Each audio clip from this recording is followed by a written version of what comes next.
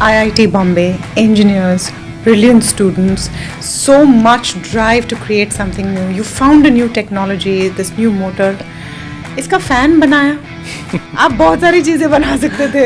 Atomberg did not start with a clear idea. What idea? We were desperately hunting for it.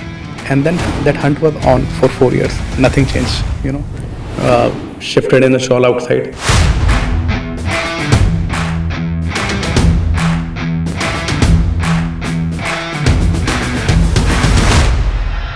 You have a technology called BLDC, which powers your fans.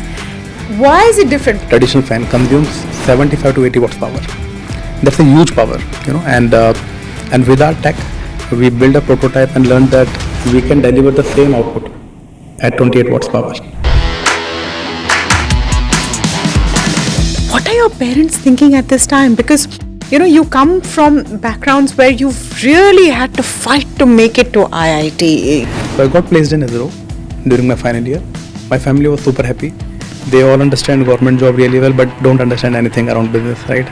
And I convinced them that I have got an action. In fact, not convinced, I had to lie to them. Before Atomberg, when I was in college, I started with an e-commerce business. We used to sell cosmetics. They were like, यार engineering करके तुम lipstick बेचोगे. Were you ever at a point where you thought the journey ends here? We hardly have very short runway. I think not even a month probably, right? And I literally cried that night.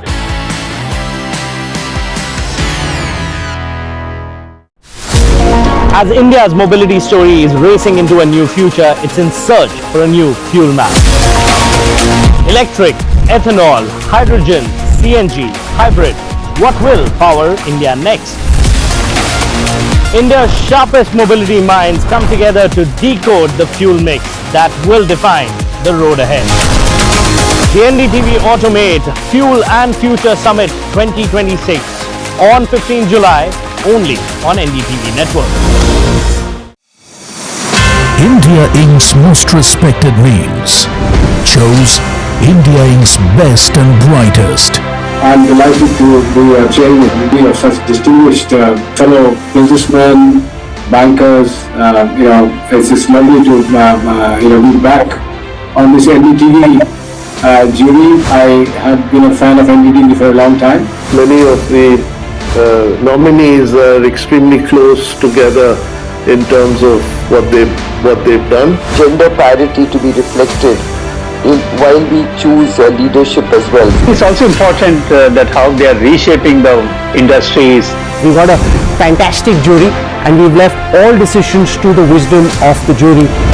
Who will earn India's top business honors? Find out at the NDTV Profit Business Leadership Awards.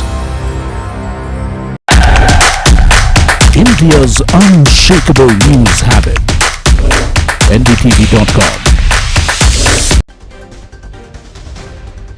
Reports indicate that despite the recent escalations between US and Iran, peace talks will continue. In recent development, Iran's Islamic Revolutionary Guard said that it attacked US military bases in Kuwait and Bahrain after attacks on its cities earlier.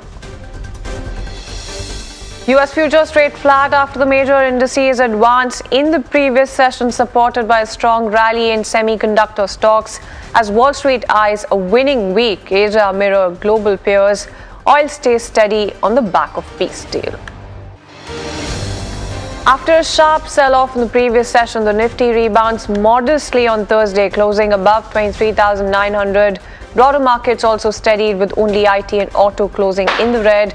IT would be in focus today as well, as it needs to be seen how the market's going to be reacting to TCS's Q1 results. The numbers were in line with estimates. TCS Q1 margins were impacted by wage hike issue. Profit declined on a quarter-on-quarter basis. Attrition came in slightly above anticipated, and dividend was below estimates. Deal win as well lower than earlier quarter.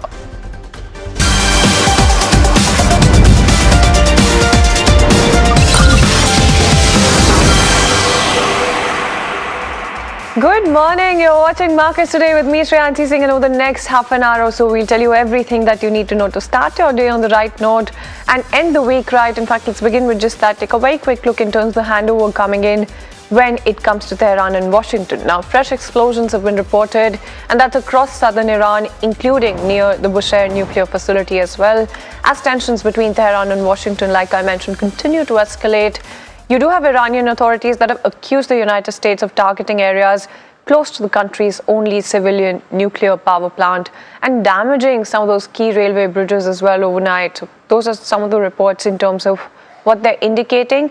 However, a US official has denied carrying out any strikes on Iran in the past several hours, and that's also reported commentary. The latest developments are coming in amid a second straight day of hostilities following reciprocal attacks across the Gulf region. So that's something that you're seeing as a very, very important update. And any commentary coming in, as we've seen being proven earlier this week when it comes to the conflict right now, leaves the market very, very volatile. And speaking of the market, then let's also talk about the global action as well. In terms of Wall Street, you do have the US futures that are hovering a little bit close to the flat line thereabout, and that's the kind of move that you have coming in, not an uptick at all across the board, but not decisively lower as well. So maybe the good news is in the absence of bad news as well when you talk about US futures. When you talk about US markets as well, it's largely a winning session that you're looking at. Looking to wrap up the week in the positive as well. That's the US markets for you, 1.5% uptick coming in for NASDAQ as well.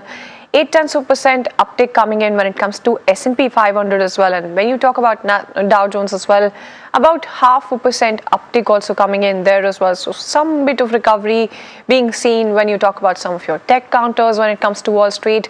And that's something that you're seeing across the board in terms of how that is adding support. But let's also move on and talk about Asian markets as well that are trading a little bit mixed as well right now. So Asian markets, just a little bit of a mixed picture that you're looking at. And when you talk about oil prices as well, holding gains, as you can see, 2% uptick thereabout coming in. When it comes to Japan's Nikkei, 0.5% uptick coming in for Hang Seng as well. And when you talk about Brent as well as WTI, just about managing to hold on to some of those gains as well. So that's Brent and WTI for you. Brent close to those $76 a level, $76 a barrel level. And when you talk about WTI as well, somewhere close to $72 a barrel level is what you're seeing maintained as well. But let's also get a little stock specific, talk about what has happened with the markets on that front as well, and we'll of course be getting you the F&O picture in just a bit. But before we do that, let's talk about select few pockets of the market or stocks that are going to be in focus. So it's Dr. Reddy's that was down and out in trade yesterday, and you do have the company that has delayed the semaglutide supplies to November after detecting an impurity during the API scale up. The company cut FY27 supply guidance as well coming in, but maintained its margin outlook nearly. So let's also talk about some of the con call highlights as well. In fact, Varsha is standing by with all of those very, very important details. Varsha, the stock is definitely going to be in focus. Let's talk about the con call highlights then. Yes, so yesterday we saw the stock was down because of the impurity found in semaglutide API, and post which company conducted con call, wherein what they're saying is that the impurity emerged while scaling the API batches, and the validation will be completed before the commercial supply begin. And there's no impact on the existing market though, no recall risk as the affected batches were pre-validation batches, but they may need to write down inventory related to these batches. Now the commercial supplies are now expected from November onwards. FY27 supply guidance remains at around 6 to 7 million pens versus 12 million pens, which was the guidance given before. The issue will of course result in a delay of commercial supplies, but management maintain its targets, continue to expect 20% of EBITDA margin guidance that they had given in Q4 FY26. No change in broader business outlook as per management. On to the Canada market impact. Inventory in the Canadian market remains unaffected. Impact will only be due to inability to supply during the delay period. The company of course remains talking about the OneSource. The company said they remains committed to its relationship with OneSource. At the same time, Dr. Reddy's is also building its own manufacturing capacity for semaglutide and other products. Let's see what brokerages are saying. They have a mixed review, although BofA has maintained by they say that the resolution of API supply issue and ramp up remains crucial, and the focus on ex-business revenue growth and gross margin recovery will be in focus after tepid Q4 FY26. While MS has maintained equal weight, they see that they build in $130 million for FY27 for Canadian market, while Kotak Securities have reduced, they've cut target price, and they say this is another dose of disappointment. But the other stocks which should be in focus is of course OneSource Pharma Specialty, wherein they are the CDMO partner of Dr. Reddy's. You have Torrent Pharma, who's a marketing partner when it comes to one of the batches, and also Shelley Engineering Plastics, where they manufacture pen injection. So these are all the stocks which should also be on radar with the Dr. Reddy's. No, absolutely, and thank you so much, Barsha, for joining us with that entire update as well. Like I mentioned earlier, let's take a look at the FNOQs as well, and it's quite the interesting setup that we've got right now, Puneet. After that sharp sell-off after US President Trump really rattled the market, we're looking to wrap up the week on a little bit of a more solid footing than we saw earlier, isn't it? Well, most certainly, and while we did see some gains coming in yesterday, you could clearly see that the absence of gains in IT, essentially we haven't yet covered up the losses that we saw on Wednesday. So for the GIFT Nifty, including today's implied open, we will be above that 24,100 mark, but Wednesday's impact has yet to see any recovery, and if that is led by TCS today, will be something to watch. Now, it was beaten down estimates, but largely in line with the estimates that we were working with. So watch out for that impact on the Nifty led by tech today, if any impact on the positive side, because that is the cohort that got impact on Wednesday and is yet to recover. For the Bank Nifty also, it's been a very interesting juncture, because post that 57,700 mark being breaking in, we're back at that 57,200 mark. Now this is a near-term support, because you've seen essentially 56,800 and 200 being the other key levels to watch, including 56,400. But for now, maintaining it here as we go into the earnings season. From next week onwards, you'll see all those banking names start to react as well. On to the cash markets, you've seen almost 2 to 3 days of buying by foreign investors and then a net sell figure come in. But it's again just in a few hundreds of crores, given the size and the extent of what we have seen by FIs in the past, and hence in the FNO market as well, in the derivative space, for foreign investors, they've been maintaining an index long of about 9 to 11% in the middle of that range, and that unfortunately continues. So it's largely short positions still being held by foreign investors. For stock specific action though, it's been an interesting market, because largely it's been a week of watching out for the benchmarks, and in terms of the open interest distribution also, you continue to monitor all of those key levels between the 24,400 to 24,500 mark, 24,000 for the Nifty open interest, 23,600 is also seen active open interest being built in at this point of time. But open interest gainers now show you that largely Dr. Reddy's, as Varsha spoke about, continues to be one which has seen massive build-up of shorts yesterday on news flow. Lodha is another one. And finally, in terms of open interest losers also, the solar industries that you have to watch out for. But Amber Enterprises saw covering of shorts yesterday. Watch out for Dixon definitely today in terms of the FNO market position, a big approval for the company. So it's going to be an interesting juncture yet again, but as you rightly mentioned, yet to see that full recovery of Wednesday impact. No, absolutely, and thank you so much for joining us with that entire update coming in when it comes to FNOQs. Let's also talk about some of the pockets of the market that are going to be interesting to watch out for. So, of course, TCS is something that we'll be talking about in just a bit.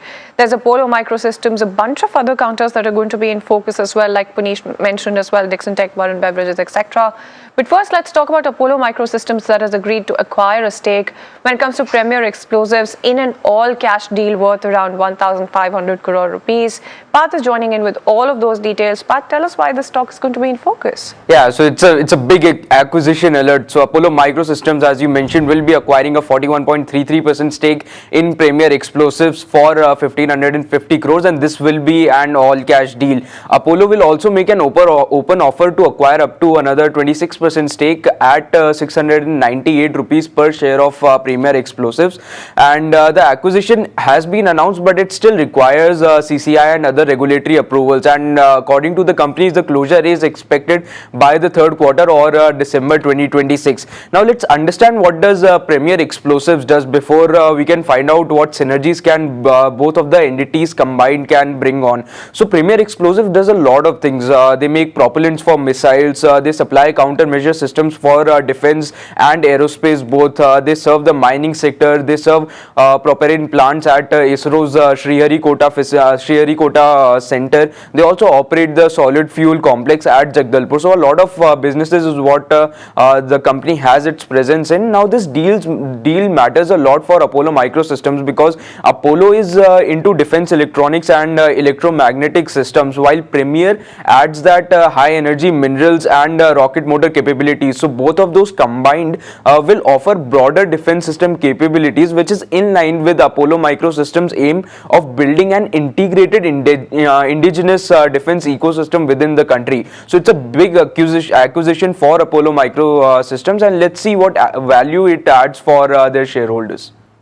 No, absolutely, and thank you so much, Parth, for joining us with all of those updates as well when it comes to something like an Apollo Micro as well. Let's, like I mentioned, talk about TCS as well, that reported a largely inline set of numbers in the first quarter.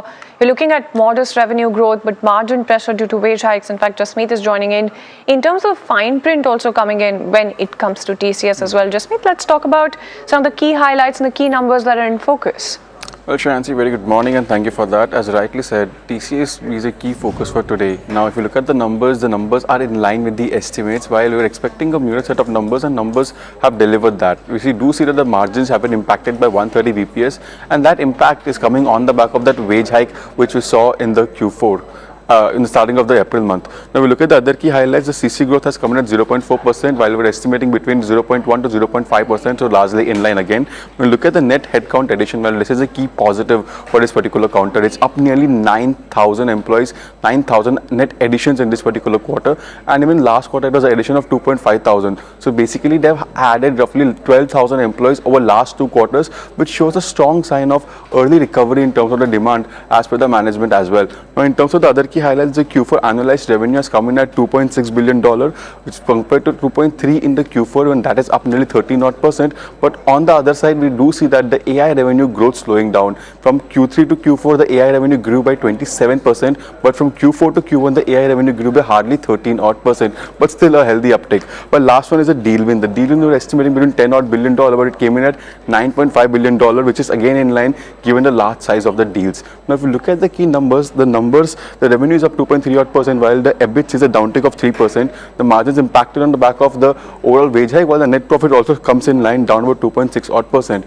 The key important things to watch out is the overall management commentary. They did comment that they expect recovery from Q2 onwards, and they expect the H2 to be better than H1. Now, if we look at the other key highlights, the consumer business falls the most. It's down about 4% in this quarter, and the fall is coming on the back of geopolitical tension. And management also states as the tension eases, they would expect a recovery in the consumer business. Apart from that, for the business like manufacturing and life sciences, the management expects a turnaround coming in from the Q2 onwards. If we look at the other key highlights, the regional market led the overall growth in this particular quarter, and in that regional market, India was the one which grew about 7%. Absolutely, and thank you so much, Jasmeet, for joining us with that entire bit of commentary also coming in terms of what to watch out for when it comes to TCS as well. And we'll talk to you about some of the other stocks that are going to be in focus, but Parth is already standing by with his entire list. And Parth, there's a bunch of counters that make it to your list as well. Lots of interesting names to watch out for today as well. Let's start with Varun Beverages. We know that PepsiCo Global has reported its Q2 earnings yesterday, and because Varun Beverages supplies 80 to 90% of Pepsi's volumes in India, we can see some positive sentiment in Varun Beverages as well. Next is Blue Jet Healthcare, where we have seen some big names like the Enam Group and ICICI Prudential as well in its QIP. Next one is Anand Rathi Wealth, which has reported a strong Q1 growth with its assets under management finally crossing that 1 lakh crore mark, and the company seeing a revenue growth of 18% and a PAT growth of 24% year on year. The next one is JSW Cement, which plans to increase its cement capacity to 60 million tons per annum, advancing on its vision to become one of the top 5 leading cement companies in India. The next ones are Bajaj Finserv and Muthoot Microfin, both of which have reported strong Q1 updates, along with Muthoot Microfin also laying out a Vision 2030 plan about the company. The next one is Havells, which has partnered with Norway's Pixie AS to enter into the battery energy storage segment business for the Indian homes, commercial and industrial users as well. Next one is Greaves Cotton, which will be investing up to 331 crores in its subsidiaries rights issue, which is the Greaves Electric Mobility. And lastly, Vikram Solar, which has signed a deal to buy 130 megawatts of solar cells from a company called Everold Solar Technology, and they will use these solar cells to manufacture solar modules in India. So these are the top names that you should keep on your watch list for today. No, absolutely, and thank you so much, Parth, for joining us with that entire list. But that's not all. There's actually a lot more in terms of some of the stocks that you should be keeping on your radar as well, like I mentioned earlier. In fact, Jasmeet is standing by with his list as well. And Jasmeet, there's going to be a lot of counters, like I've mentioned, that are going to be in focus. Let's talk about the counters that make it to your list as well.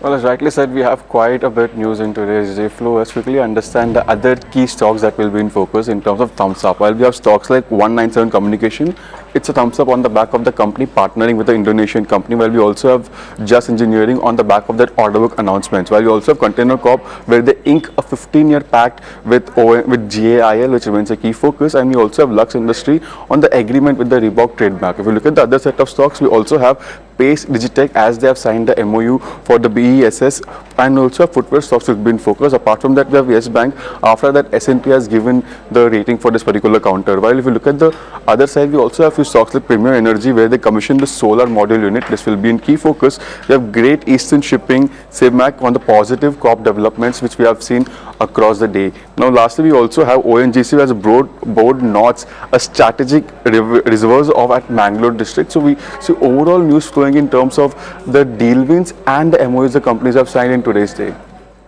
Absolutely, and thank you so much, Jasmeet, for joining us with that entire list of stocks as well. And add to that list one stock that we've talked about earlier as well, and Puneet has as well, Dixon Tech, that has received approval coming in for its JV with Vivo, ending a 19-month wait.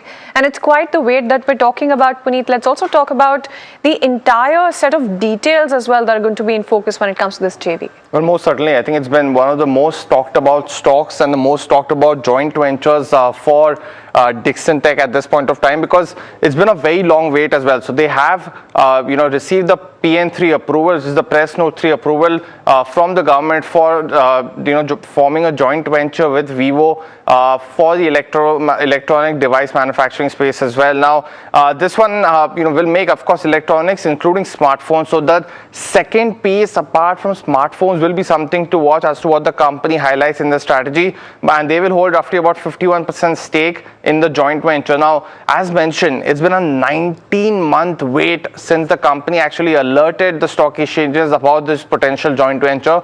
15 December 2024 was the time when the company actually put out that exchange filing for signing for this particular joint venture, and hence it's taken 19 months for that press note 3 approval to come through. Now, PN3 approval is essentially what they need for a joint venture with a Chinese company, and hence or someone who shares borders with India. In this case, Vivo was from China. This will take about 45 to 60 days to ramp up as per the management conversation. So you can see that Q3 and Q4 of FY27 could see some incremental volume addition, but this is more of a long-term story and hence something to watch. Now, when you look at the volume addition, JP Morgan has highlighted that roughly 11 million smartphones could be added by FY27, but increases this to 22 million by FY28. So this is a huge addition that this approval has gotten to the overall volumes, because earlier after Q4 the company had guided for a largely flattish growth in smartphone volume addition. So they had mentioned that roughly about 32 million is the smartphone guidance that the company had given, excluding Vivo for FY27, which is similar to the FY26 number as well. So this will be an incremental volume addition and margin addition story for the company as well. I mean, you look at Vivo as a whole, they sold roughly 32 million smartphones. So it will be important of how much of this sale in India for Vivo comes into the joint venture. Management has highlighted 2/3 earlier in their commentary. And finally, what JP Morgan has also highlighted, they actually hiked the target price to 16,700, where they feel that 24 to 39% upgrade to the revenue estimates between FY27 as well as FY29. And they've also highlighted that Dixon is back as the high growth stock story that it has been well known for before that fall from that 18,000 odd mark. They feel that the FY27 volumes will be raised and hence become a very, very crucial approval for Dixon at this point of time. So that's the big story for today. We could see some incremental, much more brokerage upgrades as well, but a big one for Dixon today. Absolutely, and thank you so much, Puneet, for joining us with that update also coming in. So keep an eye on that stock as well. But with that, it's a wrap on this edition of Markets Today. Thank you so much for tuning in. India Market Open up next.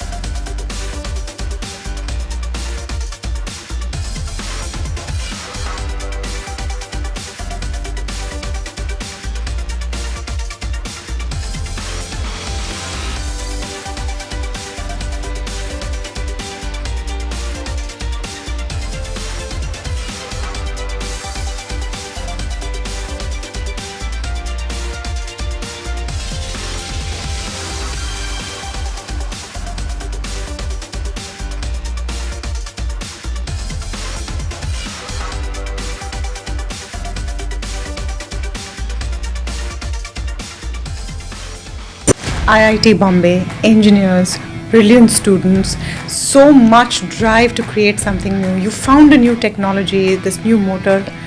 इसका fan बनाया. आप बहुत सारी चीजें बना सकते थे. Atomberg did not start with a clear idea. What idea? We were desperately hunting for it. And then that hunt was on for 4 years. Nothing changed, shifted in the shawl outside.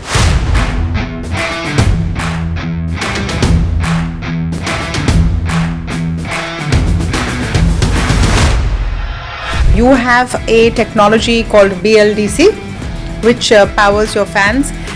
Why is it different? Traditional fan consumes 75 to 80 watts power. That's a huge power, and with our tech, we built a prototype and learned that we can deliver the same output at 28 watts power.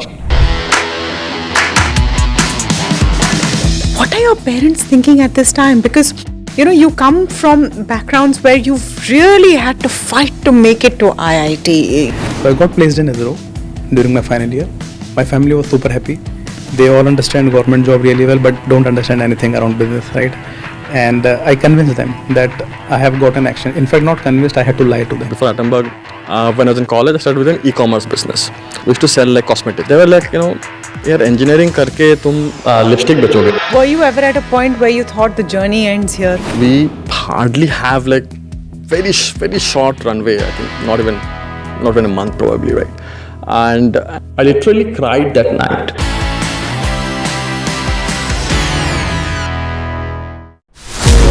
As India's mobility story is racing into a new future, it's in search for a new fuel map. Electric, ethanol, hydrogen, CNG, hybrid. What will power India next? India's sharpest mobility minds come together to decode the fuel mix that will define the road ahead. The NDTV Automate Fuel and Future Summit 2026 on 15 July only on NDTV Network. India's unshakable news habit. NDTV.com is India's #1 English news website.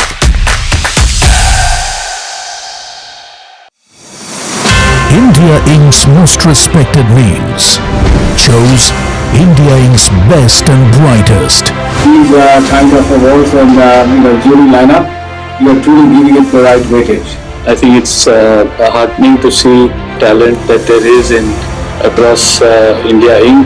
We should be awarding companies and individuals who have focused not only on growth but also on bringing good governance. Be part of jury and vote on the people, the men, the women, the companies in India who have the right stuff is a great opportunity for us.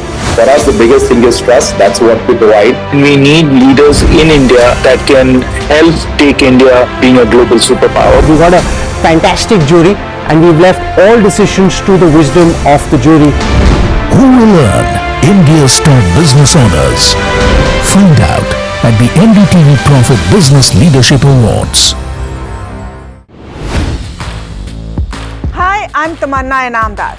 Watch me on NDTV Profit, where I break down the day's biggest business stories. What happened, why it matters, and what it means for your money. Hi, I'm Neeraj Shah. Watch me on NDTV Profit for the most incisive market intelligence and meaningful corporate conversations. And I'm Alex Matthew. Markets, mutual funds, insurance, personal finance. I help you cut through the noise and make smarter financial choices.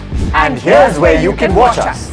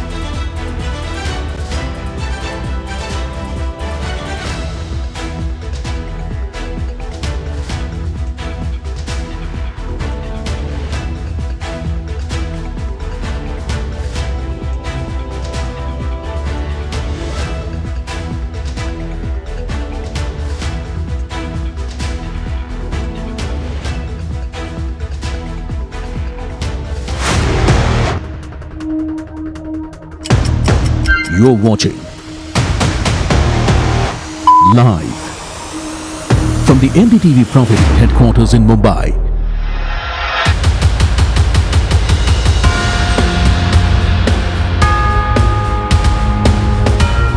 This is India Market Open with Tamanna, Alex and Neeraj.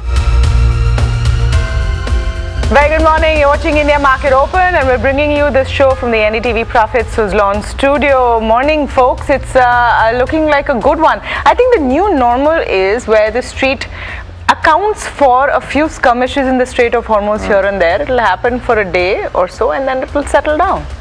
Well, I hope that is the case. I think that's the new normal, because the way crude has bounced back, and then all your global markets have bounced back, Indian markets have bounced back, is good. Yeah. Yeah. Let's take it a day at a time these days. I know. But for us, I suppose the big thing is that the official kickoff of the Q1 season always happens with TCS, and it seemed pretty decent to me. Yeah.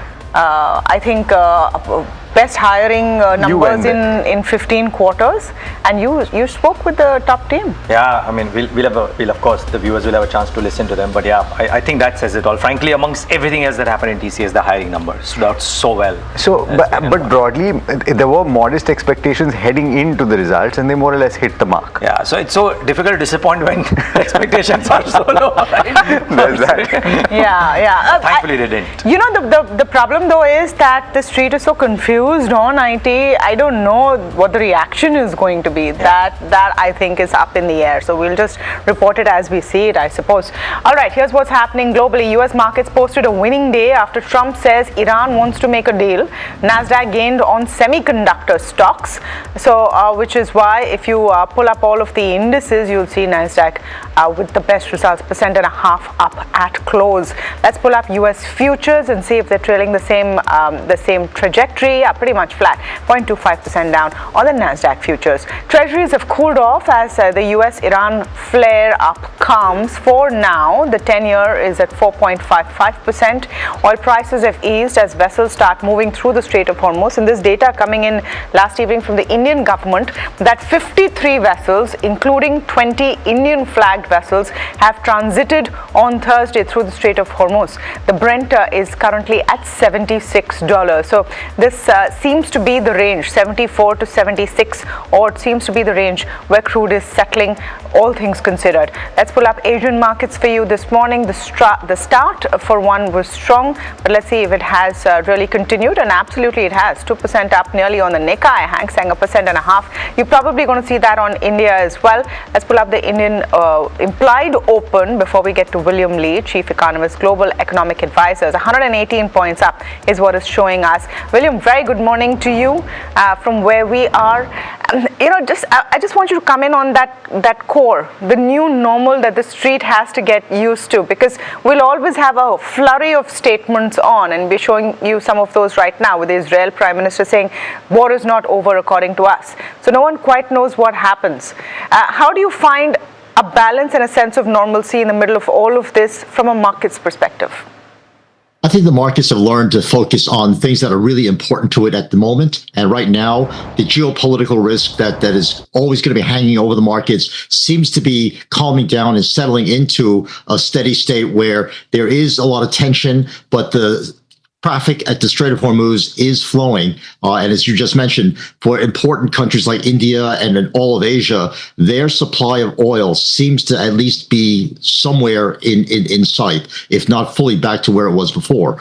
So I think that's where the markets are calm. And what markets are really focused on now would be the earnings season and some verification and vindication that the AI trade is not only on, but continues to accelerate. And you're mentioning of how the semiconductors have done so well today in the United States and done so well recently over the last week or so.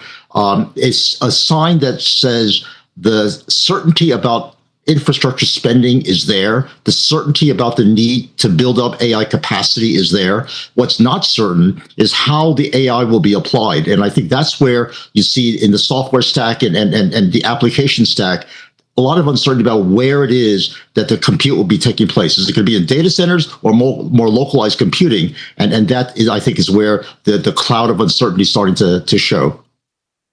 Interesting.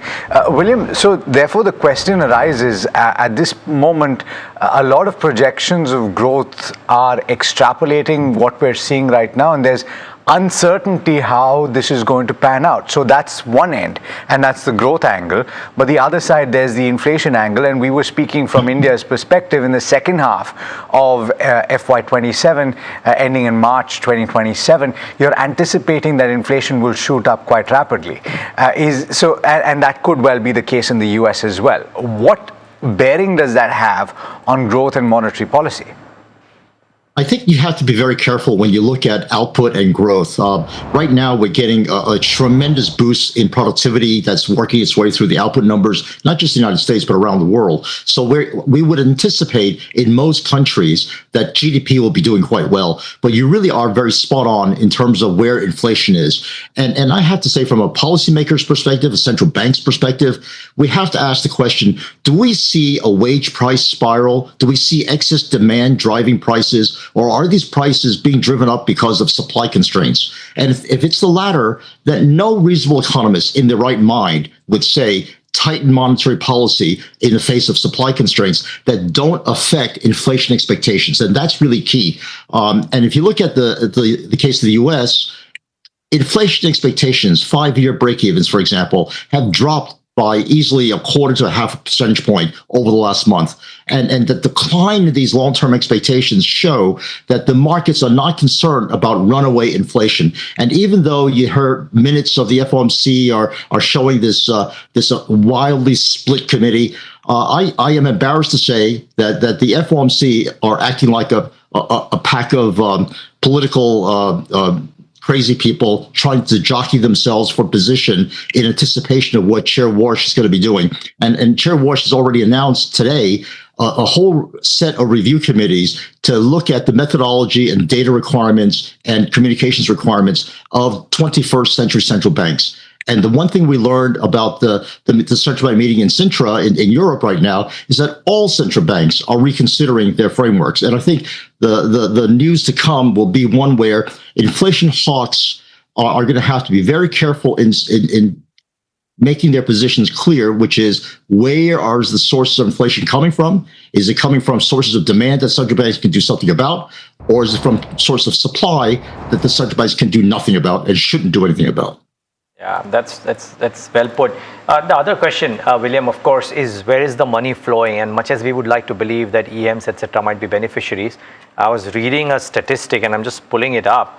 I mean, the statistic seems to suggest that the US semiconductor ETF attracted some 7 billion in fresh capital in a single Tuesday. It just shows the appetite towards semicon stocks even now, right?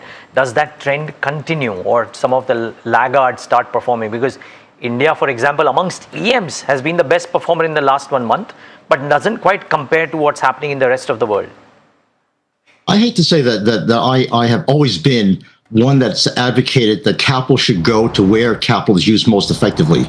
And right now, the AI trade is sucking in all the available capital in the world and is sucking it into the United States where the innovations are taking place. Now, I agree with you. India has really benefited tremendously as in the shadow of this AI trade, because India represents, I think, to the world a second center that is able to perhaps compete with China as a center of production and as an alternative supply route.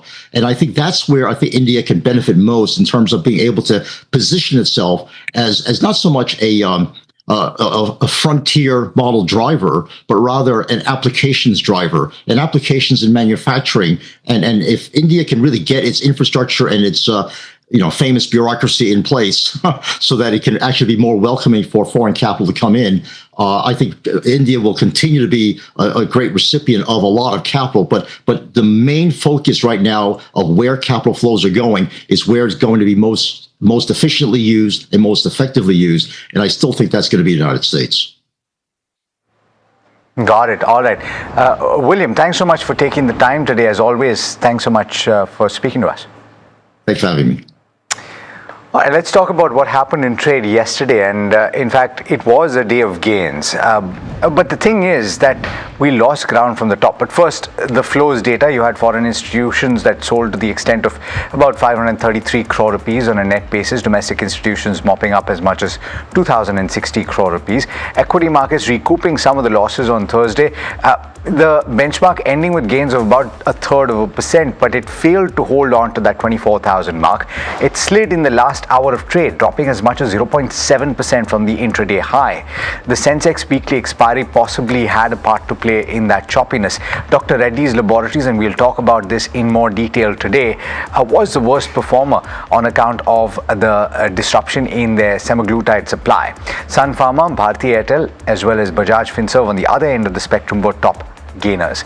Most sectors ended in the green, with realty outperforming, and we're going to do a deep dive on the realty indexes as well, because in the span of a month, I believe the gains are 18% or thereabouts.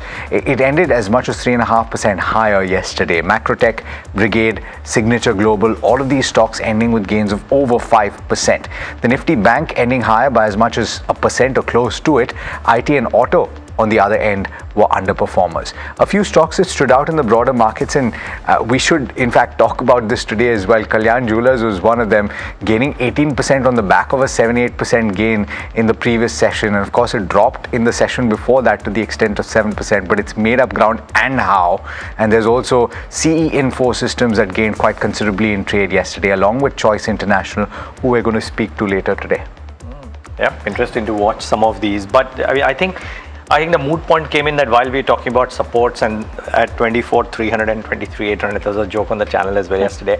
But yesterday, selling pressure emerged at this 24,150, 24,200 mark, right? And therefore, be mindful of that. That maybe there is that bit of near-term resistance zone as well. And the template for now seems to be just this: that use rallies to book profits near the resistance zones, while accumulating quality names on declines towards the support zones. I mean, I think that's what everybody seems to be doing right now. And when the herd does it, the behavior of the crowds, I mean, then the market tends to do that as well. Because everybody tends to follow that, oh, this is what is happening currently. So unless there is a clear directional breakout, this seems to be the wedge in which we are kind of stuck in, if you will.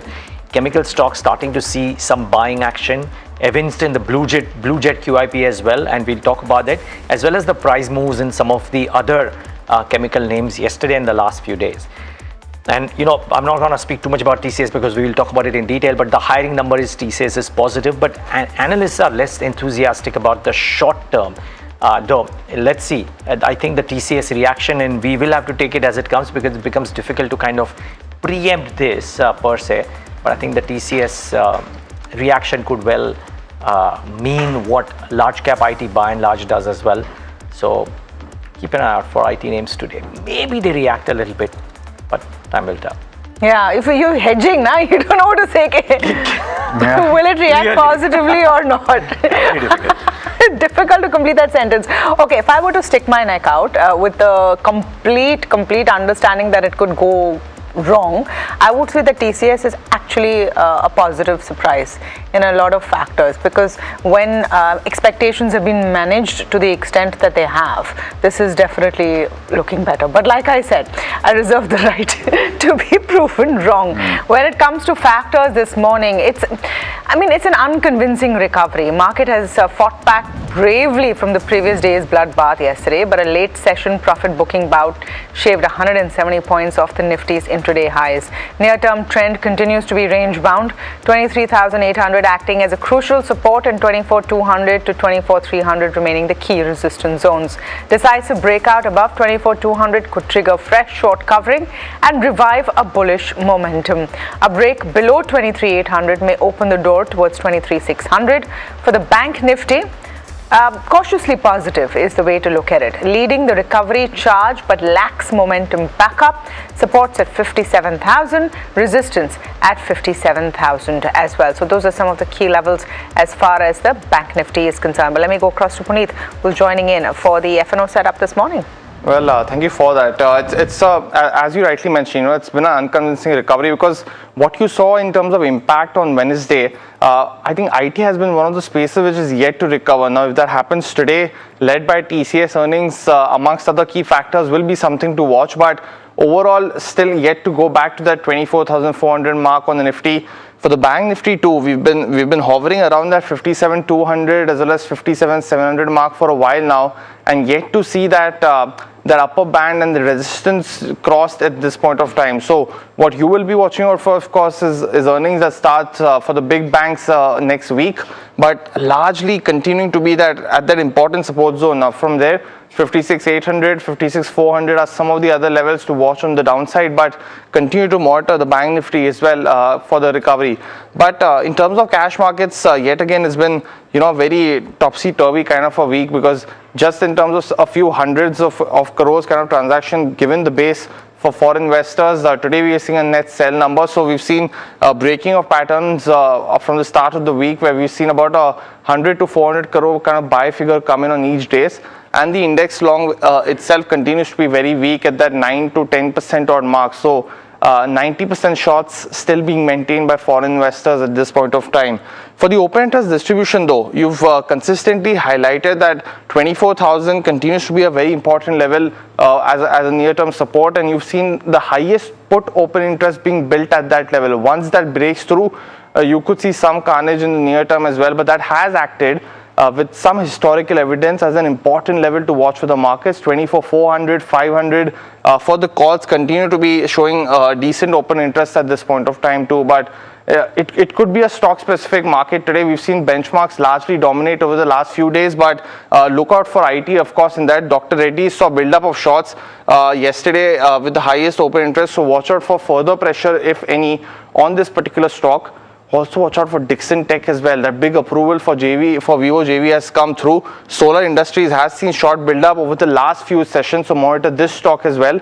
And for the open interest losers also, you've seen a couple of them get highlighted. Swiggy as well as Amber Enterprises were both short covering candidates yesterday, so if the momentum continues, will be something to watch. But overall, expect a more stock specific market today compared to the benchmark led move that we've seen over the last few days. Okay, Puneet, thank you for that. Let me start with the stocks on our watch list. I'm starting off with TCS. It's the big one. I'm giving it a thumbs up. Numbers are in line with estimates. Margins are impacted by wage hike, and the constant currency growth is also in line with estimates at 0.4% versus 1.2% in Q4. Net headcount addition of plus 9,279 quarter on quarter is the highest in 15 quarters. One of the highlights of this season and the results as well. The Q4 annualized AI revenue is up 13% at 2.6 versus $2.3 billion in Q4. I look at that as a positive as well. The deal win at $9.5 billion versus estimated $10 billion. What are the core numbers? Revenue up 2.23% and EBIT is down 3.09% at 70,317 crores. So this is soft, but this was estimated. EBIT margins are down 131 basis points at 23.95%, so a tad below estimates, which were at 24.15. Net profit is down 2.68% at 13,349 crores. The estimate was 13,504 crores. AI annualized revenue at $2.6 billion, up 13%. Here's what Citi is saying on TCS. They've maintained a sell. They've cut the target price to 1,825 rupees. They're saying it's an inline Q1. International revenues and a flattish QOQ. They expect demand to improve sometime in Q2 given pent-up tech backlog. FY 27-28 EBITDA estimates are unchanged. Expect low single-digit revenue growth to continue. Key debate remains on the fair valuation for the stock, and they expect continued sluggish growth to weigh on valuations. Of course, watch that, the first cut of that interview that Neeraj has done with K. Krithivasan and Aarti Subramanian at 8:35 this morning. So stay tuned for that. Mahindra and Mahindra, the other one on my radar, because of their monthly numbers, it's a thumbs up. Production in June is at 110,795 units, so a fair bump up versus June 2025 a year ago, which was at 85,232. Sales have also improved. They're at 1,03,502 units versus 78,142 units. Exports at 5,954 units versus 2,698 units a year ago, so almost doubled. Model-wise growth, the 3XO production is back in growth at 7,733 units after a 27% fall in May this year. Scorpio production is up 16%. Electric Origin SUV production is up 41% year on year, and the Thar and Thar Rocks is back above 10K units at 10,931. So good set of, I would say, updates that are coming for the month of June, which is why that thumbs up. I'm going to look at Bajaj Finserv next. Also a thumbs up. Strong growth in both insurance business. Again, this is monthly updates. General insurance growth indicates strong underwriting momentum. Life insurance premium growth is led by robust growth in individual insurance premiums as well. The gross direct premium underwritten rose 31% month on month to 1,760 crores. The Q1 FY27 premium stood at 5,769 crores. That's an uptick of 22.9%. 21.6%. Total new business premium also increased 21.7% month on month, and there's a 40.4% growth in individual single, 24% growth in individual non-single, and 25% growth in group single premium. So the total premium has reached 3,676 crores, which is a 49% uptick. On the face of it, pretty robust set of numbers for Bajaj Life Insurance. Yeah, absolutely. Certainly something to watch out for in trade.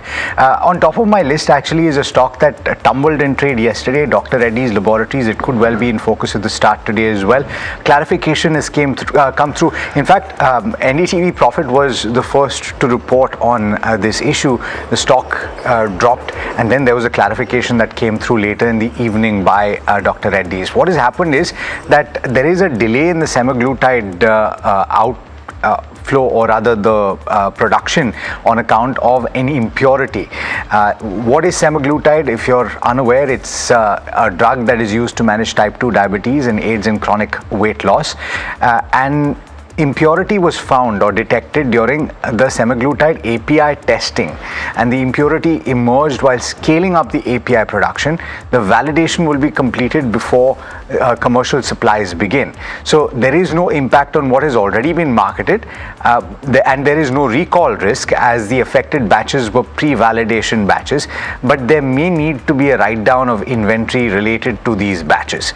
The commercial timeline gets affected. Commercial supplies are now expected from November onwards, and the FY27 supply guidance remains at 6 to 7 million pens. The earlier expectation was about 12 million pens, as a result of which the stock already took a bit of a beating in trade yesterday. The issue will result in a delay in commercial supplies. A few brokerages have weighed in on Dr. Reddy's with regard to this issue. Kotak, for one, has maintained its reduced rating, but it's cut its target price from 1,175 to 1,160. It says it's another dose of disappointment. Semaglutide API impurity issue is set to partially squander the early mover advantage that the company might have otherwise had. They estimate that semaglutide Canada sales will come in at $56 million in FY27, $38 million in 38. The slowdown of semaglutide scale-up is set to take a toll on earnings, according to them. The second stock on my list is Muthoot Microfin. It's a relatively small entity, but they've put out their business updates. The AUM growth is coming at 18%. Disbursements have risen as much as 49% on a year-on-year basis, pretty robust. And the collection efficiency is actually also improved. This is something of a sign that you've seen in all of the players in that space. That number stood at close to 98% compared with 96.43% in the fourth quarter of FY26. The digital collections have also improved to 40% compared with 23% in Q1 FY26. Now, it's interesting because they've actually also put out an outlook for 2030. They're targeting a 30,000 crore AUM by FY30, so it's doubling. They're targeting 53.4% JLG. Now, what is JLG? It's Joint Liability Group. This is the majority of the loans given in the microfinance space, and for Muthoot Microfinance, it accounts for 3/4 of their loan book currently. They're also targeting an ROA of above 5%. They're well below that mark right now, and ROE above 20%, and they're targeting 75% digital collections by 2030. That stands at 40% right now. Anand Rathi Wealth is the last one on my list, and they've seen a decent top line and PAT growth despite market conditions. In fact, I believe the expectation for the PAT number was at around 90 crore rupees. They've come in at 116 crore rupees, so it's better than what the street had anticipated. Still, PAT margin has dropped just a tad bit to 33% from 34.4%, and the company has achieved 24% of the full year revenue guidance, 25% of the PAT full year guidance. Remember though that this is a company that has consistently under-promised and over-delivered, and so if they manage 25% of their target in the first quarter, it's not necessarily the track record that they have established in previous years, but it's still a decent number. Yeah, I mean, it is a decent number. Just that from the heady growth numbers, maybe it's just come off a little bit, right? So let's see. I mean, a company compounding at 25, 27% versus maybe 18% or 19%. Will the street see it differently? Yeah, it would be interesting. But Muthoot Microfinance was very interesting. It The is, targets right? Thereof too as well, right? Doubling of AUM, particularly from the perspective, I thought that these loans are not necessarily very long tenor loans, Yeah. right? So therefore, Typical from that business, yeah. perspective, if you're saying that you will double your AUM, you anticipate the disbursements will go up very materially. Yeah, and wonder if that entire microfinance cycle therefore is now turning. Improving. It's gone through like 3-4 years of a very bad crack. Let's see if it changes. The stock on my list, Dixon, and very likely the large cap stock of the day, right? Massive. And the news is known, so of course the news, and then there's some numbers to kind of tell the viewers why this news is so important for Dixon. Now, Dixon and Vivo Mobile India have signed a JV agreement. It's gotten the permission now. Dixon will hold about 51% stake in the JV company. The JV will manufacture electronic devices, including smartphones. Now, why is this approval so impactful for Dixon? Here are some numbers to just make you think, and some of these numbers could change depending on which analyst is tracking it how, but I've taken it from what the management has said in the past. So one, the Noida facility of Vivo is expected to be integrated, therefore it provides some immediate capacity to Dixon for executing orders of this. Now in the past, management has indicated that the JV could add about 12 to 15 million smartphone units in FY27. Now, because there is a bit of a delay in these 12 to 15 million could possibly be 10 million to 12 million, or it could well be 12 million to 15 million. Remains to be seen, because there are 4 months that are gone, right, per se, in FY27. But be that as it may, you have the basic numbers for FY27. The scale to a full annualized run rate is about 20 to 22 million units. Sorry, a tongue twister out there.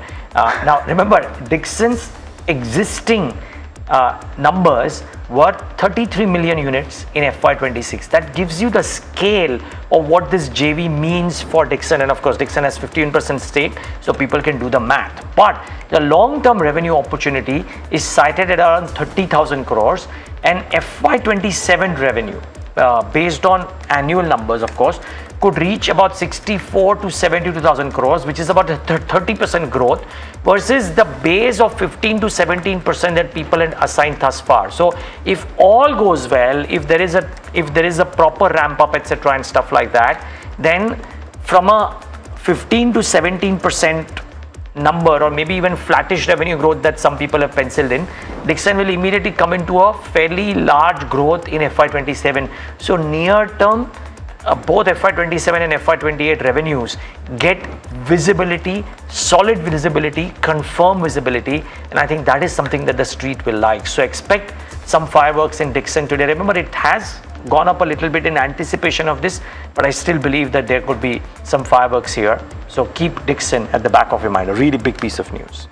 I'm just wondering, since this was anticipated widely, we have reported that it's cleared, going to happen any day now. Is it all priced in? So the debate out there, Tamanna, and your view and Alex's view could be very different from what I believe, or all our three views could be different.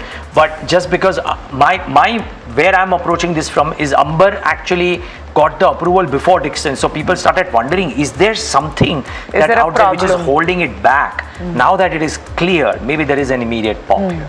Some bit of it is priced in 100%, maybe not all. Okay. It's a big one. So let's see. I mean, again, remains to be seen, but it's one more large cap which could have a good day today. So it's the point for large caps. And very quickly, the two other stocks, sorry, can I just get the two other stocks out before we get to Gurmeet? So the second one is Blue Jet.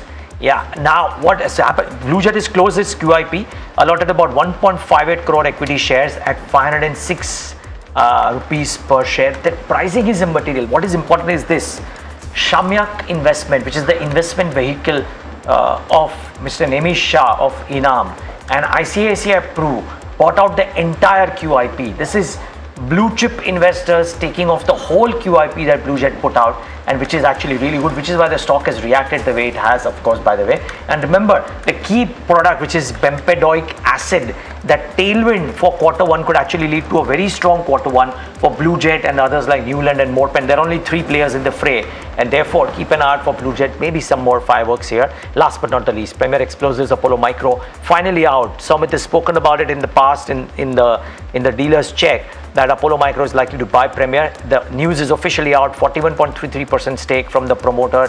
Will launch an open offer as well at about 698 rupees per share. So this could bring about maybe some, if not an explosive move, then certainly a move in Premier Explosives. So keep an eye out for this one as well. Okay, let's take it to Gurmeet Chadda. Well, you know, you can ask him about almost everything, including Premier Explosives, because Gurmeet is a very large shareholder in solar, remember, so he understands his space well. But we are going to go to him on TCS, because that is the big one to talk about first, right? And Gurmeet, thanks so much for joining in. What did you make of everything circling around TCS, but predominantly that hiring number, over 9,000 employees hired in Q1?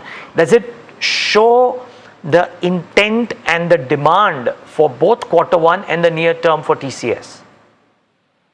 Good morning, Neeraj. I think you rightly said. I think most heartening part is the hiring number, more than 9,200, 9,300, and also the Neeraj, I think the whatever little I could see in terms of the tone of the voice, body language was much better. Last few con calls, it's just that, you know, I mean, sometimes you say the faces show, right, for what the uncertainty is. So I think the numbers are in line because, you know, the expectations have been quite soft post Accenture and what's been happening. Also, the hiring also indicates that they want to build capabilities around AI infrastructure, skill set, you know, capabilities, etc. So that's the second part. Third, the deal win was pretty good, and this is in an environment where a lot of companies, you know, I speak to a lot of my friends who work in tech companies, but companies are holding back some of the large IT spends. And I think there is some concern on token capital eventually becoming more expensive than human capital, and the need to have the right synergy and combination of the two. So I think numbers are good, and it probably could lead to some bit of allaying of concerns. Also, once obviously we have detailed management costs, etc., and more will come out. I think the AI revenue also at more than 2 billion is also very heartening, which also shows the focus shifting. So let's see, and there's a lot of action now. Persistent acquiring, Navarro, Coforge doing large capex. So I just think that because it's so beaten down, maybe tempted to look at it tactically now. You know, Gurmeet, I have learned of a new analytical tool, which is tracking how someone's voice is sounding, body language and confidence skills. Becomes important in these times, isn't it? So, Tamanna, we deal with, you know, HNIs, ultra HNIs, clients all day, right? Speak to them, interact with them. Have been on, you know, taking a lot of flack for what markets are doing for the last 2 years, right? So I think I just found it. I mean, it could be my personal take. It's just that I found some bit of, you know, it was a bit, maybe there is a bias here because maybe you're looking for reassurance. No, don't qualify. I think it's I'm not even saying this in jest. I think it's an important, you know, piece of analysis that you're sharing with our viewers. Of course, everyone knows they have to make their own decision. Do you think that at these current valuations, with the numbers you've seen, if you cut out the atmospherics, TCS is a buy right now? You know, I think tactically maybe yes, because it trades for 12-13 times. But you know, as I said, it could be a tactical bounce. We own very small quantity in some of our non-discretionary portfolios as a disclaimer. We do have HCL Tech, you know, which we think has relatively, you know, done better. They also had a large deal win a few days back. But now it's important that some other large cap IT companies also do a follow through.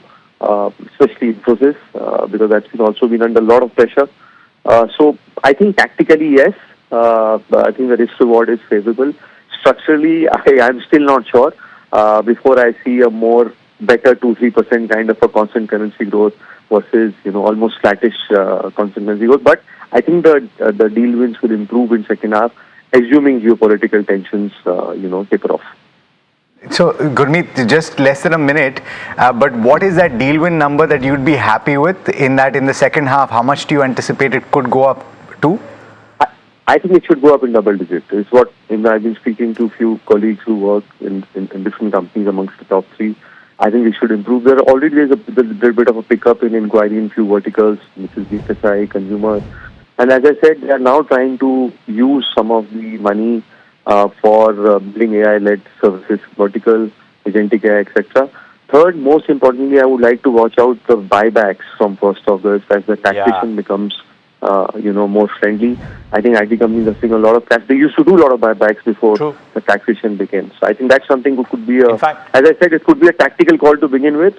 And maybe structural if things improve. Yeah, in fact, Gurmeet, you will hear the management right now because I did ask them about the buybacks piece as well. In fact, so thank you so much for joining in, Gurmeet, because I have to go across to the management of TCS. They spoke to us yesterday, and of course, we're bringing you a slice of that conversation about what is it that is in the results and what is it that is in the outlook ahead. Hear them. When I look at the reported line items per se, almost everything is in line with what my colleague Jasmeet penciled in. So I don't have any questions on whether it beat or not beat, etc. But just putting into perspective, a couple of brokerages said that the revenue growth was slightly higher than what they had penciled in. What went behind the quarter? Did geopolitics have a large impact on the quarter? As I said, overall it's been a good quarter, very satisfying quarter for multiple reasons. Revenue being what it is, obviously if there is a beat, we are all happy about it. Our order book has been good. Our largest vertical, BFSI, it's consistently it's growing. More importantly, our AI revenues continue to grow. The discussions that we are having on the size, the other point is that the ticket size of our AI projects are growing. And the discussions we are having with our customers on AI, so that's also resonating very well. Our customers like the overall 5-pillar strategy we put in front of them. As I said, all in all, satisfying quarter. Geopolitics did play, particularly the Middle East war. We have impact because of that in some of the verticals, particularly retail, travel and airlines and all, and of course our Middle East business. But despite all that, we are happy that we've been able to put a good quarter. Yeah, and I would like to get your opening thoughts before I ask about hiring, because that has stood out for me. I don't know if it's really that important in your eyes, but your opening thoughts, Aarti, on what do you think went behind the quarter and what does that signal for the quarter? I think as Kriti said, I think it was a satisfying and a good quarter. And if you really look at the deal wins this quarter, we had one mega deal with SKF, which we are extremely pleased about. And also the nature of it's a completely net new win and cuts across multiple services that will deliver for SKF. Complete AI first IT operations in terms of how the business would work, enterprise transformations, and also AI-led business transformations. I think the whole construct is something that we are very pleased about. Then other deal wins, renewals, and again, all these renewals require a very clear AI-powered proposition, and we are doing well there. And with a US-based utility major, we had a very good renewal, a large deal renewal. But what we are also pleased about is how the renewal came with a large double-digit AI transformation deal, expansion baked in, right? So I think we're very happy about that as well. Apart from that, I think this quarter, if you really look at the autonomous GBS, the whole agentic AI in business process operations, we saw some really good deal wins across, HR, finance, and, customer experience. So those deal wins, which are completely AI-led propositions, AI-centered propositions, I think the deal wins were quite good. And, you look at our AI revenues this quarter, 2.6 billion. So I think good growth from 2.3 billion last quarter. And these nature of AI projects are such, right? These are discretionary projects, 3-month, 4-month, 6-month cycle. So to grow from 2.3 to 2.6, which means that we need to win those many newer projects to keep the growth momentum going. So net, a good quarter. Yeah, I mean, the annualized AI revenues are great, but I was just looking at it, and correct me if I'm wrong here, but considering that all IT companies in India are kind of starting off and you are the leader out there, but the pace of growth, quarter 1 or quarter 4 versus what you did in quarter 4, quarter 3 or quarter 2, that is... See, that's what she mentioned, right? Many of these programs are all short tenure programs. Okay. So you have to win it's not like a annuity program when the growth is on top of what you already have. Okay. Many of these you have to win almost. So previous quarter probably you would have won the 2 points. Now I have to win all the 2.6 or nearly all that. So like the annuity part of it is very limited. So because of that you would see some lumpiness. It And- may be erratic. Yeah, Yes. and also what you call AI revenue is it's not an industry definition. We have defined only pure play AI transformation work that we do as AI revenues. For example, if we did AI in software engineering, we don't call that out as this thing. So I think it's up to the company. But I think what's important is this a metric that we have put out, and we want to run our race with this metric and drive growth momentum at a time where the AI adoption is only picking up and enterprises are calibrating their motion, and as we create more value, I think acceleration will come. Acceleration will come. I think that's a good summation of this conversation, and you will hear the whole conversation, by the way, at 9:25 on NDTV Profit, because they spoke a lot about what could happen to margins. They spoke a lot about what is the AI versus non-AI mix in deal wins right now. And, well, we prodded them a lot about what could happen in terms of revenues ahead as well. So certainly something to watch out for. Okay, we need to break. We need to go in a very quick break. Come back and ask Parag Thakkar and Kush Bora if indeed this table will be safe after TCS numbers, or do they want to thump it very hard? They join on the other side. Stay tuned.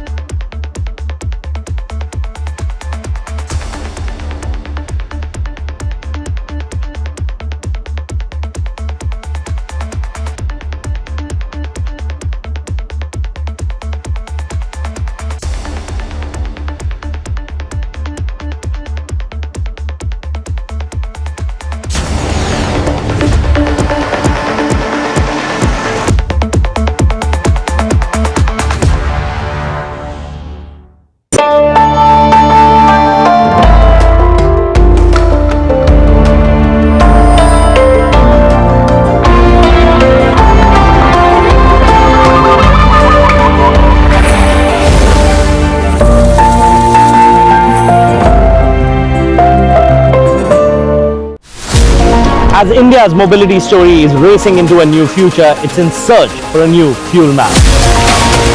Electric, ethanol, hydrogen, CNG, hybrid. What will power India next? India's sharpest mobility minds come together to decode the fuel mix that will define the road ahead. The NDTV Automate Fuel and Future Summit 2026 on 15 July only on NDTV Network. IIT Bombay, engineers, brilliant students, so much drive to create something new. You found a new technology, this new motor. इसका fan बनाया. आप बहुत सारी चीजें बना सकते थे. Atomberg did not start with a clear idea. What idea? We were desperately hunting for it, and then that hunt was on for 4 years. Nothing changed. Shifted in the shawl outside.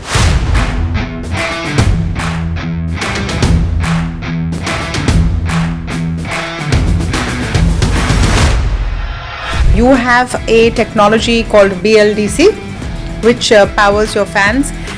Why is it different? Traditional fan consumes 75 to 80 watts power. That's a huge power, and with our tech, we built a prototype and learned that we can deliver the same output at 28 watts power.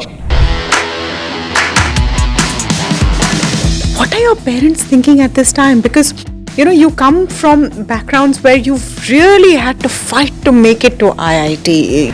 So I got placed in ISRO during my final year. My family was super happy. They all understand government job really well, but don't understand anything around business, right? And I convinced them that I have got an action. In fact, not convinced, I had to lie to them. Before Atomberg.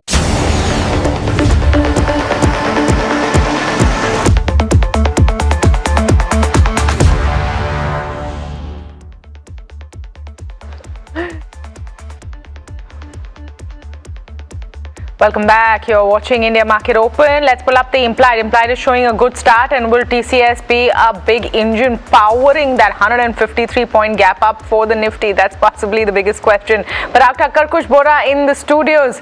Parag bhai, should I start with you on TCS? Yeah, you can start. Yeah? What do you make of it? Table thumping buy. Yeah. Table thumping That buy. was a very tentative thump. Let's have a nice thump. Big thump, bus. Okay. It's a table thumping buy. First of all, see, positioning is light. Everybody's underweight IT.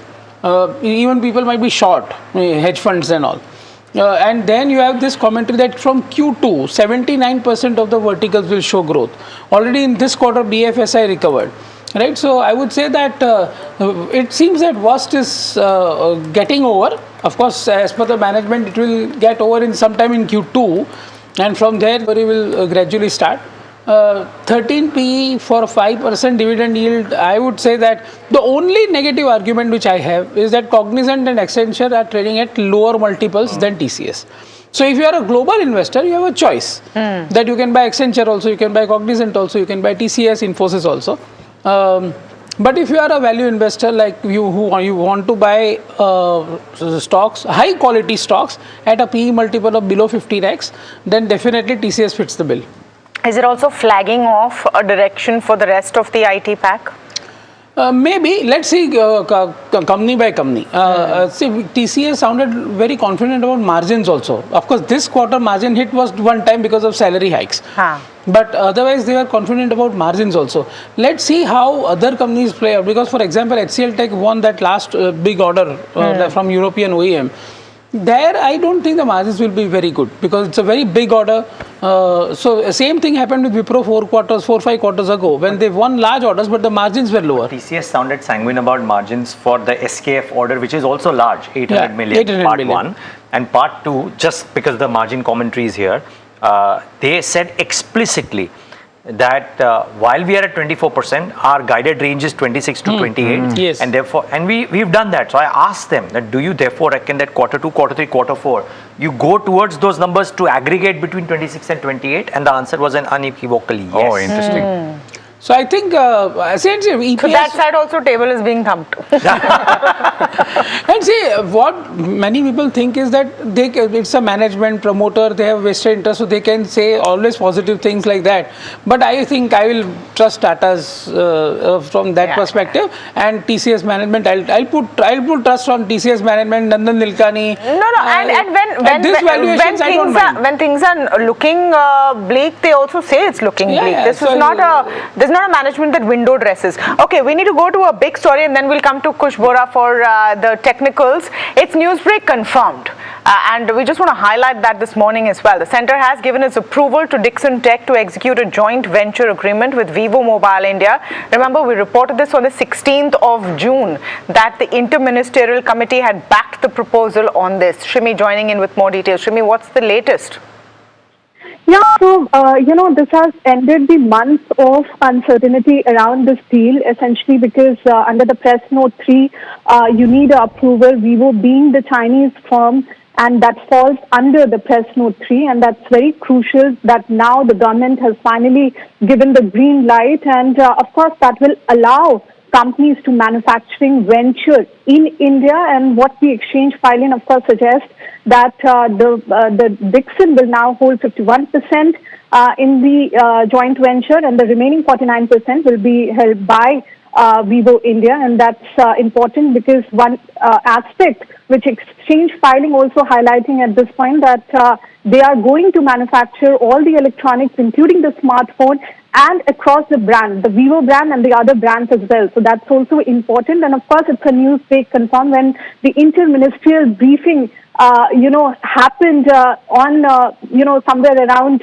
early June. And we got to know on June 16 that, the Interministerial Committee has given the nod, and just a mere regulatory approval was required. Procedural process was required to kind of give a final nod to it. And the important aspect here, Tamanna, is also that under the press note 3, and you required approval, especially with a Chinese company. And in the recent past, we have seen the government has eased the China policy, and we are seeing the investment coming, the FDI coming in the non-sensitive sector. And this also aligned with how government is kind of pushing the electronic manufacturing space in a big way. We have seen that in the budget, greater allocation of 40,000 crore in the contract manufacturing. Plus, we are seeing a lot of tax incentives coming, for this space. So clearly a big sort of, boost for the electronic manufacturing space, plus the big boost for Dixon as well. And we have been tracking this story. We got to know that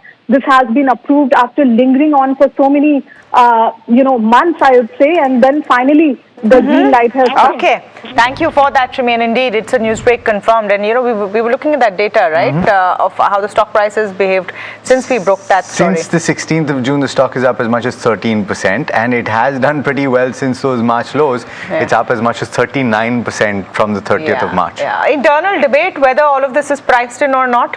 What do you think? I think it is priced in. It was no one event, so I think it is priced in. But still, the stock is done well. It can continue to do well. I don't track this space so closely, but for me to buy this business at 57 times trailing, I cannot buy.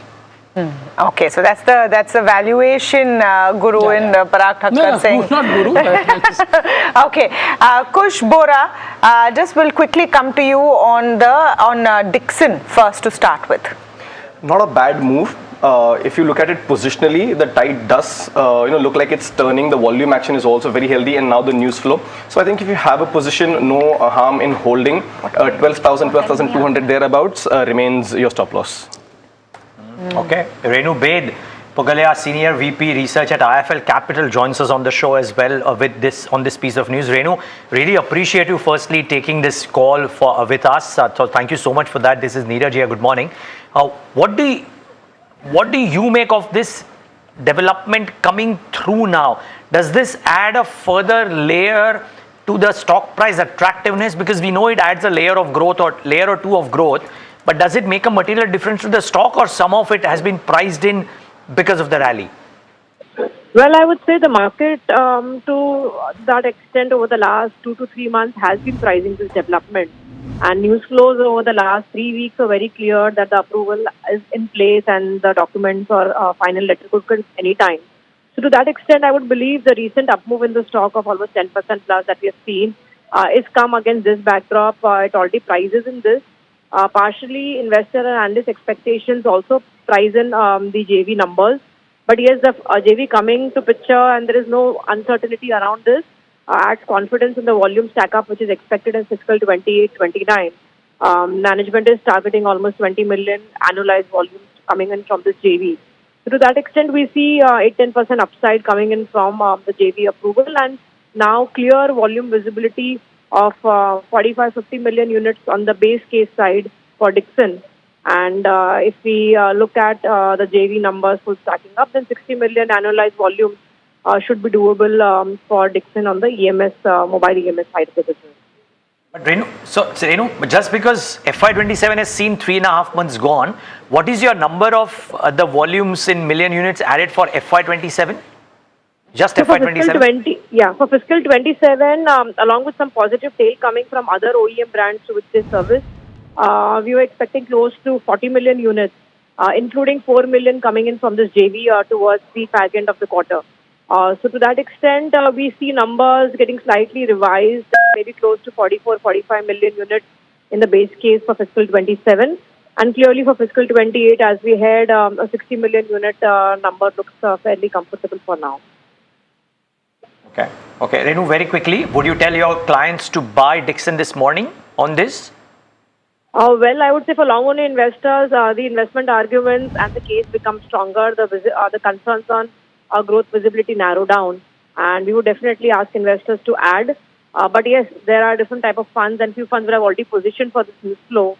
So we will not be surprised if there is some profit booking also in the stock this morning as the news flow comes through. Well, okay, that sums it up. Thanks for that institutional view, Renu. Really appreciate your time and all the best for the day today. Really appreciate. That's IIFL view, and I think it sums it up, right? In some sense, some rallies happen if there is a pop. She's saying she won't be surprised if there is a bit of profit booking as well. Puneet has been tracking this story from day one along with Shrimi as well, and Puneet Johnson. Puneet, what more? You heard Renu speak about what the institutional investors could do like as well. You've seen a lot of notes as well. What's more to keep in mind with this story?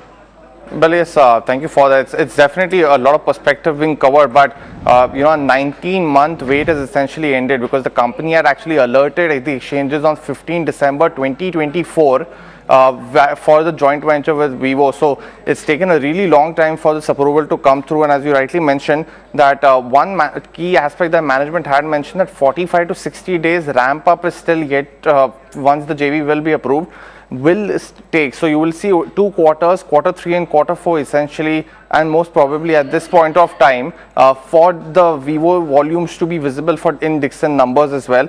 And the other aspect that the management had guided for 32 million smartphone guidance for FY27. That's a similar number that the management achieved in FY26 as well, but this does not have the Vivo JV numbers in. So the IFL estimates is around 40 million. For brokerages like Jefferies, they see a 43 million volume guidance for FY27. So they will see essentially management coming out in quarter 1 and upping their guidance, and that's what most brokerages also feel. So JP Morgan has actually hiked their target price to 16,700 versus 14,300 earlier, and hence a lot more management upward guidance revision is likely on the cards.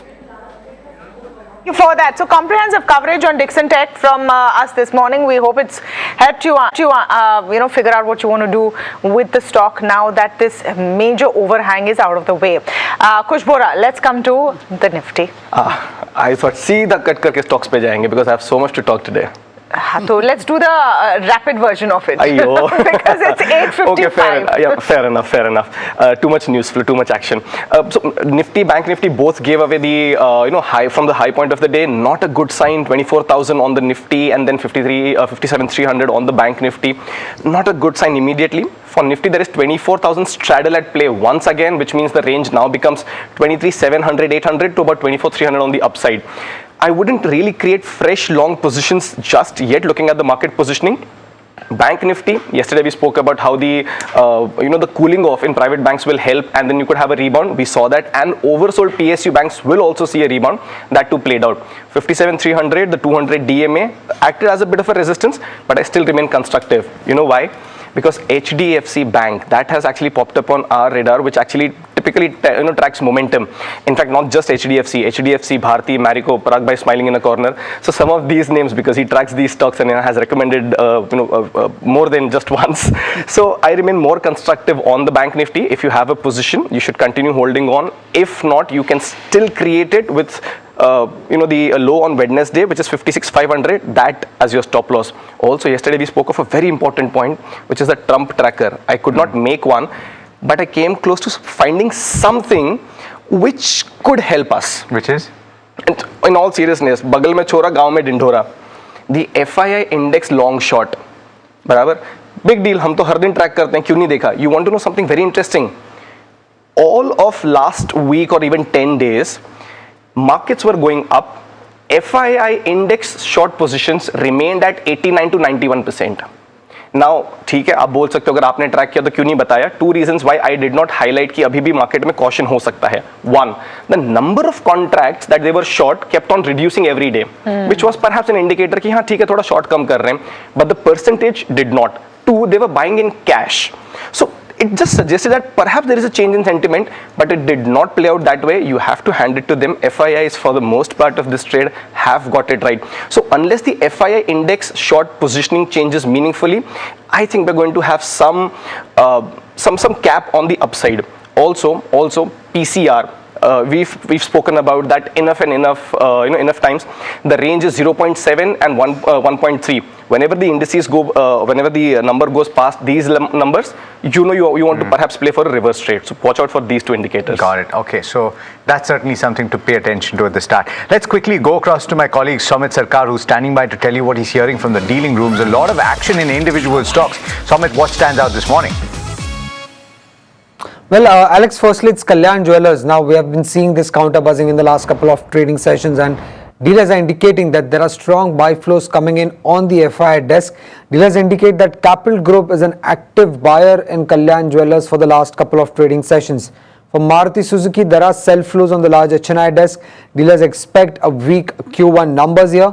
And then when it comes to cement names like Ambuja, Dalmia Bharat, Ramco Cements, there are some buy flows on the PMS desk. Dealers indicate a big price hike of around 25 rupees per bag has been taken in southern India, but we need to still wait and watch and see whether this price hike sustains or not going forward. When it comes to the demand side, the demand has been quite strong is what the dealing checks are indicating for the month of May, June and July also has started on a stronger note. And multiple news flows that we indicated earlier. TCS yesterday we did say that dealers are expecting a decent Q1 and we could see a bounce from the current levels, and that is expected to happen given the fact that the numbers were quite pretty much in line to better for TCS. Apollo Micro and Premier Explosive were part of our segment on June 30th, where we did indicate that there's a buzz of Apollo Micro Systems acquiring Premier Explosive, and that has come through. And lastly, on Blue Jet Healthcare, we did indicate that Inam Capital and ICICI Pru AMC were among the top buyers in the QIP. And if you look at the names that have been come out from Blue Jet side, it's an Inam group company and ICICI Pru's various funds that have been the major buyers in the QIP of Blue Jet Healthcare. A few khabar confirmed there by Somit Sarkar. The equity markets have opened, at least the pre-open session should have, so you should pull that up on the screen. Let's see where the benchmark Nifty 50 is starting out. Of course, these rates will settle early days. You may not hold on to that 24,300 mark for very long. But some of the contributors perhaps in the large cap index that we have to focus on. TCS, pull that up front and see where the first ticks take you for this large cap IT stock that has posted numbers in line with expectations, and the headcount data is really something that perhaps the street will focus on. Starting positive, and let's see if that holds on. Dixon Tech. It's the confirmation of a story that NDTV Profit brought you exclusively on the 16th of June. Oof. And that stock is up as much as 10% in trade today. Whether it holds or not, Renu Bed, who spoke to us earlier today, suggested that you might have a situation of buy the rumor, sell the news. So profit taking might actually come through in this stock. Watch out for it later in trade. Dr. Reddy's Laboratories, I wonder whether after the clarification that the company is set out, and based on yesterday's move, the stock is up in the pre-open session, and so that's certainly something to watch out for. By the way, the USD INR, the rupee has opened up and it's just a bit, it's clawed back a little bit of the ground that it lost a day before yesterday, and it's at very close to that 95 mark as well, 95.25. I wonder if it builds strength through the day. Yesterday it gained in trade as well. I'm curious about Muthoot Microfinance as well, because the targets that they've set for 2030 are pretty robust.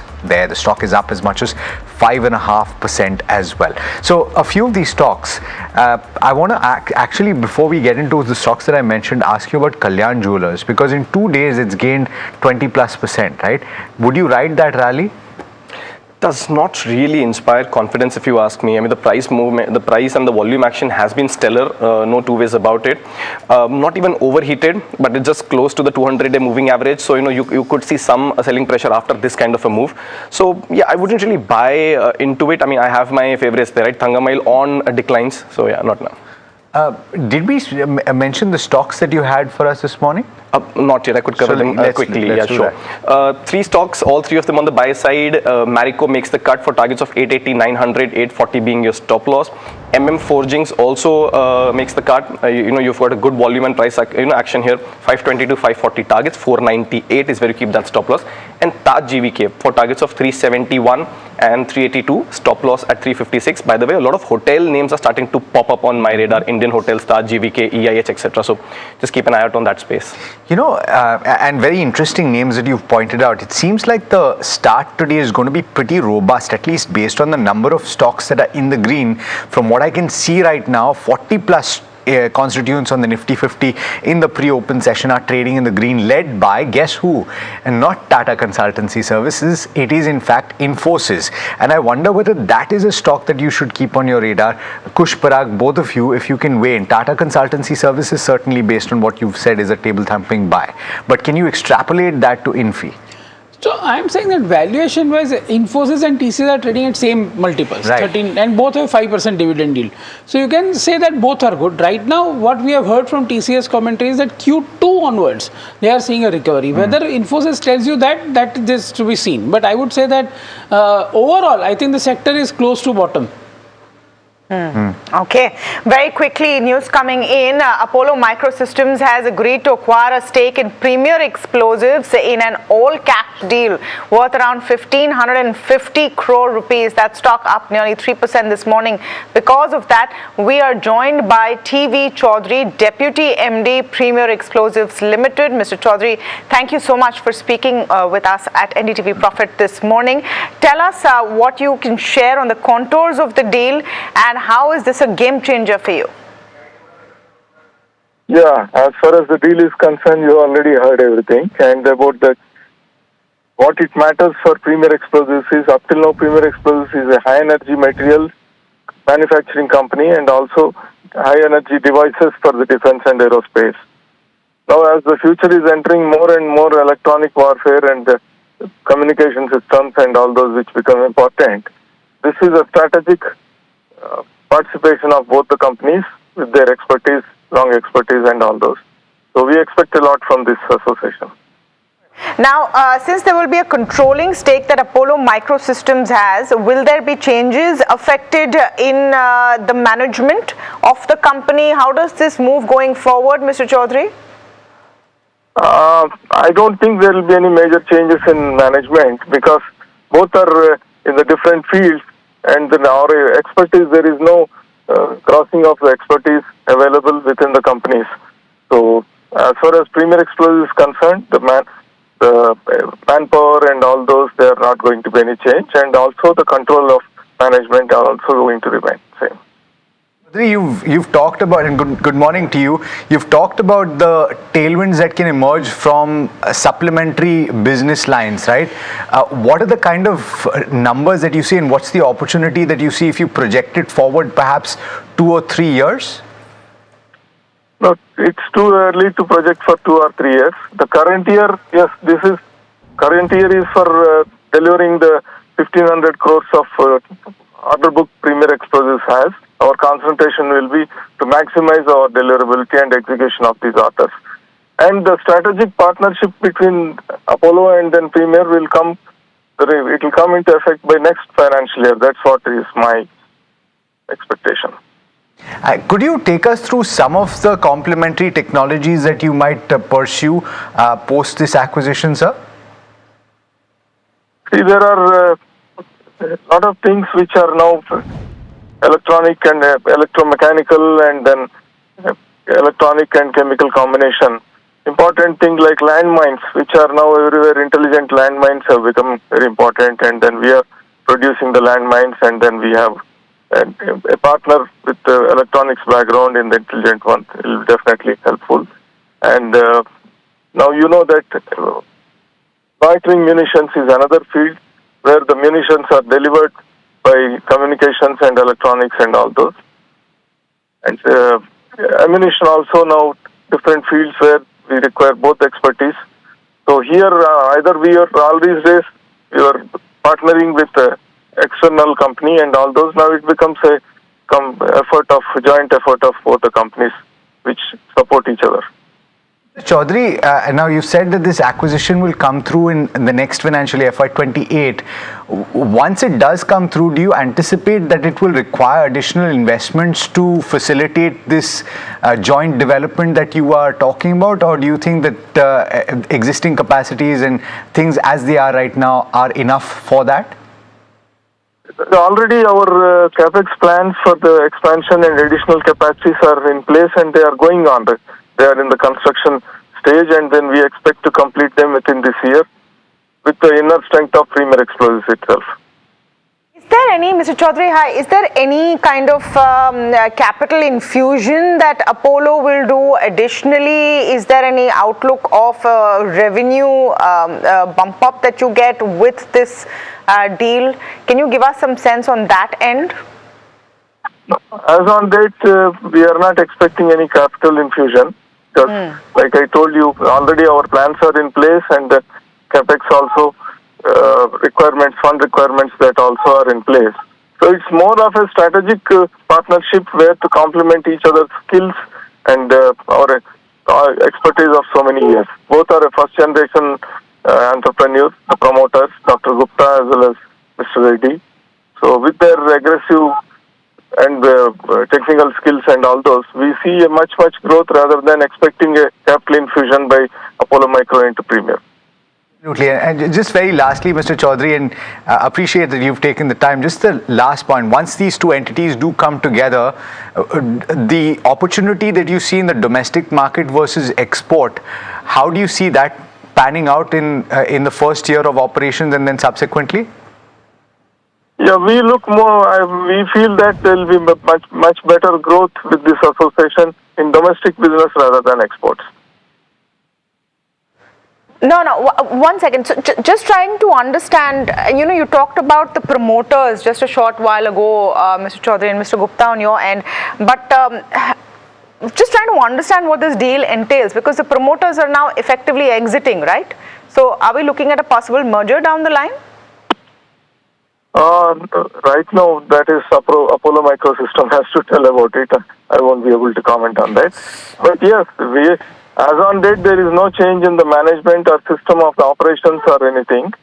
Yeah, the shareholding pattern has changed, but at least coming 1 year, we don't see any change in the operational system and all those.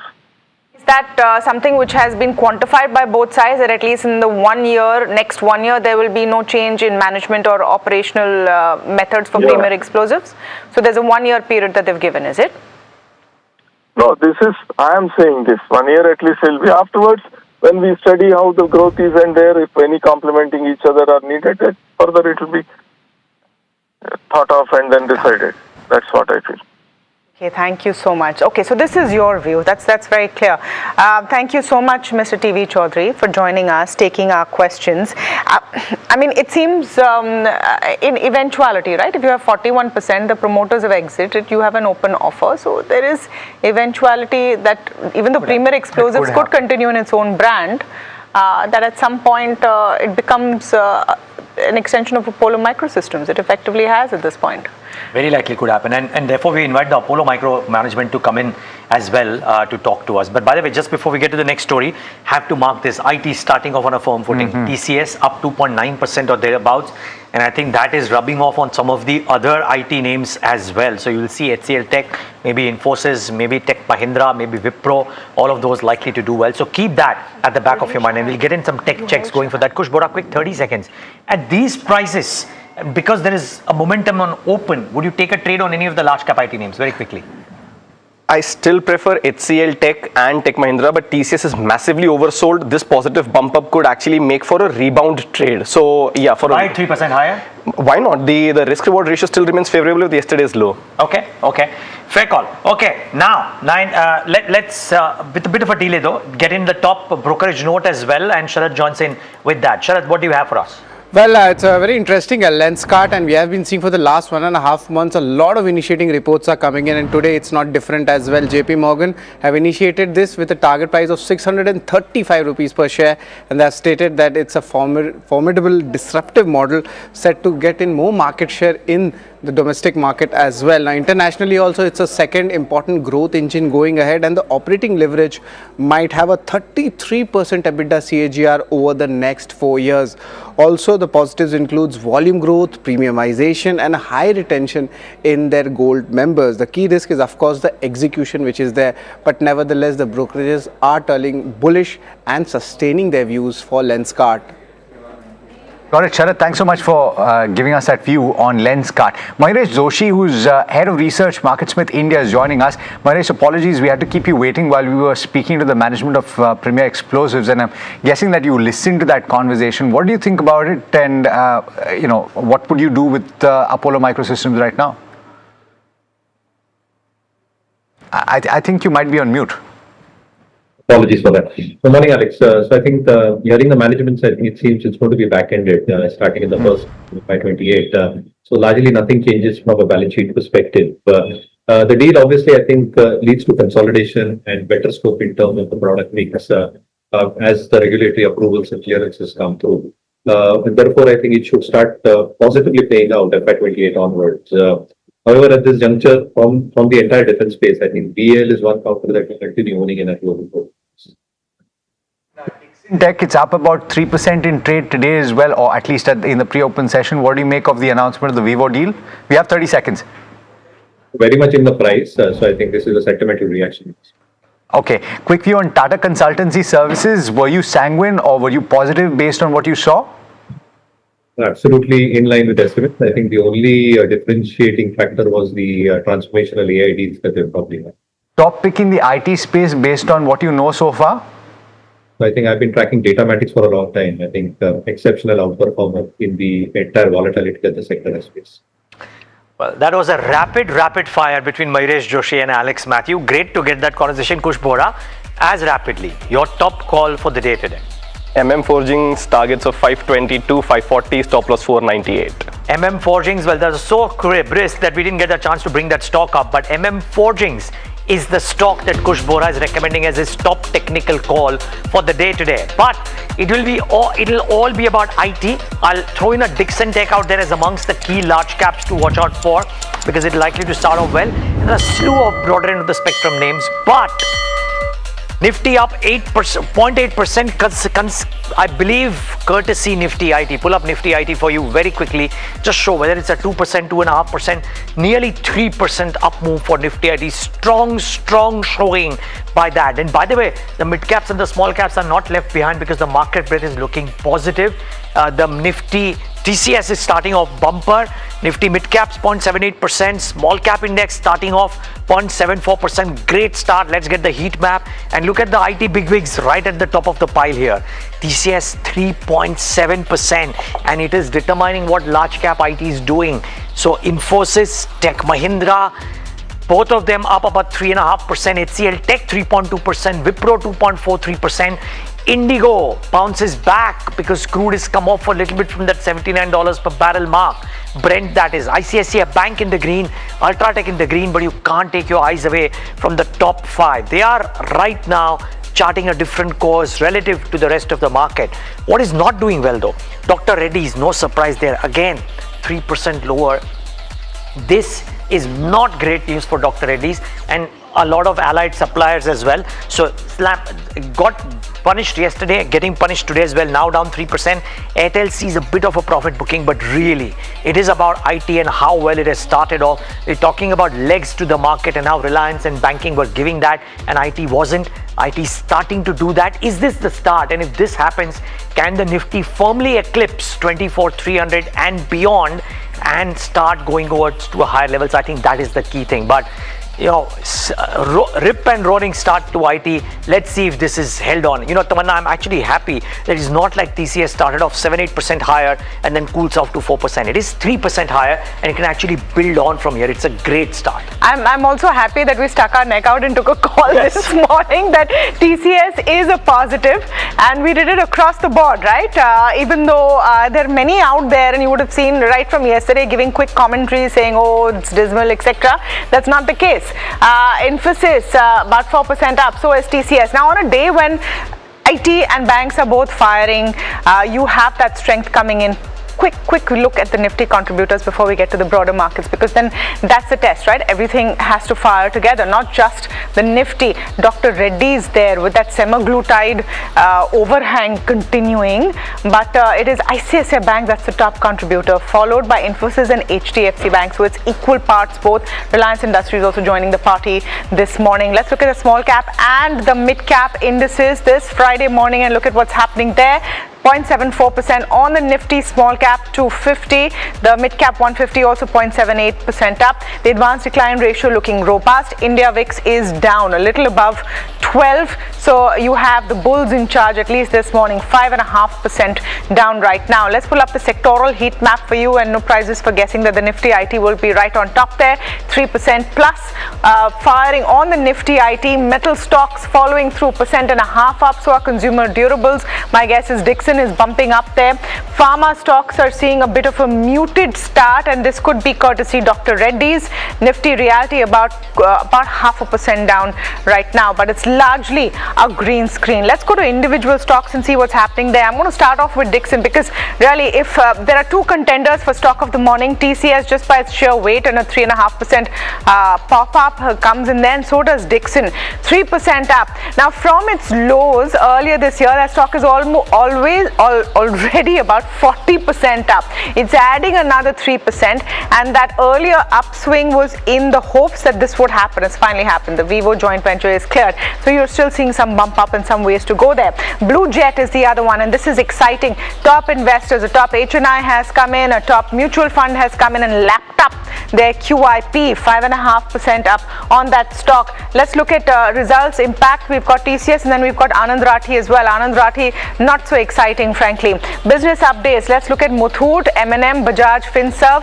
Muthoot there having a rocking start, about 8% up. Bajaj, Finserv also positive, as is M&M. HFCL has an order win this morning. Let's look at what's happening with that stock. That's about 2.5% up. So it's a good day, Alex, when you have enough winners to pick. Yeah, absolutely. You know, Tamanna, but before I even go to the broader markets, I want to pull up the constituents of the Nifty IT, because that has to be the story of the morning so far. It's not just Tata Consultancy Services, which incidentally is the top gainer on that index. It is also the likes of Coforge, which is up as much as 3.5%. You have Emphasis from the smaller pack, which is gaining about 3% or so.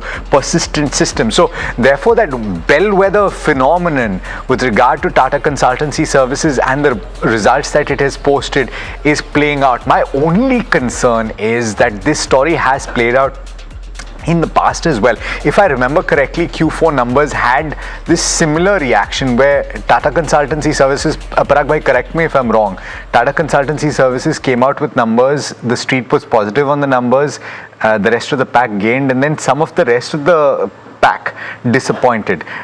Do I remember wrongly? No, first of all, I think you might be right, but the price of TCS itself at that time would have been higher. Sure. So price has corrected, that much margin of safety has improved, and plus this time remember one thing, this time they have said that Q2 looks better. Okay. And net headcount, as you rightly pointed out, 9,000 people added, right? AI revenue is now 2.5 billion, which is annualized growth of around 30%. So there are many internals. BFSI clearly looking at growth.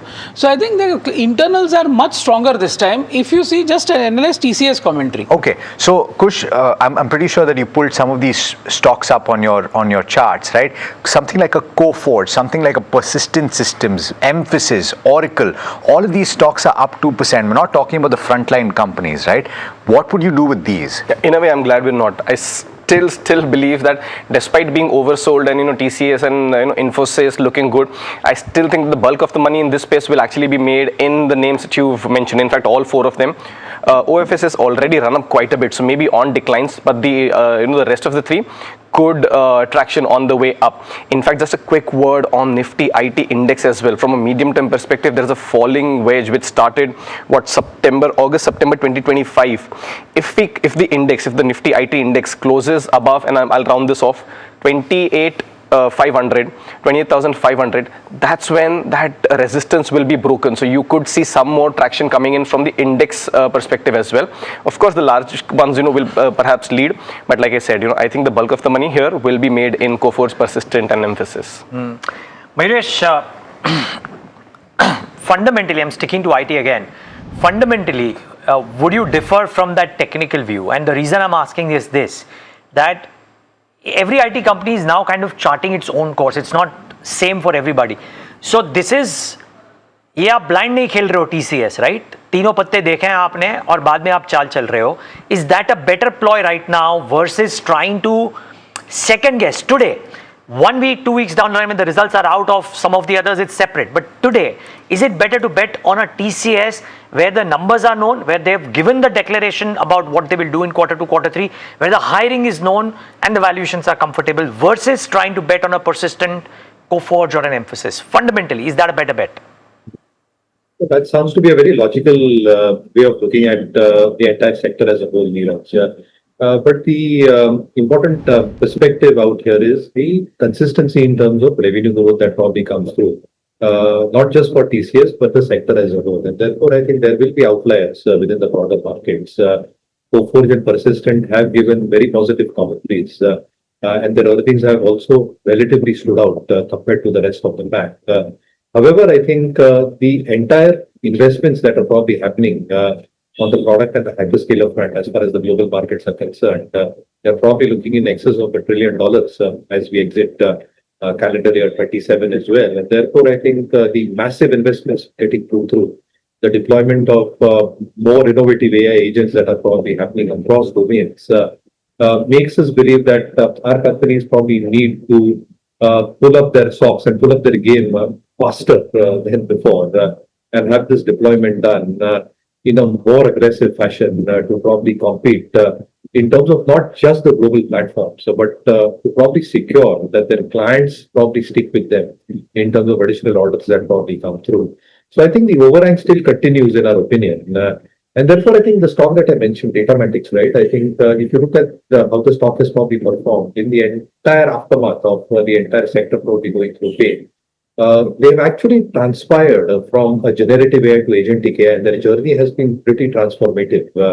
And the deployment is very obvious, as you see on the P&L. They've deployed AI agents and fast track systems on the metro system as we speak. They have a large order as far as AI agents are concerned for a global insurance platform. They have a cash-rich balance sheet. So to that extent, I think you probably need to find out outliers in this space. The sector in general probably will still probably go with the construct of what the global dynamics are doing.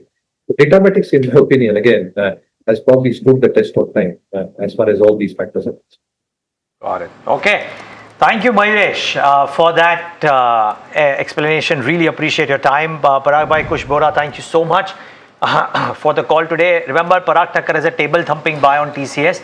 I presume it still stays at 2.5% higher at the end of the day. Kush Bora also constructive there. And speaking of TCS, speaking of IT, remember you heard a slice of the small conversation, or the conversation that we had, a small slice of the actual conversation that we had with TCS.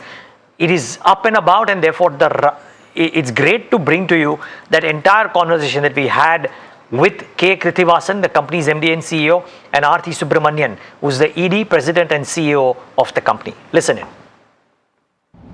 When I look at the reported line items per se, almost everything is in line with what my colleague Jasmeet penciled in. So I don't have any questions on whether it beat or not beat, etc. But just putting into perspective, a couple of brokerages said that the revenue growth was slightly higher than what they had penciled in. What went behind the quarter? Did geopolitics have a large impact on the quarter? As I said, overall it's been a good quarter, very satisfying quarter for multiple reasons. Revenue being what it is, obviously if there is a beat, we are all happy about it. Our order book has been good. Our largest vertical, BFSI, it's consistently it's growing. More importantly, our AI revenues continue to grow. The discussions that we are having on the size, the other point is that the ticket size of our AI projects are growing, and the discussions we are having with our customers on AI. So that's also resonating very well. Our customers like the overall 5-pillar strategy we put in front of them. As I said, all in all, satisfying quarter. Geopolitics did play, particularly the Middle East war. We have impact because of that in some of the verticals, particularly retail, travel and airlines and all, and of course our Middle East business. But despite all that, we are happy that we've been able to put a good quarter. Yeah, and I would like to get your opening thoughts before I ask about hiring, because that has stood out for me. I don't know if it's really that important in your eyes, but your opening thoughts, Arti, on what do you think went behind the quarter, and what does that signal for the quarter? I think, as Kriti said, I think it was a satisfying and a good quarter. And if you really look at the deal wins this quarter, we had one mega deal with SKF, which we are extremely pleased about.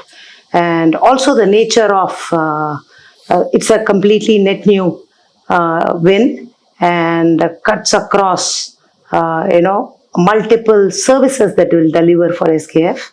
Complete AI first IT operations in terms of how the business would work, enterprise transformations, and also AI-led business transformations. I think the whole construct is something that we are very pleased about. Then other deal wins, renewals, and again, all these renewals require a very clear AI powered proposition, and we are doing well there. And with a US based utility major, we had a very good renewal, a large deal renewal. But what we are also pleased about is how the renewal came with a large double-digit AI transformation deal, expansion baked in, right? So I think we're very happy about that as well. Apart from that, I think this quarter, if you really look at the autonomous GBS, the whole agentic AI in business process operations, we saw some really good deal wins across, HR, finance, and customer experience. So those deal wins, which are completely AI-led propositions, AI-centered propositions, I think the deal wins were quite good. And you look at our AI revenues this quarter, 2.6 billion. So I think good growth from 2.3 billion last quarter. And these nature of AI projects are such, right? These are discretionary projects, 3-month, 4-month, 6-month cycle. So to grow from 2.3 to 2.6, which means that we need to win those many newer projects to keep the growth momentum going. So net, a good quarter.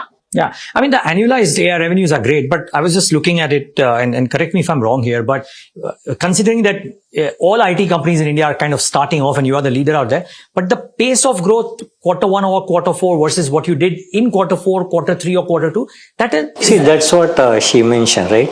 Many of these programs are all short tenure programs. Okay. So you have to win it's not like a annuity program. When the growth is on top of what you already have. Okay. Many of these you have to win almost. So previous quarter probably you would have won the 2 points. Now I have to win all the 2.6 or nearly all that. So like the annuity part of it is very limited. So because of that you would see some lumpiness. It may be erratic. Yeah, yes, and also what you call AI revenue is, it's not an industry definition. We have defined only pure play AI transformation work that we do as AI revenues. For example, if we did AI in software engineering, we don't call that out as this thing. So I think it's up to the company. Sure. But I think what's important is this a metric that we have put out, and we want to run our race with this metric and drive growth momentum at a time where the AI adoption is only picking up and enterprises are calibrating their motion, and as we create more value, I think acceleration will come. Yeah, your team handed me the leaflets, and there's some 3 pages of large companies talking about these AI deals with you, which is great.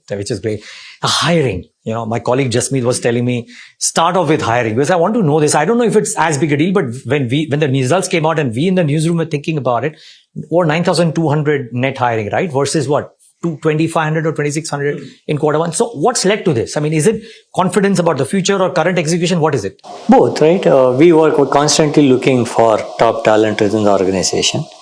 And we also look at what is the demand that we have in the current quarter, demand we have for the subsequent quarter. So when we realize that we need to hire the top talent proactively, some of it is based on the demand we have on our hand, some of those hiring is being very proactive, because we want to hire good talent from the market. So both led to it. So definitely it's a reflection of the confidence we have. And of course, being ready for the future as more and more complex engagements, AI engagements come our way. We should be ready to respond to that very quickly. Got it. Yeah, but I'm sorry for pressing this, but since this has been, kind of choppy, these numbers, I'm wondering if this hiring is an indication of what could happen in quarter 2 or quarter 3. Can one read into it? You can, Neeraj, as I said, I'm not going to guide you into something. But as I said, this definitely reflects the confidence we have. Reflects also the kind of conversations, kind of project wins we have. So based on that, we went ahead and said, this is what we are going to need in future, and we need to build that and scale that competency. Based on that, we did this hiring. But Aarti, can I ask you about the margin picture as well, right? Because in some sense, it's come exactly in line with what people were estimating, maybe 10 basis points below some estimate, but that's hardly anything. And it was a quarter of wage hikes, etc. Is this a net new normal of sorts? I know you won't guide, but I'm just trying to understand still. No, I think if you know that Q1 margin came out at 24%, and you spoke about the wage hikes. And you know that, from a TCS perspective, we want to operate in a 26 to 28 range, which we have called out, externally. And, if you look at our performance last year, I think quarter after quarter, we have looked at how we have improved. And that would be our endeavor for this year as well. So you reckon things could actually move northwards and northwards quite substantially? Yes, and we have done in the past. We always, our CFO likes saying 26 to 28 is our guiding beacon, and so you'll be guided by that targets that we have set for ourselves. To either of you, the consistency of the deal TCV could be heartening, right? I mean, one brokerage note, the first cut that I received said, though it's slightly below, but 9.5 billion. I mean, that's a large number, right, per se. So, and it's consistent. So that must be heartening for you guys. It is, like, as I said, as Aarti was mentioning, one is the overall number. Two is the quality of the deals that we have won. We are happy with both because we have, apart from one mega deal that Aarti just now spoke about, and then with the number of large deals that are there and the kind of AI deals that have come and the spread of the deals that are coming from multiple industry verticals and geographies, all of them put together. And I mentioned some time ago, the kind of conversations we have, the pipeline we have, we are quite confident about the overall pipeline and the order book that we have today. I wonder if the conversations, I mean, so we speak to a few PE players and they are saying in all our portfolio companies, our conversations with them are that what is the human cost, what's the token cost? I'm trying to understand, as you are delivering AI-led solutions to your clients, is the conversation coming around, oh, now that the token costs have gone so high, all need not be AI and therefore the human plus AI combination, etc. Is it getting a lot more relevance than what it probably was in conversations 12 months ago?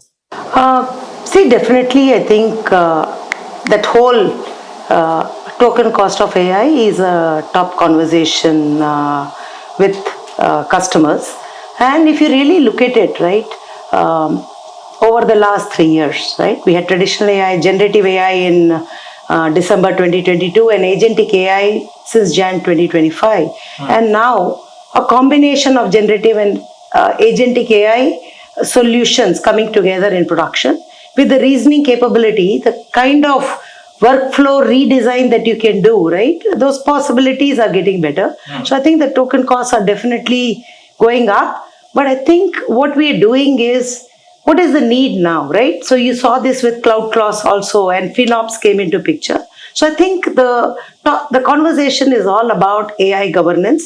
How do you govern the token cost? How do you control it, right? And secondly, I think as we are learning more about the models, I think you just don't choose a model, in an ad hoc manner. The workload that you are, developing chooses the model. And so I think that whole matching the nature of the need of the work and the model is becoming important. And lastly, I think when you are building, I think the efficiency of doing development cannot be undermined because you have a coding assistant. So that, hardcore engineering skill set also becomes important. So this is definitely, but I think in terms of building the agentic control plane and just like FinOps, AI Ops, all these things are emerging. And I think like we did with the digital and the cloud wave, I think our teams and the industry is quick to learn and respond. Yeah. No, my question was also stemming largely from the fact that if the conversation was always about how AI will disrupt tech, I mean, and then external players like Jeff Bezos, etc., have come out and said that, listen, don't lose out on the relevance of what IT services will do. Yes, absolutely. See, like again, you're talking about token cost and human cost as somehow being a total sum, but as customers start seeing business value, they will continue to spend more on technology. We expect that the overall spend on technology to continue to go up. And as they get more and more value from AI on their business value chain, the spend will increase. I don't think this is a zero-sum game on the token cost plus human cost. Got it. And if I may just say, please. I think to your point on SIs, I think making technology work, a product work in an enterprise is significant work, right? And that's what we have seen through various generations of technology transitions. And the same is true or more true for AI. And that's where I think being there in the customer context, serving them for decades gives us that, extra grounding, the contextual knowledge to really help customers make this AI transition. One final question, and that's around what the strategy could be, because a couple of I won't call them your peers per se, but a couple of companies in this space have done very large acquisitions as inorganic routes in order to kind of gain growth, etc. What is your optimum utilization of cash on books? Would you believe buybacks, dividends, acquisitions, inorganic moves? What could the bent be towards for TCS the next 12 to 18 months? See, we have been consistently returning a significant 80 to 100% of free cash flow, and we will continue to stay in that. But if there are opportunities, like a strong opportunity towards acquisition, we will not shy away from that. And what we look for is wherever there's a quick scale of competency that's available. Like, we don't look at for as a revenue game, or we don't look at it to just shore up our growth. We look at it for a true competency and synergy benefits that would come. So if a right opportunity and right asset comes through, we will look at it, but we actively are considering multiple opportunities at any point in time. Yeah. Sorry, just to qualify that, you will not get a company your size. It's impossible, right? You're a behemoth. My question really is that would it be still, by your definition, a large sized one that you're looking at, or would it be string of pearls? No, like as I said, like our approach would be, am I getting a new competency in the organization? If I'm getting a new competency in the organization, we will do it. Is there something like that left for TCS to search for? There are organizations that we always look at. So some of the, as I said, it's about our ability to quickly scale. If a particular capability comes along, which helps us in scaling, for instance, AI, scaling in cybersecurity, scaling in any other area that we believe that there's a great opportunity, we will not shy away from that. Perfect. I won't keep you. Thank you so much for speaking to us today, and all the best for the quarters ahead. Thank you so much. Thank you. Okay, so there's so much to take from that interview, and it should be available on our social media platforms. You can check that out. By the way, the IT index from the heady highs of this morning has given up a little bit of ground. It is trading with gains of just about 2% or thereabouts, but the benchmark Nifty 50 is holding and must be pretty much at the high point of the day. Pull that up, the intraday chart for the Nifty 50 up about 1% or so, and well above 24,100, in fact heading to 24,200. Let's focus in on our corporate conversation of the morning. One of them, at least, Gulf Oil Lubricants India is looking beyond its core lubricants business with expansion plans spanning EV charging infrastructure and data center cooling solutions. And even as the crude volatility remains a key factor and therefore affects their input costs. We're going to be speaking with Ravi Chawla, who's the Managing Director and Chief Executive Officer of the company, to talk about the path ahead. But before we do, let's go across to Somit Sarkar just to set the context. Somit. Well, as Gulf Oil definitely remains in focus given the fact that nearly 50% of the raw material cost is a derivative of crude oil, and given the volatility that we have seen in crude oil, it will be important to know from the management how they are managing this volatility and what the margin outlook looks like. So the first key thing to note from the management would be the margin outlook and how they are managing this crude volatility. Apart from that, what is the capacity expansion plans? How does the volume growth runway looks like going forward, given the fact that there is competition coming in from EV vehicles as well?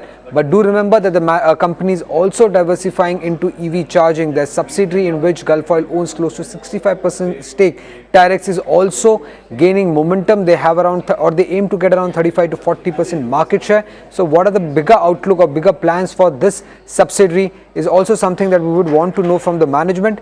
When it comes to data center, that seems to be a big opportunity, but still the products that Gulf Oil is looking into are into development and trial phase. So when does the commercialization of these products start is something that we'll try to get to know, or we would want to know from the management.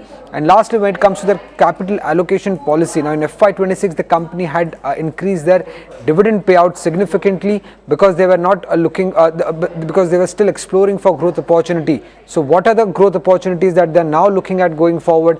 Are they looking to do any acquisition is also something that we would be asking the management today. Absolutely, you've lined things up very well for us, Soumit. Thanks so much for that. Mr. Chawla, thanks so much for taking the time, and good morning to you. My colleague has already given you a sense of what we'd like to learn from you today, but let me start with the question I think that is on everyone's minds. For a company that is very susceptible to getting affected to on account of crude oil prices with your input costs therein. What is the kind of impact that you're seeing in the first quarter one, and do you see that dissipating in the second quarter, and what is the margin guidance? Well, I think we're seeing the prices of obviously our raw materials going up, as you have highlighted. So there have been a series of price increases both in our B2C, which is a retail market, which happens, and that is quite disciplined. But we have seen a lot of increases every month practically. So we are keeping pace with that.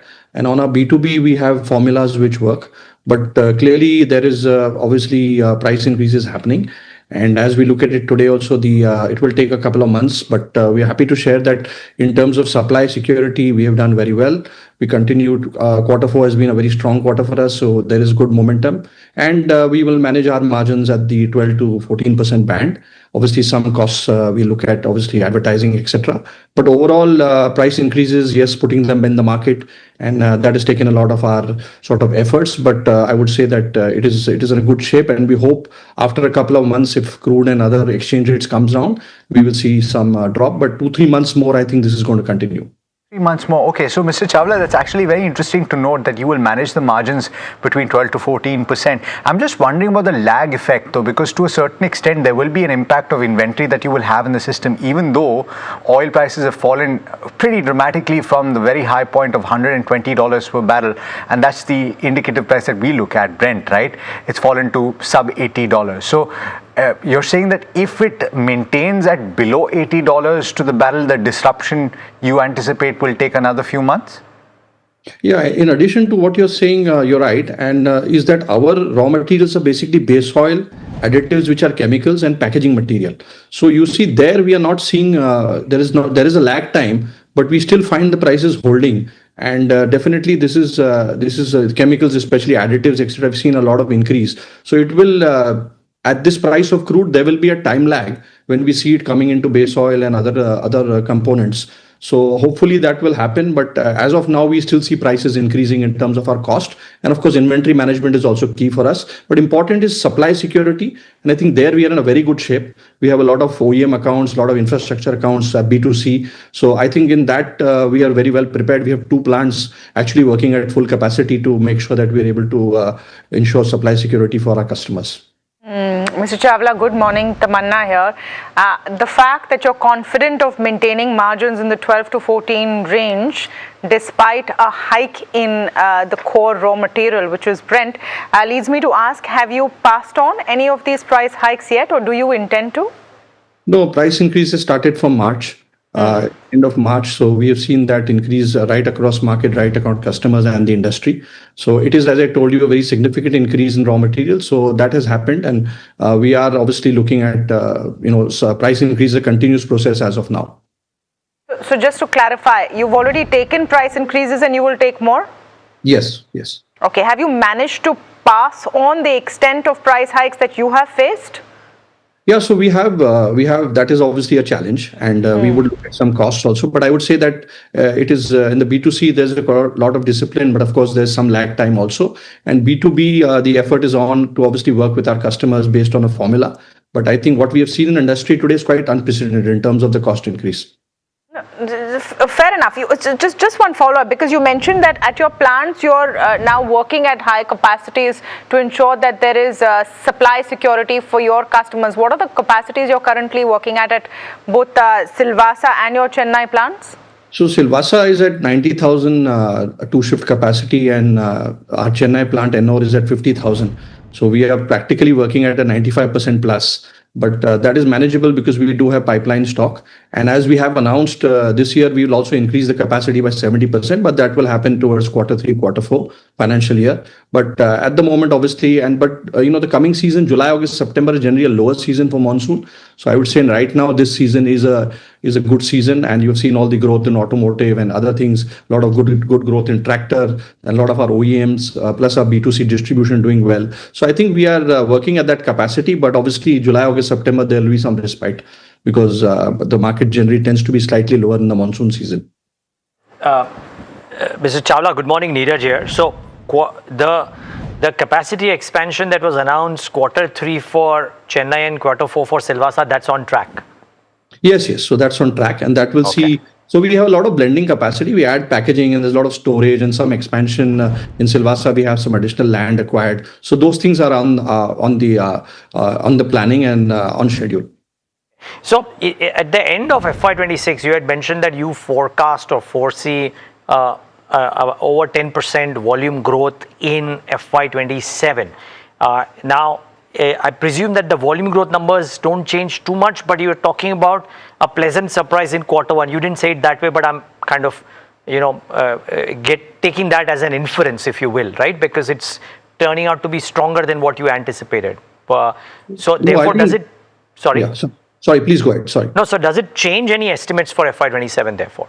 No, our strategy has clearly been 2 to 3x the market. The market grows at about 3 to 4% in certain sectors. So that also has some seasonality. We continue with that sort of outlook right through. Obviously, Q4 ended very well for us because we have declared 14% growth in our core loops. And Q1, we'll have to obviously wait and watch. But as I mentioned to you, the first thing is to give your supply security because we have very important OEMs. We have other businesses we are growing in. So we are trying to do that. Obviously, we have to wait for the Q1. But in the year, I think we continue to focus on our 2 to 3x, and certain segments where our market share is lower, we want to do better. But overall, yes, that is the outlook for the year, 2 to 3 times the market growth and 12 to 14% band in the margin. But sorry, just a quick question here. You were at that 10% or double-digit growth at the end of FY26 on the con call. Am I getting that right? And now you've had a better than expected Q1 from what I gathered from your conversation with my colleagues. So therefore, wouldn't that number go up logically? So Q4, which for us is the Jan-March quarter last year, we ended at 14%. Right. So I think for us, we will obviously have to wait for Q1. But over the year, you see the market generally grows 3 to 4%. If the market grows 3%, obviously we try to aim 2 to 3x. So for the year, we'll have to wait and watch because seasonality comes and other demand conditions come in. But yes, as I said, supply security for us has been really good, and we hope that we can do well in the segments we are doing well in Q4 last year. Mr. Chawla, a couple of business lines for you that are relatively futuristic, right, beyond lubricants. And here you're talking about Tyrex, which is the charging infrastructure that you're working towards. The question on that is, what is the trajectory that you foresee with regard to top line and EBITDA over the next 3 to 5 years? And when do you anticipate that this business line will become meaningfully profitable? Well, we have done 100 crores last year in Tyrex, and we've done about 1,000 plus DC chargers and about 30,000 plus AC chargers. And as we have shared earlier, that as we see the EV, penetration going up both in buses and other vehicles, cars, etc., we do EV fluids. But chargers now, which we are presenting to the OEMs, to presenting to this charge point operators, as the penetration of the EV vehicles, whether it is buses and the others, now even you're finding some construction equipment, etc., going EV. So if all these are going to go the way it goes, obviously we have seen, like, just to give an example, last year we expected about 9,000 EV buses, but we had about close to 7,000. We expected about 10,000. So the buses, though they are put into the pipeline, they take time to fructify in terms of the depots, even the number of EV buses, just to give an example. So we hope that this continues, and obviously EV is getting very part of the penetration. And if it goes well, then obviously a 3 to 400 crore turnover in 3 to 4 years, because at least the way we look at it, we also have to wait and see how many of these EV buses, EV vehicles come in. And obviously there is a competitive environment here also. So we hope that we can generate that and obviously try to make a similar margin in these segments as it evolves. But we are breaking even today. But obviously, once the revenue goes up and other things go up, we are investing in terms of people, service, in terms of technology, and we will obviously look at double-digit profit from this segment as we look at the next 3 years. Sure. And those economies of scale, one would think, will play through over the course of the next 3 years. But I do want to ask, EV fluids compared with the traditional lubricants in terms of the margin metrics, etc., and the return on capital, how do they compare? Yeah, so they are slightly notch up, but obviously this is a developing area. As you see, thermal management and other chemical management, other things that the EV fluid requires, we have a global range. So it's very nascent, I would say, because it's mainly going into the factory fill. And there's no replacement market, as you know. But I think it's a good product. And as the penetration goes up, we are already well placed with OEMs and others. But it is a tad better than the normal lubricant. And of course, we have to be competitive. So I would say that we are already making good inroads in this area. Just quickly wanting to understand, and one exciting announcement from your end has been the cooling solutions, right? Especially when it comes to the data center opportunity. Where are we at that? Are some of those products still in development? Are they now ready to roll out? Can you just tell us more about that? Yeah, so I think you covered it in your summary earlier, but we have 2 candidates which the global range has. One is a synthetic data cooling solution, one is mineral based. These products are ready as far as we are concerned in terms of the formulation. But what happens is you need to test these products with actual hardware and verify that. So we have targeted close to 10 data centers coming up. There are obviously few, and there is obviously the future of the market is there, and it's obviously going to come in a big way with high speed and data cooling with liquid rather than air, because it takes in lesser density. So these products will get verified with these hardware specialists, and happy to share that we have started the talk, but as you had also covered, we have not commercialized it because these tests do take time, and we have a global portfolio. So we are also doing things on the portfolio there. So as soon as we get the tie-ups, we'll be happy to share with you. Okay, we look forward to that. Thank you so much for speaking with us this morning. That's Mr. Ravi Chawla, the management of Gulf Oil Lubricants. But we keep the corporate action on. Choice International next on our radar in focus after NH Investment and Securities announces a 900 crore rupee investment into its broking arm. We're going to get Ajay Kejriwal, Executive Director of Choice International, in, but Parth is joining in for the setup first. Absolutely. So the biggest news is that NH Investment and Securities will be investing 900 crores in the equity broking arm of Choice International. Now this investment will be done via compulsory convertible preference shares, which NH Investment will subscribe at 2130 rupees per piece. This transaction is still subject to regulatory approvals, but the closure is expected within the next 12 months. Now this matters a lot for Choice International because Choice Equity Broking contributed to 51% of their FY26 revenue, and it also accounted for over 25% of Choice International's overall net worth. So that's a pretty big chunk of Choice International if we talk about the equity broking arm. This investment will fund the Choice's largest operating lever, and it will bring in tech capabilities and institutional experience that NH Investment and Securities already has. Now Choice has already guided that they will be growing this equity broking arm more than 5 times in the next 3 years. So the key monitorable to track for investors going forward will be if Choice is able to fulfill this ambitious target in the 3 years timeline which they have given. Okay, thank you for that, Parth. Ajay Kejriwal, Executive Director, Choice International, with us this morning. Mr. Kejriwal, thank you for your time. Let me start by just understanding what are you going to do with the 900 crore rupees that's coming in? So, first of all, I would tell that NHIS is a leading institution of South Korea. It is a flagship subsidiary of NH Financial Group, which NH Financial Group holds around $400 billion. And by pouring this money, while we getting this money, this is primarily will help us to boost our MTF book, our wealth management activity, our tech enhancement, AI-led research and advisory services. So this will give us a multiple growth in the coming future. All of these spaces highly competitive as well right now. What is the kind of edge that you think you have, and this capital infusion in a sense will help you with? So in this segment, in the securities broking segment, everyone has created their own niche. So some people are banking on digital only, some people are, so we have, Choice has a separate integrated hybrid model. We have the branches model and plus digital also. So this funding will help us to expand our branch network, our digital enhancement capacity, which is rarely seen by any industry player in the broking industry. Mr. Kejriwal, good morning. Neeraj here. I'm trying to understand what led to this choice of the entity that has put in capital into your company. I mean, is it a factor of valuations, or does NHIS bring something else to the table which other suitors may have not?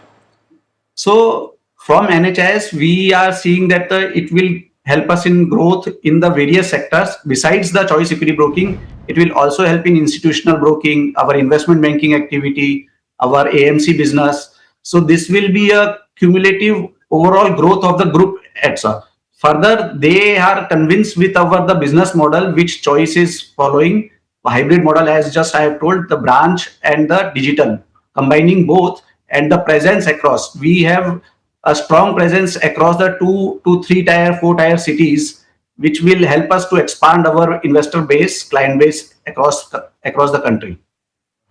Okay. And okay, so what is the ambition for growth? Because as I look at your numbers, Mr. Kejriwal, even without this capital, I mean, if I look at what you've done from, let's say, FY23 to FY26, the growth has been fairly rapid, right? Revenues have grown 3x, profit has grown 4x, or EBITDA has grown 4x. So you're doing well on all counts. With this capital coming in, what are the new targets that you set for yourself? Because I'm sure when NHI has put in the capital, you would have given some idea to them as well about what the growth numbers could look like. I'm sure your minority investors would love to know that. So the growth capital has already been told. We are targeting a 5x growth in the broking itself in the next 3 years.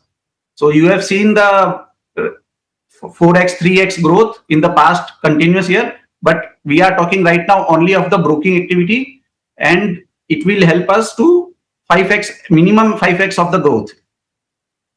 Broking, right, sir? And your business your business, but I mean, the money is coming into the mother entity, and I believe the mother entity is doing a lot of things. So if I look at the consol numbers, right, if you moved from 400 crores in FY23 to 1100 crores in FY26, where do you move from 1100 crores in FY26 to, let's say, in FY29 or FY30? So first of all, I would clarify that money will come in the choice equity broking and not in the mother only company. Broking. Okay, fine. Only broking. So this will fund only broking and distribution business. Does have an impact on the overall numbers? Yes. So therefore,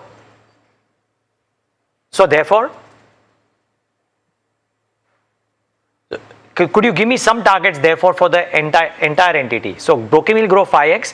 What impact does it have on the overall numbers? So overall number in the next 3 years, of course, it will come on the 4x, 3 to 4x minimum. 3 to 4x. In the next 3 years.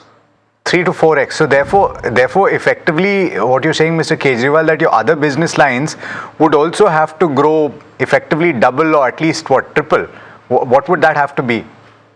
So that the other business line is our management consulting business, where we are driving with the government projects. That is on the rapid growth. We have a large pipeline in the order book. Otherwise, we have a secondary is our investment banking activity, where we are scaling with more IPOs. Almost more than 25 IPOs are in line pipe, and the NBFC activated.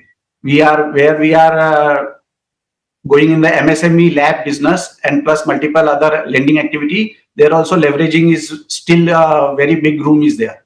So we are expanding in all activities. What percentage of your revenue is accounted for by broking business right now? Right now it is around 55%. And it could go up to what, 70-75% on account of this rapid increase? In the short term, yes. Okay. And this deal has been structured through compulsorily convertible preference shares. And obviously there will be a conversion at some point. What will the stake in the entity be, and what will it have? How will it have a bearing on the overall ownership in the consolidated entity? So we estimate after 3 years conversion, it would estimate around 12% dilution. 12% dilution. Okay.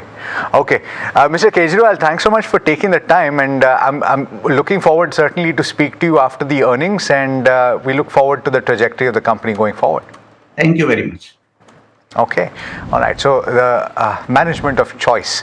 By the way, the stock is up 1% in trade yesterday. It was one of the top gainers in the broader markets, gaining as much as 7 or 8%. By the way, digital rewards platform Gifter, have you heard of it? Well, this is an interesting story because it has made its NSE debut today and it enters the public markets. But without a traditional IPO, the company is actually listed through a reverse merger with a company you might be familiar with, LKP Finance, which has now been rebranded to Gifter. Nimit joining in to talk about this very rare phenomenon of a listing via reverse merger. Nimit, what can you tell us about this? Absolutely. It sets a benchmark for people to go into the listed market without the entire DRHP process and going through all the pains of listing, especially in a market like this, without price discovery. It's quite an interesting thing that Gifter has done. In January, LKP Finance, a former NBFC which was listed on the BSC, bought stake in Gifter's parent, Muffin K, because of which they gave up their NBFC license, and then Muffin Pay's subsidiary Gifter, which is now listing, took over the brand as well as the business of LKP Finance, and along with that also took over its listing. Now the name change was registered with the MCA in April. Along with that, on the BSE where LKP was already started trading as Gifter. Finally now this is going to the larger market with the NSE recognizing on July 8th the share trade of Gifter and listing it today. Now it's going to be determined as to how well the market is going to take this listing and the complete change from an NBFC business to a digital platforms business, where gifting business. It's going to be a change how the investors are going to say, and the share price historically has moved similarly. If you see in January when the deal was announced between Gifter and LKP, the share price moved to a record high of 240. Then it tapered down to about 170, 172. Yesterday it closed at 169 on the BSE. Today on NSE opening it's about 3% up, trading at about 174. But we'll have to see how the market takes this, but definitely lays down an interesting benchmark which other companies also might look at to list in the future. Okay, thank you for that. An interesting story there that Gifter stock about 2.5% up right now. Do your due diligence before you're looking at it as an investment, but we're covering this from the point of view of an interesting way to enter the listed space. Very short break. We're coming right back with our big conversation with Vineet Sambre this morning. Stay tuned.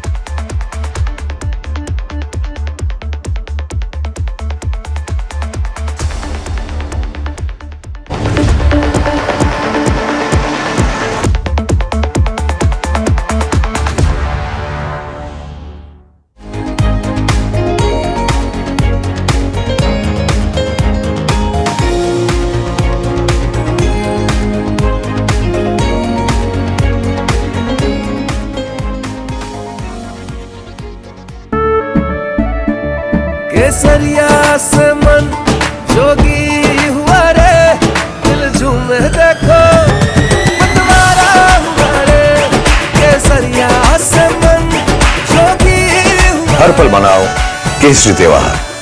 विमल, बोलो जुबान केसरी। अंबा शक्ति plant की world renowned technology देती है steel को ज्यादा ताकत हर बार। अंबा शक्ति SDTMT।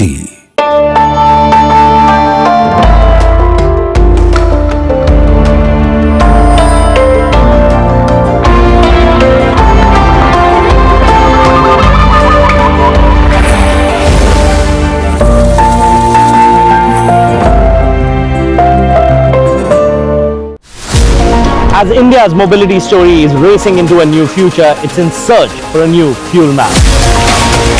Electric, ethanol, hydrogen, CNG, hybrid. What will power India next? India's sharpest mobility minds come together to decode the fuel mix that will define the road ahead. The NDTV Automate Fuel and Future Summit 2026 on 15 July only on NDTV Network. IIT Bombay, engineers, brilliant students, so much drive to create something new. You found a new technology, this new motor. इसका fan बनाया. आप बहुत सारी चीजें बना सकते थे. Atomberg did not start with a clear idea. What idea? We were desperately hunting for it.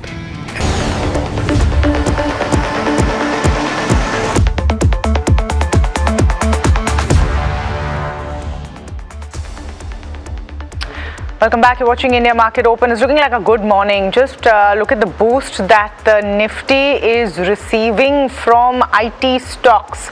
Above 250 points up right now, and it's not just TCS, the entire pack sort of joining in the celebrations, whether it's an Infosys, a Tech Mahindra, and HCL Tech, all of it. TCS off its highs, though, as is the entire IT pack, so you're seeing a bit of a cooling off and a little bit of profit booking there, but that is continuing to be one important story of the day. That's not the only one.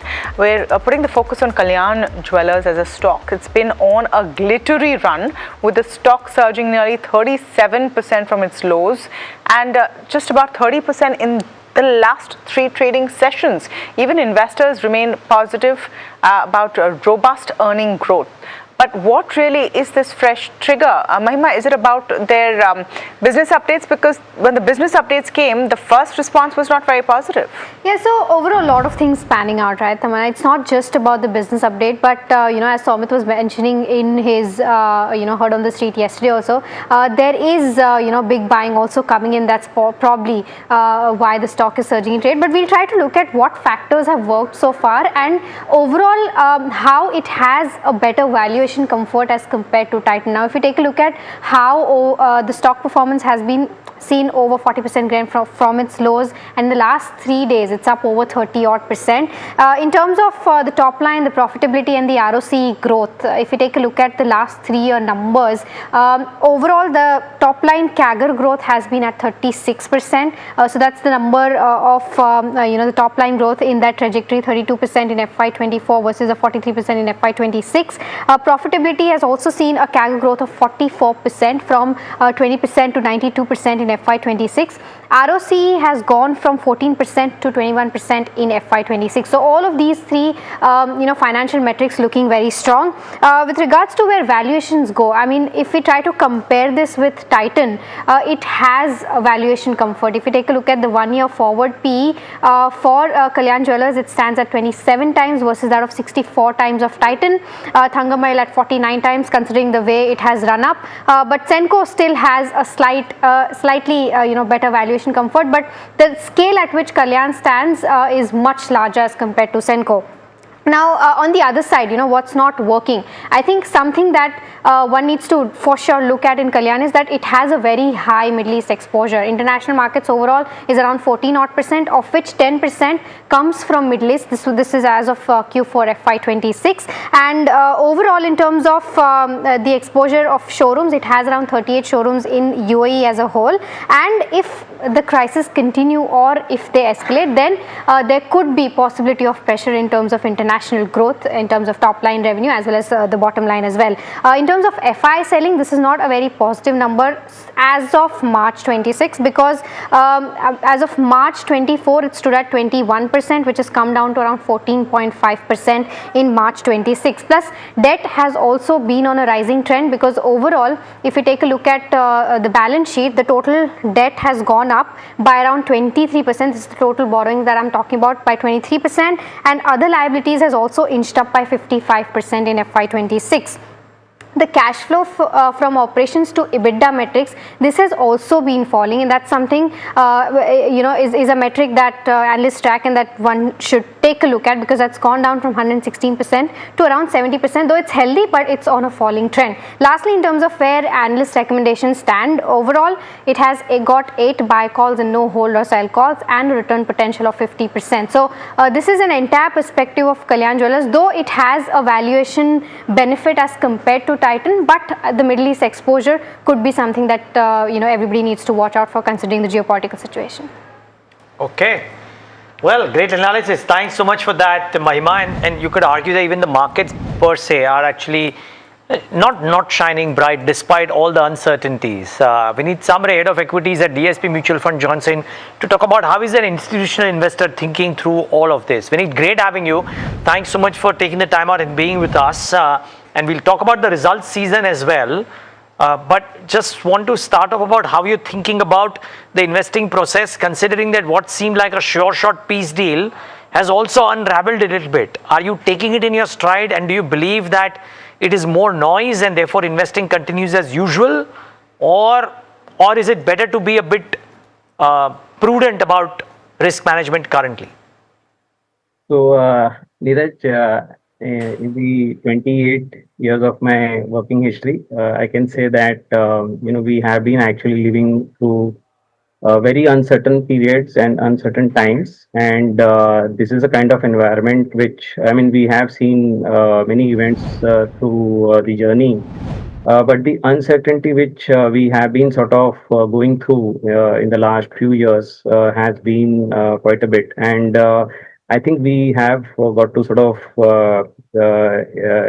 start getting used to such this kind of uncertainty, and maybe live along with the uncertainty. So I don't think that the uncertain periods will sort of end as far as we are concerned. And like you mentioned, we just have to maybe keep navigating and try to find our own path in these periods.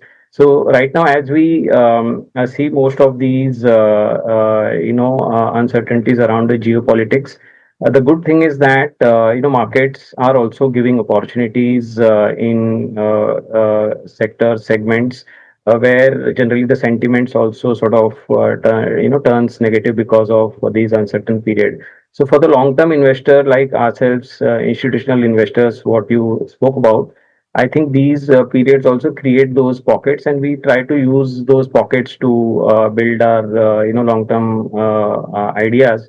Because as you know, I think these are noise at best for the till the time these events just pass by, and beyond that, I think the fundamentals matter. So what we have seen in the long run, what eventually will drive the returns for the investors would be the earnings growth, the cash flows, ROCs, and we have to sort of be sure about those as far as the companies are concerned. One more thing I want to add before I pause is the fact that not only the uncertainty around the external environment, but we have also seen businesses seeing a lot of disruptions nowadays. So while we think long term, we have to be sure about the sustainability of businesses from different kinds of disruption which are happening. So I think that's the core to our long-term thought process, Neeraj. Got it. Okay. Vinit, the other factor, of course, is earnings and the Q1 updates thus far, and what TCS has done, at least to our mind when we were talking to them yesterday, seems that they are confidence personified. It seems that Q1 is starting off on a better footing than what people would have penciled in sometime in May or June. Is that your reading too? And if indeed Q1 turns out to be good, does it have the ammo to give further legs to the markets?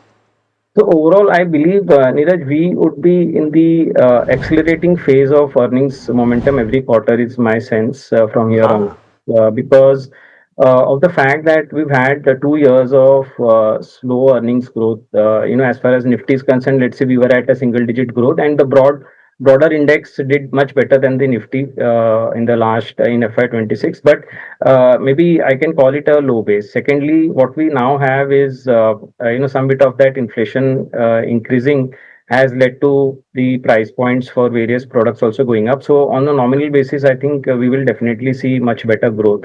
Now, add to that the fact that companies have taken price hikes, and once we see moderation across the commodities, whenever things moderates and normalizes, which we have seen that playbook in the last few days, crude oil price has corrected down. I mean, while it can remain volatile till the time the uncertainty prevails, but I think the fact of the matter is that the oil has to go down, and I think that will create opportunities for the companies to show better profitability. I'm not calling those numbers will show up in the first quarter. What I'm saying is first quarter maybe really we see more impact on the as a margin pressure, but going forward every quarter I see sense of earnings momentum sort of coming back.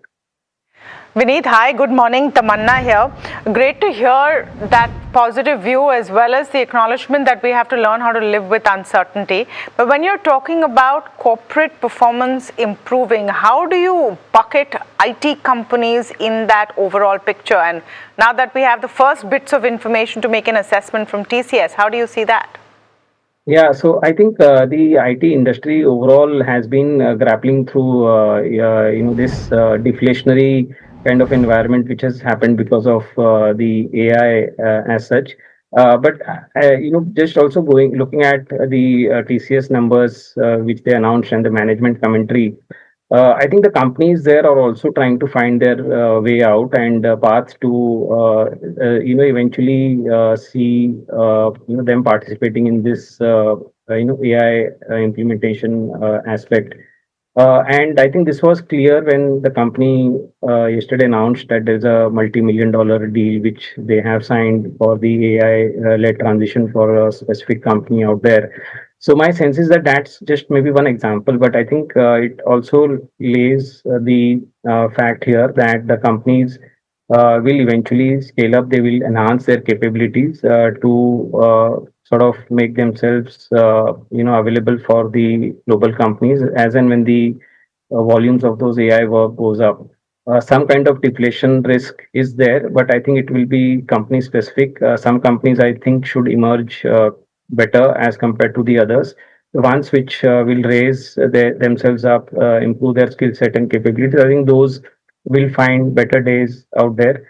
In terms of valuations, we all know that these companies are trading at good 7-8% kind of FCF yield, and which is a good number to go by. So valuations are good, but just that the current environment is more due to the AI narrative is actually leading to the such valuations out there. So my view is slightly more on the better side, on the positive side. It may take 2-3 quarters, but I think eventually these companies will find their way out to grow in these environments. So worth coming in at this point and betting on that recovery mode, or these companies finding their feet in post-AI world? Yeah. So. Okay. Yeah. Okay, that was a short answer. No, so let me come to the other sectors that look exciting as we're heading into Q1 from your perspective, Vineet. Are you seeing banks and BFSI as the bellwether this time, or are you more excited by some of the other stories, whether it's industrials, whether it's the EMS space? So I think you said it, Tamanna. I think these are the sectors which are definitely looking quite positive from the expectations from the first quarter perspective. Banks, definitely we have seen the system credit growth improving. The asset quality environment is pretty solid for the banks. NIMs could be under a bit of some pressure, but I think overall it should be a good environment for the banking sector, is what I feel. Beyond that, I think even for the within the banks, I think NBFCs should also see decent growth out there because of the de-escalation which has happened and oil price sort of cooling off. The momentum should sort of pick up for them.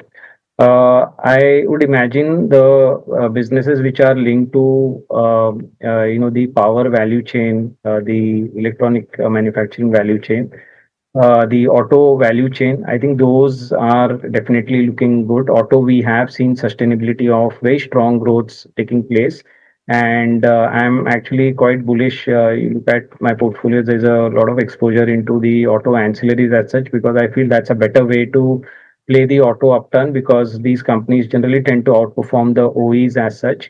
So that's where we are seeing, let's say, this continuity of better growth.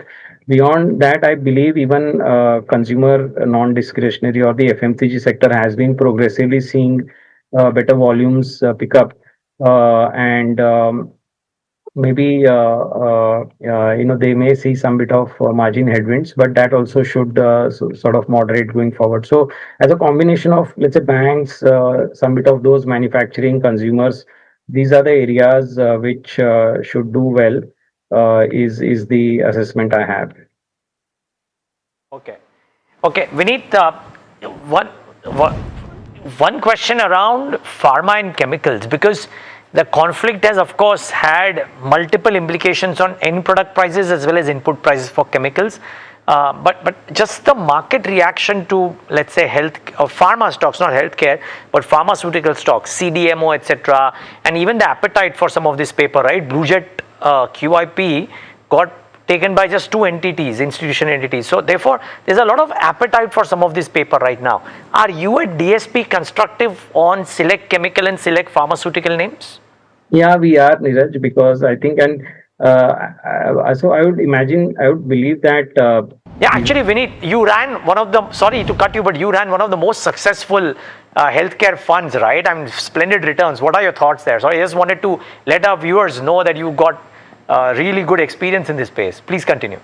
Yeah, so Neeraj, see, actually, we have a very strong positive view on the healthcare sector, and there are very simple reasons for that.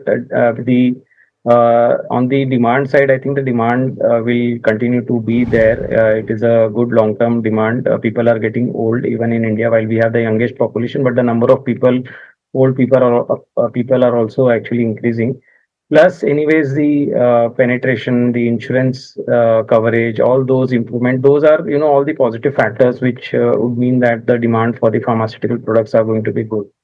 Secondly, Indian companies have actually been competitive and also capable of supplying to the world at the most competitive prices. So I think eventually a few companies will find decent opportunities in the international market. And you spoke about CDMO. I mean, those opportunities are maybe just sort of opening up next 5 years. The companies will grow in that, and a few companies will grow in that space as well.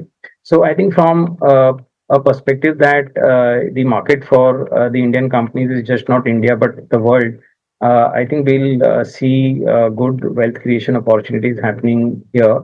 What we have to be sure about is the strong chemistry skill set what these companies have, the product selection, the R&D, and I think your client servicing strength. So I think those will actually mean that we can have a combination of good companies within the pharmaceutical space. At the moment, right now, I would also say that if you just maybe monitor the monthly pharma numbers, we have seen in the last 4 5 months a marginal inflection from that 8 9% to 11 12% kind of growth which is happening, and the sector is also not very expensive. So I think selectively we are long term positive, but selectively we are generally also positive in the short to medium term on the pharma side. On the chemical side, it's been a mixed bag, I can say. China is a factor which comes out as a risk because they have been putting pressure on the prices. But again, right now we are sort of witnessing some bit of change happening. Post this war, there has been in certain areas price increases being taken by the Chinese players. And if that sustains, I think the outlook for some of the specialty chemical companies should also improve. One has to remain selective in this. There is no broad brush trend change for the sector as such as of now. We have very little time left, Vineet, but because we're speaking at the half point of the calendar year, what do you think this calendar year ends at for Indian markets? Do we see a dramatically different picture than the first 6 months? So I would not like to hazard a guess, but I believe so because I'm just going by my view around the earnings momentum, which will eventually accelerate every quarter from that standpoint. And the other criteria where the foreign investors have actually sold down so much, rupee has been at the lows. At some point when the global AI trade reverses, I think they will find some value and virtue in the Indian market, which is sustaining at decent growth. So I think I'm imagining that those trends should feed into better numbers for the markets as such. Thank you, Vineet. Always a pleasure to have you on. Thank you for your time to us here on NDTV Profit. Vineet Sambre, the head of equities, DSP Mutual Fund, and his optimism really reflecting on the street today, Neeraj. It's been a good day. Yeah, it's been a good day, good end to the week, Tamanna. Hope it holds that way. But it's been a great show as well. We had some fascinating conversations and some management conversations. So that's it from Tamanna and me and the team that put this show together on India Market Open. But stay tuned. Ask Profit up next.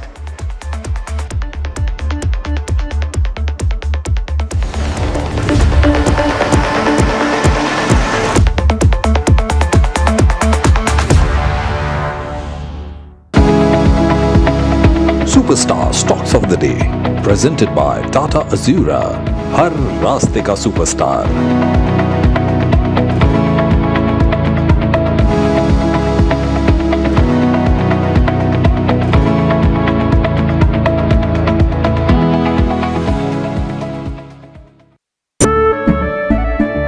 केसरिया से मन जोगी हुआ रे, दिल झूमे देखो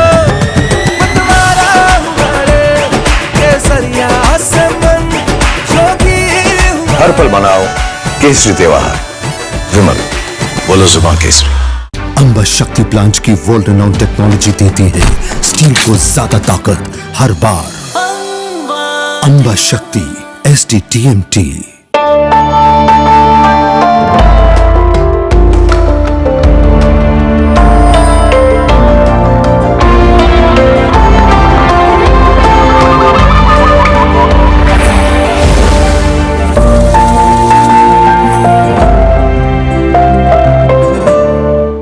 IIT Bombay, engineers, brilliant students, so much drive to create something new. You found a new technology, this new motor. इसका fan बनाया. आप बहुत सारी चीजें बना सकते थे. Atomberg did not start with a clear idea. What idea? We were desperately hunting for it. And then that hunt was on for 4 years. Nothing changed, shifted in the shawl outside.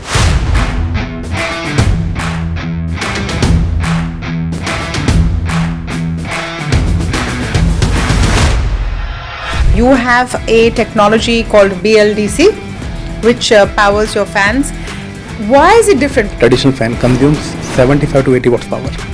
That's a huge power, and with our tech, we built a prototype and learned that we can deliver the same output at 28 watts power.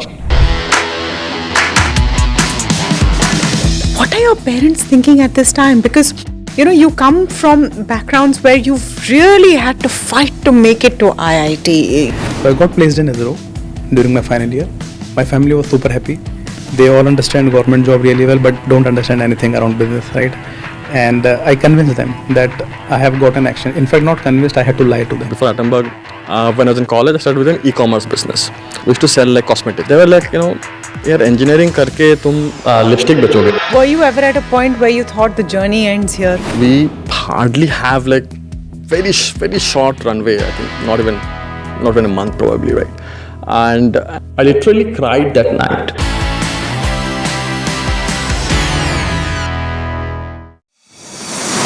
India Inc.'s most respected names chose India Inc.'s best and brightest. I'm delighted.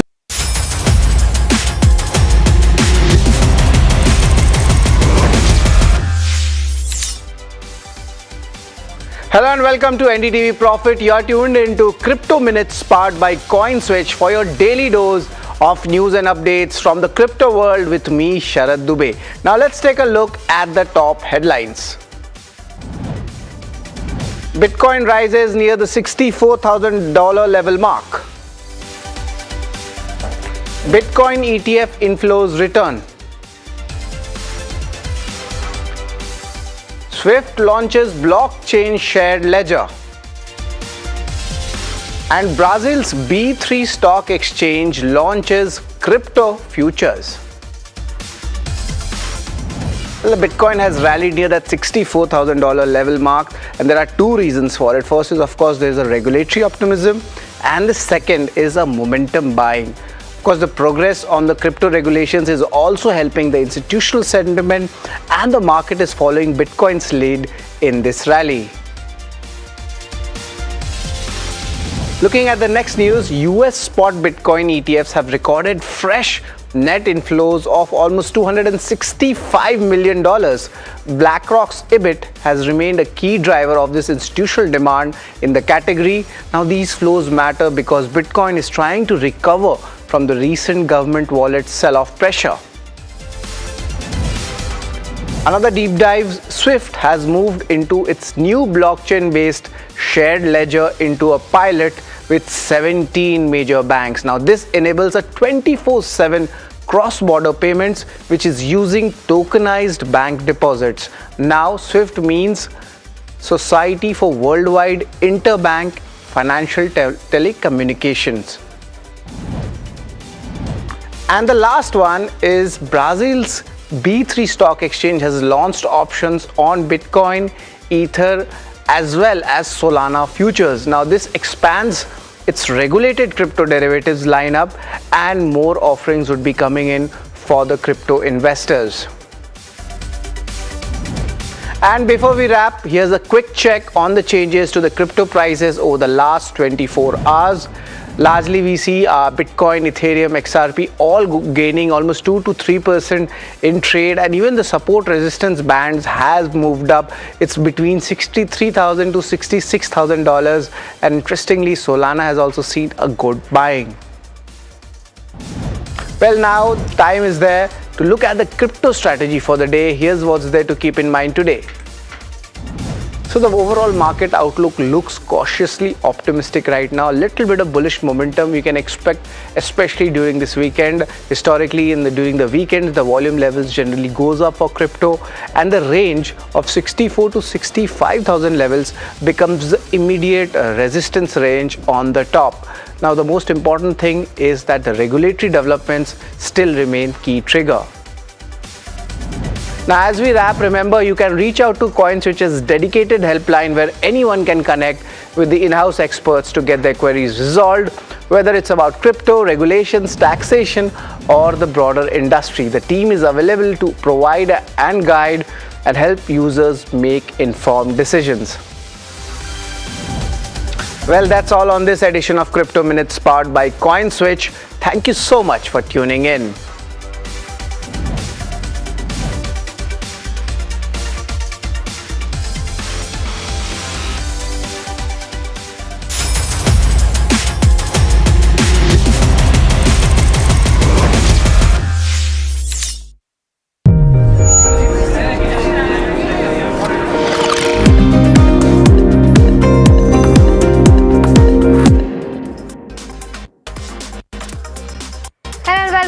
Watching Ask Profit here at NDTV Profit.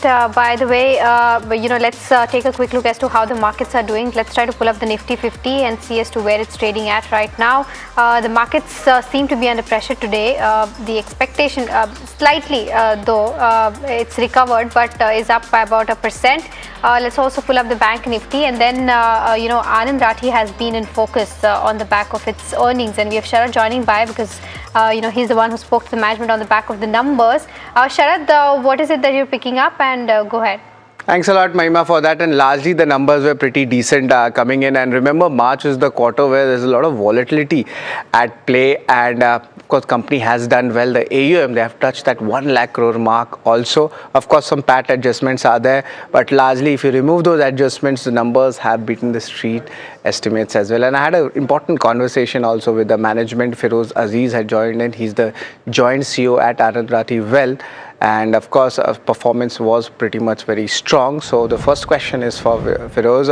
Feroz, a strong set of numbers coming in. What led to this? Yes, with God's grace, the numbers are consistent. We have always indicated that our professional effort will be towards trying to make sure that in bad times of the market, unlike the perception that a financial services business will do badly, how do you do market agnostic performance and consistent performance? So this was a 19th quarter result after our listing in December 21. And all the results have had a PAT growth with God's grace of upwards of 20%, and the worst being 23. And this time also, in spite of all the market volatility, we have been above 20%, and 24% is the PAT growth without looking at mark-to-market gains because those numbers will look astronomically high, which is not the right way of looking at it. Business profit growth, which I think is a reasonable barometer of how we did, that's 24% growth. But yeah, do HNIs actually allocate more money during bad times? It's very difficult. Human nature always compels people to buy things which are done well. So in January, people were buying gold and silver. Now people were looking at Korean markets because they did well. It's very difficult to convince this group of humans, which we all are, to leave the emotion aspect and keep the heart aspect and operate as per the mind only. Mathematics has a certain role to play, but wealth management and money management is both heart and mind. So I think it's a difficult task. That's why you see the June collections of net flows in equity mutual funds were not the best. It was maybe the second worst for the last 12 months. In spite of that, our market share in mutual funds, this is the most important thing. The market share of ours in 2019-20 FY was 0.18% for the active managed funds of Anand Rathi Wealth. Now it has been 2.48%. That's our market share in terms of gross mobilization, including the SIP numbers. So I think we have focused on equity mutual funds. That's why you see 1,900 crores of equity mutual funds bought in this quarter, a 4% growth vis-a-vis last quarter. QOQ, we have gone up in equity, which is a tough task, but I'm glad clients have trusted us with more money during market lows. And Feroz, looking at the overall FY27 guidance for the top line and AUM, it seems like the year has started well. First quarter, almost 24 to 26% of achievement has come in. So you reaffirm this guidance, or is there any change here? See, we've given a PAT guidance of 460 crores from a business profit standpoint. We've given a revenue guidance of 1485, if I'm not wrong. And we've given a AUM guidance of 1,20,000 crores. We were at 93,000 crores last quarter end. Now we are at 1,06,000 crores. Of course, the big milestone crossed. 1 trillion rupees is a reasonable number, especially in the Anand Rathi way of measuring assets under management. We don't generously measure, like most wealth management outfits, do small agreements with clients and start counting those as assets. These are true to label assets under management without being too liberal in terms of, because there's no accounting standard for AUM measurement. Every company follows. We are following the most global standard. That's why you see our yields being high.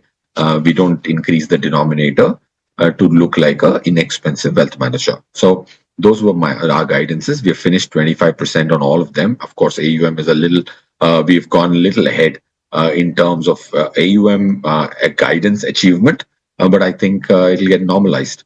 And 1,20,000 crores at the year-end number of assets under management seems like a doable thing if God is kind and Trump is kinder. So there is just one parameter which actually I saw a very interesting number on that. Huge jump in hiring, relationship managers on a year-on-year basis. What does this actually suggest? What are the ground level channel checks? No, if you look at our results, we don't hire them from outside. We home grow them. So we in 2016-17 realized that this business looks optically very easy from outside. But one of the toughest wealth management is not an easy business to be in. So you have to home grow them. So we've started hiring a lot of college graduates for the last 7-8 years. So my RM increase is not from hiring and buying people from giving astronomical salaries, buying them from competition is not our strategy. That's why you see 75 to 80% of the RMs, last 100 relationship managers have been homegrown. So I have 480 apprentices approximately, which are called account managers, who will be promoted to be relationship managers. So it takes 4 years, 3 years to bring them to the same social cultural fabric as we believe, so that they can carry the Anand Rathi Wealth Limited brand in the marketplace the way we would want it to be, in a most transparent and unbiased, genuine client centricity. Does not come easy. So I can't hire them from another bank or a wealth management outfit and expect them to have the Anand Rathi culture and hit the ground running. So yes, have the RMs increased? The answer is a big yes. Have we hired them from outside? Rarely, unless there's a friend of theirs working with us and we know them. We don't generally go out, get HR consultants to hire us, relationship managers. This is something which is very unique. And we realized this about 7-8 years back, is why we are bearing the fruits today, because it takes painstaking 4-5 years of training somebody isn't easy. Youngsters don't come so easy to be trained. And Feroz, in the wealth management space also the demand is for new assets also, especially international investing. There's a big buzz happening right now. Is there any kind of announcement we can expect for Anand Rathi Wealth also coming into international investing or offering that to their clients? So we don't recommend, we don't actually currently have the ability, let me be rightly not modest, but yeah, that's what our current status is. Of course, today I can tie up with any private bank outside, which is what most wealth management outfits do. Rathichi, who's our chairman, and my boss, Mr. Rakesh Rawal, has always told me, you only get into the territory where you have done second decimal math. To understand Indian markets, we have 182 product people. For me to understand the world, I might need 500 research and product people. That kind of capital commitment I can't do. Of course, I can. I have a UK subsidiary which we just opened, and with God's grace, that has started. A few clients have started trickling in. That is also to bring money to India. We don't give too much advice on the LRS, or in fact, don't give any advice, which might make us miss some opportunity. But I think we are okay to miss some opportunity, then get into a territory with half-cooked knowledge, and to have a great knowledge or a deeper understanding, finance understanding, I will have to at least have 100 people researching the world. That's not my current philosophy. And actually, focus in businesses is underrated, and opportunities are overrated. Like there is opportunity in India everywhere. There is opportunity in the world everywhere. But focus. You can't be everything to everyone for every part of his money. So understand your segment and focus on your segment and be masters there. That's been what's been taught to us from an IITian boss whom I have, Mr. Rakesh Rawal. Right, so focus is the word. Thanks a lot, Feroz, for giving your views on the industry as well as the company's culture. It's always a pleasure to talk with you. So of course, we are talking a lot about earnings, but I'm sure a lot of our viewers are waiting with their queries, and it's lining up. So I'll take it over to you guys. Yeah. Thanks so much for that. Thank you. So, of course, thank you so much for taking ahead that conversation. Let's try to pull up the chart and see, because it's trading it's up by about 3.5% at the day's high point. So, good set of earnings, as Shad mentioned earlier as well. But let's not wait further. Just a quick check on the markets before we start taking your queries. The Nifty 50 is now trading above the 24,200 levels at the day's high point.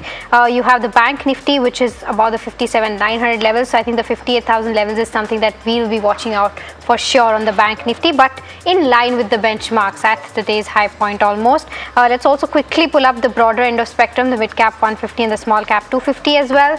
Both trading 1% higher. The mid cap 150 up by about 1.2% and the small cap 250 also up by about 1.3%. So all the indices almost trading at their day's high point, and that's something that most certainly is good to watch on the screen. Quickly, the sectoral heat map, as we see a green across the screen. Metals topping that chart up 2%, followed by IT on the back of the TCS earnings and positive commentary coming in.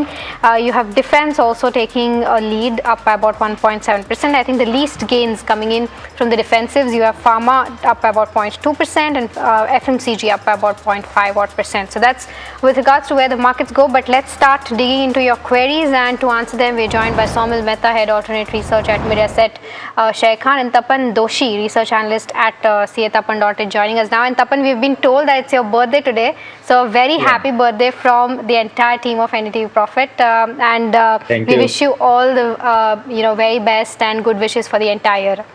Thanks. I think I'll start by asking the first question to you as well, as a birthday present from our end. Okay, the first question that we have is coming in, and this is from Mahesh, who is writing us from Maharashtra. He is asking about MTAR Tech, and he says that he wants to take a swing trade in this from a 1 month perspective. He's already holding 100 shares at the levels of 7550.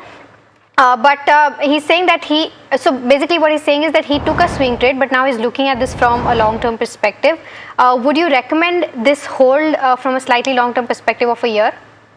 Yeah, good morning, ma'am, and thank everyone for the birthday wishes. Now, talking about MTRC, the stock has already gone up a lot, but no, from the future also is good. If you see the next 2 years, the revenue growth may be around 25%, and clean energy orders are ramping up. If you see defense orders are also going up.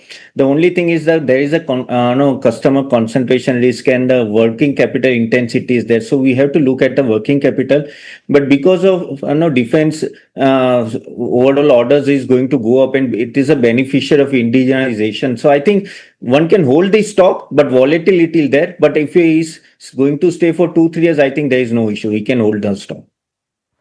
Got that view, Tapan. But the next question coming in now is from Ansh, who's writing to us from Australia.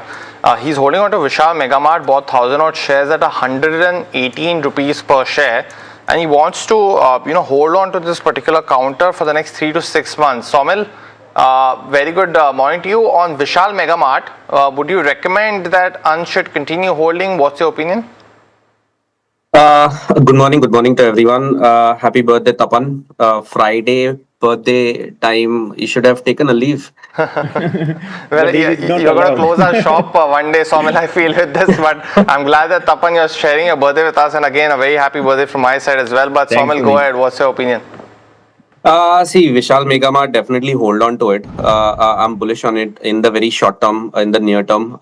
You can keep a strict stop loss around 110, 108 levels, but I'll be positive. It's a triangle pattern forming on the charts, on the daily charts, and I'll be expecting a target of around 130 to 135 in the next probably 1 or 2 quarters. Got that view. The next one's on Acme Solar. Raja from Chennai has been holding these shares at 289 and holding 102 shares. Now, Tapan, it's been a very interesting story, right? Because largely a laggard, and then that QIP happened, and stocks just flown through that 280, 290 mark to the current levels. Do you feel it's a good time to hold? Because the 19,000 crore debt for the company, which is earning about 2,000 crore in revenue, is that a concern? Yeah, it is a concern, and again the stock has gone up a lot. Of course, if you see the profitability and the quarter-to-quarter results are good, and the management is also very much bullish for the future. Guidance is also strong, but at this valuation, I feel no one should not enter. Wait for the dip, because otherwise, I can tell you around 320 or 330, that will be a good entry level. I think the stock has gone up a lot, and in future, I feel there will be a margin pressure because the competition is too much and the debt issue is also there. So yes, wait for the dip, then only buy. All right. Okay. The next one that we have is coming in, and this is from Kiran Tejwani, who's writing us from Karnataka. She wants to invest around 2 lakh rupees from a short-term perspective of 3 to 6 months, and she's asking for what stock can she go ahead and buy right now. Somil, anything that you would suggest her? Maybe a stock, maybe 2 or 3 that you're looking at that she can divide her 2 lakhs into? See, at this point of time, there are 3 sectors I'm looking at. One is pharma. Definitely, pharma looks great to me. The second one is a little high beta, that is real estate.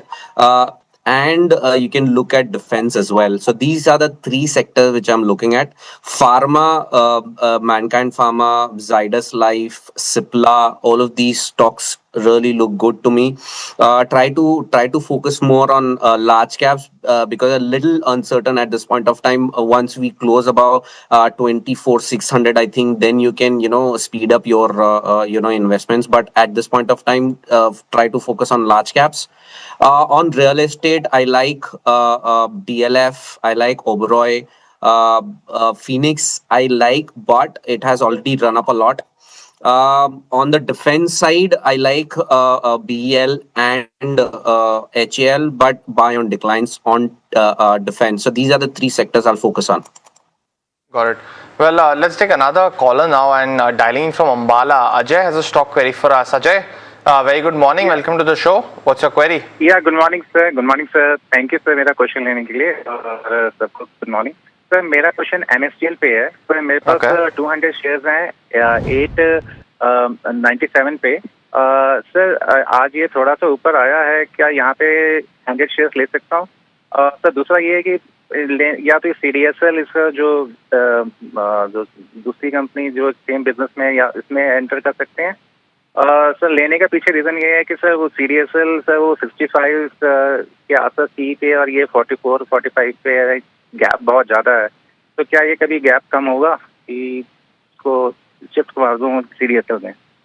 Ajay ji, first आपके question के लिए धन्यवाद। आपकी research तो सही क्या indication दे रही है आपको, बट तपन क्या आप सहमत है अजय से? उनको क्या अभी और NSDL के शेयर लेने चाहिए? लोअर PE पे है कंपेयर टू CDSL, क्या है आपकी राय? तो दोनों में डिफ्रेंसिएशन ये है कि नो NSDL काफी इंस्टीट्यूशन को कैटर करता है और CDSL रिटेल। अगर आप देखें तो डीमेट अकाउंट कंपेरेटिव CDSL के 3 गुना है। अगर मैं बाकी की ग्रोथ भी यहाँ से देखो, मुझे कहीं ना कहीं ऐसा लग रहा है कि CDSL का ग्रोथ अच्छा रहेगा, प्लस वो थोड़ा प्रीमियम में है लेकिन that will do well.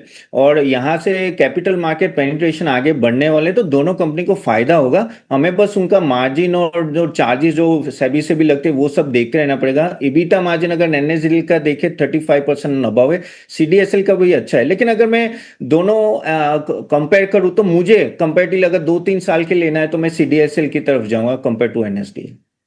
Okay, all right. So that's the view coming in on both NSDL as well as CDSL. But it's time for a rapid fire round. Saumil and Tapan, you both know the drill. Try to keep your answers as short as possible. The first one that we have is on Paytm. Mohit from Ludhiana says he's got 50 shares at the levels of 1165. He has a 2-year time horizon. Tapan, what's your recommendation on Paytm? Yeah, hold. Next one's on Enviro Infra. I bought at 171. Our viewers holding the share for a while and he wants to accumulate more. Tapan, would you recommend for the next 18 months? Yeah, you can, but buy around 215, 220. Let it come down a little bit. Alright, okay. The next one is on Dixon Tech. Ashok Pai from Bengaluru wants to know as to what should be the view on this one. Saumil, on the charts, what would you recommend him? Dixon Tech in the short term positive, but in the medium term still wait and watch. Breakout above 970. The next one's coming on Paytm. Khurshid from Delhi is holding shares at 1167, asking Tapan if he should still continue to hold this counter. Yeah, please hold. Okay, the next one is on Mopen Labs. Pratap from Pune is holding around 2,000 odd shares at the levels of 62. A long-term perspective on this one, Tapan? Yeah, hold. Sanjay from Bengaluru is already holding on to HDFC and Canara Bank. Tapan, he's asking if he can add Bank of Maharashtra to the list. No. If you want to add, you can add ICICI Bank more. Okay, the next one is on Hindustan Zinc. Madanlal Shroff is holding 50 shares at the levels of 685. Hold, book losses. Saumil? Hold. Saumil on CAMS as well. Priyanka Ashar is holding 175 shares, bought at 727. So currently sitting on gains, asking if it's a good time to book profits or what's the target that you are watching out for? If you are a short-term trader, book profits. But if you are a medium-term trader, hold on to it. Stop loss would be 744. The next one that we have is on Ola Electric. Arijit is asking this question. He's got around 54,000 shares that he's bought at the levels of 41 rupees. From a 6 months perspective, Saumil, should he hold? I would exit the stock because it has already rallied, so I'll exit. The next one coming in is between Inox Green Energy, Idea Forge and DCX Systems. Tapan, a viewer wants to enter one of these counters. What do you like amongst these? I think Inox Green will be better option, but on dips. Okay, Scott's Kubota is the other one. 35 shares bought at the levels of 2872. Continue to hold, exit. Dilip from Kolkata is asking this. Saumil? Escort, hold. The next one that's coming in now, and this one's on Marico. Our viewer Akash wants to enter for the next 2 years. Tapan, a good strong Q1 update. Should he continue to hold and can he buy now? Yeah, one of the best stock in FMCG. Yeah, hold. Okay, the next one is on IRCTC. E. Venkatramanan is holding 100 shares at the levels of 723. A 1-year horizon. Continue to hold, Tapan? Yeah, hold. The next one's, on Keynes Technologies, our viewer Saurabh has bought shares at 3172. Saumil asking what's a medium-term target on this counter? See, in the medium term, the targets would be around 3,500, 3,600 levels, but that's the only target I have, nothing above that. Okay, the next one is on either Anantraj or Bellrise. Nikat from Bengaluru wants to know from a 2-year perspective which one is better to invest in 50,000 of amount. 2 years is his time horizon. Tapan, your view? Looking at the valuation, I think Anantraj is better. Now, the next one is on Dixon. Vijay from Chennai wants to know a short-term view on the counter. Saumil, of course, buzzing today on that Vivo JV approval, but what's your view? The short term, I'm definitely positive, but no fresh buying. Keep a stop loss around 12,800. Okay, Acme Solar, 102 shares bought at the levels of 289. Continue to hold. What should be the next target? Raja from Chennai wants to know. Saumil? 400 is my target. Keep a strict stop loss around 355. Alright, okay, that brings us to the end of this rapid fire round. I'm told, Saumil, that you'll be leaving us now. So thank you so much for taking out the time and helping us answer all those stock related questions. But viewers, it's time to slip into a very, very short break. But we'll be right back answering more queries on the other side. So do stay tuned.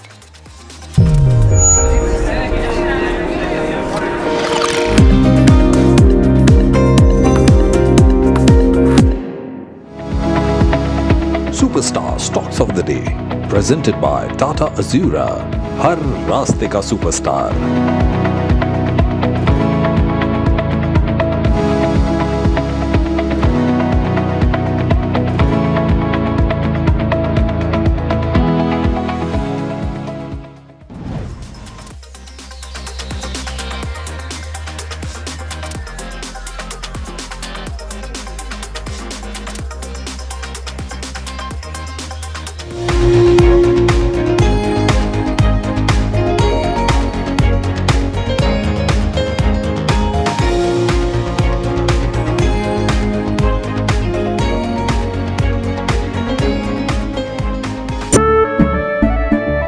केसरिया से मन जोगी हुआ रे, दिल झूमे देखो मतवारा हुआ रे, केसरिया से मन जोगी हुआ. हर पल मनाओ केसरी त्योहार.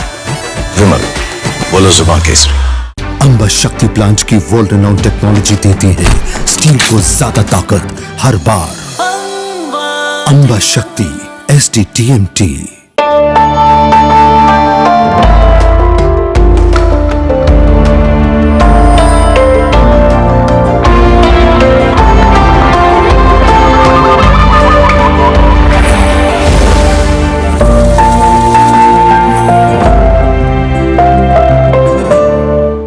IIT Bombay, engineers, brilliant students, so much drive to create something new. You found a new technology, this new motor.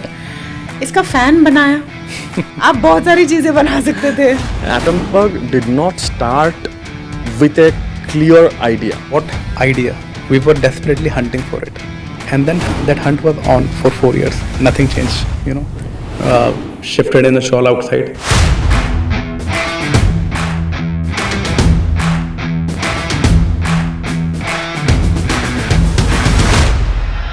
You have a technology called BLDC, which powers your fans. Why is it different? Traditional fan consumes 75 to 80 watts power.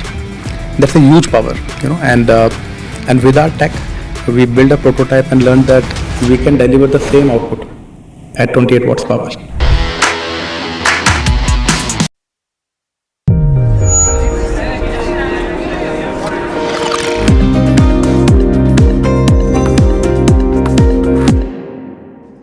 Welcome back. You're watching Ask Profit right here on NDTV Profit, and it's been a good screen for the markets today. We're continuing to just be around that 24,200 mark for the Nifty 50, and that up move of 1% continuing to hold at this point of time, and we are still away from that 24,400 mark, which we lost out to on because of on the Wednesday move essentially. So there's still yet some headroom at this point of time. But when you also look at the Bank Nifty, as we highlighted at the start of the show, also important levels to watch out for is 57,800 and 200. With this up move of 1.2%, we're now closing in on that 58,000 mark. So 58,200, all those levels continue to be important, and also the advanced decline ratio, because that has been the other key factor. It's been a story of benchmarks actually over the last week or so. Today, the advances are now, gaining in terms of 4:1 versus the declines, and that's visible in the BSE 500 as well, because you're seeing a lot of those individual movers that are buzzing in trade today. Of course, the broader benchmark move has been led by IT, but that's also visible in Zensar Tech, which is up 10% now. Shoppers Stop is also up 11.7%. And Kalyan Jewellers continues its dream run of almost 30% in this week. Also seen a lot of positive moves coming in across a bunch of Adani Group names also. So Adani total up 6%. Adani Green also doing well in trade right now. IFB, MRPL and Bandhan Bank are some of the other gainers on the BSE 500. But let's continue taking your stock related queries now. And we are now being also joined by, of course, Tapan Doshi on our fundamental side. Devin Mehta of IDBI is also now joining us. Devin, very good morning. Thanks so much for joining in. Just let me start with the first quick question. This one's on Dr. Reddy's. Muralidharan from Chennai is holding on to these shares bought at 1270. Now, on the fundamental side of things, Devin, the stock has been caught on the semaglutide side, but Muralidharan wants to know if he should still continue to hold the stock for the short term. What's your view? No, I think yesterday after news, I think the stock has corrected and has given a breakdown below the important support of 1260 levels. Today it's trying to bounce back, but I don't think it will reverse from the lower levels as it has given a breakdown. So for short to medium term, I think one should avoid buying. In fact, those who are holding should try to exit on bounce. There is a major resistance now in a range of 1260, 1270. So I think one should try to exit on bounce. Okay, all right. So that's the view coming in on Dr. Reddy's. The next one that we have, I think Shri from Chennai is asking about Infosys. The buying price is 1081. The quantity is 50. Tapan, we've seen overall TCS earnings coming out on the back of that. All of these IT names are buzzing in trade today. Any quick view on Infosys as well as a take on TCS? See, TCS result was overall okay. We have to wait for the Infosys result, of course, no. But if you see, the main thing is now how will be the guidance 2027. Again, no, whether they are able to control the margin or not, because that is a bigger problem. Plus, how they are going to go in on AI side also. So, many questions are there. I think one should wait for the result. But at this level, I'll not recommend any buy. No, still this sector is quite weak. No, unnecessary buying is not been told here. But yes, one can wait for the result, then only take a position. But all, I think 3 months, 1 or 2 quarters, there will be a struggle. Got that view, Tapan. But the next question coming in on Insolation Energy. Now it's been a stock that's been in a good move, since it got transferred to the main board side of things. Our viewer Rohan from Thane, from Mumbai, of course, is holding these shares at 116. Tapani wants to know a long-term view of the counter. What would you recommend? Because there's been a significant up move over the last 2 to 3 years. Is it still a good hold, or should he switch out to some of the larger players now in the renewable energy space? If you see, the main thing is in the solar demand is accelerating, but whether they are able to control the margins or not, that is a thing. Their cell and module capacity is increasing, but the only thing is the raw material pricing volatility is there, and working capital will be an issue for this company. They are going to be beneficial of PLI and ALMM, but order book is visible, but I'll not enter at this level. No, I'll wait for some time and just see 1 or 2 quarter more, then only enter. Currently, no, at this level, don't enter. View, Tapan. The next one coming in on SW Solar, and M. Ahmad from Delhi is holding on to 80 shares bought at 200 odd. Now, Deven, he wants to know about a 6 month to a 1 year view on this counter. Has been in that range of 220 to 240. What's your view? I think one should hold this counter. The way counter has given a breakout about 220, and again after making a high of around 260, the counter has retested its breakout levels. One should definitely hold with a stop loss of 222. If it breaches this particular level, this coincides with 200 exponential moving average. So I think if it breaches 222, one should try to exit. There should be a trailing stop loss as he has purchased at a good levels. 222 can be the trailing stop loss. One can hold, the counter can again bounce towards 250, 260 levels. Got that view, but let's go across, take the next caller from Chennai now. And Abhirami is joining in for a stock query. I hope I'm pronouncing your name correctly. Good morning and welcome to the show. What's your query? Good morning, sir. Sir, I buy Zenso Technologies for 25 shares. I buy my price 448 yesterday. Okay. Now I will get want 3 months will be. I want how get the target I want, sir. Okay, you want a 3-month target. Got it. Deven, on Zensa Tech today, a very sharp up move, on the counter, and our viewer, of course, getting benefited from that. What's the 3-month view?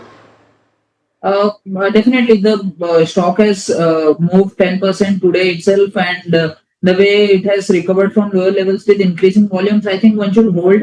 The risk reward ratio is very much favorable at current level. So 434 is the important level for this counter. If it breaches, then we can see some more correction in this counter. So 434 will be the trailing stop loss, and one should try to hold this counter. There is a small resistance around 520. If it surpasses and holds above that, we can see some further up move towards 590 levels as well. So one can book profits near 590. Overall structure, it is trying to reverse, but yes, definitely, as the buying levels are favorable, one should hold with a stop loss of 434. Nice. Okay, all right. So that's the view coming on Zensa Tech. I think we've got the next question from Suresh, who's writing us from Chikmagalur, and he wants to know a better pick between Syngene and Laurus Labs. Tapan, I'll come to you. Which one in the pharma space that you're liking? We've seen a significant run up in a lot of these counters already, but which one is your preferred bet from a long-term perspective? See, if you see CDMO segment will do well from here also, but Laurus Lab valuation is quite high. Syngene is not so much, but Syngene been underperformed over a time, and last few quarters were not so great. So if you talk on the valuation perspective, Syngene will give you a better risk reward ratio. I think next few quarters will be better. I'm not saying Laurus Lab is not good, but I think from the valuation point of Syngene is much better place to enter currently. Got that view, but the next question coming in now from Ishwar. He's actually asking an interesting question on Bellrise Industries, because stock's trading at a 52-week high, and I'm still yet to see the valuation, but he's mentioning it at 41 times on price to earnings basis. But the company is also diversifying in defense and aerospace. So Tapan's question being, what's the view on the stock now for the next 3 to 5 years? Because very sharp up move from the 91 rupees that was at listing, but is it slightly more overvalued? Is there other place to look at? See, Puneet, if you see, the growth is supporting the valuation. It's been good performance in last few quarters. Of course, the stock has gone up a lot, but I think OEM orders are going to come from in future. Aerospace exports is expanding. Again, manufacturing revenue is growing. And if you see the auto sector is, I think, doing well. So I'm positive on this stock. Of course, valuation is on a higher side, but still it is performing well. So my take is stay with this stock. I think management is quite positive, yes, at this level, and you can buy at dips also. Okay, all right. The next one that we have, and this is coming in from Keshav, who's writing us from Chennai.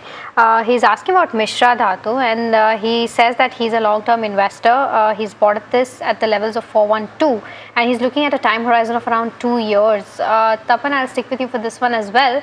What is your recommendation on Mishra Dhatu? See, Mishra Dhatu, if you see, defense demand remains robust for this company. Aerospace order is also coming. The government order dependence is there. That is what we have to see, and plus working capital we have to see. And here also, customers are few only, so that is a problem, one of the problem. But if you see, the balance is debt free. So yes, stay with this stock. I think this stock may do well in next 2-3 years as defense orders are coming good here. Got that view, but let's go across and take our next caller from Vizag. Murthy has a stock query for us. Murthy, very good morning. Welcome to the show. What's your query?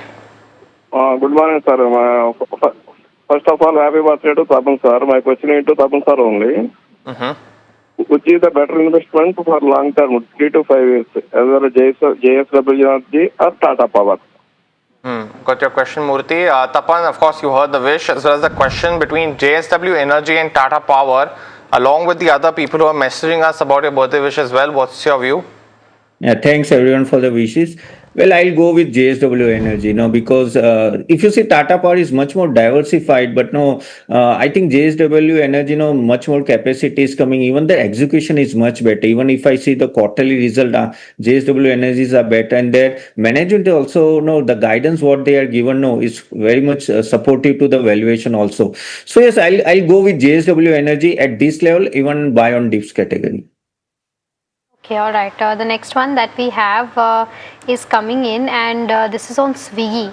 Narayana from Andhra Pradesh is saying that he's got around 700 odd shares of Swiggy at the levels of 266, and he wants to know whether to continue to hold this, and his time horizon is just 6 odd months. So Devin, I'll come to you on this one. What are the charts indicating for Swiggy? I think the overall structure is weak, but yesterday it has crossed a major resistance of 270, and it is currently holding this particular level. So I think one should hold this counter. One should keep a stop loss of 260 on closing basis. If it closes below 260, one should try to exit, because yesterday we have seen a good volumes in this particular counter, and today we have seen that there is slight profit booking, but again stock is trying to hold above the major breakout level. So one can hold this counter with a stop loss of 260. The stock can further move towards 315 levels. One should try to exit near 315 levels. Okay, all right. So that's the view coming in on Swiggy. We've got, I think, Shankar calling us from Chennai. Shankar, a very good morning to you. Go ahead, ask your question. Very good morning. I want to buy 1,000 shares of Kalyan Jewellers current levels for off portion for 3 months and 500 shares for long term. I want to know technical outlook for 3 months and here time frame. Okay, got your question. I'll take the technical one first. Devin, we've seen a significant run up from the low points. I mean, it's run up over that 35 odd %, and in just 3 odd days, it's seen significant amount of gains. We just did a deep dive also today. But overall, I think from a technical standpoint, what would you recommend, Shankar? Then I'll also take a fundamental view from Tapan. So as far as Kalyan Jewellers is concerned, I think the stock has already moved from last 3 days. But again, we have seen a breakout in this particular counter above 454 levels. So those who are holding, one should try to hold this counter. A trailing stop loss will be around 430, and if it comes down towards 455 levels, then that can be a good buy for this particular counter. The way it has moved and the volumes have increased, I think this particular counter should go sideways for a few days and can again start its up move towards 520. So 520 is the target. One should try to accumulate on dips, and the stop loss will be 430 on closing basis. Okay, and Tapan, what is your view? Because the street was disappointed with the business update coming in for Q1. The expectation was of 50% growth, but it did a 38% growth. Plus, the Middle East conflict is still an overhang, right? It could impact the international earnings. Overall, from a long-term perspective, because he's also putting around buying around 500 shares from a long-term perspective, what is your recommendation? Of course, it's buzzing on the back of what Somit said yesterday with big money coming in. But from a long-term perspective, how do you see Kalyan? Yeah, but 38% is also good growth. The problem is, we were expecting too much. So yeah, I am quite positive on this stock. Now, if you see the same growth is also, LFL growth is almost 28%. If you see international division is around 35%. That is what the update was. So overall, things are moving good for Kalyan. And I think the festival season is coming next 6 months. And gold prices, as it is gone down, jewelry, demand will go up. So I'm quite positive on the stock because all these valuation, most of the jewelry stock has beaten a lot of the Modi ji, requested about don't buy gold. But at this level, I'm quite positive. But yes, as the stock has run up a lot, wait for dip. But yes, for long term, you can go for Kalyan. Got that view. But let's go across and take another question now from Bengaluru. And Subramaniam is joining in for a stock query. Subramaniam, very good morning. Welcome to the show. What's your query? Very good morning to you all. I hold 20 shares of SBI cards from IPO allotment at 755. Given the current scenario where it is, what do you advise for a long term? Hold, switch, average? Got your view, Subramaniam, and most certainly you've been holding on for the last 5 years almost. But Tapan, we actually, the easier answer is to get out of the stock, right? But just in terms of the May data for the credit cards was actually very surprisingly positive, and I think SBI cards also expected to perform well in that. How are you seeing SBI cards? Would you still recommend, Subramaniam, to get out of this counter or hold on for the near-term results?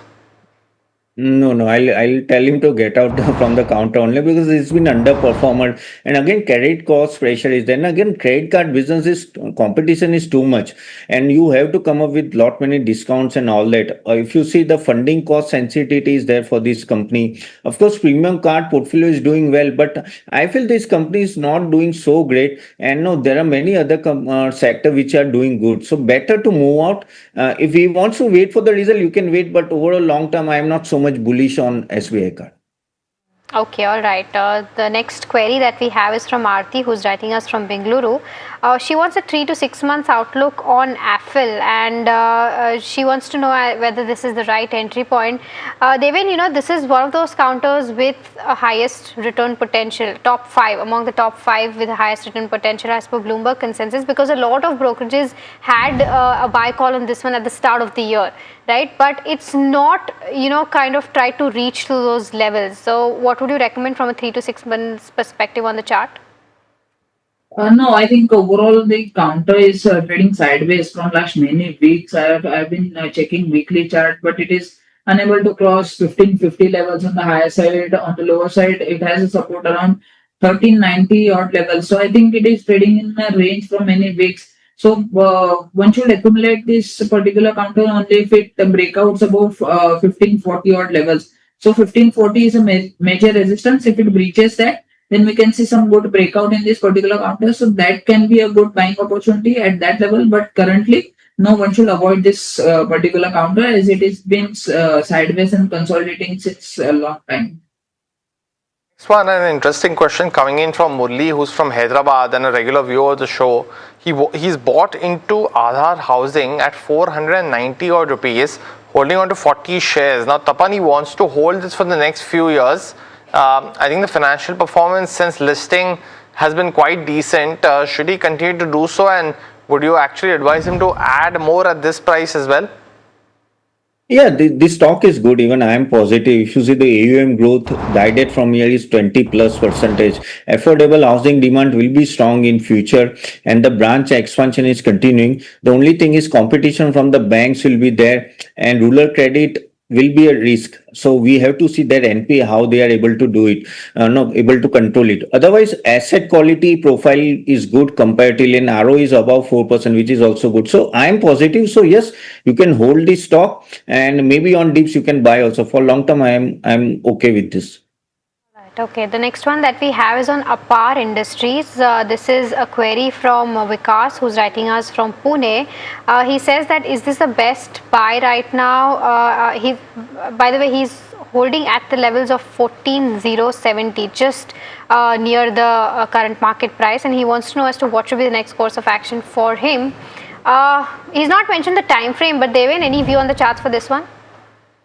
Yeah, I think overall we have seen some kind of a profit booking in this counter, but yesterday it has formed an inside bar and again trying to move higher. So I think as it has bought current near current levels only, one should hold this counter with a trailing stop loss of 13,450 levels.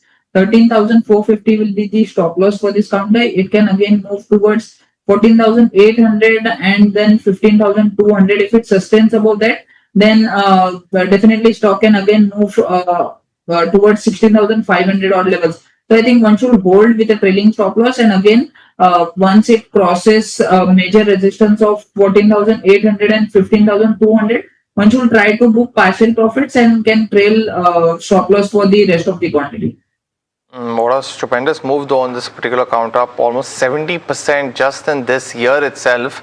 And had been consolidating at that 8,000, 9,000 mark, and then once that got broken through, even in the last year itself has been very, very strong in terms of up move, of course. But the next question, and actually it's an interesting one, because Ishwar's query on Bellrise Industries, Tapan, you already answered, but he's saying that since it's your birthday today, he wants one special stock from you to invest in till your next birthday.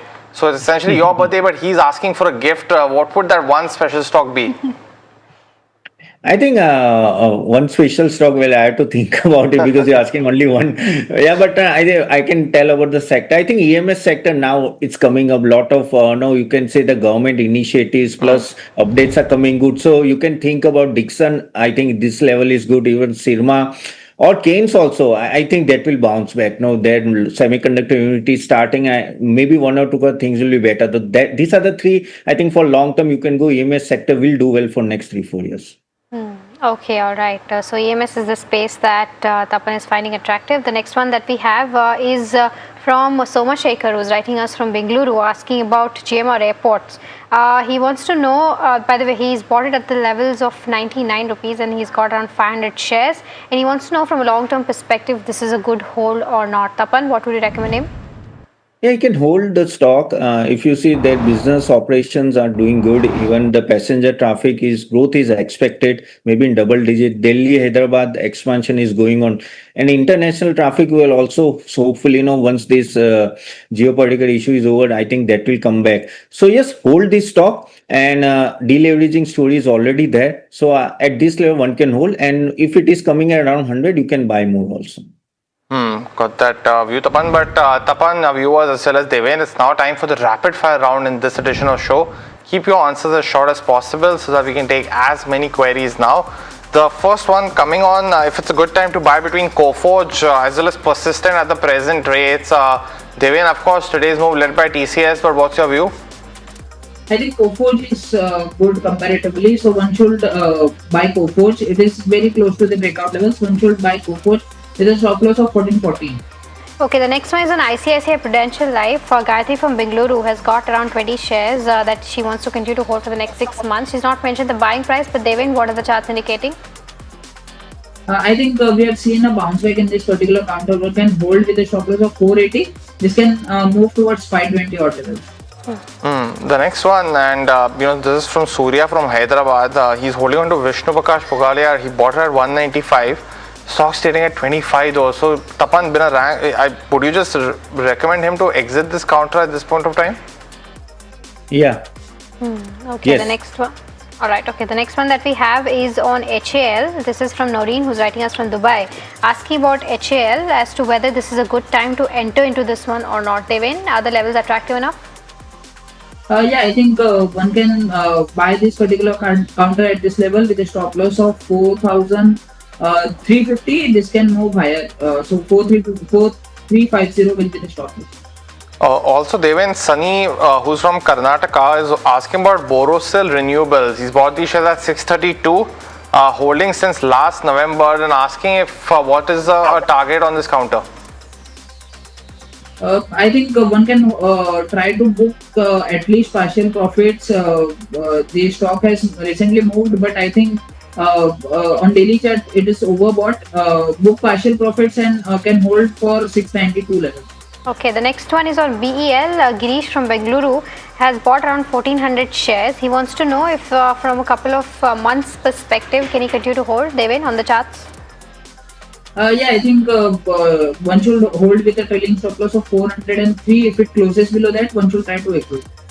Aniket Desai from Pune wants to enter into UTI AMC. Of course, one of the cheaper stocks in the space, Tapan. But would you recommend that or any other in that space? You also have, of course, the big IPO of SBI coming across. What's your view? Yeah, other stocks are quite expensive. This is the cheapest. So he can enter just but track the quarterly result. If it is not coming, then exit. Okay, the next one is on RBL Bank. Tapan, our viewers bought it at the levels of 339 and 861 shares is what Vivek from Delhi has been holding. From a long-term perspective, continue to hold? Yeah, hold.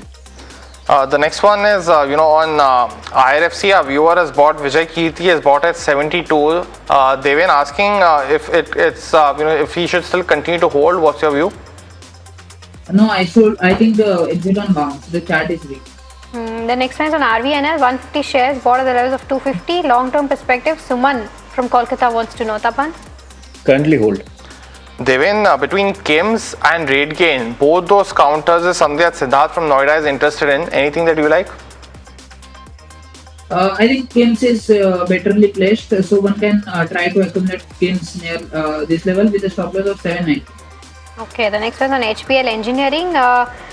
This is specifically for you, Devin. Prashant wants to know the target for the next 2 months on this one. I think one can hold. Yeah, HBL Engineering, I think one can hold this particular counter, but a strict stop loss should be placed around 740 levels. If it breaches and closes below that, one should try to exit. The overall structure is weak. And the last query for today, Tapan, coming your way on PI Industries. Kiran from Hyderabad asking if it's a good time to enter. It has been underperforming as well. What would you recommend? No, not now. Got it. Well, that was the last question for today. As mentioned, we saw 56 queries. So Tapan as well as Deven, thanks so much for joining in. And Tapan, hopefully, happy birthday once again, and hope you have a good day. Thank you for sharing it with us. But viewers, out of time on this edition of the show. Thanks so much for joining in. Stay tuned, and a lot more stock related queries at 2 p.m. So we'll see you there.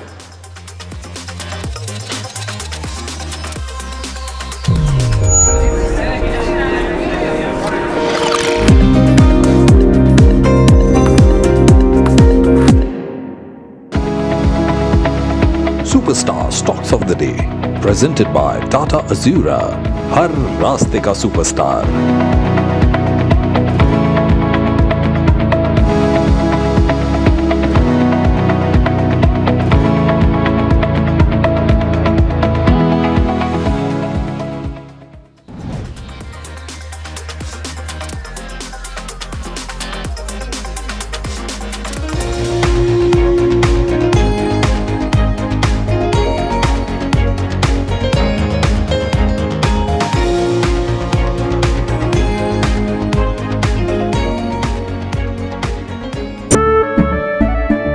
केसरिया से मन जोगी हुआ रे, दिल झूमे देखो मतवारा हुआ रे, केसरिया से मन जोगी हुआ। हर पल मनाओ केसरी त्योहार.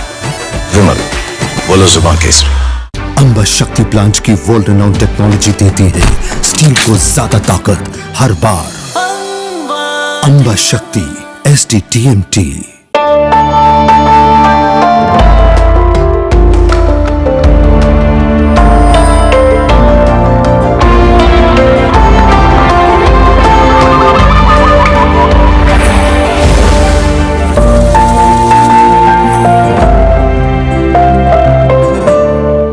IIT Bombay, engineers, brilliant students, so much drive to create something new. You found a new technology, this new motor. इसका फैन बनाया. आप बहुत सारी चीजें बना सकते थे. Atomberg did not start with a clear idea. What idea? We were desperately hunting for it, and then that hunt was on for 4 years. Nothing changed. Shifted in the shawl outside.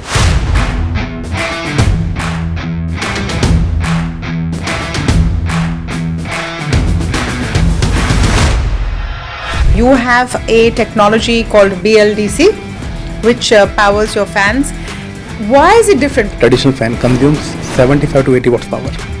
That's a huge power, and with our tech, we built a prototype and learned that we can deliver the same output at 28 watts power. What are your parents thinking at this time? Because you come from backgrounds where you've really had to fight to make it to IIT. So I got placed in ISRO during my final year. My family was super happy. They all understand government job really well, but don't understand anything around business, right? And I convinced them that I have got an action. In fact, not convinced, I had to lie to them. Before Atomberg, when I was in college, I started with an e-commerce business. We used to sell like cosmetics. They were like, you're engineering.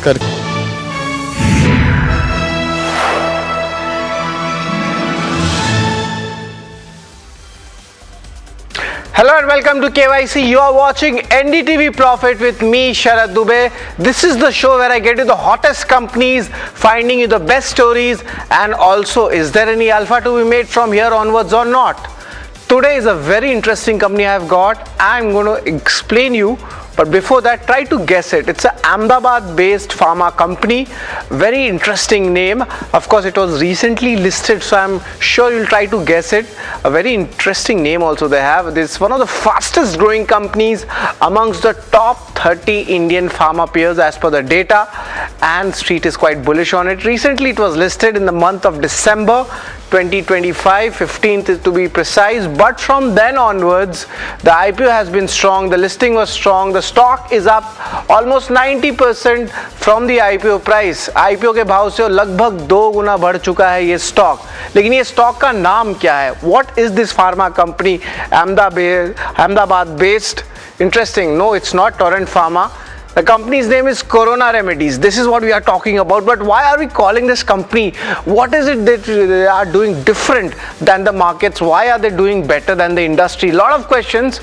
I'll try to find you all of these answers. The commercial production of women's hormone facility. ये धंधा कैसा है? इसमें margin क्या ज़्यादा है? We'll try to understand that, and also the capacity utilization and expansion. एक Himachal Pradesh and of course the second one is in Gujarat. Another important question to be asked for the company is on the portfolio mix, chronic versus acute. Where is the company's focus actually going ahead? Another question, the fourth one, which we'll try to understand, is the inorganic growth. There is Bayer Zydus relaunch portfolio also which is coming in. How does that strategy work out for this business? And this timelines for this Vocadine acquisition. That's what the street has been looking forward to for this acquisition. It's a very interesting story though. And the biosimilar biologics, what's the entry looking like, product launch. So they are going all out as a pharma company, and the growth in the international business. It's very small right now. It's domestic focused. देखा जाए तो Mankind Pharma जैसा जो है इनका exposure है. To put that in perspective, we'll have Bhavin Bhagat, the CFO of Corona Remedies, trying to explain us what's the real story behind it. And yes, the company is coming first time in KYC. तो company के बारे में आप समझते हैं. About the company, what is it all about? It's a pharma company. It was established in the year 2004, Ahmedabad based. Interesting origins. Let's talk about the other key reasons why we are interested in this counter. They develop and market therapies in women's health, cardio diabetes, pain and neurologies. Lifestyle के जो आप कह सकते हैं बुरी आदत का जो इम्पैक्ट आता है, that is what they are catering to. So this is a very interesting theme, to be honest. They operate of course on the certified manufacturing facilities, and Invesco has bet in this stock. 4.4% stake they are holding. So this is an interesting story. Formulations, roughly 1.65 billion units. That is the capacity which I'm talking about. Sachets comes around 20 billion, and bottles comes at around 10 million units. This is what they can keep manufacturing. It's the fastest growth amongst the top 30 Indian pharma companies. This is the MAT industry data which we have taken and analyzed the key details about the company. Also 76 brands are there. They are having 32 engines brand as well. So the way they have this brand acquisition at play and the way they commercialize it, that seems to be quite important in this re-rating. Now they are commercialized recently this approval of women's hormone manufacturing facility, और इस पे जो है हमारी सबसे पहली सवाल रहने वाली है मैनेजमेंट के साथ. Everybody is talking about it. This is a very important trend and a high margin business. Also, let's look at the other key announcement. Of course, for hormone and oral solid dosage facility approvals have also started coming in. याद रखिए इनका जो history है सिर्फ 6 से 7 में नहीं पुराना है. So that is how we have put our analysis as well. But let's move on from the recent announcements. What you should know before you start this. Remember the acute का जो business है. This is for sudden, severe and short term condition symptom whenever we talk about acute. Number 2, chronic. This refers to a long developing persistence, long lasting condition. ये 3 महीना या life time हो सकता है. यानी कि chronic के धंधे में ज़्यादा customer stickiness है. That is the reason why everybody is moving towards chronic. This progress happens over a lifetime. Why this is that? Because there is a higher customer stickiness and chances of margin expansion. अगर आपको lifetime के लिए कुछ fever या आपको कुछ type से कह सकते हैं हेल्थ इशू है, then you'll keep buying these products. Portfolio breakup, that is how things have changed. Look at that, the story moves on to the chronic segment. 72% of that comes from just this. The acute has come down. So this is the trend which we are looking at, and this is how things have changed for the company over the last 10 years. And remember, 96% of the revenue comes in from the domestic space and 45% comes from the western region in India. So definitely there is a skew coming in towards this, but company is expanding in the other sectors as well. This is how the domestic business looks. But इस कंपनी के positive triggers क्या हैं? तो मैंने 5 trigger निकाले हैं. The growth for the chronic segment that is at 19%. Compare that with the industry growth, it comes in at 10%. That is a very important point to track. Also, the geographical expansion is still at play. And India is such a huge country for pharma that पहले domestic business पे focus कर लिया जाए, and that is why a lot of players are focusing on it. There's more DI and FI participation likely. इसका lock-in का जो overhang है stock का IPO का, that is also almost over, but still a good absorption is coming. That's a really good sign. The expertise in the strategic collaborations and product scaling, बड़े brands के साथ the way they scale up and make their products, that is one of the moats which I have discovered in the history while I was studying this company. And also important approvals are being announced, and that is why the market is rewarding, at least in terms of premium valuations. But what may not work, not everything is right. At KYC we make sure that we give you both the sides of the story. The valuations have become expensive if you are looking for fresh positions. Regulatory risks, आपको US FDA या आपके कह सकते हैं कि बाहर वाले जो रेगुलेटरी अथॉरिटीज होते हैं उसका इस धंधे में हमेशा रहता है. And they do a lot of integrations and acquisitions, so if there is any delay it might be impacted in the numbers, and that is what the story is all about. But the KYC story, that's also very much important, and that's what I write. 8 rating parameters I get for you. This of course includes the income statement, balance sheet, cash flow, and the usual return ratios, especially the ROC numbers. Very important to track as an investor, especially if you are from the long-term thought process. Street cred and shareholding, take it with a pinch of salt. सिर्फ 6 महीना का ही data है, उतना ज़्यादा है नहीं. Valuations, I'll give you an interesting peer list, and more than 3 of them are there. It'll be very interesting to analyze. Is there any fair valuation left, or the stock has run up already from the IPO? And the outlook, where is the overall guidance looking like? And company is coming for the first time in KYC, so this is something which everybody will be excited about. But let's talk about income statement and see what's happening here. This is the first one to talk about. Largely the 3-year CAGR numbers look pretty decent. That's around 17 odd %. 32 to 33% growth coming in the EBITDA as well. That is where we see a good momentum coming in. So it's kind of ticking all the right boxes, and this is where the business model थोड़ा change हो रहा है, और अब 20-21% पे जो है margins आ चुके हैं, and it's a significant jump, and they're sustaining it. This is what I like about companies, you know, the way they change. And the change is the biggest constant in life, as everybody talks about. So let's talk about balance sheet, what's happening here. In balance sheet, I feel a little bit of debt levels are on the higher side, and the way the expansions happen or integrations happen, then of course stress comes in financials, especially in balance sheet, and that's what is looking like. But nevertheless, it's decently managed as of now.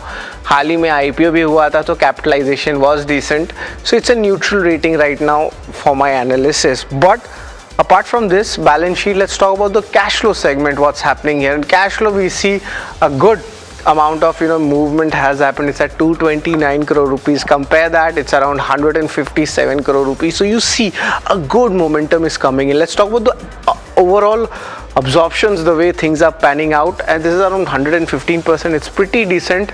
ज़्यादा net cash flows अभी check ना करें. Company is in its growth phase right now. ये ज़्यादा important होता है, इस पे आप ध्यान दें. So right now it's a strong positive sign in the operating cash flow segment. But let's talk about return ratio. What's the story looking like? And wow, the ROC numbers, something was there in FY23, FY24, especially for margins and the return ratios, and there seems to be a change happening in both these years, and it is sustaining. So now it's a high ROC business as well, and I had mentioned they are looking after a lot of these important, you could say the chronic segment. That's where the focus is, and we can see that in the numbers. So it's a strong thumbs up when it comes to the ROC numbers. Let's talk about shareholding and just take it with a pinch of salt. सिर्फ 2 quarter का ही data है, उतना ज़्यादा नहीं है. So largely things are not moving so much, but yes, minor increases happening from the DIs and the FIs. If you could just show us the shareholding, how things are moving, and largely let's pull out the shareholding numbers to give you that entire picture of what's happening here. And yes, this is over here, and just wanted to get that thing on the screen as well. Just once, छोटा error बीच में हो जाता है, but the error in analysis is not there.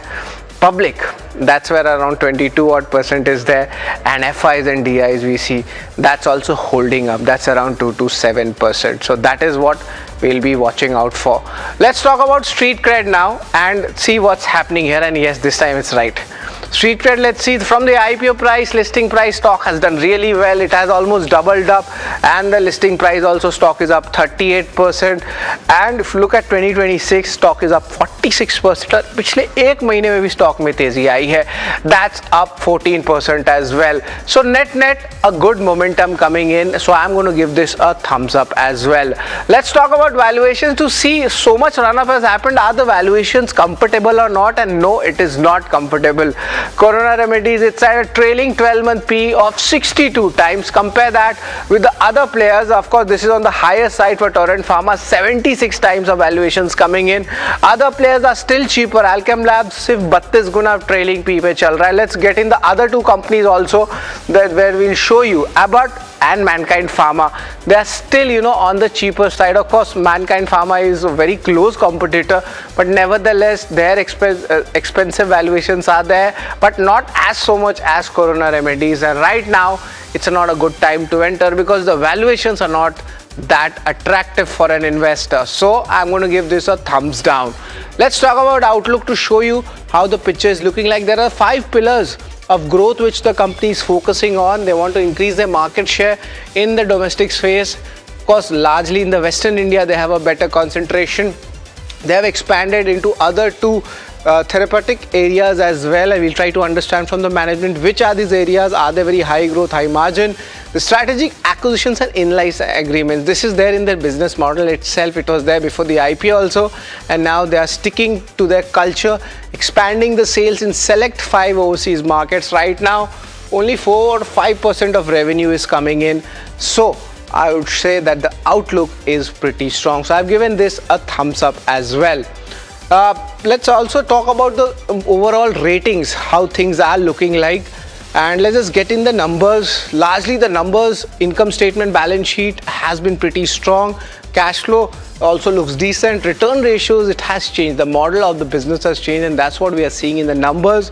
Take things with a pinch of salt. Just 6 months of data, street cred and shareholding for you. Street cred, it has been really wonderful. 90% gains coming from the IPO price, but the run-up has made sure that the valuations are not attractive in this stock, but the outlook is pretty strong and the street is quite bullish. So the total rating in the KYC segment for Corona Remedies comes around 6 out of 8. It's largely positive from the normal averages which we give here. Let's talk about the management. After this, how things are going to be coming up. We'll have Bhavin Bhagat, the CFO at Corona Remedies, talking about the company's growth plans. But stay tuned to NDTV Profit.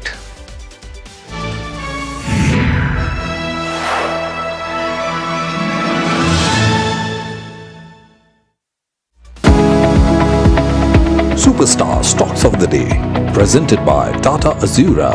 हर रास्ते का superstar.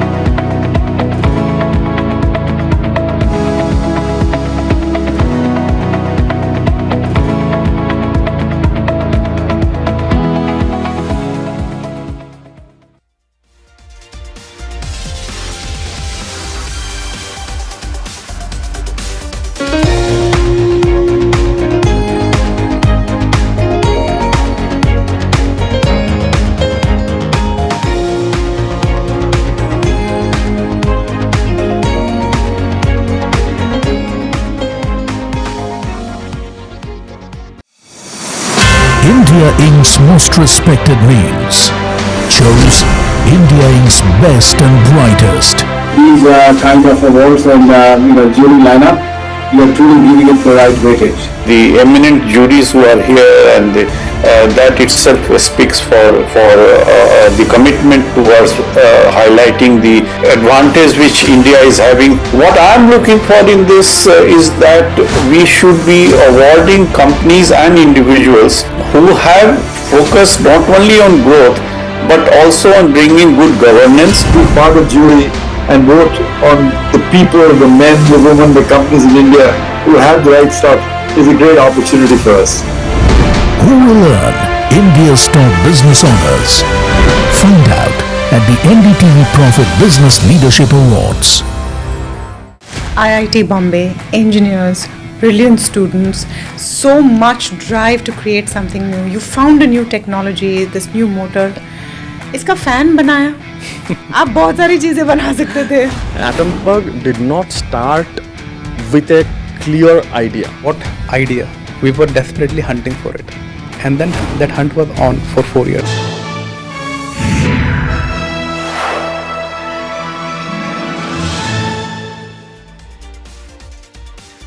Welcome to Know Your Company, and now we are joined in by Bhavin Bhagat. He's the CFO at Corona Remedies. Good afternoon, Bhavinji. It's always a pleasure to have you with us at NDTV Profit, and a lot of announcements are coming in, and of course your company makes a debut at KYC as well. The commercial production of women's hormone facility, that's what the street is talking about. Just wanted to understand, what is this facility and why are you focusing in this segment? First of all, thank you so much, Shagatji, and thank you so much for inviting me in the KYC. So it is delighted to share you about our company first. And as you asked about the hormone facility, women's healthcare is a need of an hour in these days, and it is an evolving era in the modern medicine. Henceforth, we have started our EU GMP approved women's hormone manufacturing facility on 30th June 2026. As far as the women's healthcare is concerned, we are into top 5 in India as far as the covered market is concerned. And out of our several brands, 7 brands are into top 3 category in terms of rankings are concerned. So we are niche in gynecology and women's healthcare. We are present from menarche to menopause into it. So from 14 years young girl to 75 years old lady, we are catering the entire basket as far as the women's healthcare is concerned.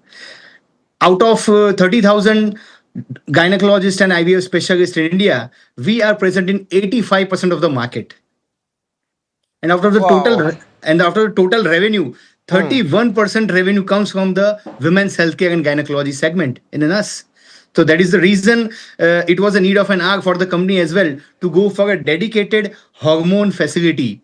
And we have secured our supplies not only from the manufacturing side, from the API as well, as we have invested 31% equity stake in an US FDA and EU GMP approved La Chandra facility. It is just outside, it's inside in Gujarat, and we have invested 31% equity to secure our supplies. So we are going all out as far as the hormones and the women's healthcare is concerned. Right, hormones and women, that's a very interesting take which you have given and also given us an industry perspective. But Bhavin ji, अगर बताया जाए तो आपकी company की मोट क्या है? What's your moat? It's been 6 months, the markets have rewarded you, the shareholders have been rewarded, but we want to understand and maybe do a revision. आपका मोट क्या है आपके धंधे में? So first of all, we see our business is very simple, to be very honest. You are into such business where you deal different types of people and businesses. But as far as pharma is concerned, we are into simplest form of business where every day a new company is entering into this competition. So out of 1,200, 1,300 odd pharma companies, every day a new company is entering into the business. And as you asked the question, that was what is our moat? We are a very simple company. We are a very focused company. Our moat is very clear, is a razor sharp focus and ruthless execution in whatever we do. Wow, that's interesting. Bhavin bhai, let's try to understand chronic and acute, the way your business has changed. Chronic is getting more, preference going ahead, and we all know why. But just wanted to understand what's the growth outlook for acute as well as chronic now going ahead for the next 2 to 3 years. So I'll tell you the last 3 years scenario at Corona is concerned.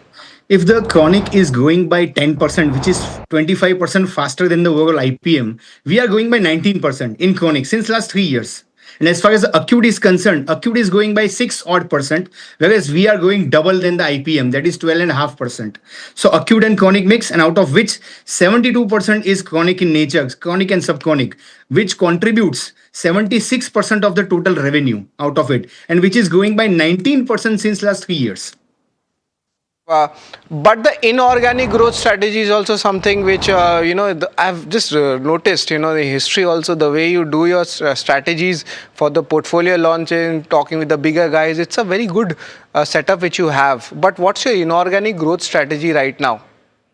So, as far as the last 3 years growth of Corona is concerned, out of the 100 rupees growth, 85% rupees growth have come from the organic side. Only 15% came from the inorganic. That means we are not highly focused on the inorganic side. We are focused purely, majorly on the organic activities. Yes, having said that, if anything adds into the kitty, we'll definitely go for it. So our strategy as far as the inorganic acquisition is concerned is very clear and simple. We have three philosophies whenever we acquire any brand. First, that brand should have a strong brand recall. Means the doctor should be on the pen and mind of the, means the brand should be on the pen and mind of the doctor, which is the first and foremost.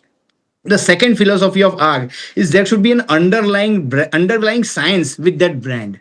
And the third and most important is that perfect fitment in our basket. If all these three philosophies are done, we go all out for that brands. Hence, we never say that whatever brands are available on the street, we go for that. But if these three philosophies are tick in the box in the right manner, then we go all out.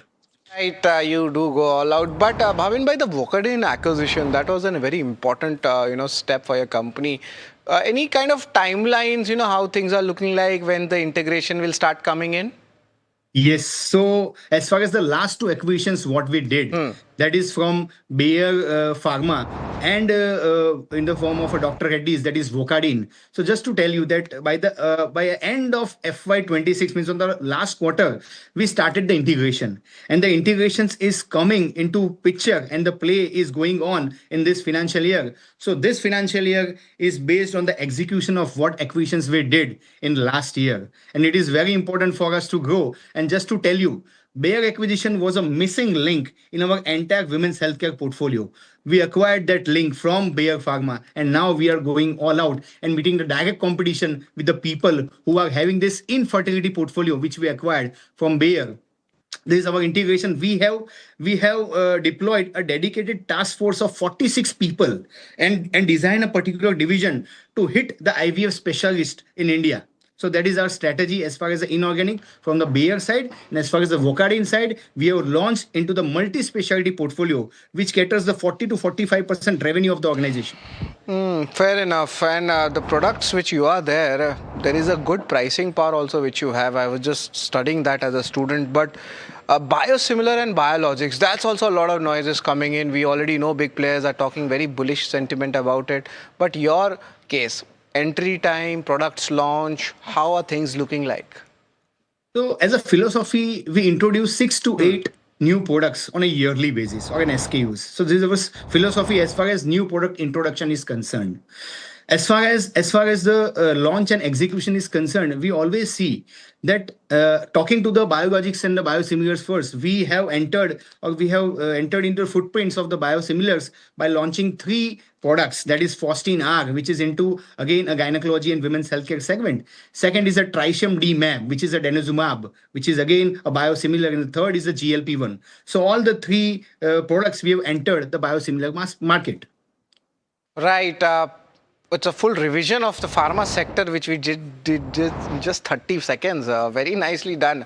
Bhavin, by the capacity utilization and expansion, these are basic numbers, but the street wants to know what's the current capacity. This blended दीजिएगा consolidated करके, and the expansion strategy or any capex plans अगले 1-2 साल में. I'll take you from the date of listing. So it is just 6 months ago. So it is very easy to tell me from that side, and a brief revision for me as well. So when we got listed, both the facilities were having 95% capacities. So in January 2026, we unlocked 40% manufacturing capacity in an EU GMP approved facility based out of Ahmedabad, which increased our further levers of growth, as we already commented in the past. Several earnings call that will be growing our revenue by 15%. So this 40% enhancement in my capacity will help me to grow for further 2 to 3 years with our own in-house manufacturing facilities.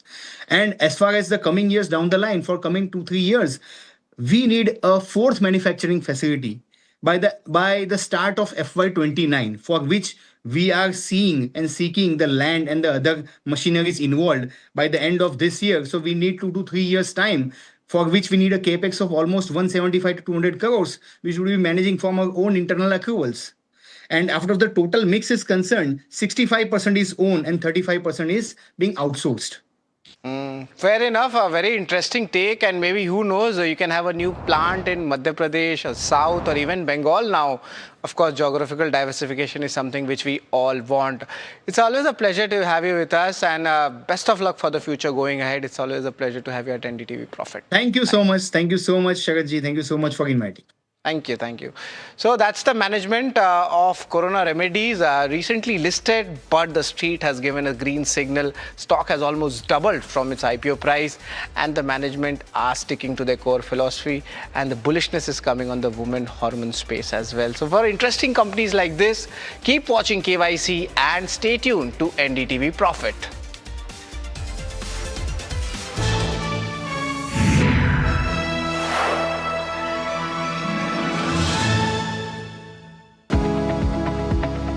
Superstar stocks of the day presented by Tata अजूरा, हर रास्ते का superstar.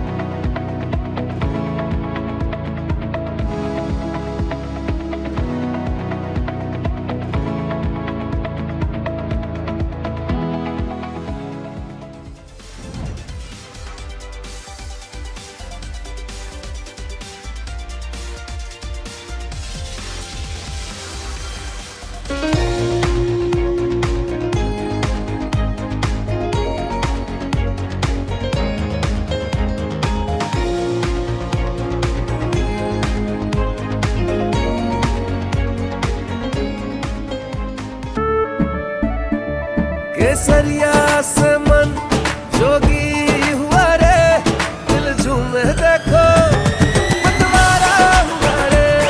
केसरिया से मन जोगी हुआ। हर पल मनाओ केसरी त्योहार, विमल बोलो जुबान केसरी। अंबा शक्ति प्लांट की वर्ल्ड रेनाउंड टेक्नोलॉजी देती है स्टील को ज्यादा ताकत हर बार। अंबा शक्ति SDTMT। As India's mobility story is racing into a new future, it's in search for a new fuel map. Electric, ethanol, hydrogen, CNG, hybrid. What will power India next?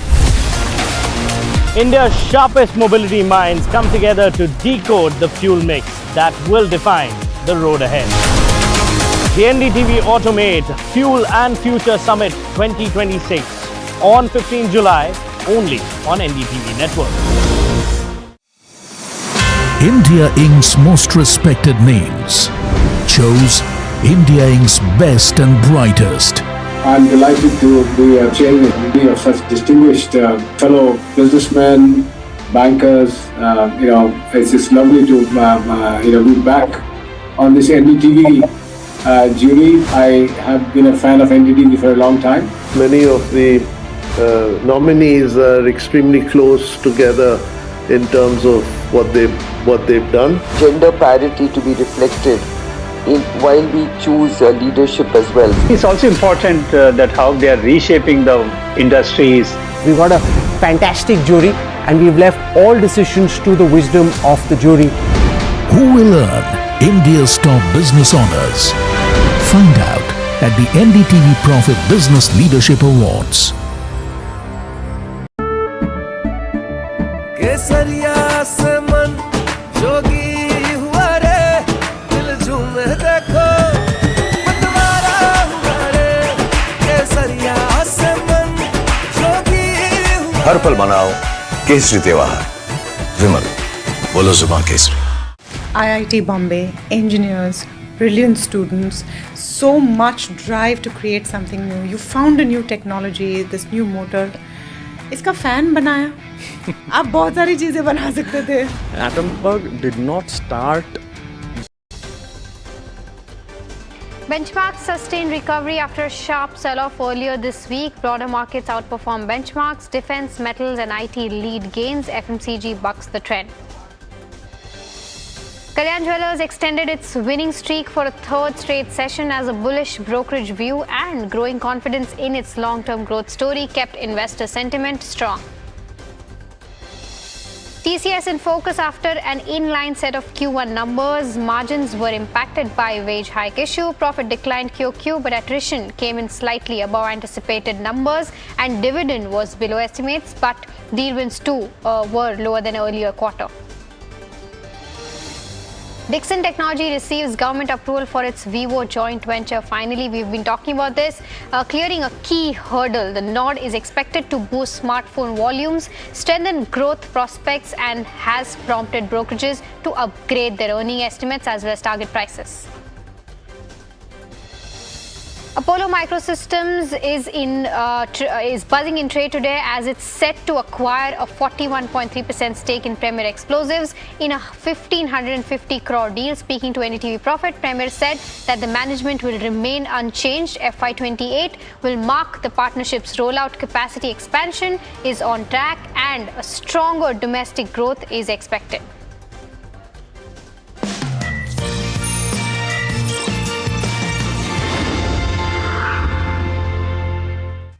Good afternoon. You're watching Markets at 12 with me, Mahima Vachharjani, and this is a show where we get you updates on the top buzzing stocks and news updates at the noon. But first, let's take a quick look as to how the markets are doing. Let's pull up the Nifty 50 and see as to where it's trading at right now.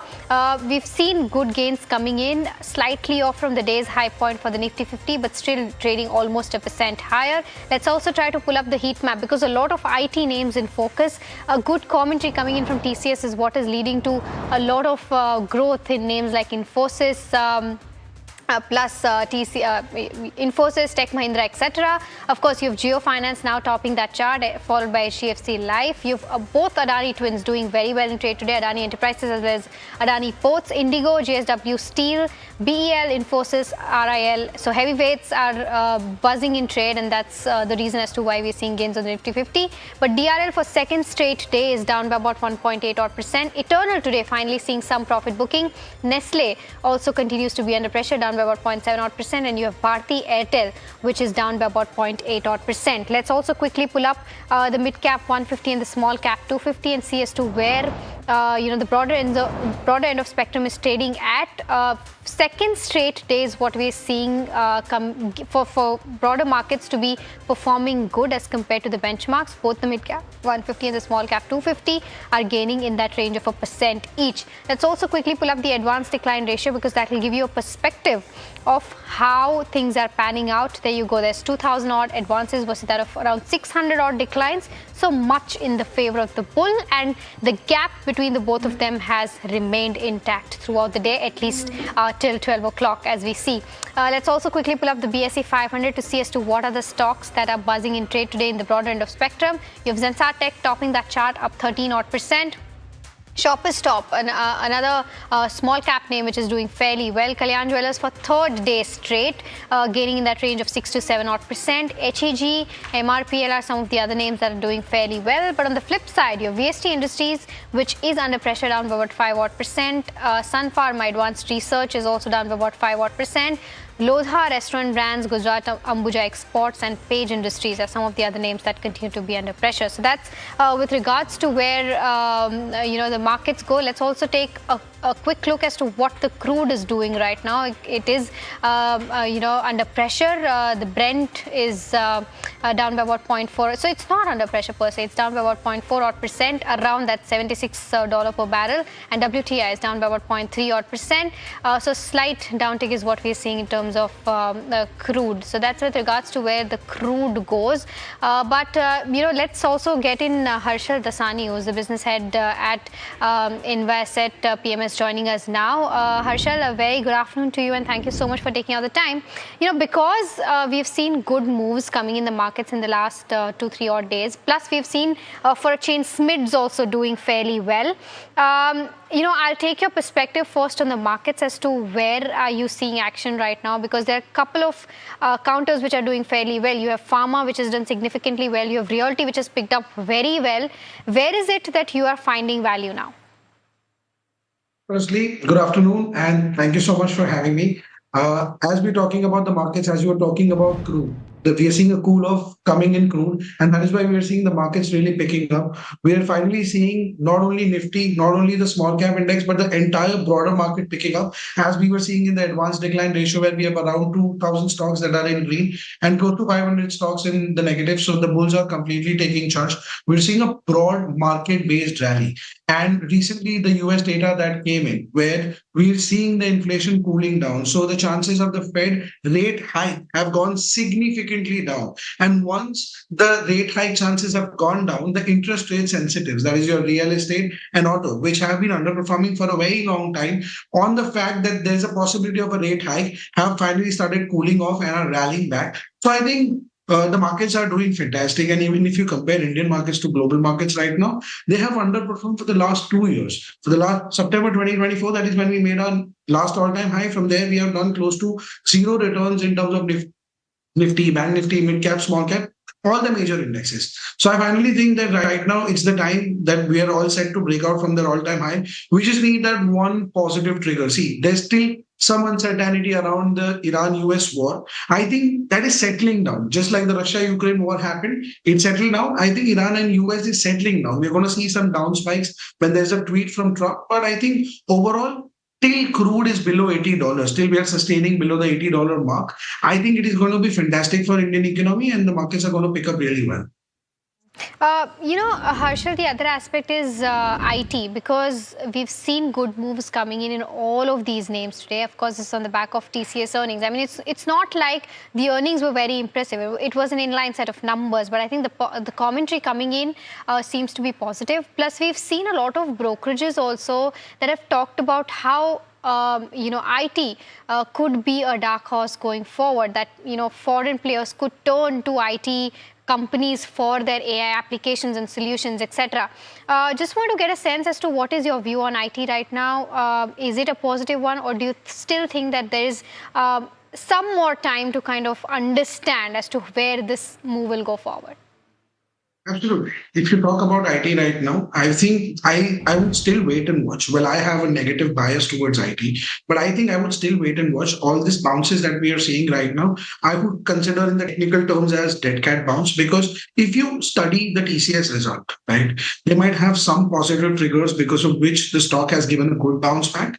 But overall, if you consider IT, until they're not moving towards AI, they're not taking off the pivot.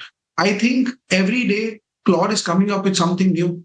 OpenAI is coming up with something new, and all their services are getting replaced. So I think it's a sunset business till they do not move towards AI.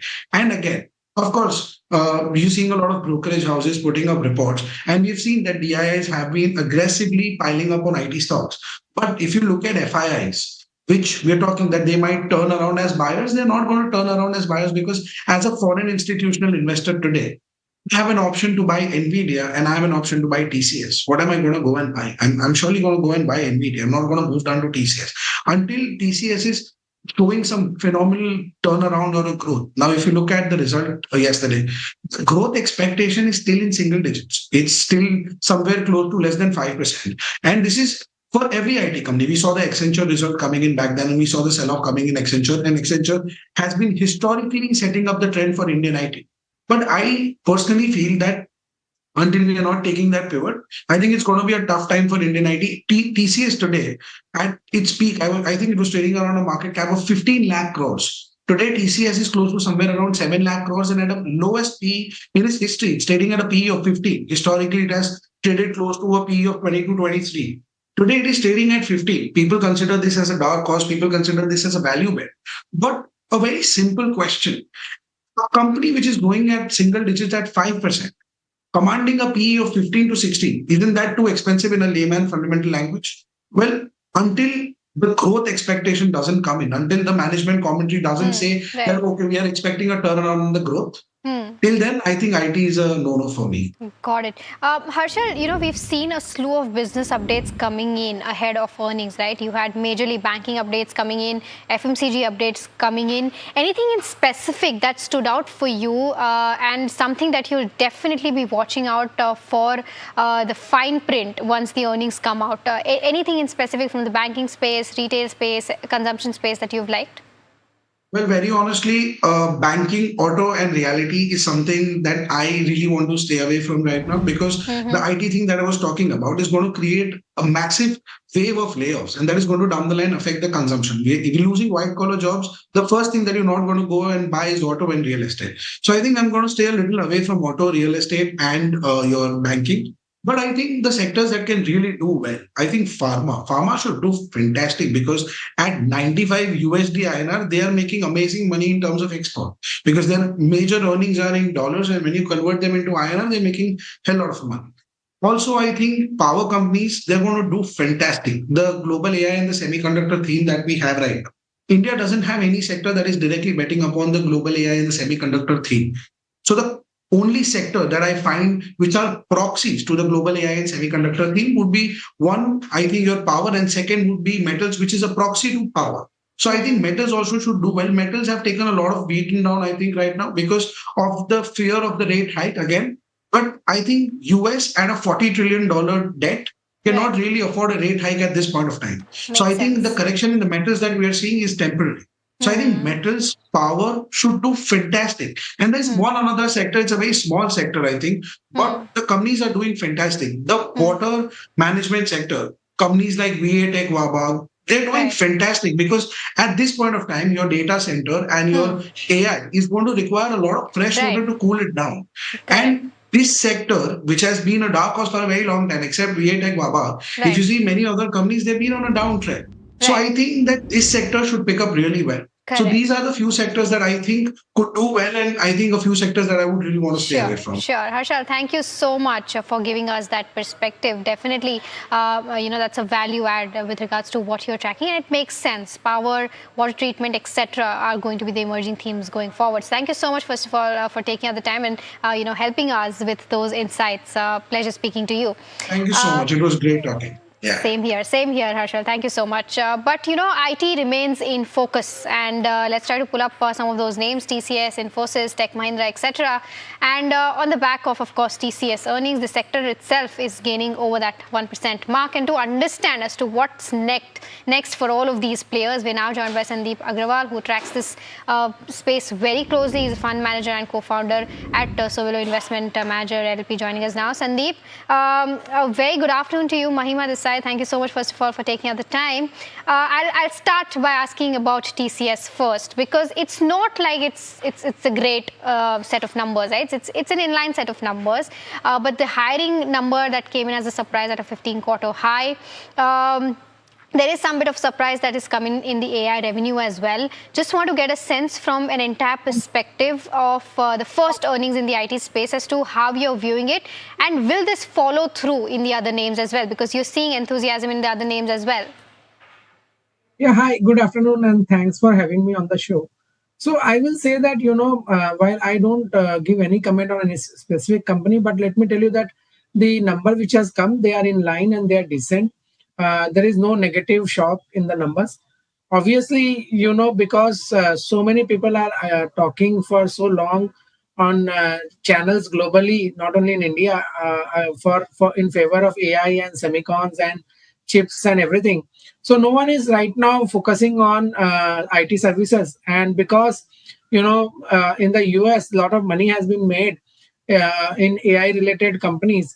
So even there, the services companies have suffered very badly on valuation, and we are just following that.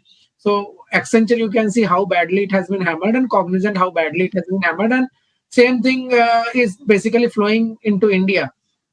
So I would say that whenever an inflection point comes in the industry, it always comes in this way only, that you will have stabilization in a particular quarter, and then things will move up. Now, I would only reiterate that, we have more than 80% market share in IT services.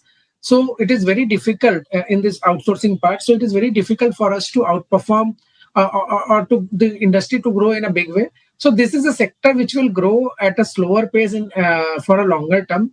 I think at large companies at 6-7% dollar growth will be a good growth to assume. And but the profit growth will be much better. And with those numbers, if when you do the working, you find that the numbers are not at all bad. And for that, I think the valuation has corrected meaningfully. So there seems to be good upside at the sector level. And obviously, there are many stocks which are deep value, which are small cap and mid cap as well. So barring ER&D, which I am still cautious for another 15-20% downside, I don't see downside in the IT services space. And the chain is same every time. What happens is people mix disruption and cycle together. So please don't mix disruption and cycle. Cycle is same every time. Correct. That makes a lot of sense, Sandeep, because what you mentioned is correct. But from what you said, just trying to follow up on that, you said that there is valuation comfort in a lot of names, and you're saying that small caps and mid caps is where you're seeing more risk to reward ratio, if I'm not wrong. Is that reading correct? And in the large cap space, because a lot of these names also have weightage in the Nifty 50 per se.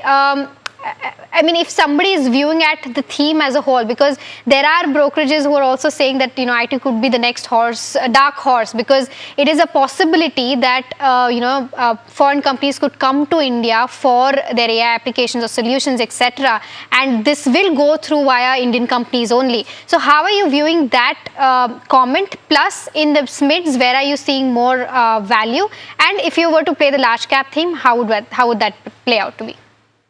No, so I am very clear in my mind what is going to happen in the space. So I have no doubt. So let me again reiterate that the hardware players have benefited in a big way. Now the foundational layer player like the Groks and Gemini are all doing well, and we will also do well when the enterprise version of this starts getting implemented. So I am not at all in confused mind, or I have zero doubt that we will not do well. So there a lot of demand and growth will come. But understand that this is the first disruption in last 25 years. Where efforts is going down by 30%. In past, all disruption, what has happened, technology has transitioned from one to another. So there was a lull period of 4 quarters, 6 quarters, and then huge pent-up demand used to come and compensate for all the losses. This time, that will not happen. We will not get back what we have lost. Almost 30% of effort reduction has happened. That is permanent and that is going to stay. We have to move on from here.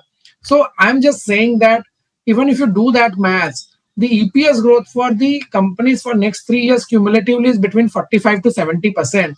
And even if you assume zero re-rating of the sector, which is unlikely, then also you will make at least this much return of 45 to 70%, which translates to 12-13% to 15-16% or 18% CAGR, which is not bad at all. How many companies does in Nifty grow at that pace? Secondly, to your point, large and mid cap and small cap. See what has happened. Small cap after COVID, the time to execute has become very important. So earlier what used to happen, client used to give ample time, 5-year, 10-year to execute project, and hence they had very strict criteria of choosing and how much contract in the past you have executed. So by default, Accenture, HP and large Indian IT companies were only allowed to participate in global transactional deals. Now post-COVID, what has happened, there is a lot of democratization. The time has become essence because of digital. So everyone wants to do very fast turnaround of the project. So everyone has been invited in every tender. And that is the reason the mid and small cap growth for in last 4-5 years has been much higher than the large cap, which was opposite earlier. So I think this trend cannot reverse. Mid and small cap will definitely continue to do much better growth than large cap. And hence, till someone who wants to buy a very liquid name and large name, the large caps cannot move meaningfully. So when will that happen? That will happen when the US investors starts seeing value in IT services there. That means they start buying Accenture or likes of that, and then they will stop selling what they're selling in the large cap in India, and then you will see meaningful upside in the large caps. Otherwise, large caps will take 6 to 9 months at least to recover in a meaningful way. But in mid and small cap, what is happening? The local mutual funds, the local HNIs, the local PMS, the local AIF, all are buying because they are going by the growth numbers. In the large cap, that is not true because large cap growth obviously is lower. And second, FI selling pressure continues there, and also FIs are not buying. So everything is going against large cap. So 6 to 9 months it can persist, but finally it will do well. That is what my call is. Got it. Fair analysis, Sandeep. Just one last quick one from my end, because I think what stood out in TCS was also the part of hiring, right? There's a significant hiring growth coming at a 15-quarter high is what we've seen. Do you think that will follow through and this trend should continue from here on? So I think, one thing is very clear that, people who are writing obituary of the sector that it is gone, I don't agree to it at all. I've seen this 5 times in my life. I can tell you there is a lot of demand and the ecosystem. You just see Naukri number next 2 months, and you will realize that what kind of hiring has again started. So AI related talent is in short supply. Everyone has started looking for it. What TCS has done, I cannot say that everyone will show a very high headcount addition number, but I think we are very close to, again hiring picking up. So I am not in the camp which believes that, there will be layoff in the sector and people will lose job and all that. I am in the camp which strongly believes that 80% of the pain is behind. I don't know this is the worst quarter or next one will be the worst, but we are 80-90% of the pain is behind us. Got it.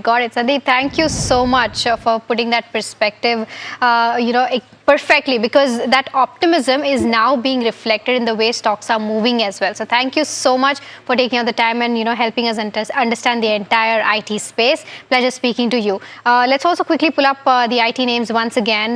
You have TCS, Infosys, Tech Mahindra all doing very well in trade today, gaining in that range of 1 to 2% each. But like Sandeep said, the worst is behind us for IT as of now is what he believes. But shifting focus, retailers body first has approached the Competition Commission of India, alleging that Flipkart is engaged in predatory pricing and unfair marketplace practices. Rishabh is here with more details on this one. Rishabh? Absolutely. We have a copy of this complaint that has been filed by FIRST. FIRST is an abbreviation for the Forum of Internet Retailers, Sellers and Traders. So what they have done is they've filed a complaint, a Competition Commission of India complaint alleging various predatory practices that Flipkart is engaged in. What essentially they are saying, and the premise of their complaint is that Flipkart has been avoiding and reducing its GST liabilities. Thereby, it has created a pool of roughly 3,000 crore rupees, which it is using to fund the deep discounts on its platforms, and therefore causing a lot of harm to a lot of small retailers that are operating on that platform and also on the broader marketplace. What we are seeing also is that Flipkart allegedly has treated 33 sellers preferentially, and it sells to these sellers. It sells its goods to these sellers at a much lower rate than the market costs, and then these sellers in turn resell it on the platform, and thereby they're able to beat a lot of other sellers on the platform. So this is some sort of a nexus that FIRST is alleging that Flipkart has. What FIRST is also saying is that Flipkart is operating an inventory-led model, but they only have the permission, and India only gives permission to the likes of Flipkart and Amazon to operate a marketplace-led model. That is yet another issue that they've brought up. What they've also ordered is a probe into various other Flipkart group entities like Myntra, eCart, and ClearTrip, and all of these concerns have also been brought up with the Competition Commission of India. So that's what is to be seen is whether CC this and whether they will sort of bring this up and order a probe into it. So that's what we're keeping our eyes peeled on. Okay, all right, Rishabh, thank you so much for getting us those details. Of course, we'll be tracking this story very closely and give you updates as and when they come. But shifting on to another one, an important one, the FCNRB deposits lose momentum after initial surge. Let's get you the latest trends and what's driving flows from here. Piyush joins us with the latest details. Piyush? Yes, that's right. After registering the initial surge in the deposit mobilization of FCNRB deposits, now there is a, the flows have gone back to gradual status in the sense that till now around $6 billion odd of inflows have come in, which is slightly lower than expected, but bankers are expecting it to pick up from second half of July onwards because the rates are still very good. The rates and the overall leverage that, these clients can take up to 9x is very appealing. Industry estimates that around $60 to $70 billion of FCNRB deposits can be raised through the course of this scheme, which ends in September. So the key reason as of now for the shutdown, the initial rush, like we mentioned, came from existing clients, so that base is now shrinking. Second, fresh customer additions are on the lower side. Depositors are expecting a more favorable, rupee and dollar mark because RBI takes care of banks' hedging costs, not the customers. So the levels are very important for the clients to invest invest in this. Borrowing costs for banks over the last couple of days have gone up because the US dollar rates, loan rates have gone up. Some clients are, on the taxation aspect also, there is a little bit of concern on that front. Now, how will the flows improve? First is, of course, the borrowing cost. If it comes down, it's helpful for banks. Second is the hedging, the leverage. If they provide higher leverage to the client, that will also help. The engagement with the clients and counterparties, that is also essential. More deep, engagement with them. And on their part, banks, after the RBI came out with FAQ on this FCNR deposits, banks, domestic banks are now tying up with foreign banks for this SLBC facility. Under the SLBC, RBI said that banks can issue SLBC against, which is essentially bank guarantee against the FCNR deposit. But, since Indian banks don't really have a lot of presence in foreign banks, they issue this SLBC and the foreign banks then give the loan.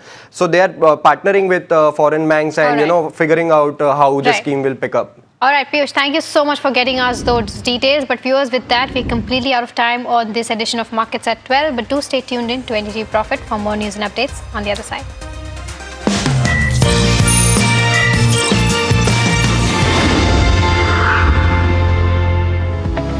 Superstar Stocks of the Day, presented by Tata Azura. हर रास्ते का superstar.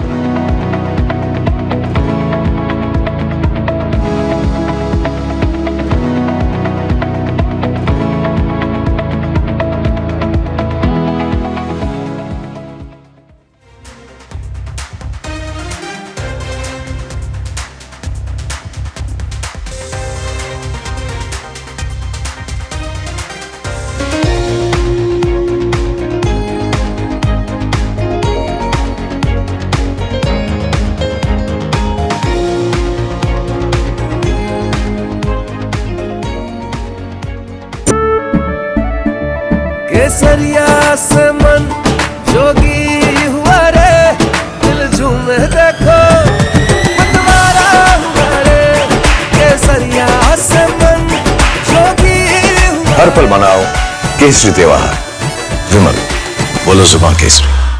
आपका parcel फिर से हमारे घर पे आया है। कुछ तो बात है इस दिल में। माँ भी हमेशा पीमाक मस्टर्ड ऑयल में ही खाना बनाती थी, ये आपके लिए।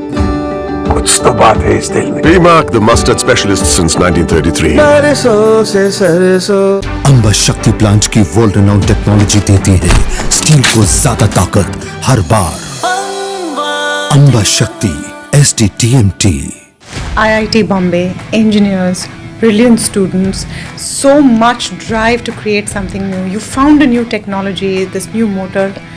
इसका फैन बनाया. आप बहुत सारी चीजें बना सकते थे. Atomberg did not start with a clear idea. What idea? We were desperately hunting for it, and then that hunt was on for 4 years. Nothing changed. Shifted in the shawl outside.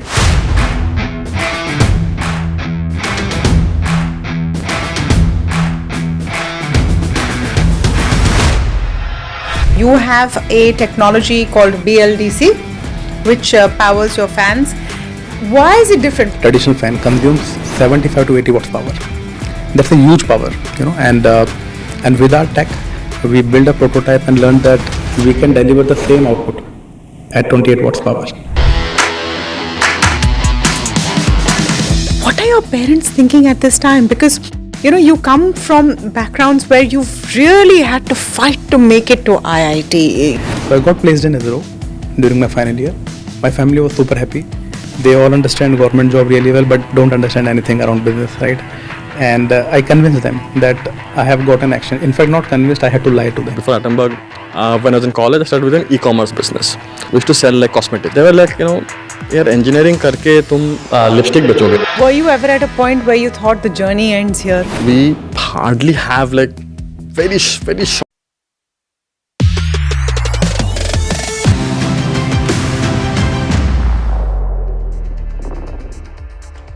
Hello and welcome back to NDTV Profit. You're watching Trending Stocks right here from the NDTV Profit Suzlon Studios. Now, it's been an interesting session of the day for the markets because we're now above that 1% mark continuing for the Nifty 50 at this point of time, and that augurs well after the correction that we'd seen on Wednesday. So that pressure continued.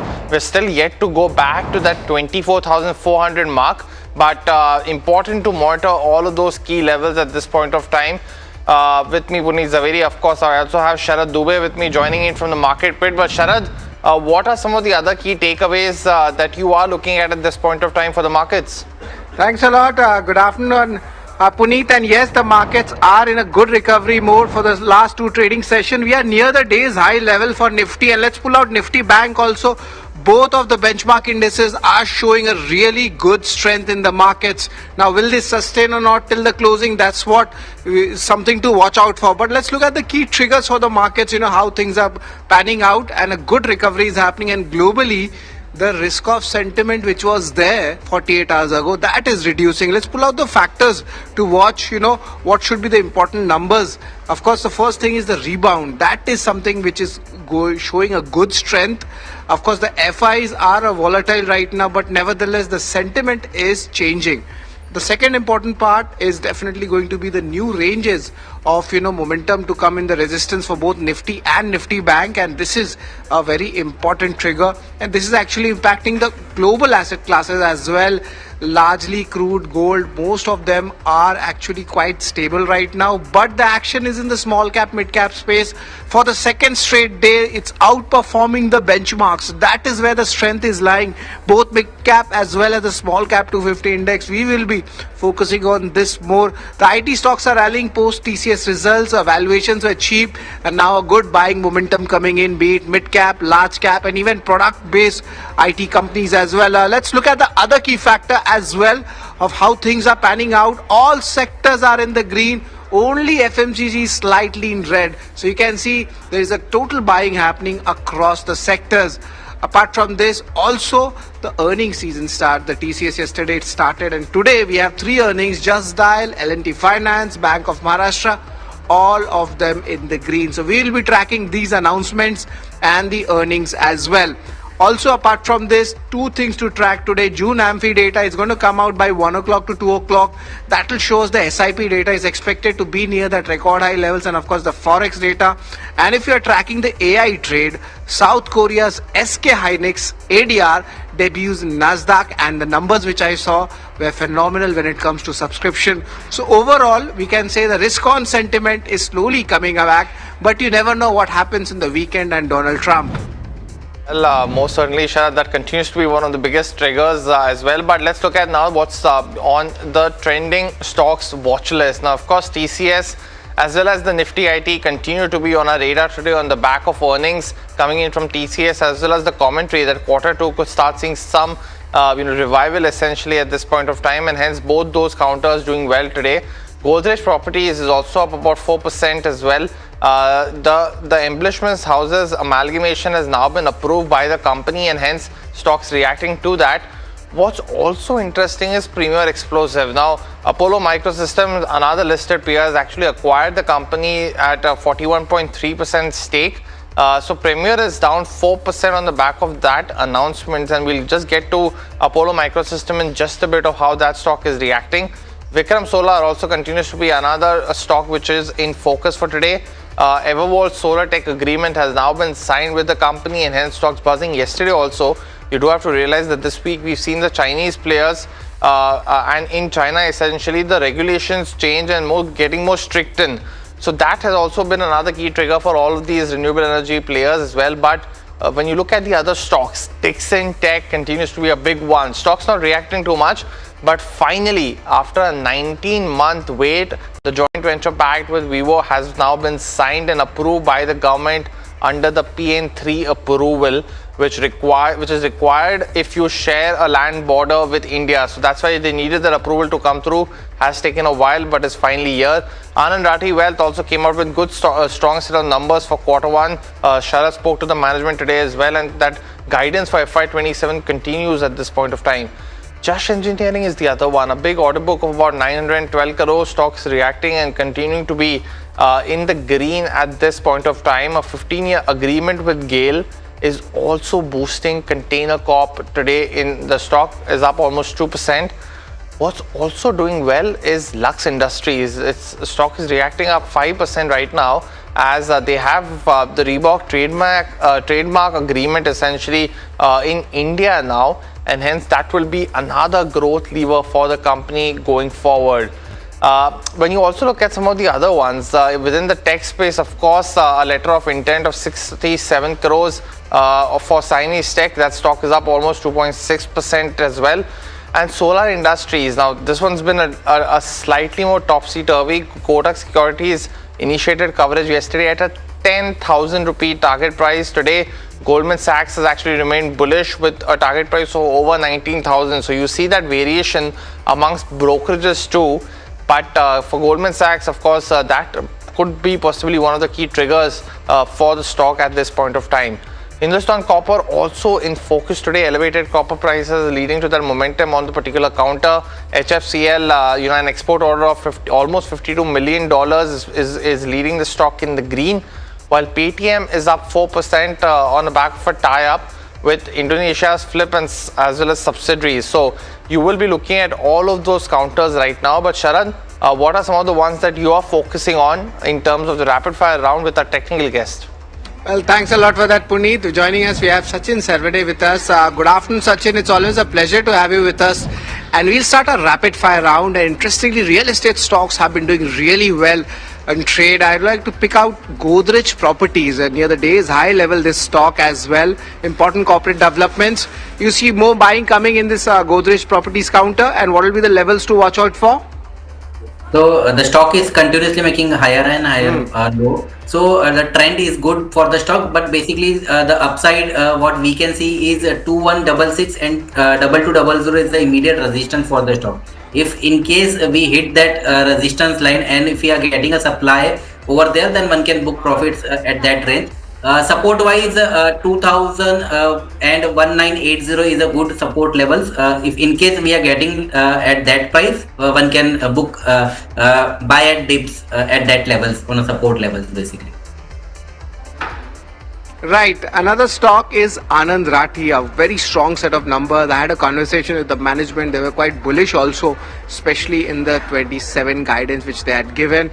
But stable stock, do you think more up move is possible in this counter? Sachin? So right now the one indicator which I see for a momentum is RSI, and it's currently at 77 levels, which is overbought levels. So we have to be cautious at current levels, and today also what we can see from a higher level, we have seen some kind of profit bookings, and on RSI as well we have seen negative divergence as well. So we have to stay cautious, but yeah, this is a good stock because it is maintaining a higher low and a very good trend. So buy on dips will be a good strategy in this, and the support levels is around 2000 and 1970. Right, buy on depth strategy for Anand Rathi Wealth. Next stock, Jash Engineering in focus. So they have come out with their order book announcement. And of course, if you look at the long-term charts, the stock has been under a big selling pressure. But do you see the signs of bottoming out in this counter? And if yes, any important breakout levels to track for Jash Engineering? So the stock has actually changed from down to up. The trend has been changed. The immediate resistance for the stock is 570 and 575 levels. If we are closing above 575 levels, then we can see 600, 650 levels on the upside. On the downside, 509 is a good support. So 509 and 500, this is a good demand zone. If one wants to accumulate, that area is a good accumulation point. Right, your view on Paytm, positive development coming in, and slowly the company is actually doing well on the technical charts. We are seeing good up moves as well. Your view on Paytm, at least on the medium term basis, how does it look, at least on the weekly or the monthly charts? Sachin? So on a weekly charts, what we can see, overall trend is good, but immediate resistance for the stock is 1350, 1380 levels. If we are closing above 1380 levels, of course the stock will perform, and then we can see higher levels of 1500 levels as well. So but we have to wait for the closing. On a daily basis, it is in a process from changing trend from down to up. So this process may take time. So buy on dips will be a good strategy. Do not chase the price on a long side. Right, and your views on Solar Industries. Yesterday there was a little bit of selling pressure as well on the brokerage reports coming in, but of course this entire industry, defense and explosives, lot of news flows are coming in. For solar industries, is there any trade to be made here? So one can buy solar, there is no problem as the stock trend is good. Overall, what we can see, it may cross 18,900 levels, and if we are closing above 19,000 levels, we can see 20,000 and 21,000 on the upside. Alright, so this is the important levels you should track for solar industries. So that's the end of the rapid fire round. Over to you, Puneet. What are the Google trending stocks suggesting? Well, there are a bunch of them today. Of course, we spoke about Premier Explosive as well as their acquisition led by Apollo Microsystem. That's one of the counters that is buzzing today, up 2.6% at this point of time. You also have to note that the QIP that the company did recently was at 416. So it's still trading a tad below that mark. Vedanta Limited is up almost 0.8% at this point of time. Swiggy continues to be a focus stock. Yesterday was up almost 6 to 7%, and most technical analysts spoke about that trend being broken for the upside. Today, though, you're not seeing that move yet again, so you have to continue to monitor the stock. Bharat Electronics is one which is doing well in trade, and so is Adani Power, as well as a few of the Adani stocks that are doing well in trade today. So these are the 5 which are buzzing on the back of Google trends as well. But Sachin, just a quick question on Swiggy, because yesterday we saw that 6 to 7% move that was led by the change in its structure for foreign ownership, now below 50%. But is there any kind of momentum yet being seen on Swiggy, or was this yesterday's move just a one-off?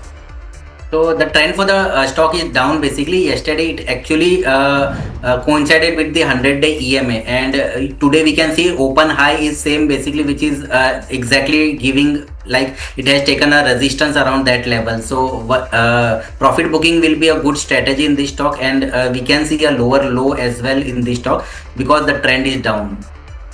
Got that view. We'll let you go on that note. Sachin, thanks so much for joining in, giving us your views across a whole bunch of stocks and spaces. But let's go back to you, Sharad. IT continues to be on our radar today.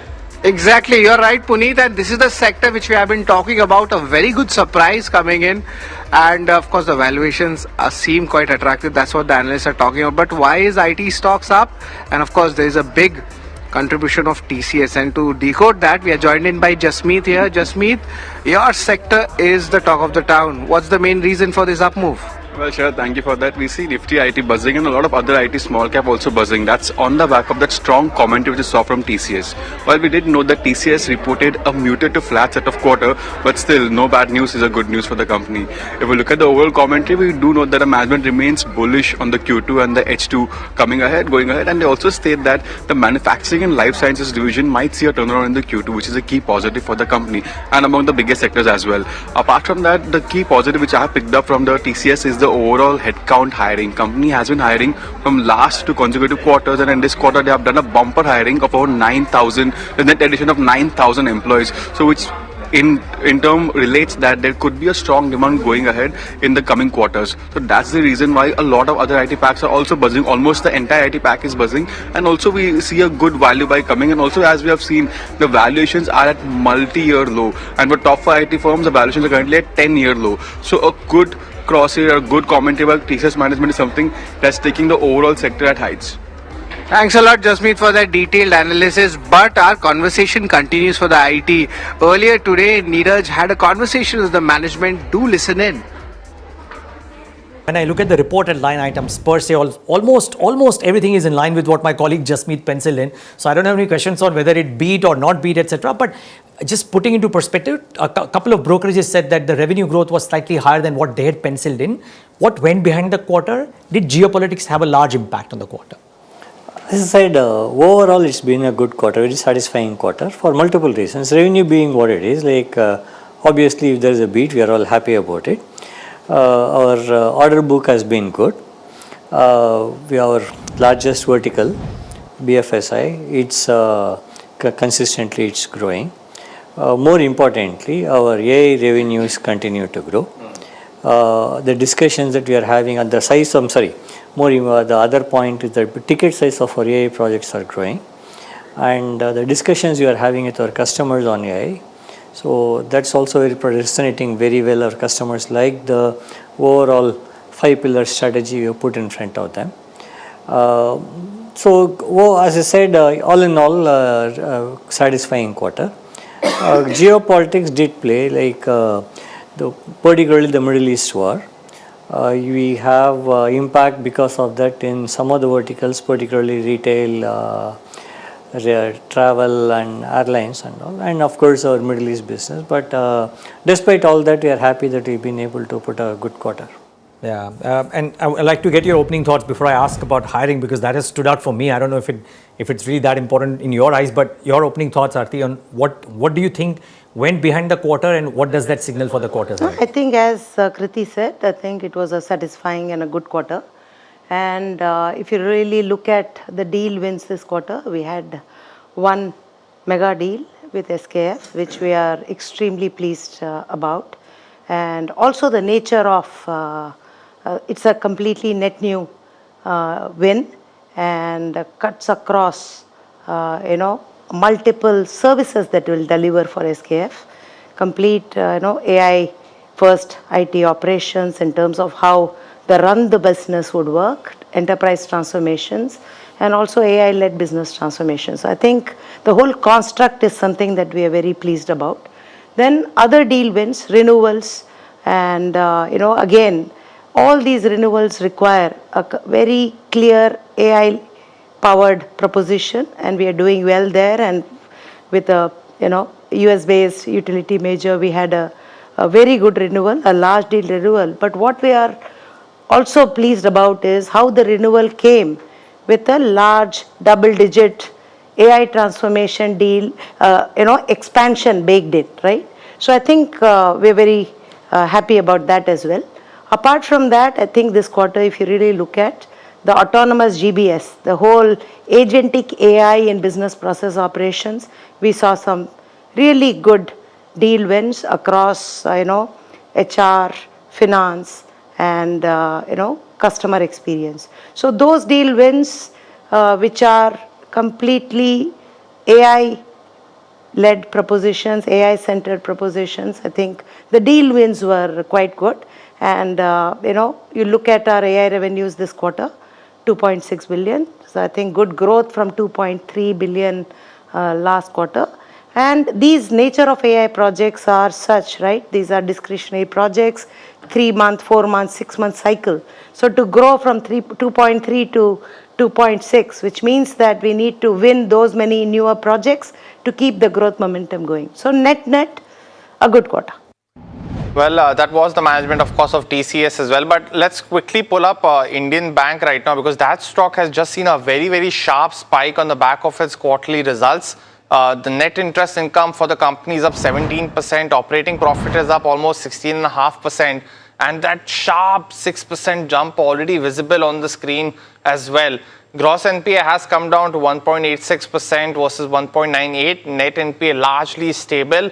The provisions on a YY basis have gone up to 1196 crores, but in line with largely with the numbers, because they have still reported a growth of 10% in terms of profitability. So for now, streets liking these numbers, and that's visible, of course, on the stock price as well. But let me also get in our fundamental guest for today, Narendra Solanki, Head Fundamental Research Investment Services at Anand Rathi Shares and Stock Brokers. Narendra, very good afternoon to you. Thanks so much for joining in. Let me actually just take a quick question first on TCS, because while the estimates were beaten down, slightly higher or in line for most analysts, brokerages, as well as everybody who was tracking the counter, how did you look at TCS right now? That's also having a big boost on the other IT companies. What will you be watching out for the others? Yeah, good afternoon. Definitely, the start of the results season has been very positive with the TCS results, and a big relief for the market, especially for the IT sector, as the markets were very edgy about the kind of improvement in the demand we are going to see, whether we are going to see improvement in Q2 or the second half, and how things would shape up, especially regarding the AI.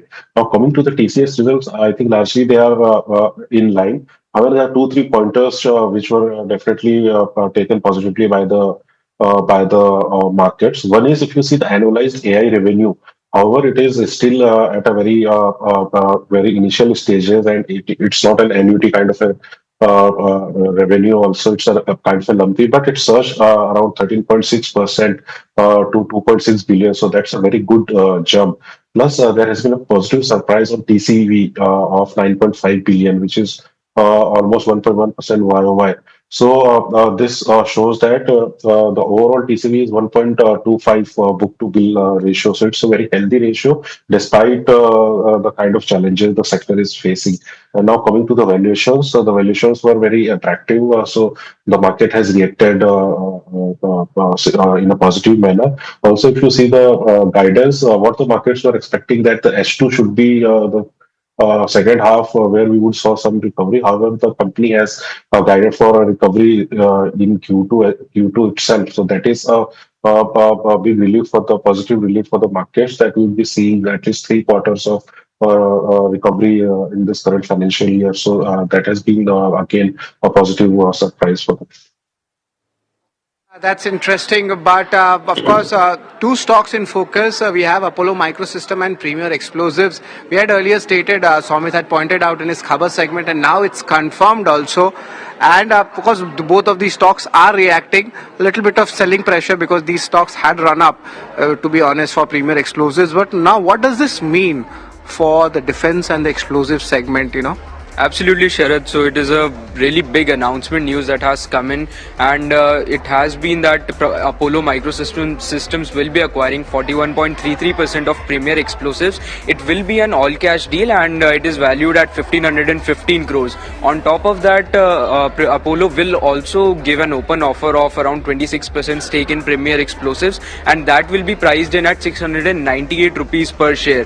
The acquisition has been announced, but it still requires CCI and other regulatory approvals, and those are expected to be cleared by the end of the third quarter this year or by the month of December. Now let's understand what Premier Explosives does. Well, the company is involved in a lot of business segments. They make propellants for missiles, they supply countermeasure systems for both defense and aerospace segments. They serve the mining sector, they operate propellant plants at ISRO Sriharikota facility. They also operate a solid fuel complex at Jagdalpur. So a lot of business ventures that the company has. And on the other side, Apollo Microsystems, they make defense electronics and electromechanical systems. So all in all, this combined entity will bring indigenous integrated defense manufacturing within the country, and that has been the aim of Apollo Microsystems over the longer run as well. So let's see what this acquisition can bring in value for shareholders of both the companies going on.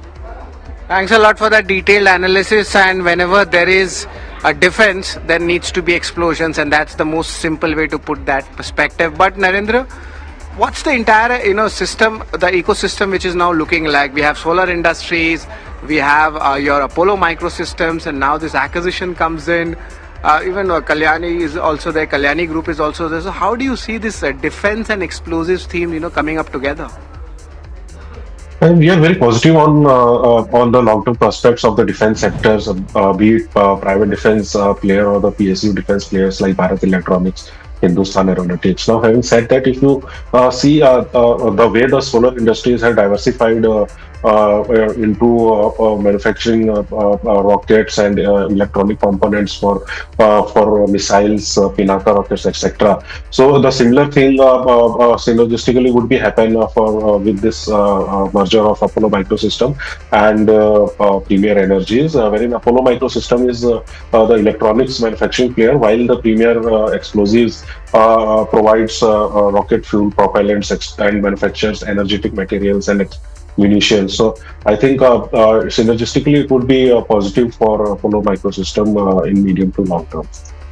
Got that view, Narendra. But Kalyan Jewellers definitely has been on a glittery run, to say the least. Stock has surged over 30% from its lows in just this week itself and continues to be on investors' radar. Now, there are some key aspects to watch out for in terms of valuation being attractive versus peers, but there's a lot more in our deep dive segment on the stock. Mahima, over to you.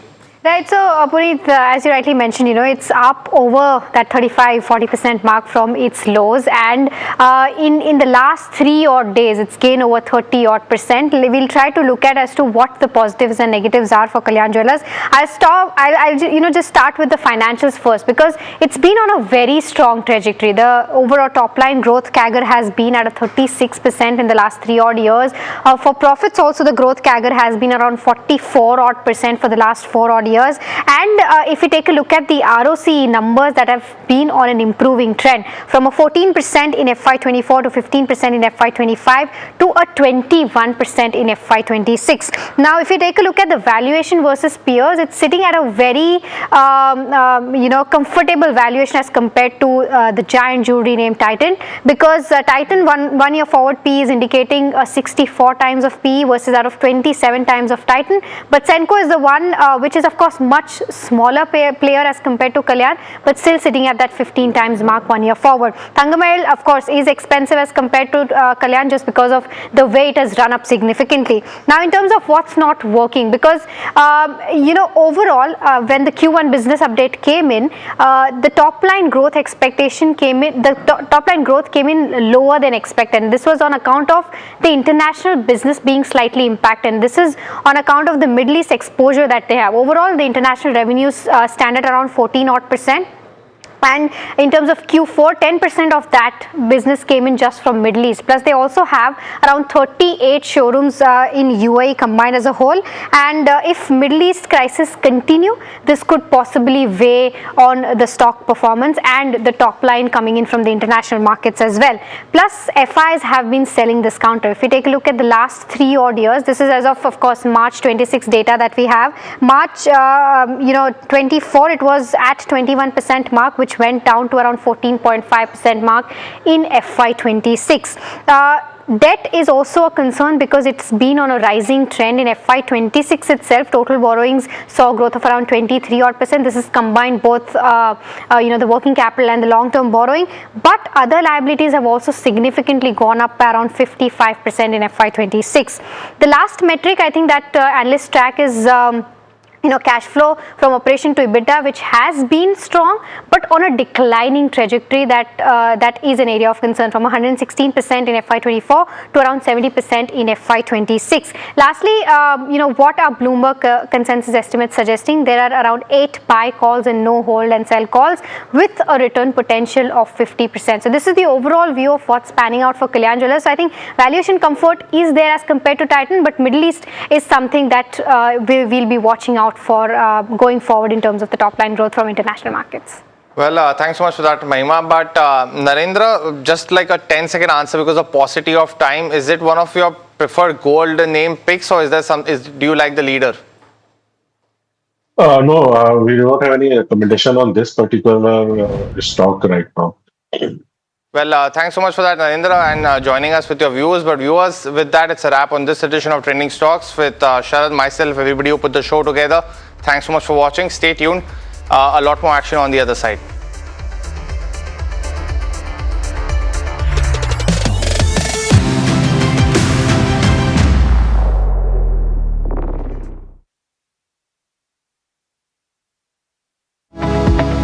Superstar Stocks of the Day, presented by Tata Azura, हर रास्ते का superstar.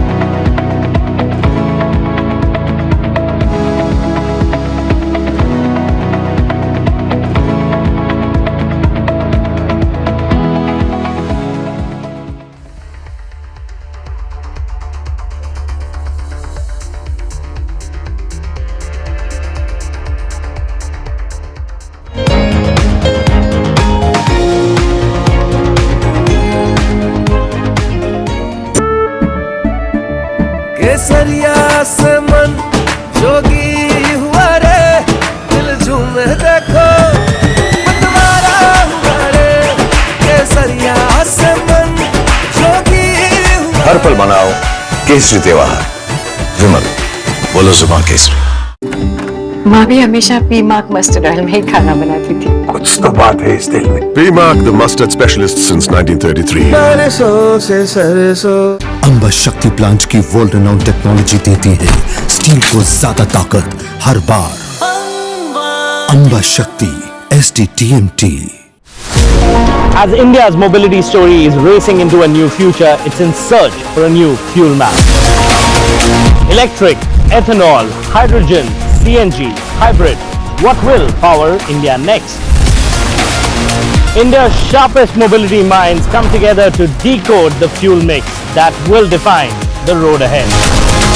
The NDTV Automate Fuel and Future Summit 2026 on 15 July only on NDTV Network. IIT Bombay, engineers, brilliant students, so much drive to create something new. You found a new technology, this new motor. इसका fan बनाया. आप बहुत सारी चीजें बना सकते थे. Atomberg did not start with a clear idea. What idea? We were desperately hunting for it. And then that hunt was on for 4 years. Nothing changed, shifted in the shawl outside.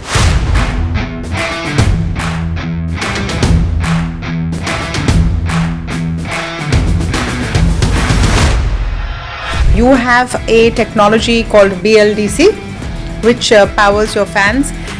Why is it different? Traditional fan consumes 75 to 80 watts power. That's a huge power, and with our tech, we build a prototype and learned that we can deliver the same.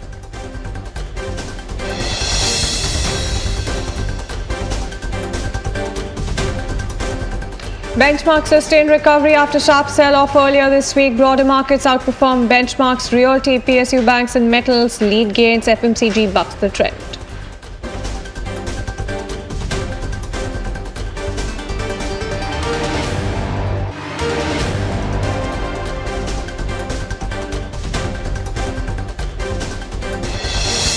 Kalyan Jewellers extends its winning streak for a third straight session as a bullish brokerage view and growing confidence in its long-term growth story kept investor sentiment strong as well.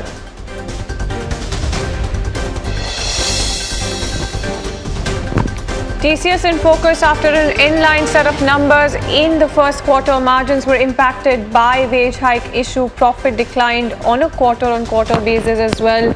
Attrition came in slightly above anticipated and dividend was also below estimates. Deal win too lower than earlier quarter.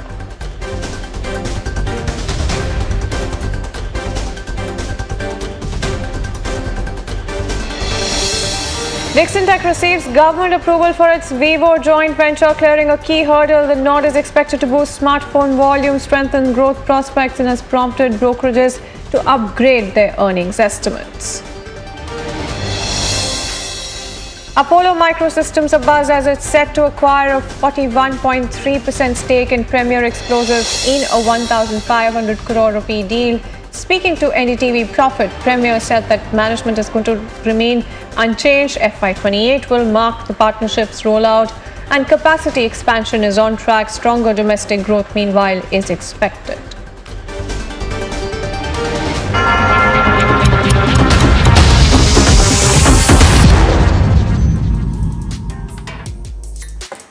Good afternoon, you're watching Lunchtime Trades with me, Shreyansi Singh, and this is the show that gets you a roundup in terms of everything that is happening in the world of commodities, news and updates as well on the top buzzers at this hour, all while you grab lunch. But before we do that, let's take a very quick look at the markets right now.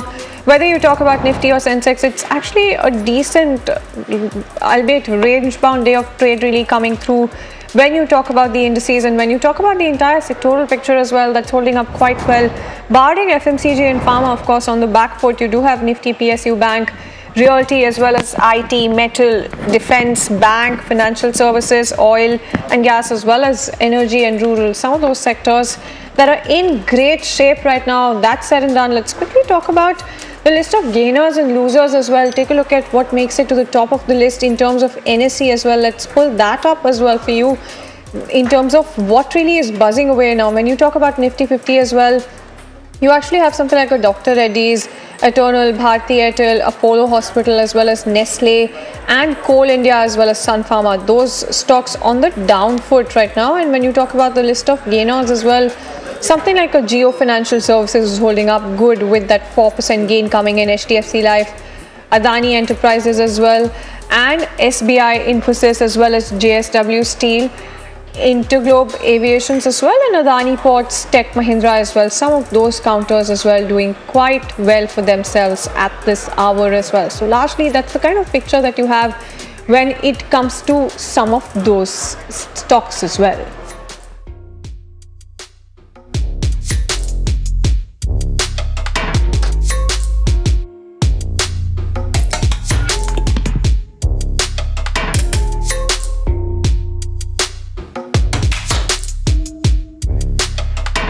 So that really is the kind of picture that you have in terms of some of those stocks, as you can very clearly see on your screens as well. So that really is the market check in terms of everything that is happening with the markets. But let's also get to the commodity check as well. Take a look at what oil prices are up to right now, and it seems to be holding on to some of those losses as well, just a tad bit turned negative at noon as well. That's oil for you right now when you talk about Brent or WTI. So Brent just slipped below that $76 a barrel level as well, and WTI as well below that $72 a barrel level as well. So that's the kind of update that you have coming in. That said and done, let's also get you the update coming in terms of some of the insights as well. Anush Gupta, commodity expert, joining us on the show right now. Mr. Gupta, thank you so much for taking time out and joining us this afternoon. Just wanted to try and understand what is your outlook going forward when it comes to oil prices. Good afternoon. See, we are seeing that US and Iran on a same page to ease off the war. That's why we have seen a sharp correction in Brent and crude Brent and WTI prices. Brent is trading around 75 and WTI is trading around 71. So, but initially Iran is still not on a page to ease of the war. So that will be impact, or that will be positive for the crude prices. However, recently we saw that US stock price increase in last inventory data. So after that we saw a sharp correction in crude prices. However, OPEC plus members and UAE are also doing towards the increasing the production of the crude oil. That will also impacting negative on crude prices. No, absolutely, and just also wanted to try and understand what is the way forward for here in terms of the kind of price levels that you also have in mind. You've given us a snapshot in terms of what you're thinking and the lines across which that you're thinking right now when it comes to oil prices. That said and done, what are the kind of levels that you're then expecting? And of course, there's only one person who can decisively answer all of this, and that is US President Donald Trump as well, because he is responsible for a lot of the moves that we've seen come in terms of the volatility when it comes to oil prices. But what are the levels for the next week then? See, on the basis of the fundamental side, as Iran is not to the ease of this war, so that will impact positive for the crude prices. However, we are expecting that on the technical side, crude oil prices are trading on a very oversold zone. So we are expecting a short covering in the crude prices. However, 70 odd level are very strong support for the crude prices, and expecting a recovery in the crude prices. However, $80 would work as a strong resistance for the crude prices. So we are expecting in a shorter term, crude may trade between $70 to $80 per barrel. No, absolutely. That said and done, just quickly wanted to try and understand what are the kind of factors that you're looking at as well. Do you think that the IEA report is going to be important to watch out for?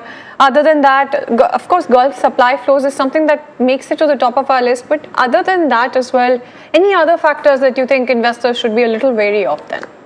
The condition of Strait of Hormuz will depend, will impact on the crude prices, because as Iran saying that the Strait of Hormuz again in its control, so that will impact on the crude prices. If they again close the Strait of Hormuz, then that will provide support to the crude prices, and the price will escalate from here. So the Strait of Hormuz, situation of the Strait of Hormuz and the situation of the shipments will be in the focus for the traders.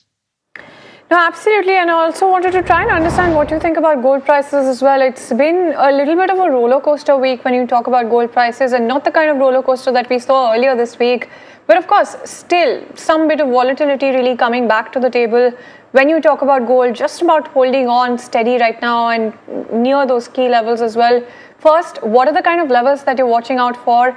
And two, what do you make sense of in terms of everything that has been happening with gold prices? And where's the way from here then? Last 1 week, gold prices corrected by almost $100, and the silver price corrected by almost $3 to $4. In last Fed minutes, there is no clarity about the interest rate. That's why we saw a very roller coaster move in gold and silver prices. However, there is a concern that Fed may be not able to increase or may not increase the interest rate in the next Fed meeting. So that will impact positive for the gold prices. However, the higher side, the uncertainty between US and Iran will impact on the crude prices. And if crude price increase, definitely they will increase the interest rate. So overall, all the sentiments are depend on the crude prices and the interest rate segment. So I'm expecting that gold and silver prices may trade between a range. However, on a downside, 4,050 per ounce would work as a very strong support, and 4150 would work as a strong resistance. So we are not expecting so much any big move towards downside or a higher side in the gold prices. We are expecting that gold price may trade between a range. No, absolutely. So range-bound moves is something that you're penciling in. And until when are you then penciling this sort of status quo to be maintained as well when it comes to range-bound prices? And two, also, just wanted to try and understand what you think about fresh buys in a market like this one, right? If it's going to be range-bound or if it's going to be at these lower levels as compared to what it was previously or in the last year as well, what do you expect for fresh buys? Do you think that investors who have a little bit of an iron stomach should venture out when it comes to gold?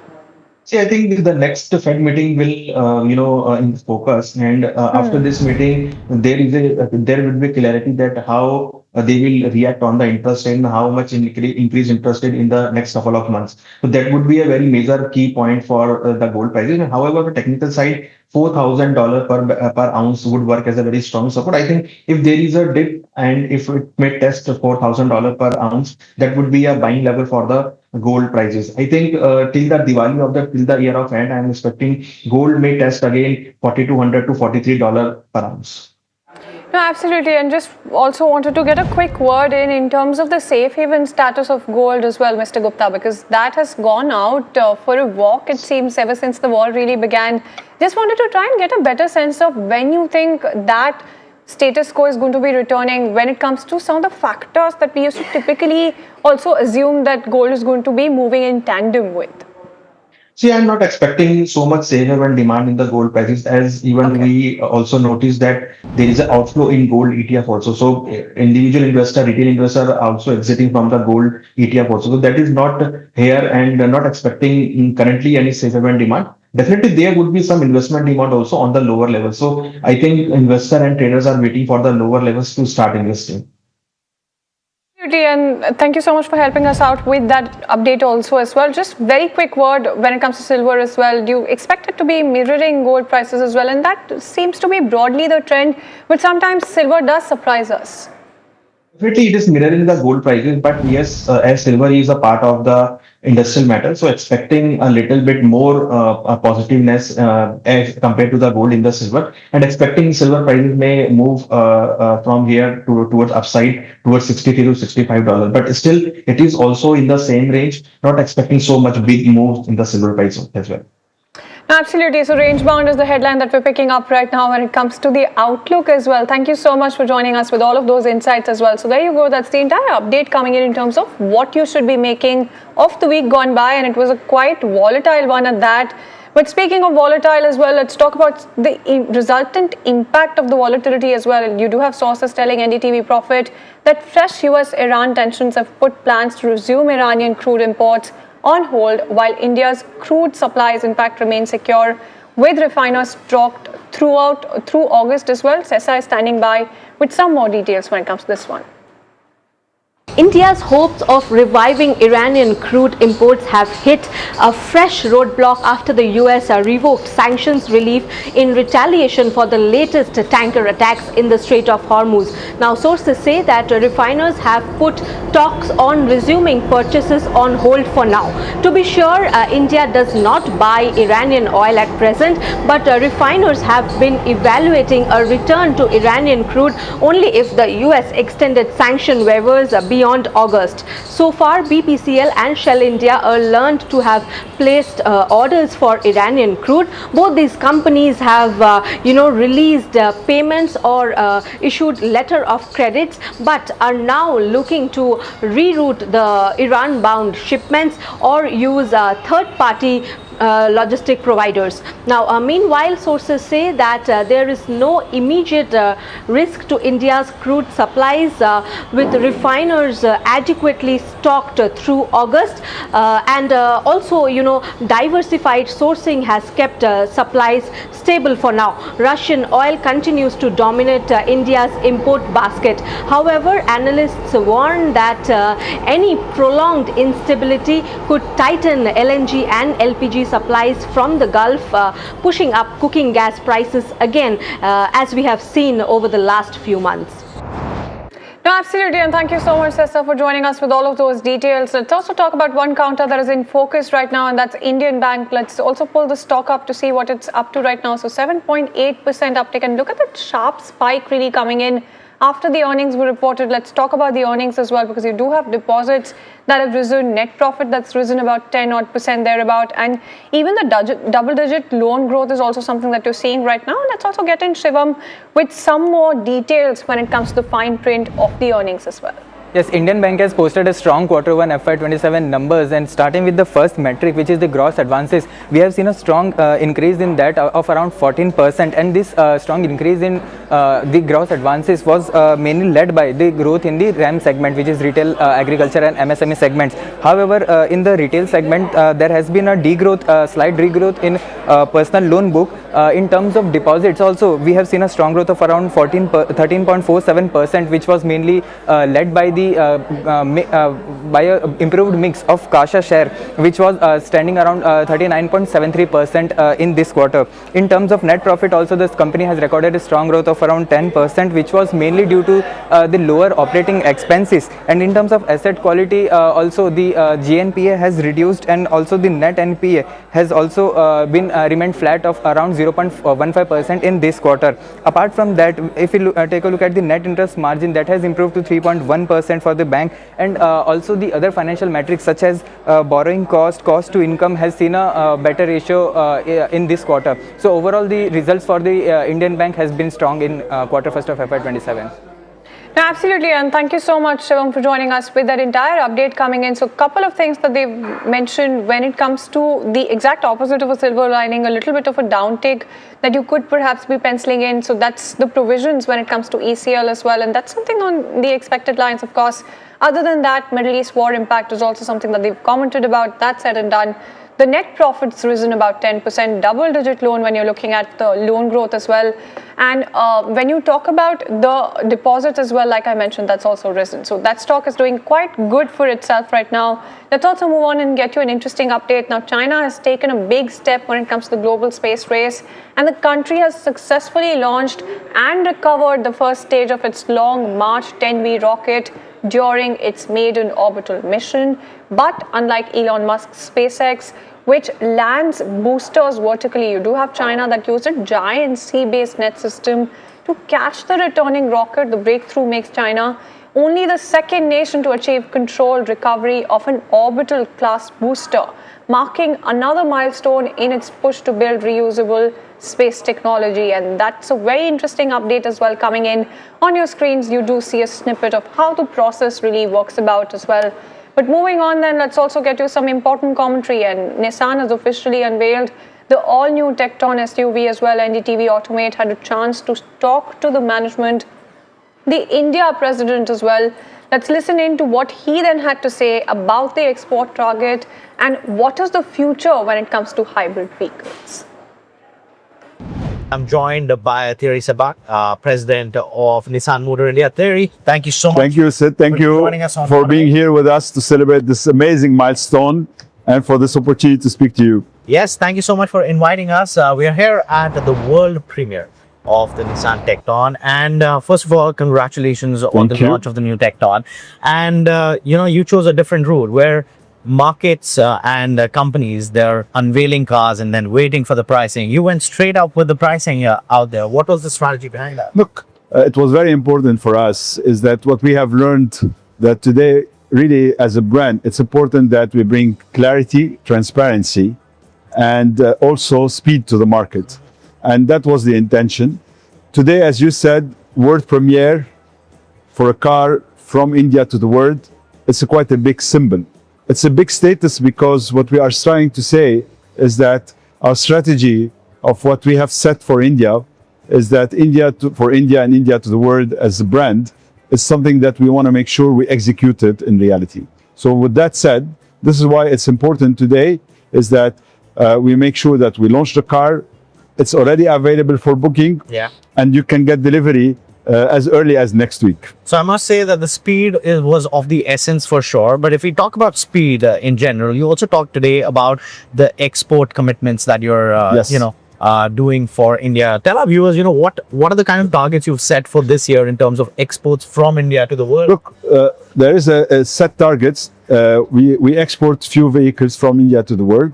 Definitely, we want to reach 100,000 and above. We've done that in the past. So now I think we are having the right foundation. Definitely, all depends also. We are exporting to 60 market. Middle East market is quite a large market. We've had to adjust a bit our production because of the current situation, but we are quite confident that with the demand that we will get on the Tecton, we can reach that quite easily. Now, they've launched the Tecton at a starting price of 10.49 lakh here in India. It's a very competitive, compact SUV segment. How are you looking at the market? Because this year's flooded with your rivals also getting some new launches out there. How are you positioning the Tecton there? Yes, it's quite a competitive segment, but we are very confident about the product we are bringing. This car has been in the making for a couple of years. It has been fully designed by Nissan, fully tested by Nissan. We've really put a lot of, I would say, work behind in terms of the inspiration of the flagship of our brand. We've brought in all the technology, all the best of what we know. With 75 years of SUV experience, we've put it in this car. So this is number one. Two is that we are working very closely with our dealer network. We are expanding, we are upgrading, we are making sure that our touch points at every level is world class. So we are really having quite a very good, I would say, walk on the car in terms of engine, in terms of colors, in terms of specifications. We have just launched also a very special offer for our loyal customers. So we are using our finance arm to ensure that we provide, I would say, compelling offers in the market. If you put it all together, we believe that we are going to be quite successful, and we're going to make sure we make our mark in this segment. Now, my next question to you is, you talked about the dealer network. Of course, you're expanding all of that. But if I specifically talk about the car as a product, what is that one feature you think will attract your consumers the most? Look, it would not be fair to say one. I would say the package.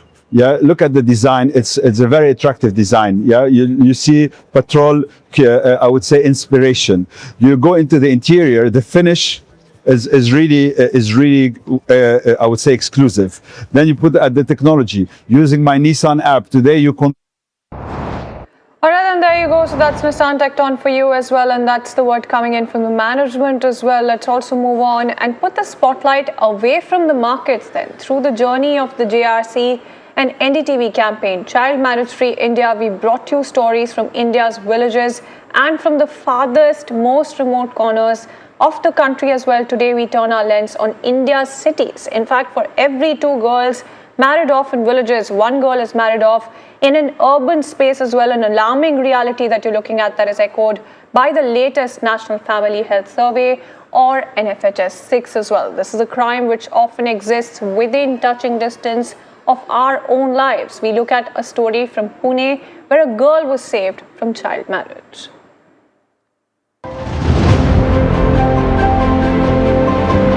Every single day, lakhs of people arrive in our cities to chase their dreams and build their lives.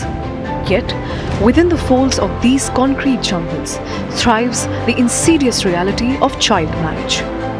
More often than not, it impacts girls and women known to us, who occupy the same spaces as you and I, removed just a degree or 2 from our own lives. 16-year-old Vaibhavi is one such girl, living a stone's throw from the bustling IT hub of Pune city. She was on the verge of being married off to a 25-year-old man when she was rescued in the nick of time.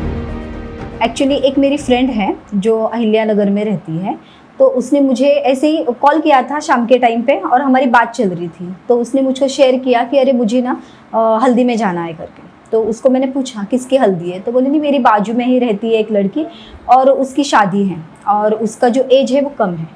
तो उसको पता ही था कि मैं काम करती हूँ और उसको ये भी पता था कि बच्ची की जो शादी है वो पूना में होने वाली है। मैंने मेरे NGO को बताया इसके बारे में और उसके बाद मैंने चाइल्ड लाइन को इन्फॉर्म किया, CWC को इन्फॉर्म किया और इनको इन्फॉर्म करने के बाद हमने वहाँ पे जो स्पॉट था वहाँ पे हम चले गए। वहाँ पे जाने के बाद हमारे साथ में चाइल्ड लाइन का टीम था और जैसे ही हमने इन्फॉर्म किया था कि वहाँ के स्थानिक जो पुलिस थे वो वहाँ पे थे, ग्राम सेवक था, BDO था और देन और भी आंगनवाड़ी सेविका जो थी वो भी हमारे साथ में थी। हम लोग सब वहाँ पे पहुँचे और बच्ची का जो एज था तो सबसे पहले हमने वो वेरीफाई किया। देन जो फैमिली थी उनको बताया कि बच्ची का जो एज है वो कम है, तो ये चाइल्ड मैरिज होता है और अगर आप चाइल्ड मैरिज करते हो तो आपके ऊपर FIR दर्ज हो जाएगी। तो उनका काउंसलिंग किया दोनों भी फैमिलीज़ का और फैमिली को समझाया। देन वो समझ गए कि नहीं बाबा कि हमें चाइल्ड मैरिज नहीं करना है। The collective action of Child Helpline, the Gram Sevak, the Block Development Officer, Indapur Police, an Anganwadi worker and the local NGO, Committed Communities Development Trust or CCDT, a partner NGO of the Just Rights for Children network, stopped the wedding before it could happen. As a result, no arrests were made. Today, CCDT continues to follow up regularly with Vaibhavi and her family to ensure her safety, education and overall well-being. Vaibhavi is still living safely at home with her family and is now preparing for her Class 10 exams. Child marriage is a crisis thriving right inside our urban centres, fueled by migration, economic pressure and a lack of awareness and action on our part. Ultimately, child marriage is a crime and a grave violation of human rights, regardless of its geography. ग्रामीण में तो cases वैसे आते हैं हमको, लेकिन ऐसा नहीं है कि शहरी भाग में नहीं आते। शहरी भाग से भी केसेस हमको आते हैं। शहरी भाग में भी जो भी वहाँ के जो ये है कम्युनिटीज़ वगैरह है जो कि रूरल मतलब जो चाल वगैरह जो बोलते हैं, उस एरिया के भी लोग कैसा रहते हैं, उनको ज़्यादा इन्फॉर्मेशन नहीं रहता है या फाइनेंशियली उनके इशू रहते हैं, उनको फाइनेंशियली वो बच्ची को सपोर्ट नहीं कर पाते, तो उनको दिमाग में क्या रहता है कि बच्ची की शादी करवा दो, और जो है बच्ची की शादी करवा दी है तो उनके ऊपर से जिम्मेदारी निकल जाएगी। Vaibhavi's story tells us that vulnerable girls can be protected and given a second chance at childhood when vigilant local communities and civil society networks work together. Each one of us can make a difference. Stay alert to the warning signs in your own ecosystem. Your one act of vigilance can rescue a life and save a childhood.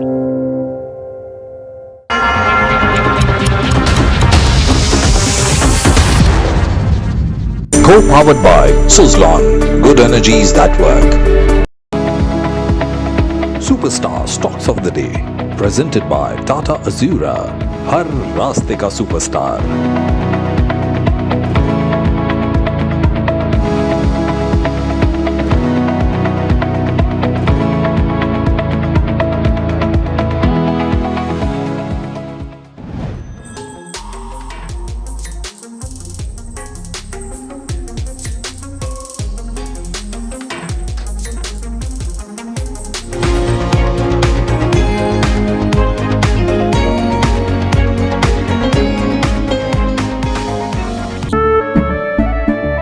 केसरिया से मन जोगी हुआ रे, दिल झूमे देखो मतवारा हुआ रे।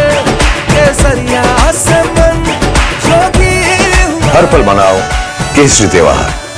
विमल, बोलो जुबान केसरी। आपका पार्सल फिर से हमारे घर पे आया है। कुछ तो बात है इस दिल में। माँ भी हमेशा पीमाक मस्टर्ड ऑयल में ही खाना बनाती थी, ये आपके लिए। कुछ तो बात है इस दिल में। PMark, the mustard specialist since 1933. सरसों से सरसों।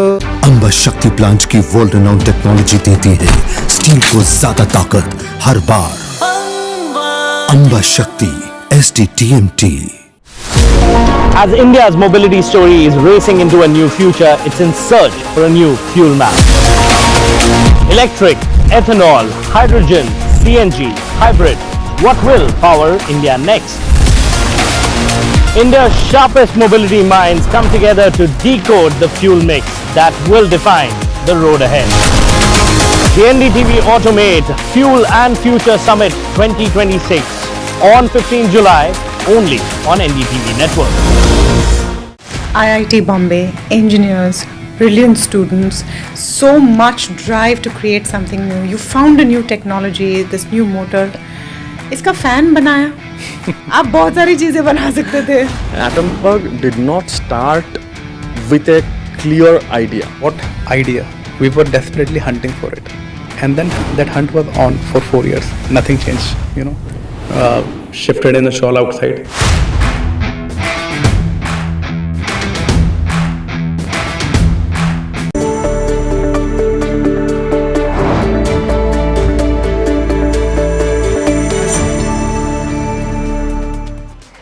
Welcome to NDTV Profit. You're watching Small Cap Buzzers with me, Varsha. Now, let's see what's on the show today. What are we going to discuss today when it comes to the small cap pack? You have Dixon Tech, wherein we'll be joined by the management. Now, they won mandate from a leading UAE enterprise group. They also formed JV with Kuwait-based Action Energy company. They also launched Phoenix AI for legacy application modernization. So we'll speak to the management with all those respect. Now, the next stock which we're going to discuss with our fundamental manager as well, you have Muthoot Microfinance, wherein they've announced their Q1 FY27 update, wherein we have seen a strong growth in AUM and disbursement. They've hit highest level since October 2024. The stock has seen highest volume since April 2026. The other stock which we are going to discuss is Lux Industries. Now, what's the buzz over here? If I were to talk about, they've signed exclusive brand licensing deal with Reebok trademark in India. The stock has snapped 3 days losing streak. It's the biggest single day gain since April 2026. The next stock that we are going to discuss is Kothari Industrial Corporation. Now, there is groundbreaking ceremony for Adidas footwear in Tamil Nadu, which is today, and the stock has seen highest level since April 2026. We're going to speak on this also. Lastly, we're going to also talk about Stellian India Fluorochemicals. Now, we all know the story about this small cap stock. It's seen highest level since Jan 2026, has gained 102% since April 2026. So these are all the stocks which we are going to discuss. But before that, let's see what markets are doing. Well, Nifty is up almost 0.9% up, a good day I would say, but we have seen almost 57, I would say 0.2% gain from low. Let's see which are the stocks which are buzzing when it comes to the benchmark. You have Jio Financial Services, HDFC Life, Adani Enterprises, Infi, who are contributing for the benchmark index. While the losers, on the losers side though, you have Dr. Reddy's. We all know the impurity which was found in the semaglutide API, and hence we are seeing the stock is under pressure. Yesterday also Dr. Reddy's was down almost 5%. You have Eternal, Bharti Airtel and Nestle which are sulking. But let's also talk about the sectorial analysis, because I think IT is the sector of the day, I would say. I think IT, FMCG, realty, metal, all are buzzing. But if I were to talk about Nifty Bank, is up almost 1.31%. Nifty Realty is up almost 2.76%. So barring FMCG and Pharma, every sector or every segment I would say is in positive. But yes, IT we have seen a good ramp up. This is of course because the good commentary coming from the TCS, and we have seen the number of course was in line, but good commentary coming from TCS, and hence we are seeing IT sector of the day. On to the broader markets, of course, I want to talk about some of the small cap stocks, which are in focus. You have eMudra, you have Nile, Gandhar Oil, Apollo Pipes, Stellian, Kothari Industrial. All these stocks are buzzing. when it comes to the small cap sector. Gandhar Apollo Pipes is up almost 4% in trade. You have Kothari Industrial also buzzing, of course, on the back of volumes. Volumes are trading at 13 times of its 30-day average. On the losers side, though, you have D-Link, you have Imami Realty, Radhika Jewel, which are under pressure. Not much on the losers side, but yes, D-Link is down almost 7% in trade. You have Imami Realty also sulking in trade. You have Radhika Jewel, it's down almost 2% in trade. But one stock which is in focus is, of course, Dixon Tech Solutions. As I was saying, the stock is in focus because they've won mandate from a leading UAE enterprise group. They formed JV with Kuwait-based Action Energy company, and they've also launched Phoenix.ai for legacy application modernization. But you know, what does this mean for the company? What's the opportunity size? What's the outlook looking like for the next 2 to 3 years ahead? To tell us more about that, we are here joined by Mr. Niranjan Chintam, who is Chairman and Whole-Time Director at Dixon Tech. So, welcome at NDTV Profit. Always pleasure to have you. You know, I'll be starting with the UAE order win that you had. What's the revenue potential and execution timeline for this project? Good afternoon, Varsha. Thank you for having me. So, I think the leadership at Action Energy has already identified that the target is about $1 billion, and we're aiming to get about 5% of that. So that is over a period of 3 years is where we are trying to target that. So we're just making entries there, and we felt that Action Energy, with its local presence there, the customers' relationship they have, the execution capabilities, that was the right company for us to partner with them and go after the IT solutions that Kelton is capable of in the AI, digital transformation, cloud, and also the Optima, which is specifically what the digital oil field is what we are targeting for the current customers of Action Energy. So that is that 5% of $1 billion is what we're targeting. Understood. Sir, are you seeing increasing demand when it comes to AI-led digital transformation from the Middle East? Absolutely. Middle East is at an inflection point currently. So where they're looking for operational efficiency at the same time and modernization of their digital oil field. Just to give an example, right? If a well goes down, it takes for a technician to go to the well, it takes about half a day. And then they realize that what the problem is. But we're using a solution like ours, we can do preventive maintenance of that and get notified before something catastrophic happens, so that you can take actions and take a well offline as a scheduled maintenance versus after it's going down. As you are aware, right, every day that a well is down, it's millions of dollars in revenue that the customers lose. But with a solution like ours, it's easy for them to identify it beforehand and then fix it and take it offline when they are doing it versus and it goes down. Right, got that view. Sir, Kelton has also announced multiple AI initiatives. Are you now transitioning from a service company to an AI-led platform company? So we do have service offerings that we're going to continue to do. But as we have seen as the business is growing and seeing the demand in the market, example that you talked about, the Phoenix AI, right? That was a customer demand. Initially, the customer came to us and said, hey, we want to modernize our current code base, which was in a 3rd generation to 4th generation, 5th generation AI-led kind of a product that they wanted to have. And they said they already identified a vendor that can do that. Once we started investigating, researching that particular product, we realized that they were at best doing 20% of the migrations. So we got back to the drawing board, research, and built a platform that can do 80% of the code migration. And this took a lot of trial and error and agentic AI-based solutions where it's self-learning, and that really helped us and the customer to provide that solution. So then we felt that this could be a demand for the broader industry as such, where they have legacy code that they want to modernize and or upgrade, and we could use our solution. Just to give an example, right? The customer that we were doing this modernization, there's a 4 million line of code.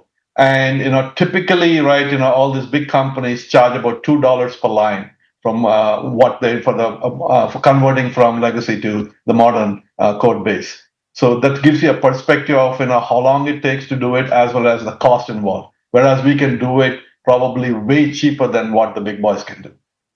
Right. And sir, how much of future growth, do you expect to come from AI-led offerings? So AI is the latest buzzword that everybody is talking about. There are point solutions that we are providing and everybody is providing. So AI is going to be the future. So every company that is out there is making investments in AI. And because of that, the demand for companies of like us is going. And we are always in the cutting edge of it. And we have many, many customers that we have provided AI based solutions for them. And for us, AI is not just a buzzword, right? We take AI to the core. So it's built from ground up. We make sure that it's not just a what do we call a wrap around. You put on AI and say, no, we have AI solutions, but we take AI to the core. So there is going to be a lot of demand in future and a lot of investments that companies are making. Whoever is not making now, they will have to do it in 6 months down the road anyway. So we have a leg up there where we have provided live solution to our customers. And we believe that there's going to be a strong demand for AI-based services and AI-based product offerings that we have packaged and we are now trying to sell. Right. And sir, over the last 2-3 years, I'm seeing the sales growth for you. It's been in single digit, like hovering around 8 to 9%. How much growth are you pegging in when it comes to FY27 and FY28, considering the new JVs that you have done and the AI offerings also for FY27 and 28? What's the internal target when it comes to the revenue growth? See, we will be in line with whatever we have projected, Varsha. We don't give out projected revenues at this point. We haven't done that to date, and we don't want to do that. But I would say that we would be at par and or beat to what we have done earlier. We are about 10% is what we've been doing the last few years. And it's going to be more than that is what I would project. But beyond that, I don't want to give a certain number to you. All right. Got that view. Well, thank you so much, sir, for joining in and having a conversation with us. Thank you so much. Thank you, Varsha. But moving on, June mutual fund data is out and it shows investors doubling down on equities with strong inflows into mid, small and flexi cap funds. But Alex is here to tell us more about that. Alex, how are the numbers, good or bad? You can't call it necessarily one of two things, but it's certainly an improvement from the month of May, where there was a pretty substantial fall in the active equity inflows. But let me start from the broader view. If you look at the overall inflows/outflows into mutual funds in the month of June, there is an outflow of 52,948 crore rupees. But that needs to be seen in the context of what usually takes place at the end of the quarter. We're looking at June data, and so therefore what normally happens is an outflow from the debt funds. And so fixed income mutual funds as a whole have seen an outflow of 1.1 lakh crore rupees. That's had a bearing on the overall inflow/outflow from the industry as a whole. But the more important data that we look at on an ongoing basis is the inflows into active equity.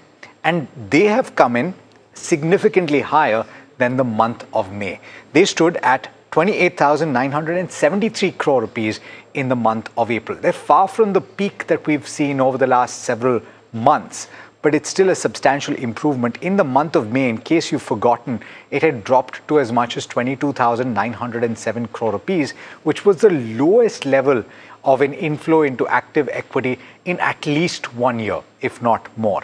So if I look into the internals of that, this is where you have multi-cap, flexi-cap, mid-cap, small-cap. Quite a few of these schemes have gotten robust inflows. Flexi-cap, for example, has gotten inflows of over 5,200 crore rupees, and that is comparable with the previous month where they've gotten inflows of about 5,000 plus crore rupees. Small-cap and mid-cap have gotten 5,600 crore and about 6,100 crore rupees in the way of inflows respectively. So that's pretty respectable as well. Multi-cap has gotten inflows of over 3,000 crore rupees. So across the board, for most schemes, you've actually seen a pretty decent inflow. For hybrid as a category, and this is a growing category and an important one at that, you've again seen inflows of about 12,892 crore rupees, which is roughly about 2,500 crore rupees more than you saw in the month of May. Multi-asset as a category is an important one because a lot of people have been gravitating towards that, and that has gotten inflows of 4,800 crore rupees as well. That's pretty good. What else do you need to pay attention to? Well, index funds this time around have seen an outflow of 58 crore rupees for whatever reason. Actually, people might be taking money off the table. It's pretty normal. But interestingly, other ETFs have seen a very, very strong inflow in the month gone by. That number stood at 13,237 crore rupees. I'm going to look at this number again. This is, 13,237 crore rupees. And that compares with an outflow in the previous month. And I'm looking at this number at 620 crore rupees. So if you think about it, your Nifty 50 ETFs or your Nifty Next 50 ETFs or even the broader gauge ETFs have gotten inflows, and substantial ones at that, during the month gone by. Of course, this also includes other ETFs like the silver ETF and the like. So that's pretty robust. And the other last thing that I will mention, of course, is the amount of money that has come through NFOs, which is not very much at all. In the equity category, just 87 crore rupees has come through in the way of NFOs, that's new fund offers. And so therefore, most of the money has come through in existing schemes, which is another good sign. Because at 2 o'clock, you will see the call by the Association of Mutual Funds in India, and that's when you will get the SIP data that comes through. And it's important to track whether or not that has remained intact, and it did remain more or less intact in the month gone by. I'd be curious to find out what that number is. If I were to hazard a guess though, Varsha, I think that number will stand at above 30,000 crore rupees, which should be pretty robust. All right, got that, Well, thanks so much, Alex, for joining in and giving all the details. But with that, small cap heat continues after this break. Stay tuned.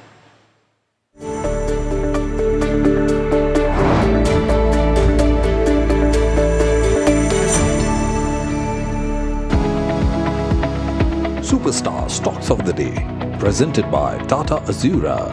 हर रास्ते का superstar.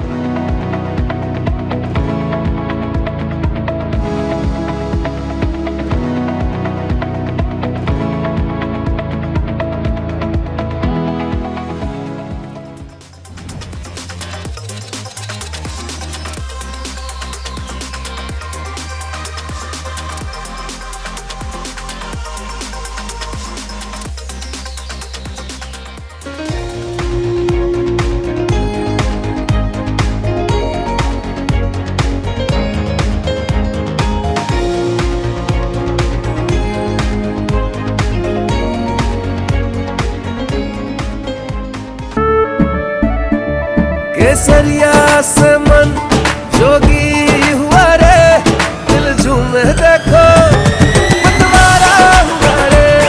केसरिया से मन जोगी हुआ। हर पल मनाओ केसरी त्योहार, विमल बोलो जुबान केसरी। माँ भी हमेशा पीमाक मस्टर्ड ऑयल में ही खाना बनाती थी। कुछ तो बात है इस दिल में. PMark, the mustard specialist since 1933. सरसों से सरसों. IIT Bombay, engineers, brilliant students, so much drive to create something new. You found a new technology, this new motor. इसका फैन बनाया. आप बहुत सारी चीजें बना सकते थे. Atomberg did not start with a clear idea. What idea? We were desperately hunting for it. And then that hunt was on for 4 years. Nothing changed, shifted in the shawl outside.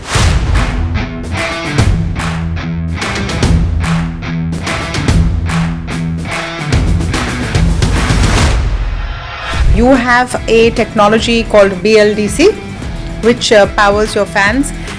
Why is it different?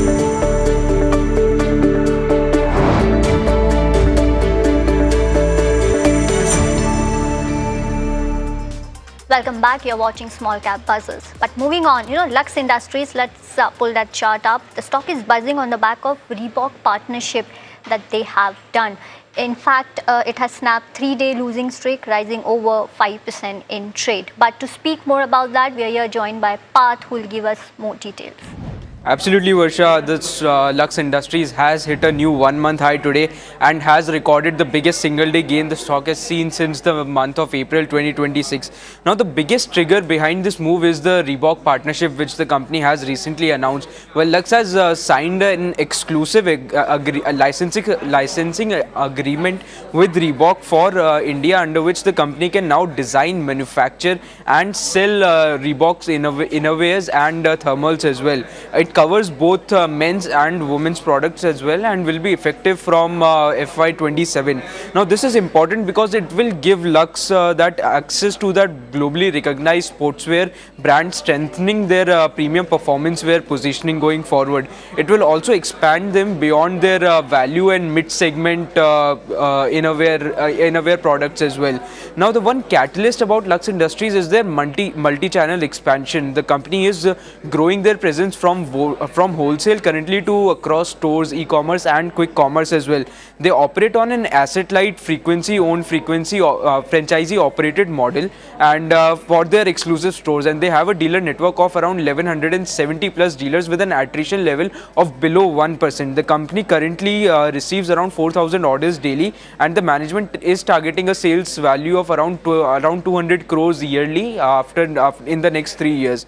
But one concern about Lux is that their revenue is growing, but the margins are not expanding along the same lines. The new launches are giving the company that premiumization benefit and is driving their average selling prices up, but the higher cost in product developments and advertisements as well is what is pulling their profits down. So this is the one concern that the company has right now. So the entire outlook about Lux Industries is that revenue is expected to grow over the medium to long term, but margins is something that they need to be working more on. Right. Well, thank you so much, Parth, for all the details. With that, let's also invite fundamental guest for the day, Gaurang Shah, who's Senior Vice President at Geojit Investments. Gaurang, welcome at NDTV Profit. You know, just wanted to understand about Lux Industries. What should investors do, and what's your view on the overall sector as well as on Lux? Thank you so much, Varsha, for having me on your show. Good afternoon to all your viewers. A small disclosure, Varsha, which is mandatory, that all recommendations that I'll be sharing with you on your show this afternoon, they are part of our fundamental research team recommendation. Again, from a long-term point of view, our company, Geojit, or myself, we do not have any kind of personal investments, no financial interest, no conflict of interest, but we share similar investment ideas with our clients. They might hold their investment interest. So I think the entire lingerie stroke innerwear segment or sector looks quite promising, especially with the kind of news flow that we just recently heard with Lux Industry and Reebok tie-up. I think it gives a premiumization edge as well as the global kind of a footprint. Of course, whenever you get into these kind of partnership or arrangements, you need to spend on promos and advertisement expense. So from a short to medium term, that might look elevated, but as you settle down and as sales pick up, I think that will add to the complement. We used to cover Page Industries as one point of time, Varsha. I don't have clarity whether we do have positive coverage right now. And more importantly, the sense of hygiene, Varsha, has reached the next level, especially not amongst the daily wear or the entry level kind of innerwear. It has gone to the mid to high end segment. And that is actually adding to the top line and profitability of all those companies which have a niche presence in this particular segment. For example, Lux Industries there, Page Industries there. So this sector is definitely, and more importantly, I think as we penetrate deeper into from metros, tier 1, tier 2 cities, Varsha, to maybe semi-urban and rural India, I think the entry level and mid-size segment level products will definitely find a lot of positive traction. Right, got that view. Well, moving on, Kothari Industrial Corporation is next stock which is in focus, is buzzing because of their arm is setting up a state-of-art footwear manufacturing facility in Crude. But, to give us more details on that, we have Jasmeet with us. Well, Varsha, thank you for that. As rightly said, the stock is in focus on the back of that new state-of-the-art facility that they're about to open in Crude. But if we get into the details, let's quickly understand what does the company do. Well, the company operates in multiple segments and it's been incorporated since a while. Now, the company's majority of the business comes in from the footwear and the fertilizer segment. And to expand the footwear, they have also started with this new state-of-the-art facility. If you look at the stock performance, the stock is about 20% in a month. And if you look at the levels, it's the highest level since April as it recently got listed. Now, in terms of the recent news, well, the company's arm is setting up an state-of-the-art facility for the Adidas footwear, where they'll manufacture the footwear in that particular facility. It's in Crude, and they have the groundbreaking ceremony today. That's 10th of July. Now, in terms of the key financials, we also make a note that over FY26, the losses of the companies have expanded from negative 16 crore in FY25 to negative 72 crore in FY26. Now, in terms of the top line, but that top line has doubled. So we do see growth coming in, but at a higher cost, and the losses have been expanding for this particular counter. In terms of top line, we do see that the overall top line has more than doubled. It's up nearly 116% from earlier 87 crore to rupees 178 crore in FY26 alone. So we see a jump coming in of over 112% in a single year. But if you look at 23 to 25, we are seeing a jump of roughly 500 odd percent. So we do see the top line growing exponentially, but the bottom line is something which is something to watch out for that grows going ahead. If we look at the other key aspect, overall short-term borrowing for the counter has increased from earlier 5 crore to current levels of roughly 53 odd crore, and the net flows have turned negative. So right now we are seeing a mixed picture, but the top line growth is something that will be in focus. And now when the company has also launched the state-of-the-art facility for Adidas, it's something to watch out. Will it be a turnaround from here, and how would the stock react? All right, got that view. Well, thank you so much, Jasmeet, for all the details. Gaurang, your view on Kothari Industrial Corp? Well, the new areas where the company is planning to venture will possibly add positivities over a longer period of time. But as Jasmeet was pointing out, negative cash flows, rising net losses, high top line numbers are giving you a positive traction. Manufacturing of a facility in Karur down south of Adidas will throw in positivity. But the stock has rallied, I think, almost 20% over the last couple of weeks, if I'm not mistaken. Varsha. So one needs to be a little bit cautious. Don't have any specific coverage on Kothari, so I won't give buy, sell and hold, but there are a couple of red flags. Got that view. Well, thank you so much, Gaurang, for joining in and having a conversation with us. Pleasure having you on the show. Thank you so much. Thank you. Well, that is all the time that we have on this edition of Small Cap Buzzers. Stay tuned to Ask Profit afternoon edition coming up next.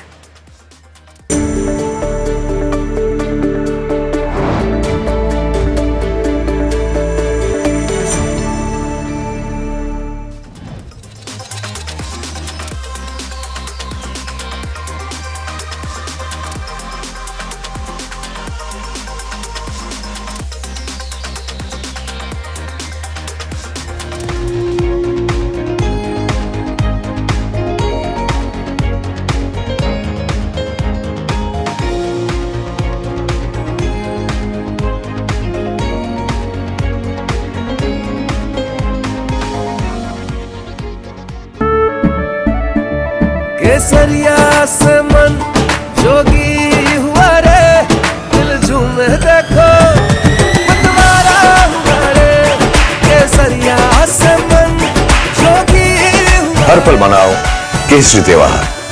विमल, बोलो जुबान केसरी। आपका parcel फिर से हमारे घर पे आया है। कुछ तो बात है इस दिल में। माँ भी हमेशा पीमाक मस्टर्ड ऑयल में ही खाना बनाती थी। ये आपके लिए। कुछ तो बात है इस दिल में। PMark, the mustard specialist since 1933. सरसों से सरसों। IIT Bombay, engineers, brilliant students, so much drive to create something new. You found a new technology, this new motor. इसका फैन बनाया। आप बहुत सारी चीजें बना सकते थे। Atomberg did not start with a clear idea. What idea? We were desperately hunting for it, and then that hunt was on for 4 years. Nothing changed, shifted in the shawl outside.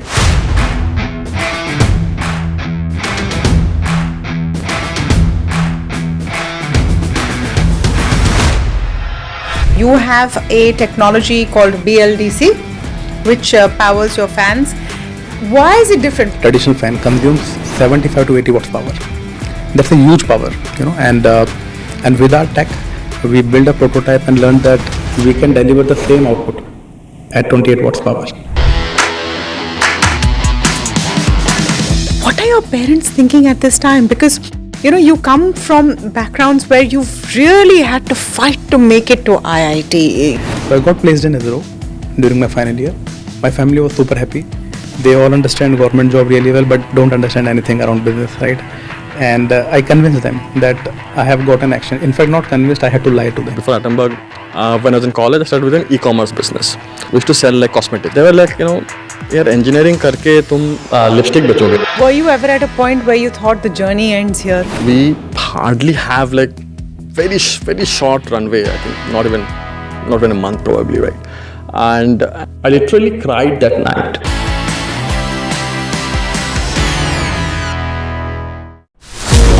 As India's mobility story is racing into a new future, it's in search for a new fuel map. Electric, ethanol, hydrogen, CNG, hybrid. What will power India next? India's sharpest mobility minds come together to decode the fuel mix that will define the road ahead.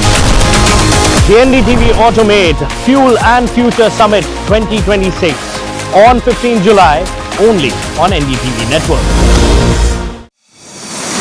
India Inc.'s most respected names chose India Inc.'s best and brightest. These kind of awards and jury lineup, you are truly giving it the right weightage. I think it's heartening to see talent that they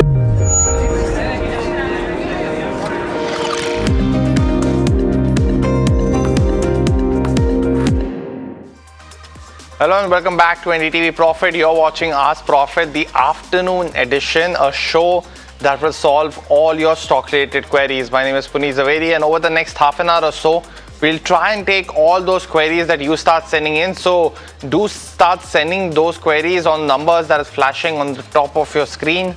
You can also call us on the landline number that's also flashing up there as well. But as we continue the momentum for the markets today, important to highlight the sum of those moves that are doing very well today. Let's pull up the Nifty 50 first.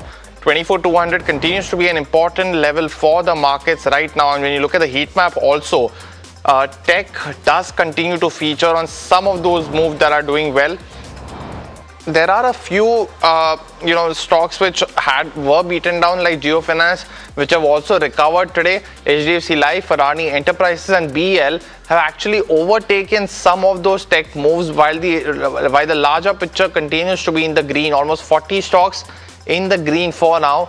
Dr. Reddy's continues to be another downtick for this counter. Eternal also selling from the highs, so is now down 1.3%. But the sectoral heat map too also gives you that perspective today. It's been largely a 3% up move at the start of the day for IT that has now slipped to 1.7%. PSU Bank though, after the Indian bank results, have been on a stellar move. Now the biggest gainer, Nifty Realty also up 2.9%. India Defence, Metal and the Nifty Bank are some of the other gainers as well. But the advance decline ratio has been something that we've highlighted throughout the day. It was a 4:1 in favor of the advances versus the declines. And when you pull up that counter now, that is the other important perspective as well, because you have seen consistent moves on this counter, and that has now just become a 3:1 kind of almost gain. So still favoring the advances by a mile. There have been just a tad bit of increase of almost 150 to 200 stocks that are declining right now. Mid cap, small cap also will show you this perspective also visible across. The gains are outperforming the benchmarks just by a tad bit for the mid cap 150. Small cap 252 has been on a good move, but the BSE 500, because as I mentioned, it's been a day of individual movers today. You saw at the morning, Shoppers stock was up almost 11%. That still continues to do well, while just slipped a tad bit. Although there have been gains being built on Zensar Tech and Indian Bank, as I mentioned, up 9.3%, and that's dragged the whole individual PSU banking basket along with it. So has Kalyan Jewellers up, still continuing to be up today. And let's also quickly look at the Indian Bank right now. As we mentioned, the 9% up move that came after the results came post around 12:30. So you saw the midday spike for Indian Bank, and that has brought a good rally. The PSU banking index also, if we can pull up, because now the top gainer 3.2% up on the Nifty PSU bank index. You're seeing that up move there. And let's look at the constituents also before we start taking all your stock related queries. So consistent moves there visible, and Union Bank, Bank of India, Bank of Maharashtra, all of those counters are now up 4%. While Canara Bank actually is up 3.6%. Bank of Baroda, UCO Bank also doing well in trade today. But Let me welcome in our guest now for the day, Ruchit Jain, Vice President, Equity Technical Research, Wealth Management at Motilal Oswal Financial Services, and Lancelot Dicuna on the fundamental side, CIO, ValueX Wealth Connect LLP. Well, gentlemen, both of you, very good afternoon to you and thank you for joining in today. Let me go across and take the first query. And Lancelot, actually, this one's coming in on Indian Bank. After the results, of course, a stellar move, but by any chance, if you had a look at the results, the provisions have increased, but there have been good reasoning given by the management. Are you also seeing it in a similar trajectory? And what's your top pick in the PSU banking space? So, good afternoon, Puneet. I think yes, the results have been good and encouraging. So we should see maybe the full year should end up a lot better, especially with the the global scenario changing and shifting. So I think from the banking system, especially the PSU banks, I would look at SBI as the biggest beneficiary of all the good news that will be there. And so, given that valuations of SBI are fairly reasonable as compared to maybe HDFC and ICICI and Axis, I would say that in the PSU bank, one can look at accumulating SBI. SBI got that view, and that continues to be one of the important ones. Of course, as we look at the SBI funds IPO, also that will be another kicker for SBI as a whole in terms of cash being received as part of that IPO. But the next question now coming in, and that was Bhaskaran's query. Hopefully that answers your question, Bhaskaran, on Indian Bank. But Siv Kumar from Bengaluru is actually holding HDB Financial and wants to hold it for the next couple of months, asking if he should continue to do so. Ruchit, good afternoon to you. He's holding at 730, which is very close to the IPO price. But this counter has seen recovery from the lows. Does it continue, or are you seeing some kind of resistance again at that 730 to 750 mark? Recently, we have seen price up move supported by increasing volume. The stock is right now trading above all its crucial moving averages. 700, I think, has become a good support base for the stock. So in the short term, till it is above that 700 mark, the near-term trend remains positive and hence can hold down. Got that view, Ruchit. But the next question, and this one's from Navendu Sharma from Patna, on Sona BLW. It's a counter that started to see a lot of up move as we wrapped up the month of June as well as Q1. So let's look at the 1 month picture of Sona BLW. He's holding shares roughly and at the similar level, has been holding it for a while now. And there you see the 13% up move just in the last month or so. But Lancelot, this counter has seen a fresh leg up after a really long time. Would you recommend Navendu to continue holding his shares? And is it a good time to add more too? So, if you really look at valuation, the stock is trading at about 63 times, its trailing earnings. And that is quite an expensive, valuation. However, profit growth has been good. We've seen sales growth also grow. This company has grown at almost 27 times, 27% every year, profit growth about 15%. So the track record has been good, and going forward, since you're seeing an increase in the, in the commercial vehicles as well as the passenger vehicles, business will grow for them. And so I think one should remain invested at this point, but maybe not add anything unless the valuation corrects. Fair point, Lancelot. And next one, and viewers, you can also call us on the numbers that are flashing on the top of your screen. The landline one is the one you have to use to pick up your phone, speak to us as well as our guest as well. But next one's from Shiva from Bengaluru. He's holding BEL at 419. Now, Ruchit has actually taken quite a big position of 2,300 shares in this one. And yet again, that counter seeing buying at that 400, 405 odd levels. Is this yet again seeing a momentum back to that 450 odd level, or how do you look at this move right now? Near-term trend for the stock is still sideways. We have seen a good amount of consolidation over the last 3-4 months in PL. But good thing is that post the recent correction from the highs, the stock is quite close to its lower end as the support end, which is around 400. So till 400 is intact, the downside seems to be limited. On the up move, we need to see whether the up move comes with the volume anytime going ahead. 440, 450 is the resistance zone to watch out for. So hold on at current levels. You can keep a stop loss below 395 and just review the position when the stock comes around 440 to 450. Got that view, Ruchit. But the one space that's been very interesting is the chemical space, and we've been discussing in all of our shows how that has seen value buying starting March as well as in Q4 essentially. April, May, all of those moves started to come through for the chemical names. So Naveen Fluorine, Sudarshan Chemical are two counters that Rajesh from Hyderabad currently has on his radar. He wants to basically enter this counter, either of those, with the long-term view, and asking if there is any other ones apart from these that look great as well. Lancelot, I think one of the bigger ones at this particular point of time has been that the last 3 to 4 years there's been negligible returns, but only selective stocks like Deepak Nitrite amongst others starting to see moves. How are you looking at this one? So I think if you look at Naveen Fluorine or Sudarshan Chemicals, they're both trading at very high multiples. And given that we are just seeing the beginning of some improvement, we still have to wait and see how it plays out over the next 6 to 8 months. But the valuations have run up in advance of expectations that earnings will be good, and that's why it's a little expensive at this point in time. As far as Deepak Nitrite is concerned, or other companies in the chemical space, I think one should probably look at a company called Aether Industries. They're also looking attractive at current valuations, and Deepak Nitrite also should do better at the current valuation. So these two can be accumulated even at the current prices. Got that view. I just want to quickly address the SIP numbers also. We will, of course, Alex addressed the main mutual fund numbers in the previous show. The SIP contribution has now come in at 31,781 crores. That's just coming in from, of course, the conference that started at 2 o'clock. But very importantly, that the momentum has currently continued, especially on the SIP book. So we've been seeing a number roughly between 30,000 odd crores per month on the SIP side. There have been some cancellations. We've talked about it in this particular quarter as well.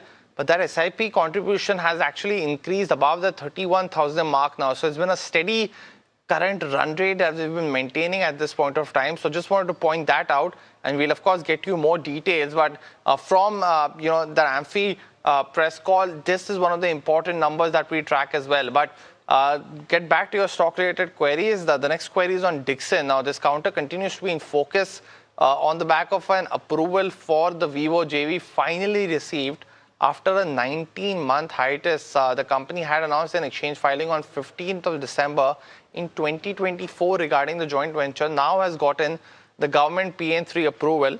But Ruchit, Sunita from Hyderabad actually booked some profits on this counter at 14,000 and asking if she should enter the counter yet again, seeing the current news flow, or she should go for some other counter like E2E network for the short term. How are you looking at this one? I think in Dixon Technologies itself, you can keep a buy and dip strategy. Prices have already seen a pullback in last few trading sessions on anticipation of these news flows of JV. So that's why we are witnessing some sort of profit booking from the highs. But the stock has formed a very support base around 12,500 to 12% range. So I would suggest to buy and dip approach and decline forward.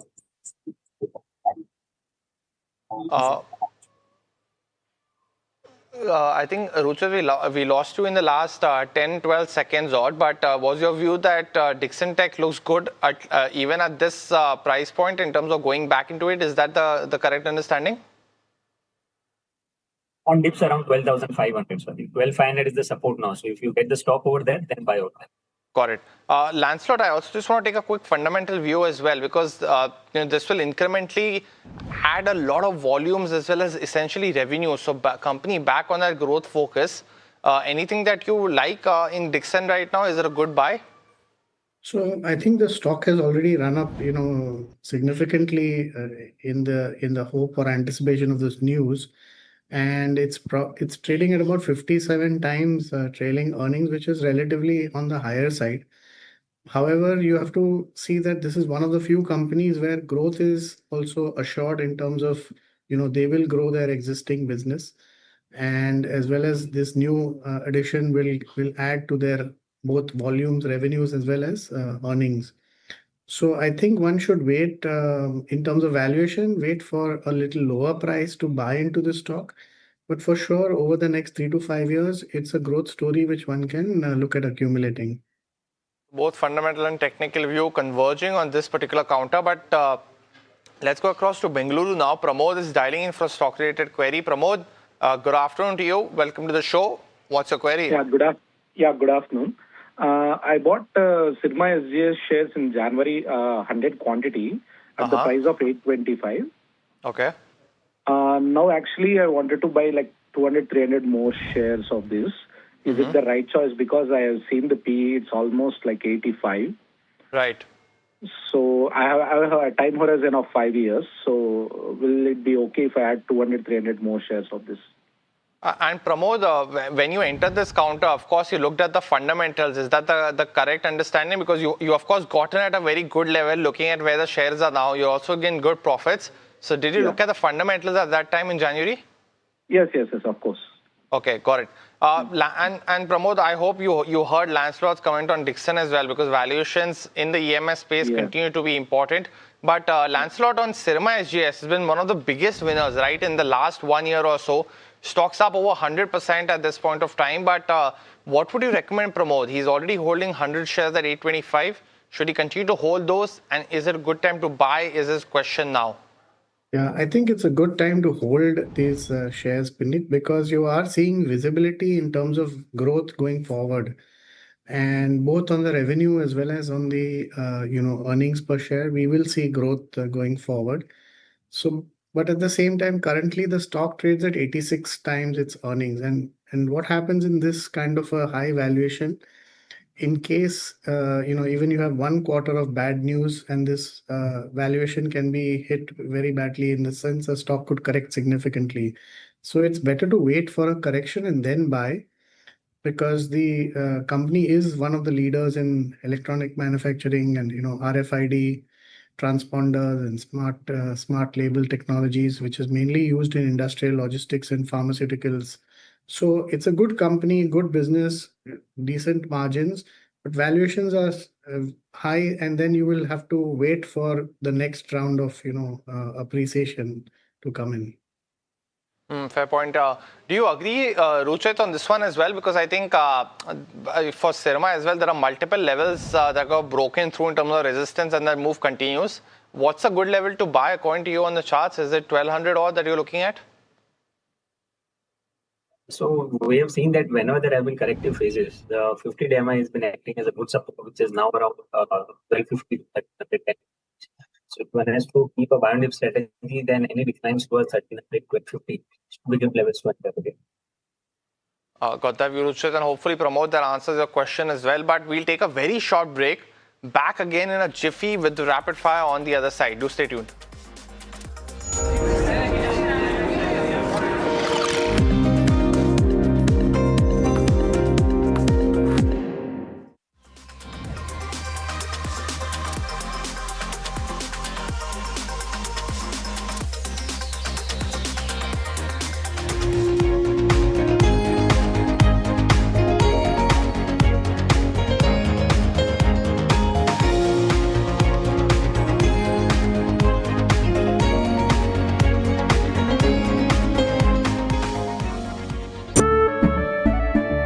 केसरिया से मन जोगी हुआ रे दिल झूमे देखो मतवारा हुआ रे केसरिया से मन जोगी हुआ हर पल मनाओ केसरी त्योहार विमल बोलो जुबान केसरी। माँ भी हमेशा पी मार्क मस्टर्ड ऑयल में ही खाना बनाती थी। कुछ तो बात है इस दिल में। PMark, the mustard specialist since 1933. बरसों से सरसों India Inc.'s most respected names chose India Inc.'s best and brightest. I'm delighted to be chairing a committee of such distinguished fellow business.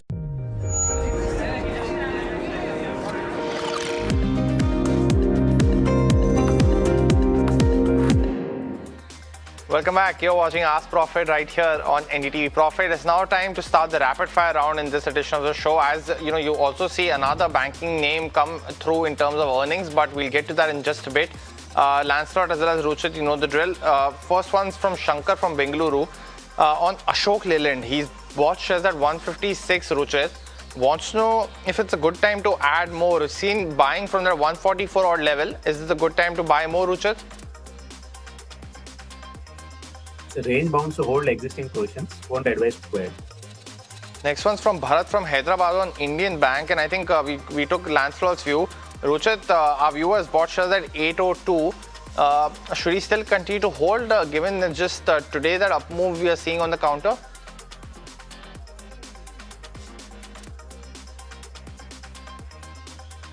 I think we seem to have lost Ruchit in that connection and probably get him back and just check with that as well. But let's take another question and then probably get back to Ruchit at this point of time. It's on Shakti Pumps. Jayashree from Coimbatore wants to enter for the next 1 year. Lancelot, is it a good time to enter? Yes, you can look at entering this from a 1 to 2 year perspective. Got it. Ruchit, on Indian Bank, if you can provide us with that view.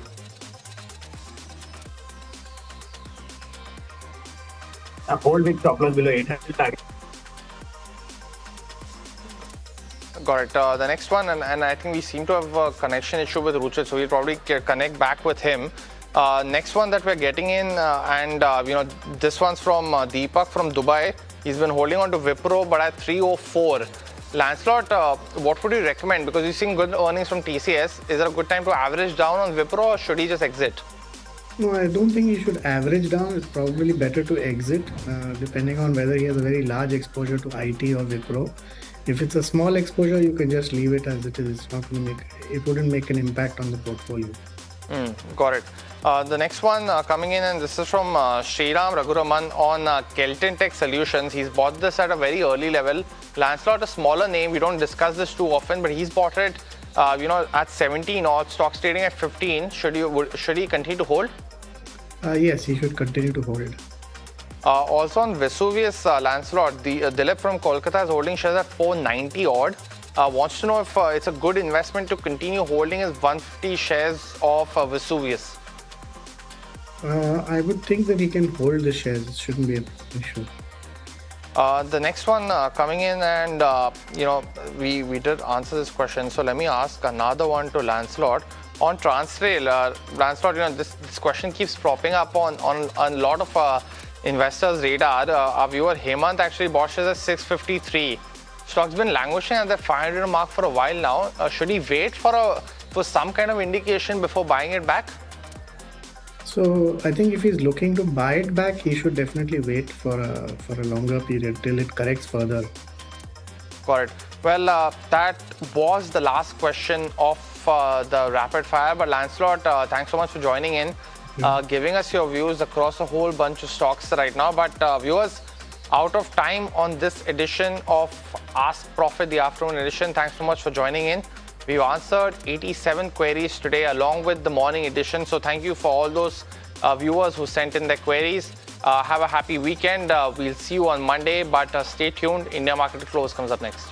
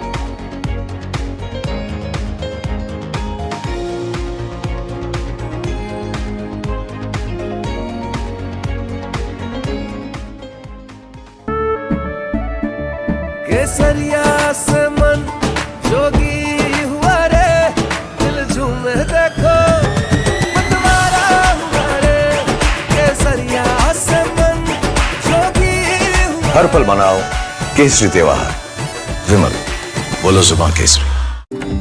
माँ भी हमेशा P mark mustard oil में ही खाना बनाती थी। कुछ तो बात है इस दिल में। P-Mark, the mustard specialist since 1933. India Inc.'s most respected names chose India Inc.'s best and brightest. I'm delighted to be chairing a committee of such distinguished fellow businessmen, bankers. It's just lovely to be back on this NDTV jury. I have been a fan of NDTV for a long time. Many of the nominees are extremely close together in terms of what they've done. I think it's also important that how they are reshaping the industries, commercial activities which they are into. And it's a very judicious mix of people to choose from. My compliments to the team. Who will earn India's top business honors? Find out at the NDTV Profit Business Leadership Awards. IIT Bombay, engineers, brilliant students, so much drive to create something new. You found a new technology, this new motor. इसका fan बनाया. आप बहुत सारी चीजें बना सकते थे. Atomberg did not start with a clear idea. What idea? We were desperately hunting for it, and then that hunt was on for 4 years. Nothing changed. Shifted in the shawl outside.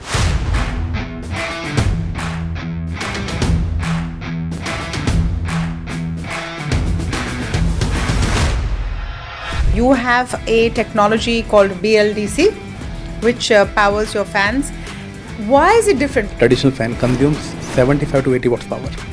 That's a huge power, and with our tech, we built a prototype and learned that we can deliver the same output at 28 watts power. What are your parents thinking at this time? Because you come from backgrounds where you've really had to fight to make it to IIT. So I got placed in ISRO during my final year. My family was super happy. They all understand government job really well, but don't understand anything around business, right? And I convinced them that I have got an action. In fact, not convinced, I had to lie to them. Before Atomberg, when I was in college, I started with an e-commerce business. We used to sell like cosmetics. They were like, यार engineering करके तुम lipstick बेचोगे. Were you ever at a point where you thought the journey ends here? We hardly have like very short runway. I think not even a month probably, right? And I literally cried that night.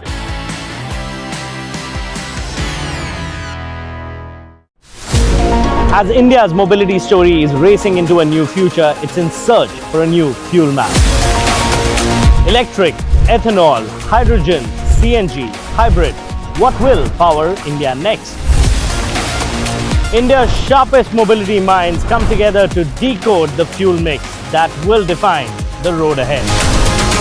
The NDTV Automate Fuel and Future Summit 2026 on 15 July only on NDTV Network. India's unshakable news habit. NDTV.com is India's #1 English news website.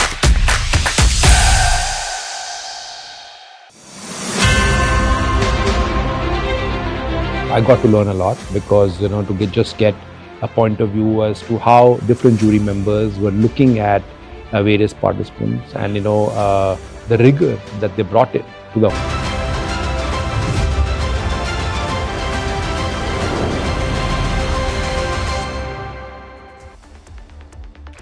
Hello and welcome. Thanks so much for joining in. You're watching live from the NDTV Profit Suzlon studio. This, of course, is India Market Close. My name is Alex Matthew, and with me in studio, you'll see her soon, is Mahima Vachurjani. Let's talk about how the equity markets are this Friday. It's a good picture. Let's start with the benchmark Nifty 50, and we're at the high point of the day, or very close to it. In fact, I wouldn't be surprised if we are at the high point of the day, up about 1%. Above that 24,200 mark and climbing, right? So you saw a little bit of a dissipation at the end of trade yesterday. I wonder if we'll hold out for the next 1 hour. That's going to be absolutely critical. One of the big talking points has been IT. And when you look at the heat map for the Nifty 50, So there you go. It's still trading with gains of about 1.9%, not the heady levels that you saw at the start. But take a look at the heat map for the Nifty 50, and right on top of the screen, you will see quite a few of them. Actually, they've given up ground, but you still have Infi, Tech Mahindra, as well as Wipro in that top line. TCS seems to have lost a little bit of ground. HCL Tech as well dropped from the high point of the day. But what's leading the gains? You have Jio Finance, it's looking good. HDFC Life is okay. Adani Enterprises recouping some losses from earlier in the week. BL is looking good. Reliance Industries, possibly the reason why you're having such a rip-roaring move for the benchmark Nifty 50. And then you go down the list and you see a few private sector banks also doing okay. You have Axis Bank that's up and about. You have ICICI Bank that's gaining about 1.8% or thereabouts. So it's a pretty picture. Quite a few stocks in the green. TCS, of course, trading with gains of just about 1.2% after starting the day with gains of well over 3%. So some of that ground has been lost. Let's talk about the broader markets, and let's start with the mid-cap index, the intraday chart. Of course, we're at the high point of the day for this index as well. It's up about 1.2%. Small cap index also trading at the high point of the day, 1.3%, and that should tell you that the breadth is looking robust. The breadth pretty much at the highest gap in the trading day so far, with the advances significantly ahead of the declines. Let's pull up the sectoral indices and you'll see a sea of green here. It's again a pretty picture. What's not doing well, because let's get that out of the way, not too much to talk about here. Pharma as a pack not doing incredibly well. You have healthcare as a pack that's losing a tad bit of ground, but it's not too much to speak of. What's working is Nifty Realty once again, and we've got a special presentation for you on the show about what you need to pay attention to with regard to the rip-roaring move that this index has had over the last 1 month or so. PSU banks back in front, and this is on the back of pretty robust results that have come through from the likes of Indian Bank, even Bank of Maharashtra having a pretty decent set of numbers. Nifty IT gaining about 1.9% or thereabouts, and the India Defence is up about 1.8%. Nifty Bank not too far behind, about 1.5%. Pull up the PSU banking pack components, because this is where quite a bit of action is. You have Indian Bank on the back of a pretty good set of numbers is gaining about 10% or so. Bank of India is up and about. UBI, Canara Bank, all of those gaining over 3%. BOB is doing well. Central Bank and UCO Bank as well. So it's a pretty robust set of numbers that was posted by Indian Bank. I wonder whether that sets the template for some more of these banks. And beyond that, the question though, Mahima, is from the broader markets, what are the stocks that are doing well? Right, so overall, Alex, the broader markets have maintained the momentum throughout the day, right? And that's the important part, because the mid cap 150, the small cap 250, both are up and above in that range of 1% each, and have held that gains throughout the day at the day's high point almost now for the small cap 250. But some specific names that are doing well in the broader end of spectrum. Let's try to pull up the BSE 500 index and see as to what are the counters that are doing really well. You have Iron Exchange topping that chart. Zensar Tech, of course, also doing very well, up 13%.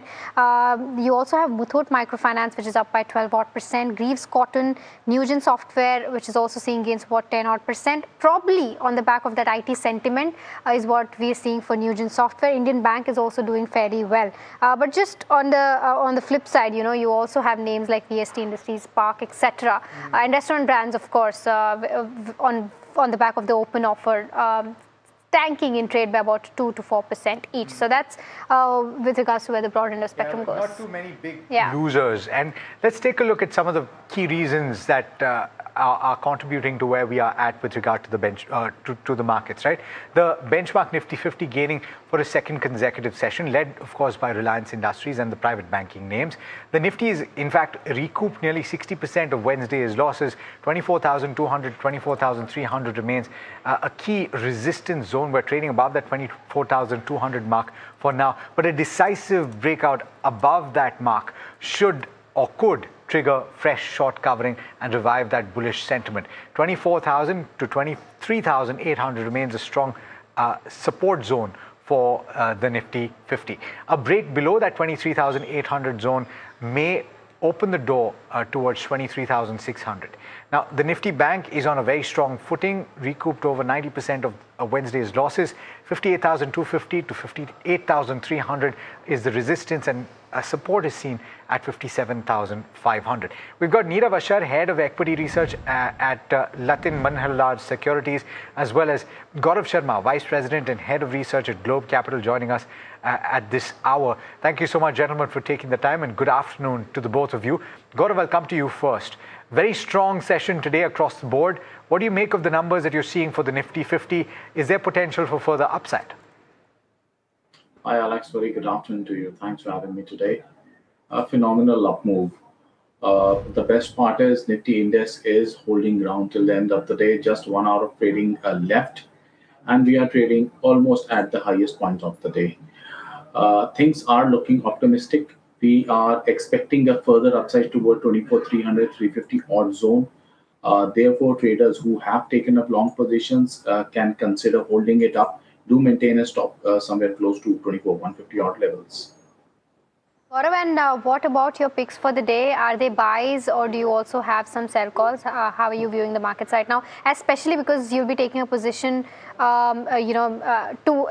into the weekend is what we're seeing, and we've seen in the last week that geopolitical situation did turn down markets. So overall, what are you seeing right now in terms of that, and what stocks are you picking? Stock specific ample of action is there. Two stocks I have picked up today. One is from the banking space. Crude Visa Bank is looking very attractive. It is all set for a fresh breakout. Trading in a narrow range from past couple of weeks. 306 is where it is currently trading at. Stop loss is very close by. Take a stop at somewhere close to 300 odd levels. Look for target closer to 320, 325 zone. That's first one. The second one is Lloyd Metal and Steel, Lloyd SME. Again, a clear-cut flag and pole pattern is visible in this stock.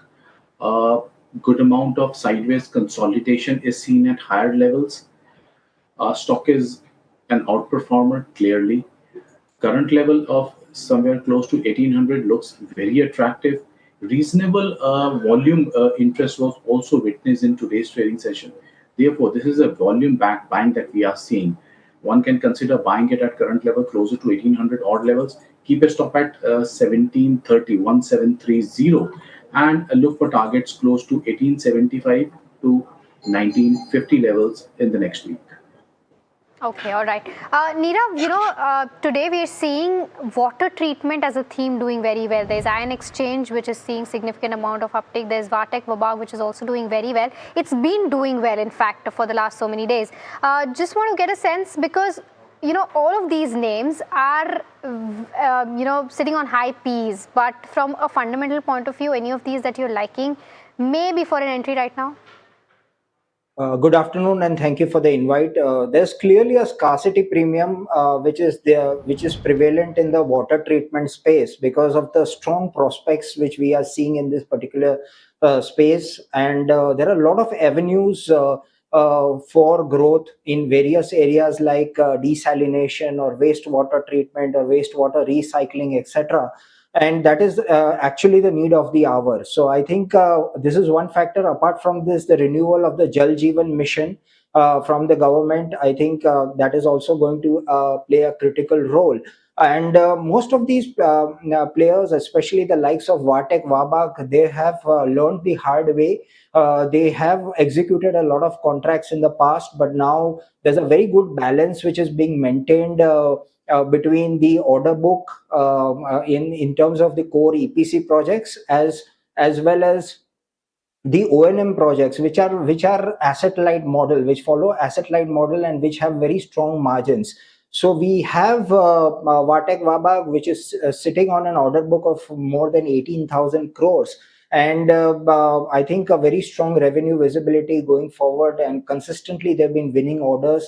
Plus 40% of the order book is O&M contracts, which tend to have very, very thick margins. So I think this is one.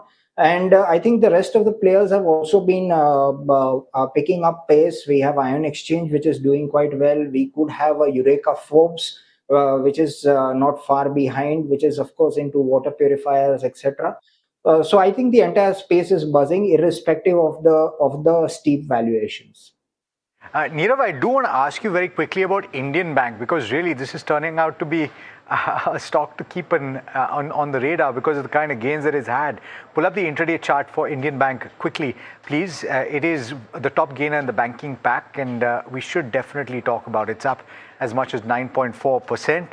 This is on the back of the results that have come through. Net profit gain of as much as 10%. The gross NPAs have actually improved on a sequential basis.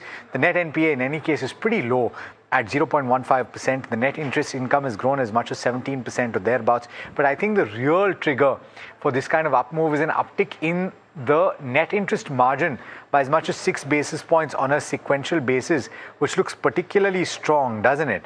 Nirav, what do you make of the numbers? 3.41% is the NIM that this particular bank has managed to give. Is this a one-off, or do you think you can extrapolate this to other banks in the space as well? I think a very superlative quality of numbers as far as Indian Bank is concerned. Approximately 14% growth in the advances and approximately 14% increase in the deposit mobilization. As you rightly pointed out, the net interest margin has been quite strong at 3.41%, which is quite strong. We have a CASA, which is at around 40%. So that is also, again, a very big positive. And when you tick all the boxes in this fashion, naturally the markets are going to reward you. And that's what exactly we are seeing in the case of Indian Bank. All right, I'll circle back to find out which particular public sector bank you like. But before we do, let's go to the stock of the day. And actually, it's not just the stock of the day, it's probably the stock of the week. Kalyan Jewellers is the one that we're talking about. It's on a red hot run. Or I wonder if there are any other metaphors that you can use that have to do with gold, because the stock is up 37% from its lows and 30% in the last 3 trading sessions. Mahima joining you to talk about what is going on, Mahima. Yeah, can we call it a golden rush, Alex, is what I'm thinking. Yeah, so it's a gold right? rush. Yeah, it's a golden rush, right? And that's what has happened. In the last 3 days itself, the stock has gained over a 30% mark. It's been up almost 40% from its lows. And let's try to take a look at the fine print of what the earnings of Kalyan Jewellers have looked like so far, and what's working and what's not working. I'll start with the financial metrics first, because in terms of the top line growth, a 3-year CAGR of 36% is what Kalyan Jewellers has witnessed, from 14%, from 32% to a 43% in FY26. Profitability CAGR has been at that 44% mark. This is a 3-year CAGR that I'm talking about, from a 20% in FY24 to a 92% in FY26. And ROC trend has been improving from a 14% in FY24 to a 21% in FY26. Now, if we take a look at the valuation, because there is valuation comfort as compared to the biggest peer, that is Titan, because 1 year forward for Titan stands as around 64 times PE versus that of a 27 times for Kalyan, and for Thangamile it is as high as 49 times because the stock has run up so much. But Senco still sits at a better position as compared to Kalyan at 15 times 1 year forward PE. Now, what's not working? This is also interesting because it has a very high exposure to Middle East. One thing, the international revenues overall are around 14% to the consolidated top line number, of which around 10% comes from Middle East. They also have 38 showrooms across UAE, and if the Middle East tension intensifies or escalates, it could impact their revenues coming in from the Middle East business. So that's 10% of their total revenue, and that's something that investors will definitely watch out for. The second aspect is the FII selling, because there has been constant selling of FIIs in the past 3 years, from a 21% in March 24 to around 14.5% in March 26 is what we've seen in terms of the FII number. In terms of the debt, because both in terms of the short-term and the long-term borrowing, that numbers have gone up. So total borrowing has gone up by around 23% in FY26. Even other liabilities in the balance sheet has gone up by 55% in FY26. Lastly, in terms of where the Bloomberg consensus estimate stands, because that, if you take a look at the numbers, there are around 8 buy calls for this one, 0 hold and 0 sell calls with a return potential of 50% is what the analysts are estimating. So this is the overall view on Kalyan Jewellers as to what is working and what's not working, and Middle East is something that everybody will be watching out for. Gaurav, I'll quickly come to you. Considering that we've seen a significant run-up in the stock, what are the charts still indicating? Mahima, charts are indicating that this run-up is likely to extend towards 500 levels. Although the stock it has been a clear-cut underperformer, but this is a phenomenal up move that we have seen in the past, say, just 2-3 days. It has went up from 350 to currently 470, 475 zones. Further upside towards 500 is pretty much likely. Therefore, a trailing stop loss is what I'll be suggesting to the traders to have here. Maintain a stop at 450. Look for immediate targets close to 500 odd levels. Nirav, the question to you then, and Mahima just very nicely put out the comparison even on the valuation front, right? And if you compare it with a Titan, it's still trading at a discount. The question though is, will it continue to have the kind of growth run rate that it has managed in the last 12 months? What do you think? Well, it's quite possible because we've seen that the entire gold jewelry trade is essentially very, very scattered and fragmented. And I think if I'm getting my figures right, then even Titan has a market share of approximately 7%. So there is a room for everyone to grow, and this is of course the age of the hyperlocal jeweler. And most of these players have been following very smart strategies with respect to their hedging policies, with respect to the way they are growing, because they've been following FOCO models, which is franchisee-owned, company-operated, which is an asset-light model essentially, and ensures better quality margins. And I think the positive for the Kalyan is that it was trading at a valuation comfort of around 29 times, and when you have a growth of close to 40%, which has been achieved in the Q1, then naturally the market is going to take it in a positive way. So hence we have seen this valuation catch up, which has happened very, very fast. Yeah, indeed. And certainly that that might just be a little bit of an understatement, the valuation catch-up been fast. The gains that it has seen this week itself, 22+%. It's time now to go across to my colleague Sumit Sarkar for his regular feature at 2:45, Heard on the Street. And I'm pretty sure, Sumit, that the news and the buzz is significantly better than it was 2 days back, isn't it? Well, even 2 days back, the news flow was obviously there. It was just the fact that people were not able to make any money out of that news flow. There was just news flow that was coming in. But right now, yes, there are a few stocks that dealers have highlighted. Firstly, it's Ellen Berry. Now there are buy flows on the PMS desk is what dealer rooms are indicating. A well-renowned PMS has been buying in to trade in this counter is what dealers have indicated. Second one is CE Info System, that is MapMy India. There are buy flows on the HNI desk, and there's a buzz of a potential acquisition announcement that could come in anytime soon here. For HEG, there are buy flows on the HNI desk. Dealers are quite bullish on the demerger of its unit, which is expected to happen soon, and hence this spike in share prices is something that you have seen in trade today. And then there are multiple stocks on results. First is Bajaj Auto, Oracle Finance and Bajaj Consumer. There are buy flows on the institutional desk on all the three counters. Dealers are expecting strong Q1 numbers to come in from these names. And on the flip side, there is Angel One. There are sell flows on the large HNI desk for this counter. Dealers expect a weak Q1 earnings from Angel One. So keep an eye out for all these names in trade. Okay, all right. Soumya, thank you so much for getting us those details. A lot of those names, Alex, are looking, very interesting. There's HEG, there's CE Info Systems. I think I'll take up HEG with you, Gaurav, first as to what are the charts indicating right now for this one. Mahima, a fresh uptick was seen, but stock failed to hold above its crucial moving averages, which is not a good sign. A close above 555 odd levels is pretty much warranted to confirm a breakout here.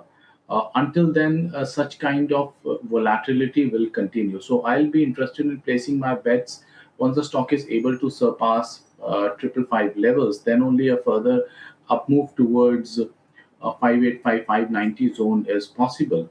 Well, among the stocks that Somit noted here, Ellen Berry looks very attractive at the moment. It is, even this caught my eyes only after your uh, notified it, and it is looking exceptionally good. The results are phenomenal. The company is a consistent performer, yet the stock was not being rewarded the way it should have been. It is looking very attractive. I think a further up move is likely in this stock, although currently it has reached the 10% circuit mark, but it is still looking upbeat. Barry, okay, keep that on your radar. What about CE Info Systems? And this is a stock that gained quite considerably in trade yesterday, Gaurav. Pull up the 1 week chart if we can do that, and you will see that spike that took place in trade yesterday. If I remember correctly, about 8% or thereabouts. It's up as much as 17%, 18%. And so if Somit Sarkar's heard on the street ends up coming true, this is going to be an acquisition candidate. What's the view on the charts? This is also looking good, but if at all a comparison needs to be done, I'll be placing bets with Ellen Berry, clearly, no doubt about it. All right.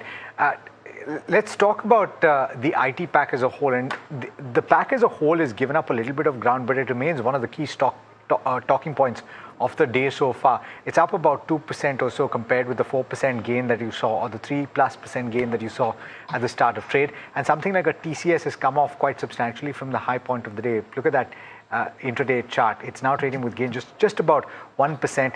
One can argue that those early gains were so substantial that people got in and managed to take some money off the table. But the point is, can the numbers that TCS has posted and the outlook that it has, the headcount data that it came with, can it be extrapolated to the rest of the system? And what does it mean for IT? Jasmeet joining in to tell you just that. Jasmeet? Well, Alex, thank you for that. As rightly said, we have seen a strong commentary coming in for TCS, and that's something that's really seeing a broad-based growth across the sector. Now, if you look at the key things that were in focus for TCS, the first one was the constant currency, which has been positive for 4 consecutive quarters, which key positive, showing the overall stabilization in terms of the actual growth. While the second one will be the AI revenue. It has been growing constantly, though the growth has slowed down from earlier 27 to 13%, but still growing in a double-digit form, and the management remains bullish on this. The third one is the net hiring. While it has been highest in last 15 quarters, and so far in last 2 quarters, company has hired nearly 12,000 odd employees, showing a strong momentum in the future deal wins, in the future growth as well. But the last one is the value buying, which we're seeing in IT sector, as it has already been beaten down, and the valuation is currently at a 10-year low decade. Now, in terms of the demand commentary, what we are cross-reading for other sectors is first one, the BFSI. We have seen that TCS has a flat BFSI movement. It's about 1% flattish, but still staying resilient. And given a lot of IT companies have majority of the business in BFSI, that's why we are seeing majority of the IT companies buzzing into today's trade. The second one is the consumer vertical. TCS does make a note that the consumer vertical business will come back to normal once the geopolitical tension eases down and it will start seeing the growth. And the third one is manufacturing and life sciences, where TCS says out that in the Q2 will be a turnaround quarter for these 2 sectors as well, and the stocks that have heavy focus in manufacturing and life sciences are buzzing in today's trade. But the last couple of them are the regional market. The India focused market has grown well for TCS, is up about 7.2%, while the management sees no broad-based discretionary spend slowing down for the company as a whole. Now, we have jotted down few companies that have high focus in BFSI, manufacturing, life sciences in India. Starting off with the BFSI, we have majority of the IT companies focus in BFSI. To name the companies, we have all large caps. We also have Emphasis and OFSS all gaining in today's trade on the back of that heavy BFSI exposure. Now, in terms of manufacturing and life sciences, we have stocks like Persistent Systems, Coforge and Sagility having heavy dependence on the life sciences, and that's why these 3 stocks are buzzing in trade on the same basis. While the last one is the India exposure. Now, there are a few of the India companies which have high India exposure, like Newgen, Tanla Platforms, Orient Pro and MapMy India, which have higher Indian and regional market, and that's why these stocks are buzzing. Now, in terms of the return potential and buy call for the companies, if you look at TCS to emphasis, we see majority of the buy calls for the company with least sell calls in terms of return potential. It lies between 8 odd to 25 odd %, with TCS being at 24 odd %, HCL Tech at 13 odd %, and Coforge and Persistent between 7 to 8 odd % from the current growth levels. Okay, all right. Jasmeet, thank you so much for getting us those details. Quite a comprehensive link on the entire space as well as TCS. But in fact, my colleague Neeraj caught up with Krithivasan, who is the company's MD and CEO, and Aarti Subramaniam, who is the ED, President and CEO of the company, to discuss the quarter gone by and the outlook ahead, listening to that entire conversation. When I look at the reported line items per se, almost everything is in line with what my colleague Jasmeet penciled in. So I don't have any questions on whether it beat or not beat, etc. But just putting into perspective, a couple of brokerages said that the revenue growth was slightly higher than what they had penciled in. What went behind the quarter? Did geopolitics have a large impact on the quarter? As I said, overall it's been a good quarter, very satisfying quarter for multiple reasons. Revenue being what it is, like obviously if there is a beat, we are all happy about it. Our order book has been good.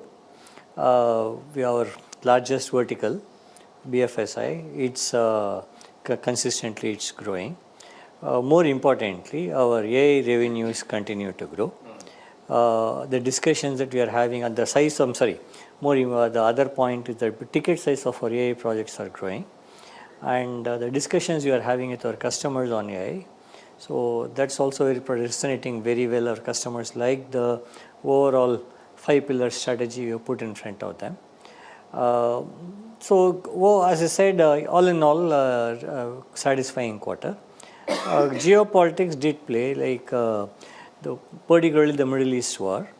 We have impact because of that in some of the verticals, particularly retail, travel and airlines and all, and of course our Middle East business. But despite all that, we are happy that we've been able to put a good quarter. Yeah, and I would like to get your opening thoughts before I ask about hiring, because that has stood out for me. I don't know if it's really that important in your eyes, but your opening thoughts, Aarti, on what do you think went behind the quarter and what does that signal for the quarters ahead? I think as Kriti said, I think it was a satisfying and a good quarter. And if you really look at the deal wins this quarter, we had one mega deal with SKF, which we are extremely pleased about. And also the nature of, it's a completely net new win and cuts across, multiple services that will deliver for SKF. Complete, AI first IT operations in terms of how the run the business would work, enterprise transformations, and also AI-led business transformations. So I think the whole construct is something that we are very pleased about. Then other deal wins, renewals, and again, all these renewals require a very clear AI-powered proposition, and we are doing well there. And with a US-based utility major, we had a very good renewal, a large deal renewal. But what we are also pleased about is how the renewal came with a large double-digit AI transformation deal, expansion baked in, right? So I think we're very happy about that as well. Apart from that, I think this quarter, if you really look at the autonomous GBS, the whole agentic AI in business process operations, we saw some really good deal wins across, HR, finance, and customer experience. So those deal wins, which are completely AI-led propositions, AI-centered propositions, I think the deal wins were quite good. And you look at our AI revenues this quarter, 2.6 billion. So I think good growth from 2.3 billion last quarter. And these nature of AI projects are such, right? These are discretionary projects, 3-month, 4-month, 6-month cycle. So to grow from 2.3 to 2.6, which means that we need to win those many newer projects to keep the growth momentum going. So net, a good quarter. Yes, a good quarter indeed. A good hiring trend is what we've seen. Inline numbers is what we've seen, and a positive commentary, and that's reflected in TCS as well as the other IT names as well. Neerav, I'll come to you. Today in the morning I was speaking to an IT analyst, and he said that in the next 3 odd years, at least in the SMIDs, he's expecting a good CAGR of anywhere between 15 to 18 odd %. Would you also agree? And do you also think that there's value buying in the mid and small caps in the IT space, or do you still prefer large cap? I think the TCS results have largely managed to meet the street estimates. And I think, as you pointed out, that around a 15 to 18% growth, it looks quite likely. It's quite possible that companies would be able to scale that, but it will all depend on what is the quality of execution. And of course, one positive thing which comes out of this is that the AI transformative deals have been growing. And of course, this win with SKF is definitely going to be a test case also for TCS, and hopefully they should come out strong after this execution. But numbers clearly left a lot to be desired, because we've hardly seen any sequential growth. There was a degrowth in the profitability. They've managed to hold on to their margins, but I think overall the cost structure, the costs did bite, because we've seen employee cost as well as other expenses move up at a faster clip. So I think while the valuation wise we have TCS, which trades at barely 15 times price to earning multiple, yet we have not seen any excitement for the stock, despite the fact that the valuations are looking so appealing at this point of time. I think there could be better value, which is there in the mid cap space. Okay. That's well put, and that's a fair assessment as well. There's still a little bit of uncertainty on how this will pan out. On that note, gentlemen, Nirav, Gaurav, thanks so much for taking the time today. Pleasure speaking with you. Happy Friday. Okay, we have to slip into a very quick break, but on the other side, we'll talk about a key trading strategy that you should keep in mind, and various other conversations. In fact, we've got a conversation lined up with perhaps one of the stocks of the day. That's Indian Bank. Stay tuned for that.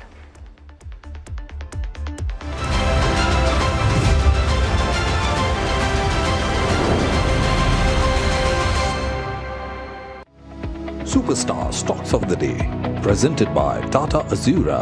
हर रास्ते का superstar.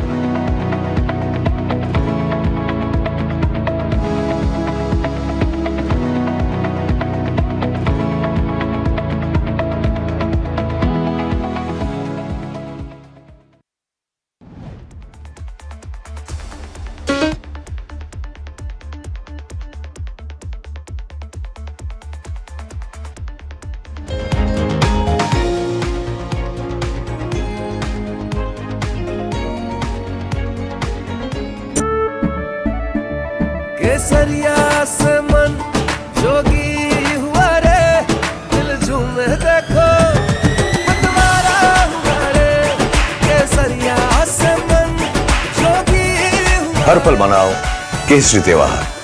विमल, बोलो जुबान केसरी. आपका parcel फिर से हमारे घर पे आया है. कुछ तो बात है इस दिल में. माँ भी हमेशा पीमाक मस्टर्ड ऑयल में ही खाना बनाती थी. ये आपके लिए. कुछ तो बात है इस दिल में. PMark, the mustard specialist since 1933. बरसों से सरसों. IIT Bombay, engineers, brilliant students, so much drive to create something new. You found a new technology, this new motor. इसका फैन बनाया.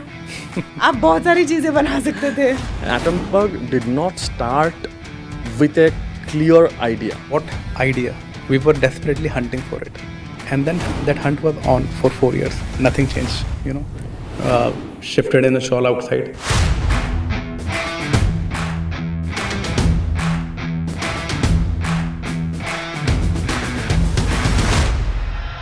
You have a technology called BLDC, which powers your fans. Why is it different? Traditional fan consumes 75 to 80 watts power. That's a huge power, and with our tech, we built a prototype and learned that we can deliver the same.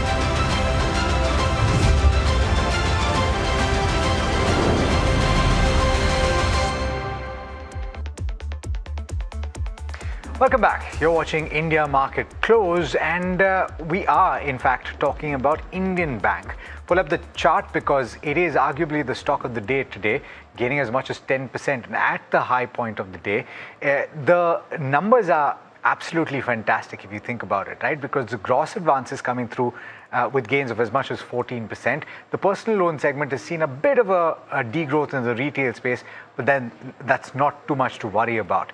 In fact, that growth in deposits has been anchored by robust CASA that stands at close to 40%. The PAT number has grown by as much as 10%. Asset quality has remained resilient.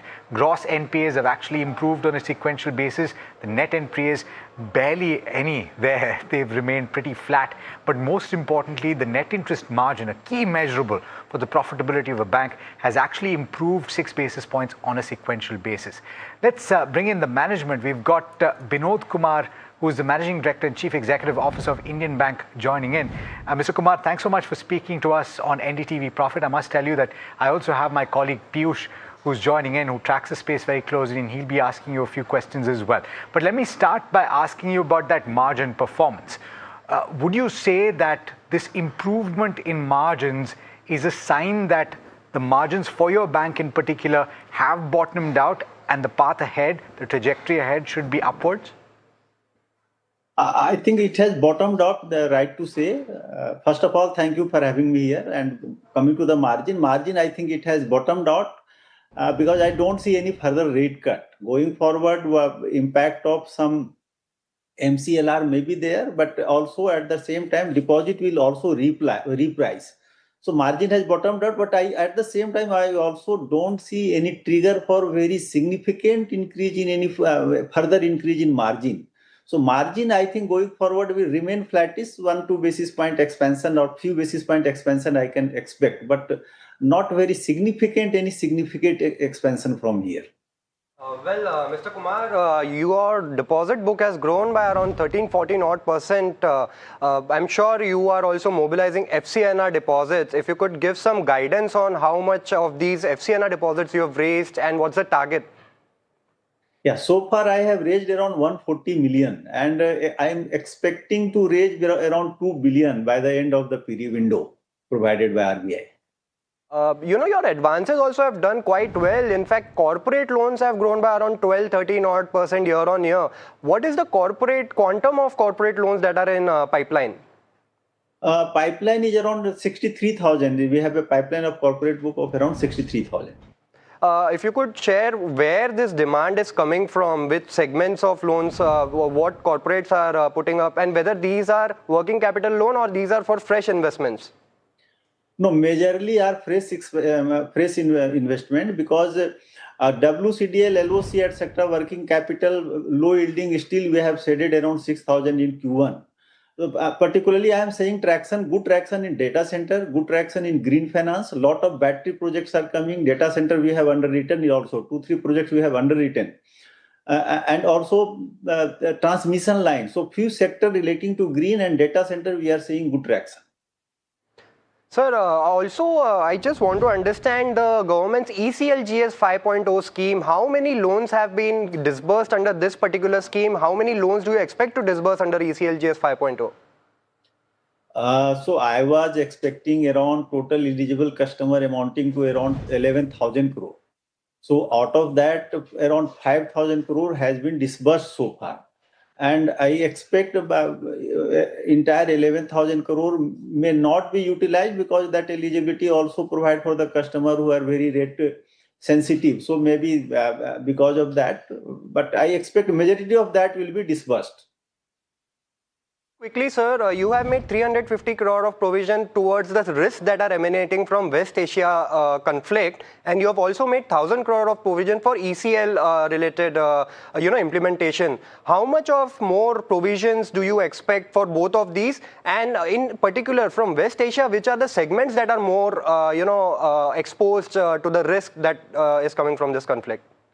So first of all, let me give disclaimer that we have made that provision 310 crore in the Q4 itself. This quarter we have made around only 13 crore only, not much.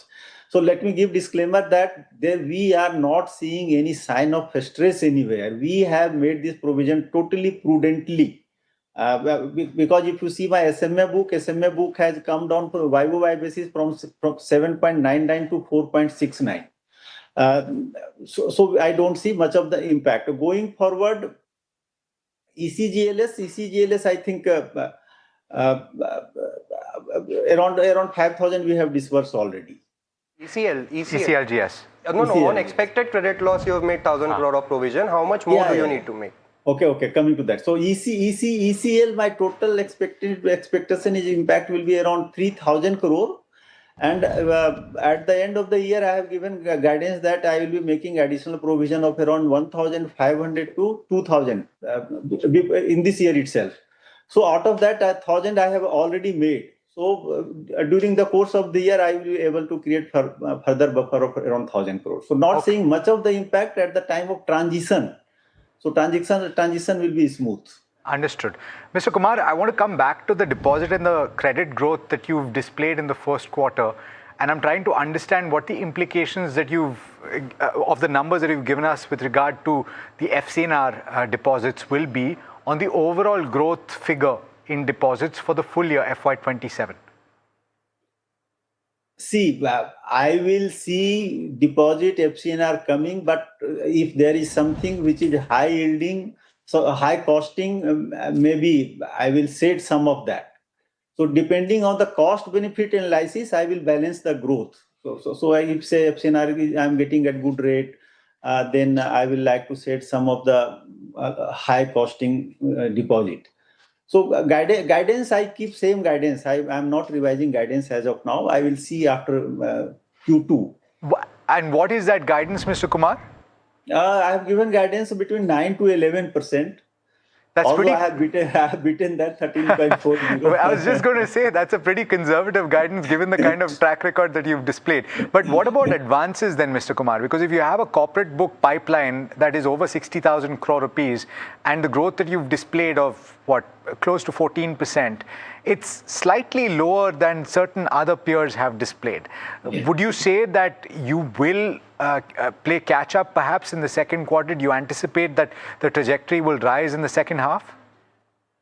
See, my take is even 13-14% is growth is a good growth. I remain mindful of the margin also, but I try to balance between growth and margin.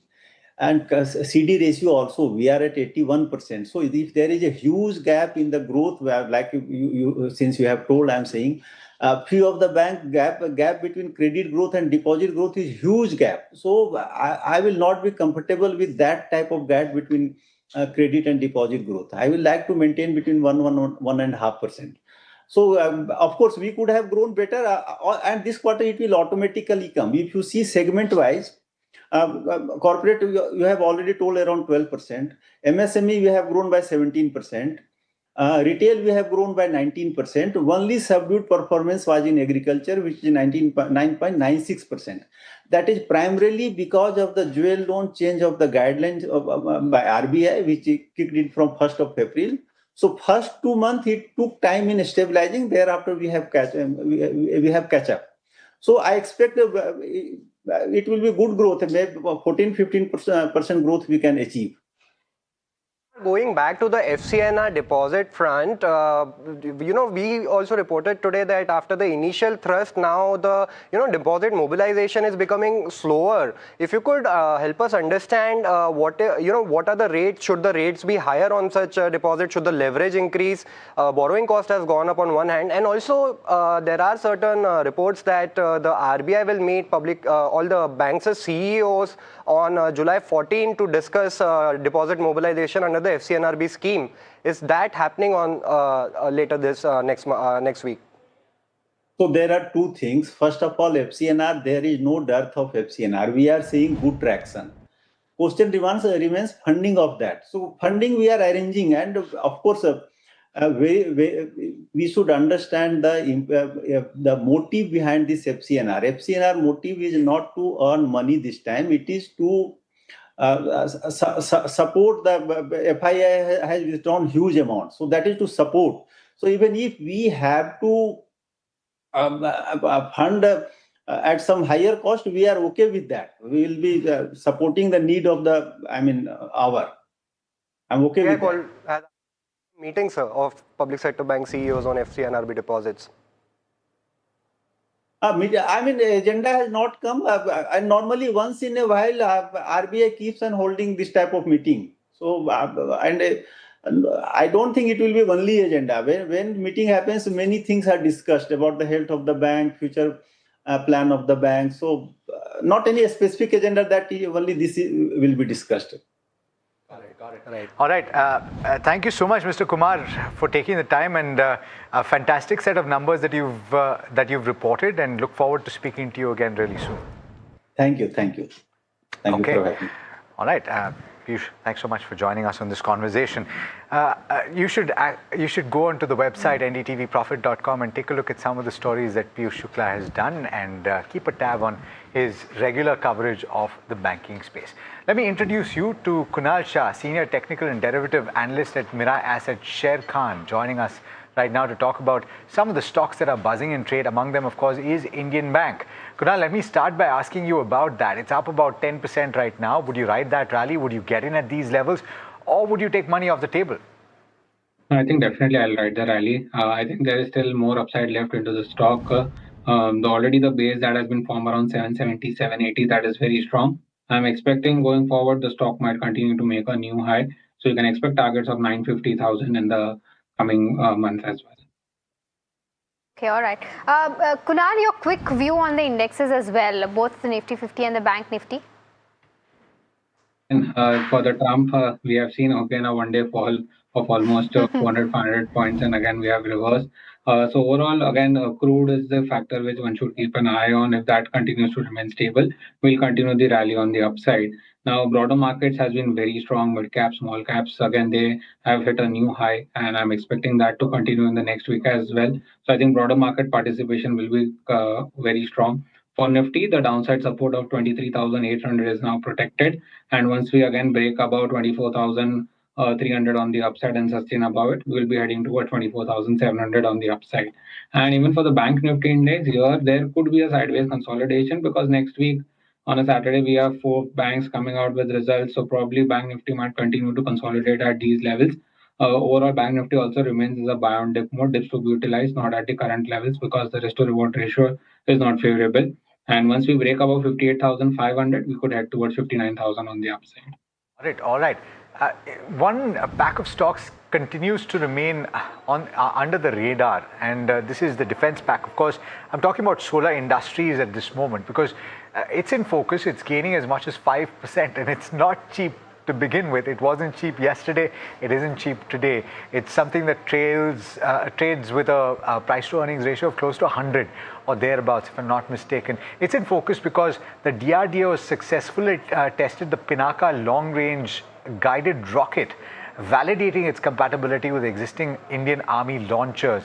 Goldman Sachs has come out with an interesting note on the developments, and Parth is joining in to tell you about what they're saying in that note. Parth, a lot of questions about the valuations as things stand right now, but you can't argue with the kind of growth rate that the company has had and the opportunity that has presented itself. You're absolutely right, and Goldman kind of agrees with that. Actually, they have come out with a buy rating on solar industries with a target price of 19,590 rupees per share, which implies an upside of almost 8% from the current market price.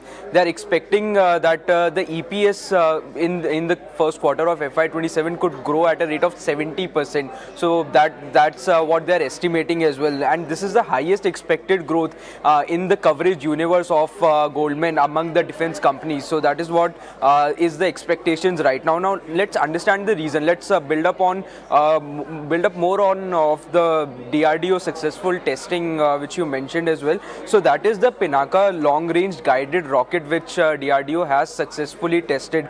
It was conducted at Chandipur's integrated test range, and the rocket achieved a precise strike. Now, this is a large potential opportunity for solar industries, because according to Goldman estimates, it has a potential of around 4,500 crores. As solar industries is an extended range, because Pinaka is an extended range and guided rocket, so solar industries will be involved in that entire value chain of orders that they will be getting, and they already have an orders that are that are up to 6,080 crores. And also, because these rockets are lower cost, they are expected to have a wider adoption among India's India's overall defense network. Another long-term catalyst for solar industries is Project Kusha. DRDO has issued the RFP for Project Kusha, which means that the program is moving upwards from the designing phase into the testing and deployment phase as well. It is the India's largest long-range missile air defense program, and solar industries is the development and the production partner for it, along with Bharat Electronics and Dynamics as well. So this is the entire view of Goldman on the company right now. Absolutely. All right. Thanks so much, Parth, for that. And who better to talk about this than Gurmeet Chadda, Managing Partner and CIO of Complete Circle. Gurmeet, thanks so much for taking the time, and what timing. We were just talking about solar industries and you popped in. You want to talk about some of the things that my colleague Parth was just mentioning? No, I mean, you sometimes get lucky. I've been a beneficiary for last 10, 11 years. I think I personally bought in 3 digits. So it's been almost like a 35, maybe 40 bagger for me. So God has been kind. Sometimes you get things right. And I think we continue to hold it. I think when they keep looking, and optically it's always been expensive last 4 or 5 years.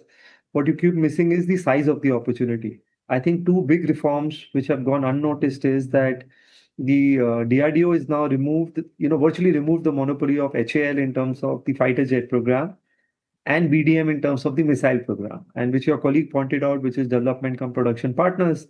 It opens up a huge opportunity, and I think Pinaka itself could be another 4 to 5,000 crores more, maybe more, with yesterday's testing of the extended range. Then you have Bhargavastra, which so far hasn't been incorporated, which is basically an anti-drone system. Because you need to have a different to protect your important sites, let's say nuclear plant or a parliament or important religious monuments. And then is the Kusha. So right now it's 18,000 crore defense book. I think this can surprise. And I think we have, another strong 3, 4, 5 years growth more. So as I said, I think defense is right now still 30%. My sense is next 3 years it will be 50%. Yeah, okay. So that's certainly a stock to keep on your radar. Gurmeet, I know that you track this very closely, so I'm going to ask you about this. I wonder if you've seen the Amphi data that came out just a short while back at 2 p.m. today.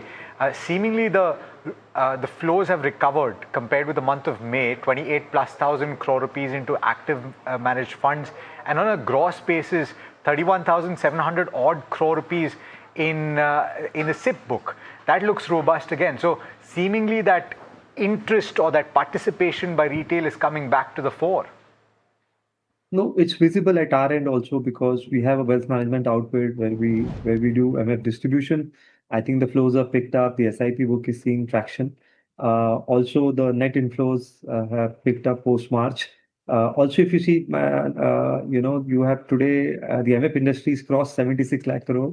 The FPI holding in India is less than 75 lakh crore. So I think the MF equity holding has crossed the FPI holding. To me, that's the big change which has happened. Obviously, we want FPIs to come back, but I think this is very structural. And look at, for example, US. You have the largest asset manager, which is $12-13 trillion, which is BlackRock, and you have JP Morgan, which is $3 trillion, which is the largest bank. So I think the largest asset manager are 2, 3 times, 4 times size of the largest bank there. I think we still have a long way to go.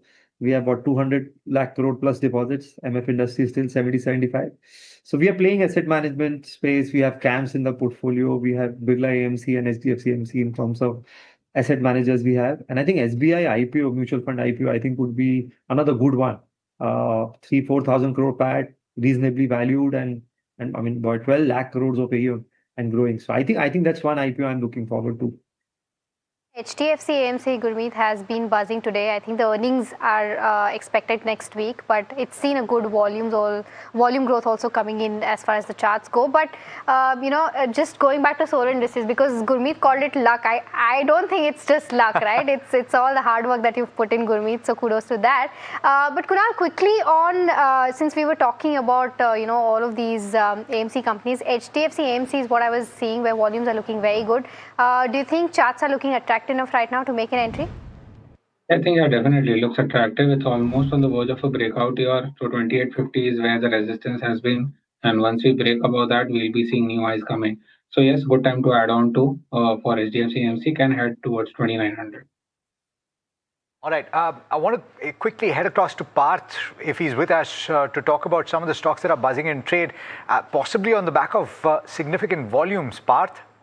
Right, Alex. So there are three stocks that are buzzing in trade today. The first one is Muthoot Microfin. The stock has gained over 12% today on the back of a strong Q1 update which the company posted yesterday. The stock has reached the highest level since July 2024 and volumes today are 14 times the 20-day average. Also, this is the largest single-day gain for the stock since April 2025. The second one is Newgen Software Technologies, which has gained almost 8% today, reaching the highest level since February 2026. Volumes today are again 11 times the 20-day average, and it might be a relief move for the stock because it is down around 70% in the last 18 months. Lastly, we have Shoppers Stop, which has snapped its 2-day losing streak, and it's up over 7.5% today.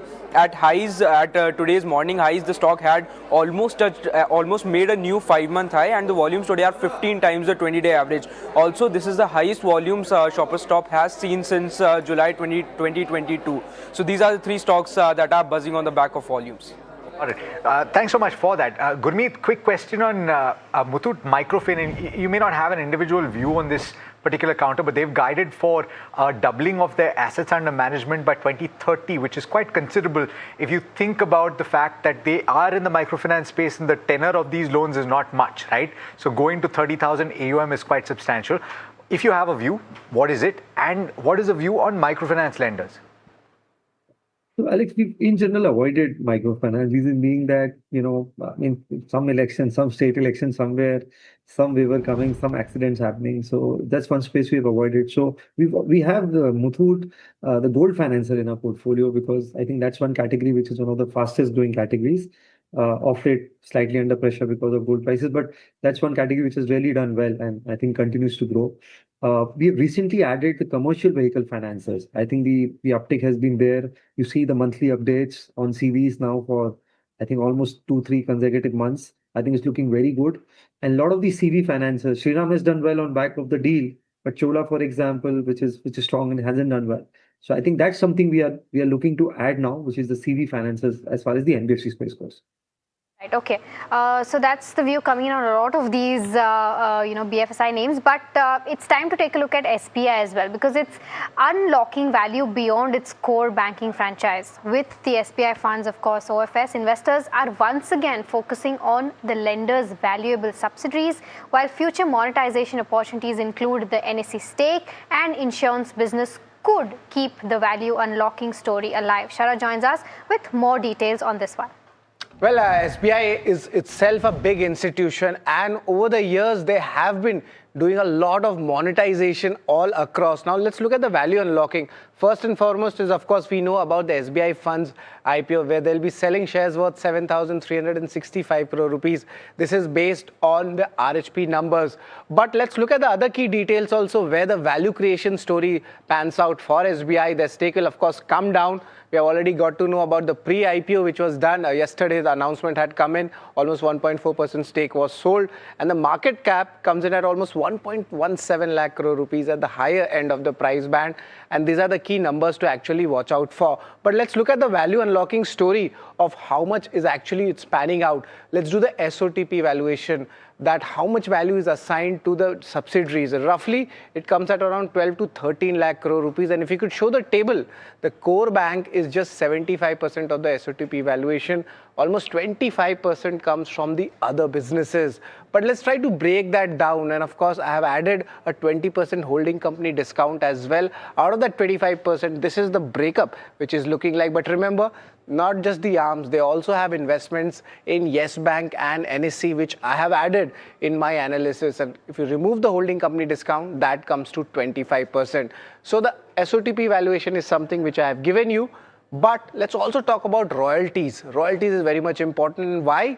Because SBI Mutual Fund is using the logo and the name and distribution of SBI. So a royalty payment is coming. If you just show the royalty payment also of how things are coming out, look at that, 500 crores SBI Mutual Fund is giving to SBI.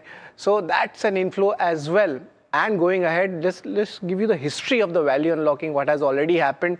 2 arms from SBI have been already listed. These are the numbers which is there on the screen. I have added in the calculations. This is what we'll be focusing on. That's an inflow coming in. And also 2 other arms, SBI General Insurance and SBI Payments. That's where the monetization can happen. So this is the entire picture of value unlocking. Thank you so much for getting us those details. Kunal, a quick 20 seconds view on SBI for the charts. Yeah, I think overall the setup still looks positive on the monthly chart. Immediate hurdle is at 1060. Once that is taken out, expect this rally to continue towards 1100, 1120 on the upside. On that note, gentlemen, we're completely out of time. Thanks so much for taking the time and speaking to us, and happy Friday to the both of you. Same to you.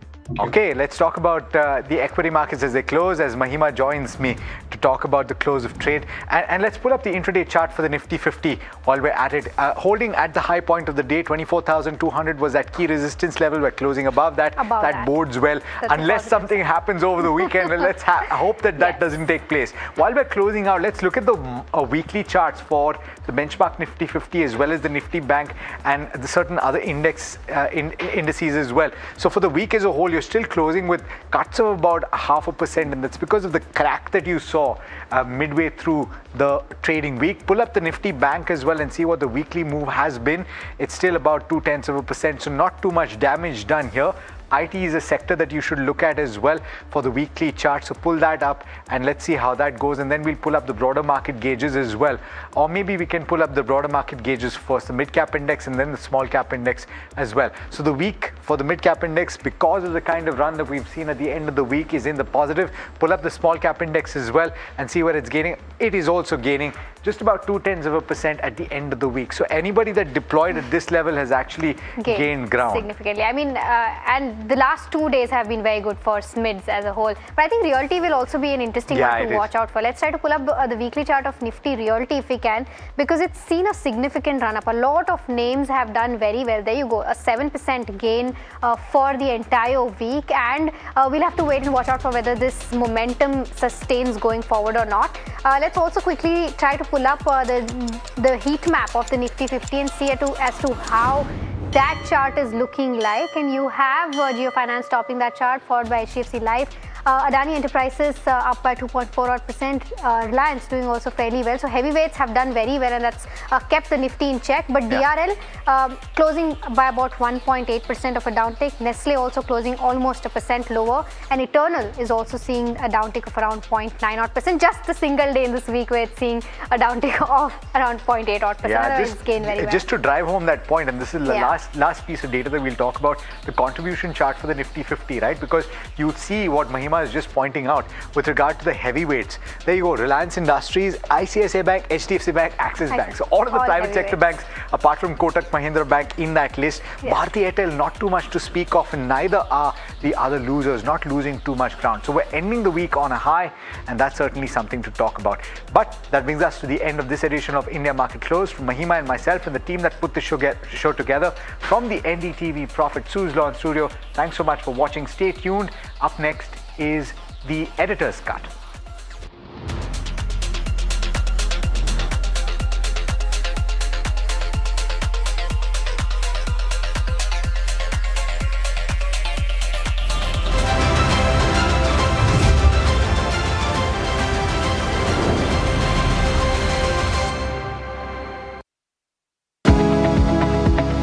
Superstar Stocks of the Day, presented by Tata Azura. हर रास्ते का superstar.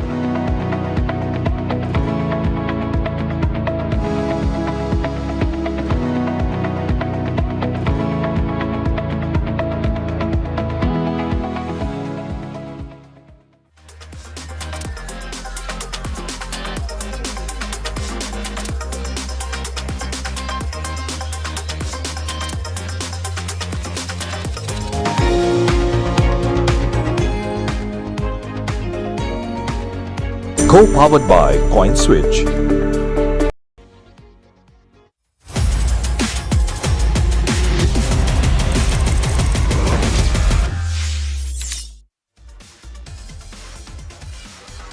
Hello and welcome to NDTV Profit. You are tuned into Crypto Minutes powered by CoinSwitch for your daily dose of news and updates from the crypto world with me, Sharad Dubey. Now let's take a look at the top headlines. Bitcoin rises near the $64,000 mark. Bitcoin ETF inflows see a good return. Swift launches blockchain shared ledger. And lastly, Brazil's B3 stock exchange launches crypto futures. Well, those were the top crypto headlines at this hour. But how should you navigate the digital assets, manage the risk and spot the next big trend? Let's hear it from Ajit Khurana. He's the founder of Reflexical as he shares his insights on what geopolitical tensions mean for your crypto portfolio. So an asset such as Bitcoin specifically, which was the first crypto, was created because of global tensions. And as a result, I think that this is the time for Bitcoin to shine. Having said that, the risk on geopolitical situation that we are facing has also created a financial situation where war tends to be inflationary. When war is inflationary, interest rates typically go up, which means liquidity in the market goes down, and this tends to have a downward pressure on crypto prices, and that is the tug of war we are facing in the markets. And let's listen in also some advice from him in terms of what a crypto investor should do in these times. For the common investor in the medium to long run, which I would define as 1.5 to 5 years, this does not mean much. However, for people who tend to be in it for the short run, and it has been noticed that crypto investors have a shorter investment horizon than, let's say, stock market investors, what we have found is that we are going to face a period of extreme volatility. We've already seen that over the last 2 or 3 months since the US war with Iran, and I think that could worsen over the next month or two. Now, as we wrap, remember you can reach out to CoinSwitch's dedicated helpline where anyone can connect with the in-house experts to get their queries resolved.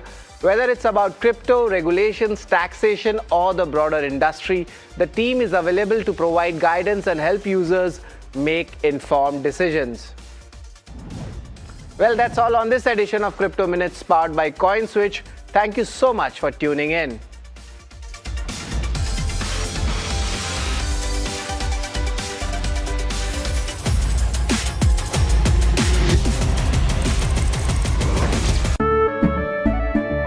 केसरिया से मन जोगी हुआ रे दिल झूमे देखो मतवारा हुआ रे केसरिया से मन जोगी हुआ हर पल मनाओ केसरी त्योहार विमल बोलो जुबान केसरी। माँ भी हमेशा पी मार्क मस्टर्ड ऑयल में ही खाना बनाती थी। कुछ तो बात है इस दिल में। P-Mark, the mustard specialist since 1933. सरसों से सरसों। As India's mobility story is racing into a new future, it's in search for a new fuel map. Electric, ethanol, hydrogen, CNG, hybrid. What will power India next? India's sharpest mobility minds come together to decode the fuel mix that will define the road ahead. The NDTV Automate Fuel and Future Summit 2026 on 15 July only on NDTV Network. IIT Bombay, engineers, brilliant students, so much drive to create something new. You found a new technology, this new motor. इसका fan बनाया. आप बहुत सारी चीजें बना सकते थे. Atomberg did not start with a clear idea. What idea? We were desperately hunting for it. And then that hunt was on for 4 years. Nothing changed, shifted in the shawl outside.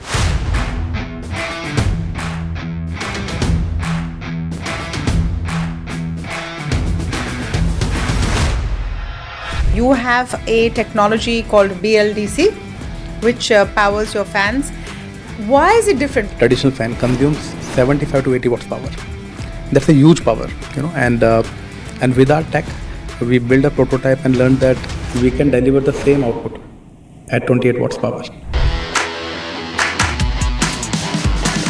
What are your parents thinking at this time? Because you come from backgrounds where you've really had to fight to make it to IIT. So I got placed in ISRO during my final year. My family was super happy. They all understand government job really well, but don't understand anything around business, right? And I convinced them that I have got an action. In fact, not convinced, I had to lie to them. Before Attenborough, when I was in college, I started with an e-commerce business. We used to sell like cosmetics. They were like, yaar engineering karke tum lipstick bechoge. Were you ever at a point where you thought the journey ends here? We hardly have like very short runway.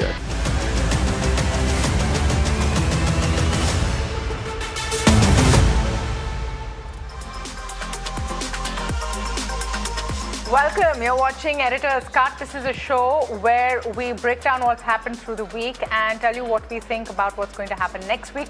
We base it on the many conversations we have with so many people, not just each other, through the week. And this week we're going to do something a little different. We're posing 4 or 5 questions which have come from the newsroom, and we're going to talk about what we think about each of them. So let me kick off. Do you have your boxing gloves that you've hidden behind the table? Do I need to duck and cover? So you already know who's going to I know. throw the first punch. For sure. I brought a tank. You brought a tank? So out there and just shoot. Okay. Thanks, Neeraj. No, nowadays it's all fought with drones. So, correct. So your tank is obsolete now. Completely. I see your tank and I raise you. No. This is not going to be one of those fights. But just talking about some of the things that are top of mind, I suppose. And the first one, I thought this was an interesting question. Has the US-Iran threat receded no matter what happens next? What I mean by has the threat receded for our cohort as investors? Has the worst of that threat receded no matter what happens next? You want me to start? I don't think it has. Because we've seen in the week gone by itself that all it takes is a sudden spark or the possibility that there can be an escalation, and that lever of crude, which I think the equity markets in India, and in fact both the currency and the bond markets also get affected immediately. So even if you have a small inkling of an escalation in tension there, and the possibility that the Suez Canal, the Strait of Hormuz, not the Suez Canal, Strait of Hormuz gets affected, you have a situation for India. I kind of concur with almost everything that Alex has said. Maybe oil doesn't go all the way to 110, 112, but oil going to 90 as well would mean that there could be some pressure points for the Indian markets. I would argue that it's never going to go back to the worst part of the US-Iran conflict. But that's my argument. So you got to say something new. No, I'm saying I would argue it's never going to go back. So it's the opposite. I'm saying that in my view, the worst is over as far as the US-Iran conflict is concerned. From the perspective of Indian markets? For the perspective of Indian markets, global crude markets, and everyone, except for the people who are on the other side and the receiving side of guns and bombs. Why not though? For them. So here's why. And I again come back to exactly what we observed this week. Yes, there was a very sharp reaction. There was a drawdown in Indian equities. Crude did jump up maximum till 80. On the Brent, even that for a small period of time. It didn't go as far as shutting off the Strait of Hormuz, even though it went as far as Iran firing at a Bahrain and a Kuwait. So it could have gone that far. I think it's done in terms of the threat to global crude and global equity as a result for a couple of reasons. That ships have been passing through one way or the other now for a while. Seafarers have figured it out. They shut off their transponders. There is an alternate route, and Kepler data that came out after this showed that there is an alternate route which is found. So it depends. Now there's a US blockade and there's the Iranian officials. Depends on who you talk to. Either one is going to give you a safe passage. A way out has been found. The fact that 2 days later there were 53 vessels which came through, out of them 20 Indian flagged, tells me it's never going to get so bad. The appetite for a fight to that extent is over. There will be some showboating on either side. There might be some skirmishes. Neither side is interested in going all the way to the top. One more point to bolster my view on this debate is that even when Trump was saying what he was saying, it's a very harsh language there, the technical committees on both sides are still meeting and talking. So these negotiations never really ended to that end, which is why the threat perception, at one point we were saying this is going to go nuclear, at least in my view, has now dialed down. So, okay, so I take that point. But Neeraj, what you're saying is that the threat is not over. Why do you say that? No, I'm just saying that even if the worst is over, and which may well be the case, that we will never have crude, possibly because of this reason, go back to 110, Brent that is. From a market's perspective, Brent at 75 versus Brent at 90 is a different argument, and therefore, if Brent were to go to, let's say 85, 90 also, if the conversations go south, it could have an impact on the market. So is the worst over? In fact, I concur with her. Yes, the worst is over.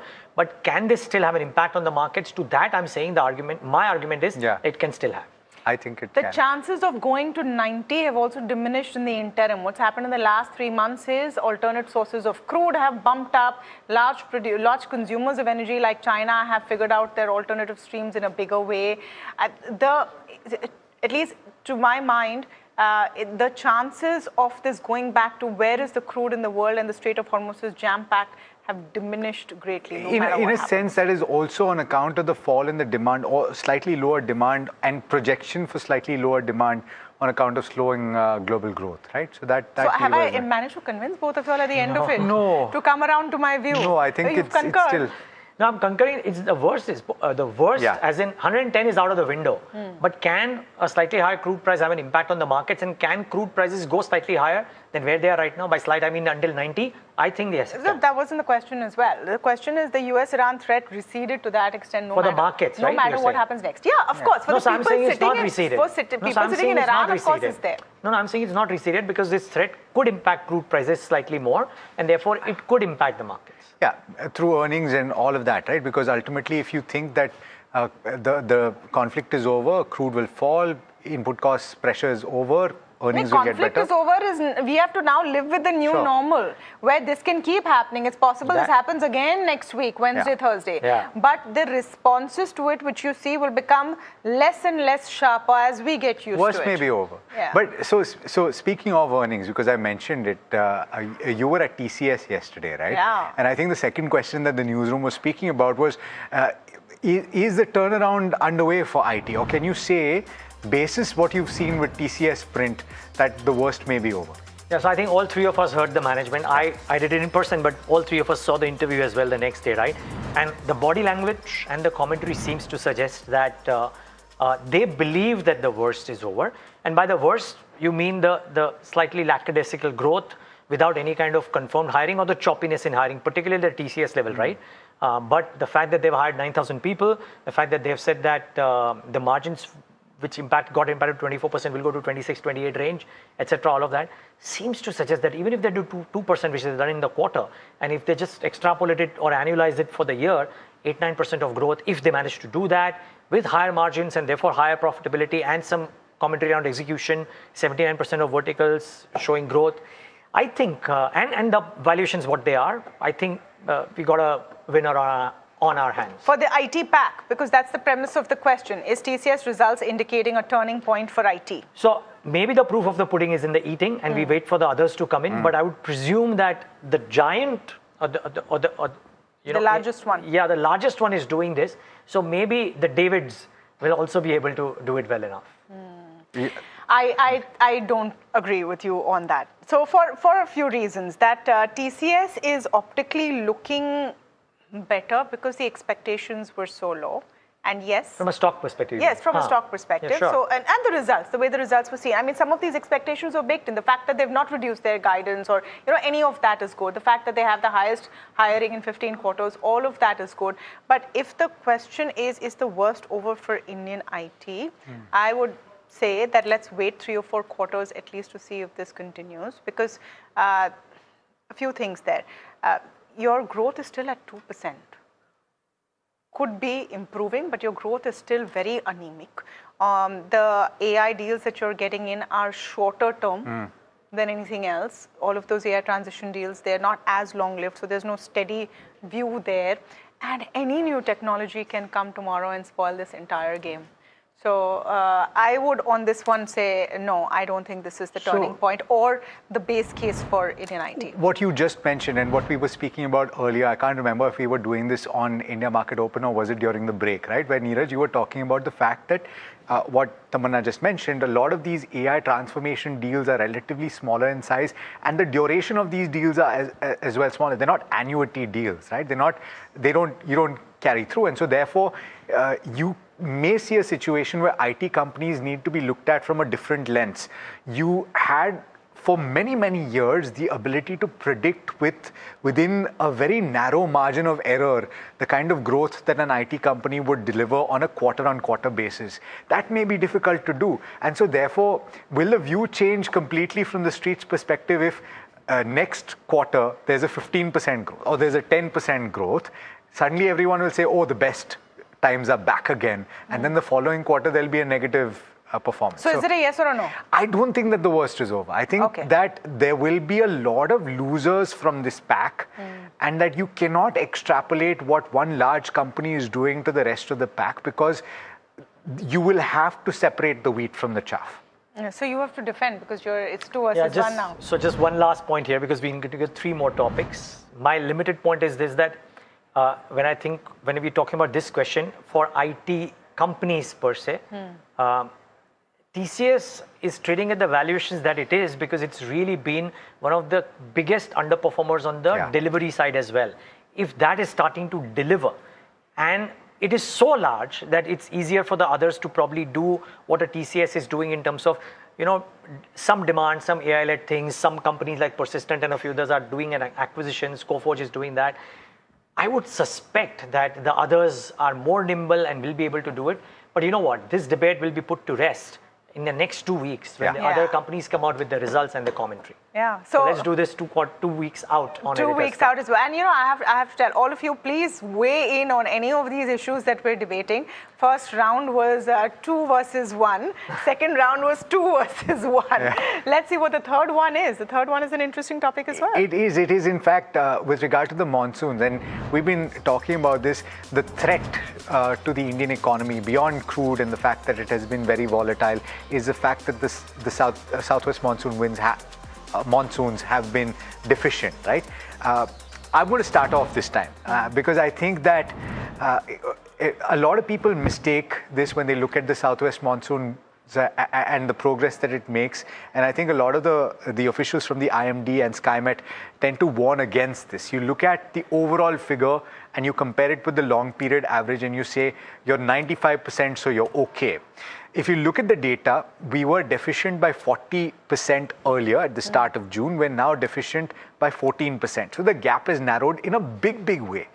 But the problem is not with that overall number. The problem is with the spatial distribution in the monsoons. Alex, is it yes or no? I think that it's going to be a problem because in large tracts, you're going to have agriculture that is getting affected. And yes, one might argue that irrigation is there, and to that extent it will be mitigated, but there will be a hit to rural income, and so that to that extent there will be a little bit of distress, or at the very least, a loss of consumption. What do you think? I agree with Alex on this one, and I think it's also the distribution. Just because you have very heavy monsoons for 4 or 5 days is not necessarily a good thing. The monsoon deficit threat to rural incomes will definitely be there. Some of the kharif sowing has already been impacted. Maybe it could be blunted if we continue with rains. But remember this week on the show, we had SkyMet coming in who said that in parts of the country which have had very heavy rains for the last few days, there's going to be 10 days of now a calm period. Yeah. And then maybe it'll start again. And then we'll have to still wait and see. So I think maybe the threat could be blunted at the most, I would say, but the deficit threat is still looming. Oh, yeah. So if I could just change the question a little bit, that is it well in the price or discovered and accepted? I would say that the answer is actually a yes. That most people now know that itna deficit tha ho gaya. Abhi isse zyada to market mein as things stand, probably there's no further impact unless the monsoon really worsens further. But I personally believe that the worst of the monsoon threat is priced in. On the earnings front as well, Neeraj? yeah, I would believe that people have priced it in. In fact, I wouldn't be surprised, Alex, despite the monsoon and despite the conflict, if we actually have an earnings surprise, not just in quarter one, in the quarters ahead as well. Because remember, ahead of quarter four, we were actually in an earnings upgrade cycle. There was this big hit because of the conflict. The GST tailwinds were panning out and all of that was happening. In fact, for the consumption, for the automotive pack as a whole, and we've spoken about it repeatedly over the course of the last couple of months as well, the data shows it that demand is quite robust. Yeah. Demand is quite robust with how it's been so far. If we continue with this monsoon in this patchy manner, and there is effectively a deficit, you could see it impacting prices as well, and maybe not all of it is priced in. Right now. Dekhte hain. Again 2 versus 1, huh? But you guys are cornering me here. Okay, let's start with Alex. Why don't you take the next question? Yeah, I'll take the next question, and we have to put the man in the corner, right? Yeah, okay. So, okay, Amphi data that proves that retail investors scared is exaggerated, right? And there was so much of chat. Will retail pull back? Now, Alex, you look at it every month. I know that you're going to agree with me. Because what I'm going to say is 100% what you think. Okay, so let me put the data on the table, right? First of all, that SIP figure, even in the month of May when the flows fell dramatically to 22,900 crore rupees for active equity, right? It was quite a fall. Even then you had the SIP number that was above 31,000 crore, very close. So that gross number was robust. This was for the month of? May. In the month of June, which just came out, the SIP figures come to 31,700 plus crore. Okay. 780 crore, which is great. And your active equity inflows have actually also climbed quite substantially to 28,900 crore rupees. And it's strong inflows in flexi cap, in mid cap and small cap, 5,000, 6,000 crore. And not just that, I also think that tactical allocations are being made in passive. How do you see this? You look at other ETFs, which is your Nifty 50 ETF, your Nifty Next 50, etc., right? You also have the silver ETF, but most people will likely be putting money into equity ETFs. That number stood at over 13,000 crore rupees inflow net in this month gone by, compared with an outflow of 600 odd crore rupees in the previous month. So people have deployed money in the month of June on a tactical basis, and seemingly people have gone towards the passive side to deploy. So I think that the numbers are good. I think that people have bought the dip, and it's going to look positive going forward. I agree. So it's 2 already. Now, come on. There you go. There is no way to disagree on this. I can't, for the sake of it, be. I think the other way to look at it is what cash volumes will be like. So not in the mutual fund space, but if direct volumes have come down, F&O volumes have come down. Stocks, so maybe individual retail investors are not so hot on playing the market right now. But, this brings me back, and one of the questions also exciting, because a few weeks ago when Shankar Sharma came on the town hall and made that statement that India's SIP investors are actually funding FIIs from exiting, and there was a huge viral moment around it, and a lot of people actually commented that yaar SIP band ho jayega to gadbad hone wali hai. Clearly it's not happened. The data is showing it, and I think we've now passed that Rubicon where people will look at what's happening every month in their portfolios and decided to switch around. You know, I haven't checked this, and I need to check this. Gurmeet was talking to us. Gurmeet Chadda of Complete Circle was talking to us earlier today on the closing show, and he was saying that active equity as a category as a whole, 76 lakh crore rupees, and it's more than the FPI holding in the equity markets in India. 75 crore rupees, lakh crore rupees is what it is. Not to say, and he was also making the point, not to say that you shouldn't have FIS come through, but if the argument 5, 6, 7, 10 years back was that domestic investors don't own enough, or retail investors don't own enough of India, then that argument can no longer be made. One is not owning enough of India. Two is not owning enough of some of the best companies in India. And granted, we may not have a great AI company, etc. and stuff like that. But there are some amazing names, right? If it was HDFC Bank in 2011 to 2020 and many others, and it was not owned by institutions, not owned by retailers, because always ये होता था कि 75% threshold से थोड़ा नीचे जाता था तो FI flows आ जाएंगे HDFC Bank में, because it was FI dominated. It's great to see Indians owning great Indian 100%. Companies. And it's great to see Indians deploy when the markets go down.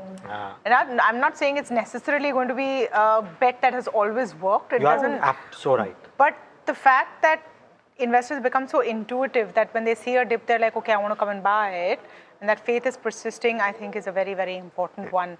Just one comment on here, a shout out to some of the advisors as well. You got to give credit to them. They are the ones who are keeping the retail investors, giving them sound advice that, right through this turbulent period, because there is a pot of gold. I shout out to the investors as well. As well, of course. So if there is a contrarian view on this, we want to hear, because you don't ideally everyone want to agree, but you also don't want to disagree for the sake of it. I do have a slight nuance that I want to add to this, and it's an important point that you raised, because it's found and data has proven that average returns are not easy to get. Most people do not stay invested for the long term. They actually get out at all of the wrong times, and they get in at all of the wrong times. And so if you say that the average returns are 12, 13, 14%, whatever it is over the long period, most people, it's actually the division of that is that most people fall at the bottom end of the bell curve, right? So it's not that traditional bell curve. Sometimes you can't time it. People will also withdraw when they need to withdraw, and then that's No, but people mostly withdraw because they're feeling, yahan se market niche jayega, I will buy at the lower level, or they feel ki, oh, this mutual fund is done better than my mutual fund. But isn't that the exact opposite of what a SIP is supposed to be? Which is why that's why you have an people SIP. stop SIPs and start other ones. My neighbor's SIP is doing better than mine, I should shift to that. Okay, no, don't do that. Don't do that. There's consensus on this table that the SIP scare was exaggerated. Okay, the last one. I found the story very exciting. So there's this whole debate about Meta's new Muse image AI tool. What is it? So it effectively, as best I understand it, it allows you to create any image on Instagram. Now the scary bit is it can also dip into any image on any of the Meta platforms, which could be yours, which could be yours, which could be mine, which could be any of our voices. And you can use that to create a fresh image or video. And you must go to our website and read this piece if you haven't, about how to switch off those settings in your Instagram. You can do that?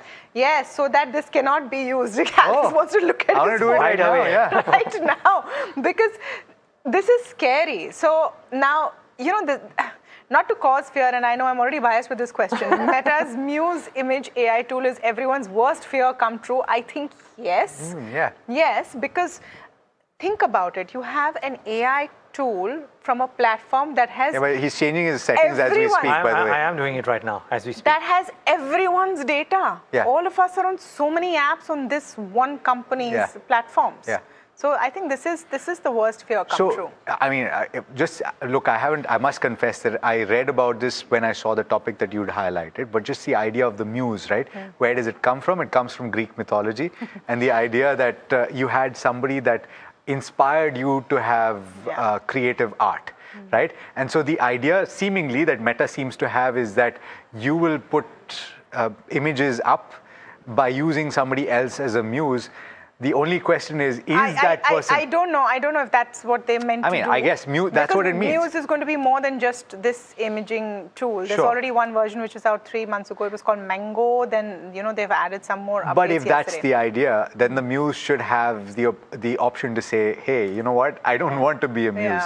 No, but I think privacy concerns are going to become very, very important going forward. Authenticity is going to become important. You've already had the digital arrests, fake claims, all of that happening, and that was the other thing with WhatsApp and Kunal Shah. After he came in, this was the big hullabaloo, right? That saying have usernames instead of numbers. No, I just want to say that I was trying to do this for the last 2 minutes while we are on air. I've been able to. So you got to teach me how to do it after. You have to go to ndtvprofit.com. Okay, I'll do that. There's an article there that tells you what to do. No, but this is I mean, in all stretch of imagination, the reason why blockchain got so prominent, because your data should belong to you, and therefore privacy is so important, right? All of Apple's ads are around privacy, and if a lot of that is getting challenged by great cool tools, and if I've understood this problem correctly, great cool tools, then you ought to be worried about it. The tool may be great, but it may not be. But I think this also brings to light, and I think this is last comment, I guess, you guys weigh in, on targeted marketing, right? Because a lot of what you do on social media generates impressions, and those impressions are ultimately used to have you targeted with marketing. Yeah, that's the article that we're talking about. It's on the NDTV Profit website. Meta AI, how to opt out do go and read it. I know Neeraj is going to try and read Right it away. right away. Last story before we wrap up, and this is something that our producers team highlighted, is the Chinese managing to do what Elon Musk couldn't for the longest time. They figured out a reusable rocket. And this is something which Musk has been planning for some time. So yeah, here are the pictures which came out, and it's a big step in the global space race. The country has successfully launched and gotten back and recovered the first stage of its Long March 10B rocket during its maiden orbital mission. But unlike Elon Musk's SpaceX, which lands boosters vertically, China used a giant sea-based net system to catch the returning rocket. The breakthrough makes China only the second nation to achieve controlled recovery of an orbital class booster. Cool stuff happening there. To add insult to injury, I think a few weeks ago, BYD overtook Tesla as the largest selling EV in the world. So there's a whole China versus Elon race also going on. But profitability is an issue for BYD, right? I mean, but they're making advances for sure. And well, let's give credit where it's due. By the way, some great changes around the India-China equations as well, right? Important. Chinese companies coming into India on the capital goods side. Yeah. The Vivo, Dixon JV getting a nod as well. Big story. Amber got it earlier. So I think there is some thought there, which is good. There has been a shift there. Yes. There's definitely been a shift there, and it's great for companies that are waiting to tie up those deals with their Chinese counterparts. All right, that's all the time we've had. Please weigh in on what you think of any of the topics that we've talked about, what else you want to see on the show. We'll be back next time, same place, same time on NDTV Profit.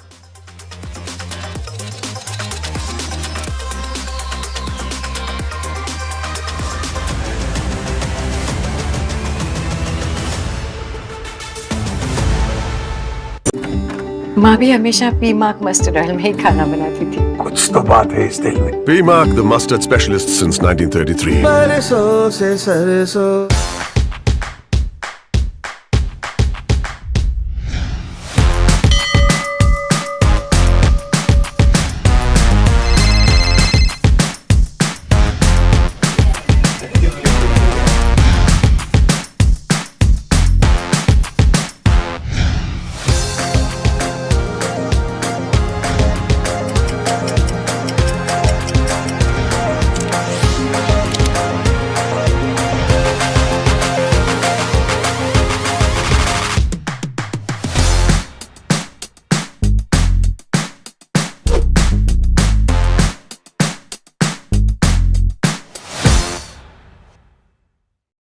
आपका parcel फिर से हमारे घर पे आया है।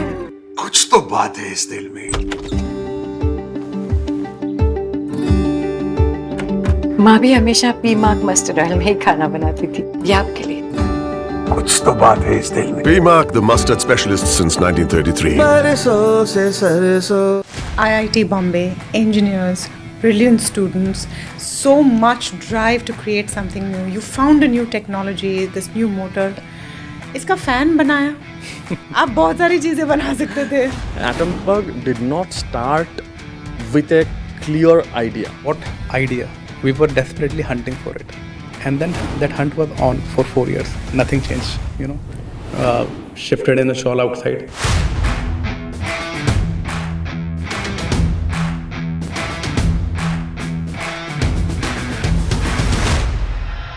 You have a technology called BLDC, which powers your fans. Why is it different? Traditional fan consumes 75 to 80 watts power. That's a huge power, and with our tech, we built a prototype and learned that we can deliver the same output. Benchmark indices ended Friday's session with the strong gains, but the Nifty snapped its longest weekly winning streak since September, ending the week lower. Broader markets, however, have outperformed the benchmarks. Indian Bank delivers a healthy first quarter performance with net interest margin rising to 3.41% while asset quality remains stable. Management says margins are likely to remain flattish in near term. Apollo Microsystems abuzz as it's set to acquire a 41.33% stake in Premier Explosives in a 1,550 crore deal. Speaking to NDTV Profit, Premier said management will remain unchanged. FY28 will mark the partnership's rollout, capacity expansion is on track, and stronger domestic growth is expected. Akasa hits the brakes on new airport routes. Akasa Air suspends flights between Noida International Airport and Navi Mumbai International Airport due to poor demand and connectivity. Flight suspension in less than a month. Flipkart, Walmart, Myntra under lens. Retailers' body first seek CCI probe. Alleges Flipkart engaged in predatory pricing and unfair marketplace practices. Delhi High Court refuses Google's plea in Hindware trademark dispute. No immediate relief for Google. Court had barred Google from auctioning Hindware keyword. After ethanol, government's big bet on hydrogen as alternate fuels, Transport Minister Nitin Gadkari has said that hydrogen is the future of transportation industry. Trails underway on 10 routes. Prime Minister Modi begins final leg of three-nation tour in New Zealand. Prime Minister Modi wraps his Australia tour after C at Melbourne Cricket Ground, highlighting the growing role of sports diplomacy in India-Australia relations.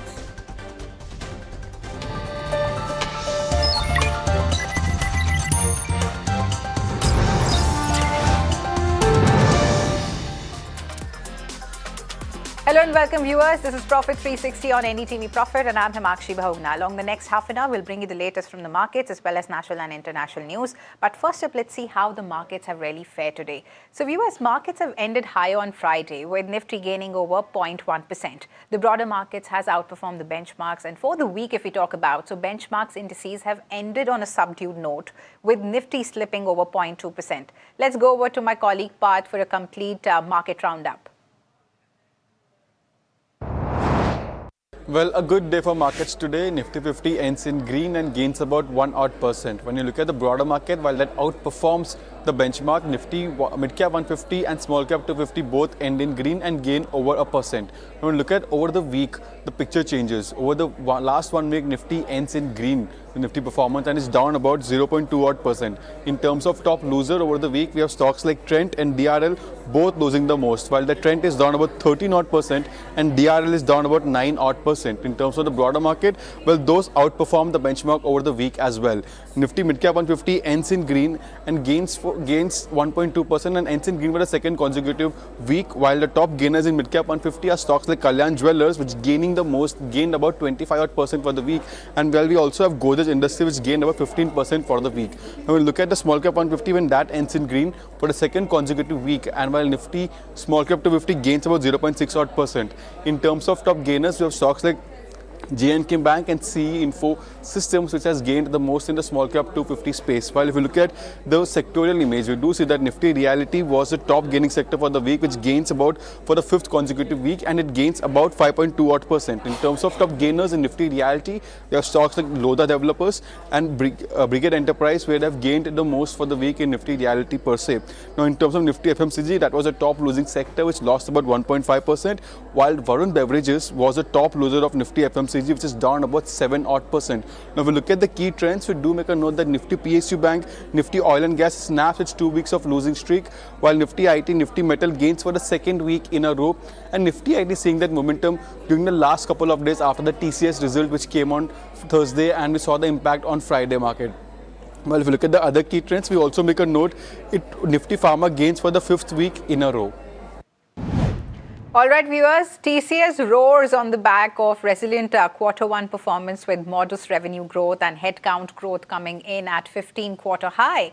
So my colleague and also executive editor of NDTV Profit, Neeraj Shah, caught up with K. Krithivasan Company's MD and CEO, and also Aarti Subramaniam, ED President and CEO, to discuss the quarter gone by and even the outlook ahead for the company. Let's listen in to a snippet of that conversation. When I look at the reported line items per se, almost everything is in line with what my colleague Jasmeet penciled in. So I don't have any questions on whether it beat or not beat, etc. But just putting into perspective, a couple of brokerages said that the revenue growth was slightly higher than what they had penciled in. What went behind the quarter? Did geopolitics have a large impact on the quarter? As I said, overall it's been a good quarter, very satisfying quarter for multiple reasons. Revenue being what it is, obviously if there is a beat, we are all happy about it. Our order book has been good. Our largest vertical, BFSI, it's consistently it's growing. More importantly, our AI revenues continue to grow. the discussions that we are having on the size, the other point is that the ticket size of our AI projects are growing, and the discussions we are having with our customers on AI. So that's also resonating very well. Our customers like the overall 5-pillar strategy we put in front of them. Viewers, Indian Bank has delivered a healthy first quarter performance with NII rising to 3.41%. And if we talk about the asset quality, so that also remains stable. And so what really stood out in the earnings, and what is the management outlook been like? To better understand this, my colleague Piyush in fact spoke to Binod Kumar, who's the MD and CEO of Indian Bank. Let's listen in to that conversation. Your deposit book has grown by around 13-14 odd percent. I'm sure you are also mobilizing FCNR deposits. If you could give some guidance on how much of these FCNR deposits you have raised and what's the target? Yeah, so far I have raised around 140 million, and I'm expecting to raise around 2 billion by the end of the period window provided by RBI. Your advances also have done quite well. In fact, corporate loans have grown by around 12-13 odd percent year on year. What is the quantum of corporate loans that are in pipeline? Pipeline is around 63,000. We have a pipeline of corporate book of around 63,000.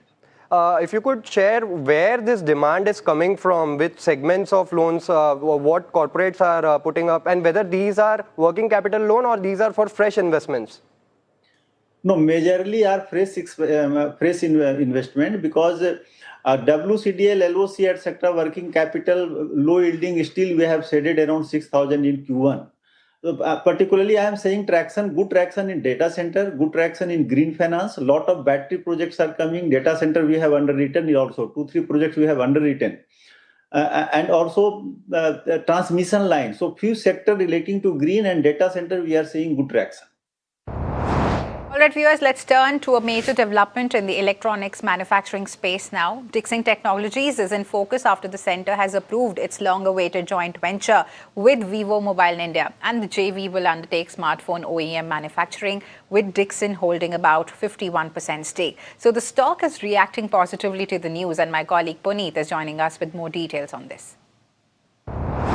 It's definitely a lot of perspective being covered, but a 19-month wait has essentially ended, because the company had actually alerted the exchanges on 15 December 2024 for the joint venture with Vivo. So it's taken a really long time for this approval to come through, and as you rightly mentioned, that one key aspect that management had mentioned, that 45 to 60 days ramp up is still yet, once the JV will be approved, will take. So you will see 2 quarters, quarter 3 and quarter 4 essentially, and most probably at this point of time for the Vivo volumes to be visible in Dixon numbers as well. And the other aspect that the management had guided for 32 million smartphone guidance for FY27. That's a similar number that the management achieved in FY26 as well, but this does not have the Vivo JV numbers in. So, the IFL estimates is around 40 million. For brokerages like Jefferies, they see a 43 million volume guidance for FY27. So they will see essentially management coming out in quarter 1 and upping their guidance, and that's what most brokerages also feel. So JP Morgan has actually hiked their target price to 16,700 versus 14,300 earlier, and hence a lot more management upward guidance revision is likely on the cards. Right. Thank you so much, Puneet, for that. In fact, viewers, moving on, June mutual fund data is also out, and it shows that investors are doubling down on equities with strong inflows into mid, small and flexi cap funds. My colleague Alex is here to tell us more on this. Well, the numbers look better than the month of May, that's for sure. And here are a few takeaways that you should pay attention to. First and foremost, the SIP data is robust once again. That number for the month of June coming in at 31,781 crore rupees, and that is a 3-month high. It's within touching distance of all-time highs, and that's certainly something to be happy about. The second key takeaway has to do with the recovery in active equity inflows, and that number climbing as much as 26.5 base. And here I'm talking about the net inflows into the active equity category. The number stood at 28,973 crore rupees. The gross inflows had actually reduced quite considerably in the month of May. That has recovered by as much as 17.3% in the month of June, and the gross number stood at 67,600 odd crore rupees, as a result of which that net numbers looked much better. You've seen pretty good inflows in a number of these important categories: small, mid and flexi cap. Passive inflows is something to pay attention to. That's the third key takeaway. And other ETFs as a category have seen inflows of over 13,230 crore rupees, compared with an outflow in the previous month. However, index funds have seen a small outflow compared with a small inflow in the month of May. So seemingly some people have taken money off the table, but the last observation, or the fourth key takeaway, is that seemingly the negative sentiment among retail investors in the mutual fund category seems to have dissipated a little bit, and tactical allocations seem to be in evidence, particularly given the other ETF inflows of over 13,000 crore rupees. All right. Thank you so much, Alex, for breaking down those numbers for our viewers there. And in fact, viewers, retailers body First has approached the Competition Commission of India, alleging Flipkart being engaged in predatory pricing and unfair marketplace practices. Now, Flipkart has responded to the CCI complaint, and it has said that Flipkart operates in compliance with all applicable laws and will also cooperate with any sort of regulatory process. My colleague Rishabh is joining us for more details on this development. Absolutely. We broke the story earlier this morning that a retailer's body called First has moved the Competition Commission against Flipkart over alleged predatory practices. What this body had said was that there were certain GST avoidances that Flipkart was creating, and this created a 3,000 crore rupee war chest that essentially funds the deep discounts that one can see on the Flipkart app. There were other allegations around several violations of the inventory-led model. There were claims that they are operating as an inventory-led model as opposed to having the permission to operate only as a marketplace model. There were other allegations as well, but what we have now is Flipkart's response to all of this. What they are saying essentially is that they are in compliance with all applicable laws here in India. They are saying that they will cooperate with any regulatory processes that come up as and when required. What they also are saying is that they do enable about 1.4 million sellers, most of which are smaller businesses. And that is something, and this is a smaller business body that has come up and made this complaint to the CCI. So all eyes peeled on whether this complaint actually gets admitted by the CCI and what sort of probe, if at all, is ordered by the CCI against Flipkart. Rishabh, just stay with us, Rishabh, because we are getting another update in which TRAI has clarified, on use of 1600 series and 140 series. And they're saying that mandated use of 1600 numbers for transaction calls by government entities, financial institution, regulated by RBI, SEBI, IRDAI and PFRDA. So on this crucial development, what more are you picking up? Yes, so this is in accordance with what has been happening over the past few days. About 2 or 3 days back, you had the Truecaller CEO taking to social media and posting about why they feel that the introduction of these special series of numbers, has actually led to an increase in proliferation of spam calls and messages.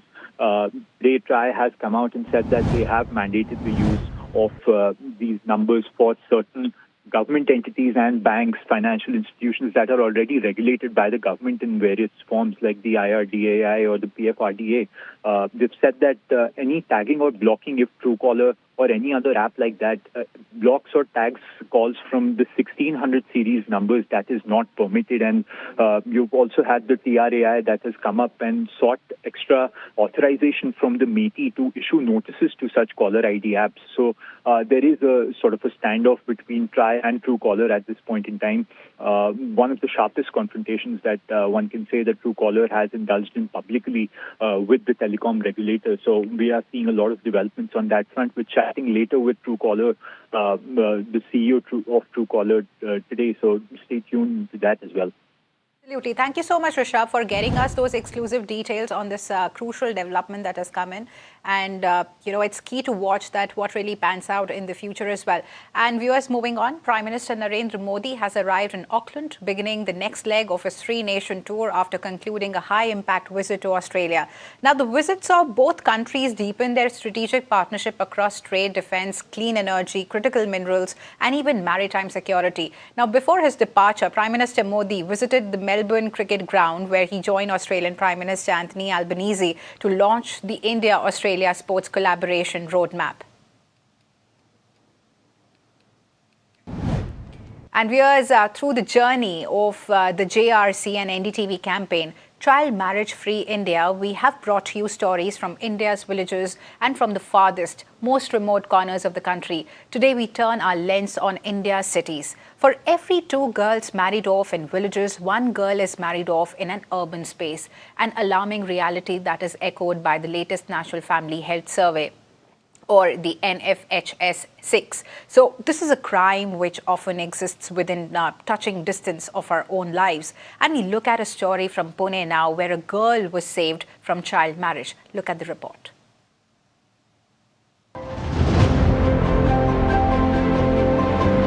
Every single day, lakhs of people arrive in our cities to chase their dreams and build their lives.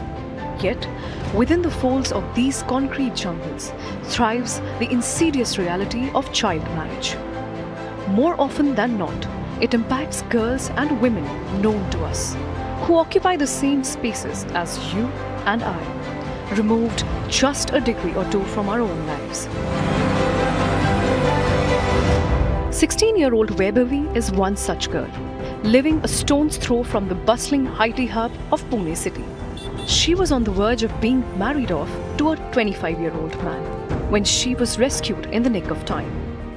Actually एक मेरी friend है जो अहिल्या नगर में रहती है, तो उसने मुझे ऐसे ही कॉल किया था शाम के टाइम पे, और हमारी बात चल रही थी, तो उसने मुझको शेयर किया कि अरे मुझे ना हल्दी में जाना है करके। तो उसको मैंने पूछा किसकी हल्दी है, तो बोले नहीं मेरी बाजू में ही रहती है एक लड़की और उसकी शादी है और उसका जो एज है वो कम है। तो उसको पता ही था कि मैं काम करती हूँ, और उसको ये भी पता था कि बच्ची की जो शादी है वो पूना में होने वाली है। मैंने मेरे NGO को बताया इसके बारे में, और उसके बाद मैंने चाइल्ड लाइन को इन्फॉर्म किया, CWC को इन्फॉर्म किया, और इनको इन्फॉर्म करने के बाद हमने वहाँ पे जो स्पॉट था वहाँ पे हम चले गए। वहाँ पे जाने के बाद हमारे साथ में चाइल्ड लाइन का टीम था, और जैसे ही हमने इन्फॉर्म किया था कि वहाँ के स्थानिक जो पुलिस थे वो वहाँ पे थे, ग्राम सेवक था, BDO था, और देन और भी आंगनवाड़ी सेविका जो थी वो भी हमारे साथ में थी। हम लोग सब वहाँ पे पहुँचे, और बच्ची का जो एज था तो सबसे पहले हमने वो वेरीफाई किया। देन जो फैमिली थी उनको बताया कि बच्ची का जो एज है वो कम है, तो ये चाइल्ड मैरिज होता है, और अगर आप चाइल्ड मैरिज करते हो तो आपके ऊपर FIR दर्ज हो जाएगी। तो उनका काउंसलिंग किया दोनों भी फैमिलीज़ का, और फैमिली को समझाया। देन वो समझ गए कि नहीं बाबा कि हमें चाइल्ड मैरिज नहीं करना है। The collective action of Child Helpline, the Gram Sevak, the Block Development Officer, Indapur Police, an Anganwadi worker and the local NGO, Committed Communities Development Trust or CCDT, a partner NGO of the Just Rights for Children network, stopped the wedding before it could happen. As a result, no arrests were made. Today, CCDT continues to follow up regularly with Vaibhavi and her family to ensure her safety, education and overall well-being. Vaibhavi is still living safely at home with her family and is now preparing for her Class 10 exams. Child marriage is a crisis thriving right inside our urban centres, fueled by migration, economic pressure and a lack of awareness and action on our part. Ultimately, child marriage is a crime and a grave violation of human rights, regardless of its geography.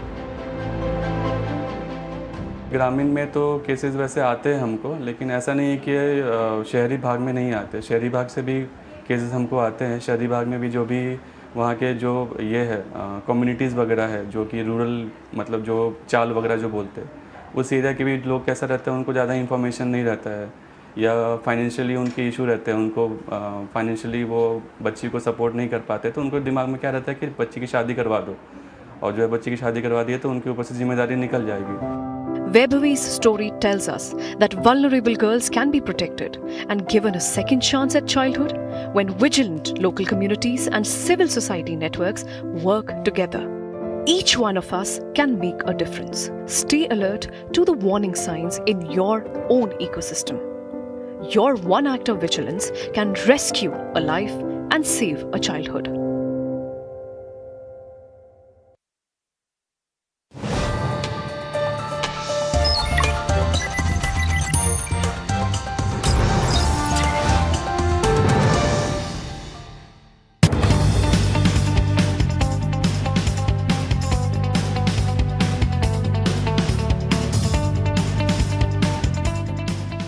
आपका parcel फिर से हमारे घर पे आया है।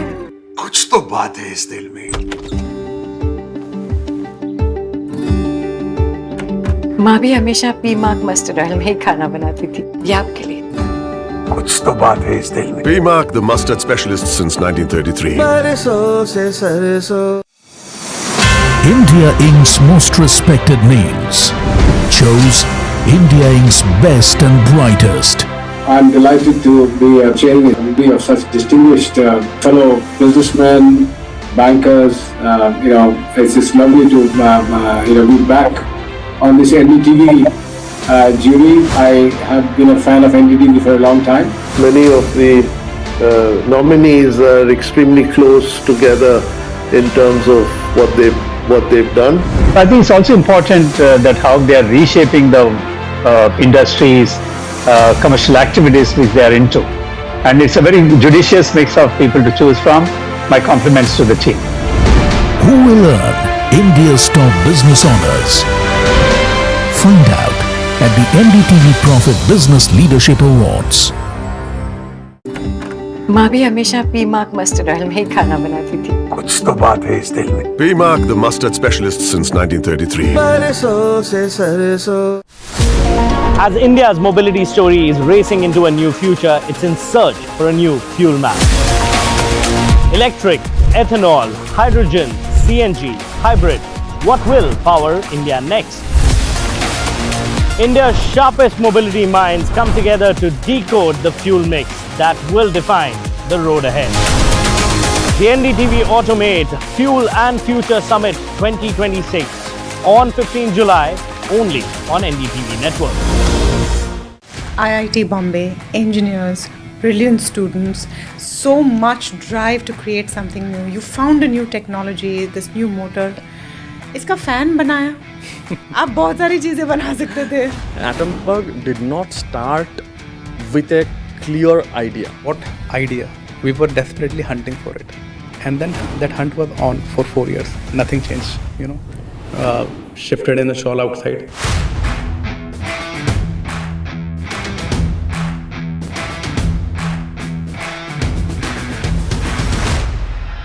You have a technology called BLDC, which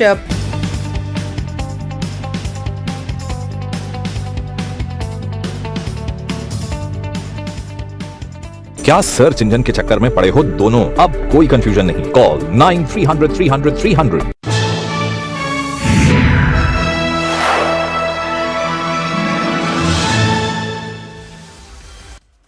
Hello and welcome to KYC. You are watching NDTV Profit with me, Sharad Dubey. This is the show where I get you the hottest companies, finding you the best stories, and also, is there any alpha to be made from here onwards or not? Today is a very interesting company I've got. I'm going to explain you, but before that, try to guess it. It's an Ahmedabad-based pharma company.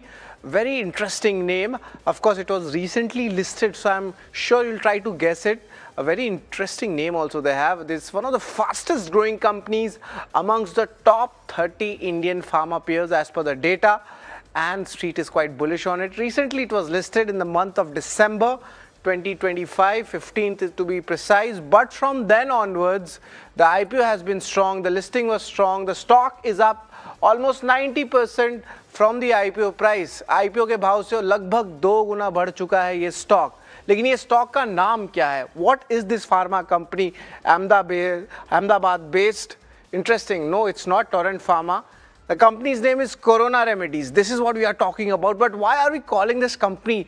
What is it that they are doing different than the markets? Why are they doing better than the industry? A lot of questions. I'll try to find you all of these answers. The commercial production of women's hormone facility. ये धंधा कैसा है? इसमें margin क्या ज़्यादा है? We'll try to understand that, and also the capacity utilization and expansion. एक Himachal Pradesh, and of course the second one is in Gujarat. Another important question to be asked for the company is on the portfolio mix, chronic versus acute. Where is the company's focus actually going ahead? Another question, the fourth one, which we'll try to understand, is the inorganic growth. There is Bayer Zydus relaunch portfolio also which is coming in. How does that strategy work out for this business? And this timelines for this Vocadine acquisition. That's what the street has been looking forward to for this acquisition. It's a very interesting story though. And the biosimilar biologics, what's the entry looking like, product launch. So they are going all out as a pharma company. And the growth in the international business, it's very small right now, it's domestic focused. देखा जाए तो Mankind Pharma जैसा जो है इनका exposure है. To put that in perspective, we'll have Bhavin Bhagat, the CFO of Corona Remedies, trying to explain us what's the real story behind it. And yes, the company is coming first time in KYC. तो company के बारे में आप समझते हैं. About the company, what is it all about? It's a pharma company. It was established in the year 2004, Ahmedabad based, interesting origins. Let's talk about the other key reasons why we are interested in this counter. They develop and market therapies in women's health, cardio, diabetes, pain and urology. Lifestyle के जो आप कह सकते हैं बुरी आदत का जो impact आता है, that is what they are catering to. So this is a very interesting theme, to be honest. They operate, of course, on the certified manufacturing facilities, and Invesco has bet in this stock. 4.4% stake they are holding. So this is an interesting story. Formulations, roughly 1.65 billion units. That is the capacity which I'm talking about. Sachets comes around 20 billion and bottles comes at around 10 million units. This is what they can keep manufacturing. Is the fastest growth amongst the top 30 Indian pharma company. This is the MAT industry data which we have taken and analyzed the key details about the company. Also 76 brands are there. They are having 32 engines brand as well. So the way they have this brand acquisition at play and the way they commercialize it, that seems to be quite important in this re-rating. Now they are commercialized recently this approval of women's hormone manufacturing facility, और इस पे जो है हमारी सबसे पहली सवाल रहने वाली है मैनेजमेंट के साथ. Everybody is talking about it. This is a very important trend and a high margin business. Also, let's look at the other key announcement. Of course, for hormone and oral solid dosage facility approvals have also started coming in. याद रखिए इनका जो history है सिर्फ 6 से 7 महीने ही पुराना है. So that is how we have put our analysis as well. But let's move on from the recent announcements. What you should know before you start this. Remember the acute का जो business है. This is for sudden, severe and short-term condition symptom whenever we talk about acute. Number 2, chronic. This refers to a long developing, persistent, long lasting condition. ये 3 महीना या lifetime हो सकता है. यानी कि chronic के धंधे में ज़्यादा customer stickiness है. That is the reason why everybody is moving towards chronic. This progress happens over a lifetime. Why this is that? Because there is a higher customer stickiness and chances of margin expansion. अगर आपको lifetime के लिए कुछ fever या आपको कुछ type से कह सकते health issue है, then you'll keep buying these products. Portfolio breakup, that is how things have changed. Look at that. The story moves on to the chronic segment. 72% of that comes from just this. The acute has come down. So this is the trend which we are looking at, and this is how things have changed for the company over the last 10 years. And remember, 96% of the revenue comes in from the domestic space and 45% comes from the western region in India. So definitely there is a skew coming in towards this, but company is expanding in the other sectors as well. This is how the domestic business looks. But इस कंपनी के positive triggers क्या हैं? तो मैंने 5 trigger निकाले हैं. The growth for the chronic segment, that is at 19%. Compare that with the industry growth, it comes in at 10%. That is a very important point to track. Also, the geographical expansion is still at play. And India is such a huge country for pharma that पहले domestic business पे focus कर लिया जाए, and that is why a lot of players are focusing on it. There's more DI and FI participation likely. इसका lock-in का जो overhang है stock का IPO का, that is also almost over, but still a good absorption is coming. That's a really good sign. The expertise in the strategic collaborations and product scaling, बड़े brands के साथ, the way they scale up and make their products, that is one of the moats which I have discovered in the history while I was studying this company. And also important approvals are being announced, and that is why the market is rewarding, at least in terms of premium valuations. But what may not work, not everything is right. In KYC, we make sure that we give you both the sides of the story. The valuations have become expensive if you are looking for fresh positions. Regulatory risks, आपको US FDA या आपके कह सकते हैं कि बाहर वाले जो रेगुलेटरी अथॉरिटीज़ होते हैं उसका इस धंधे में हमेशा रहता है, and they do a lot of integrations and acquisitions. So if there is any delay, it might be impacted in the numbers, and that is what the story is all about. But the KYC story, that's also very much important, and that's what I write. 8 rating parameters I get for you. This of course includes the income statement, balance sheet, cash flow, and the usual return ratios, especially the ROC numbers. Very important to track as an investor, especially if you are from the long-term thought process. Street cred and shareholding, take it with a pinch of salt. सिर्फ 6 महीना का ही data है, उतना ज़्यादा है नहीं. Valuations, I'll give you an interesting peer list, and more than 3 of them are there. It'll be very interesting to analyze. Is there any fair valuation left, or the stock has run up already from the IPO? And the outlook, where is the overall guidance looking like? And companies coming for the first time in KYC, so this is something which everybody will be excited about. But let's talk about income statement and see what's happening here. This is the first one to talk about. Largely the 3-year CAGR numbers look pretty decent. That's around 17%. 32 to 33% growth coming in the EBITDA as well. That is where we see a good momentum coming in. So it's kind of ticking all the right boxes, and this is where the business model थोड़ा change हो रहा है. और अब 20-21% पे जो है margins आ चुके हैं, and it's a significant jump, and they're sustaining it. This is what I like about companies, you know, the way they change, and the change is the biggest constant in life, as everybody talks about. So let's talk about balance sheet, what's happening here. In balance sheet, I feel a little bit of debt levels are on the higher side, and the way the expansions happen or integrations happen, then of course stress comes in financials, especially in balance sheet, and that's what is looking like. But nevertheless, it's decently managed as of now. हाल ही में IPO भी हुआ था, तो capitalization was decent.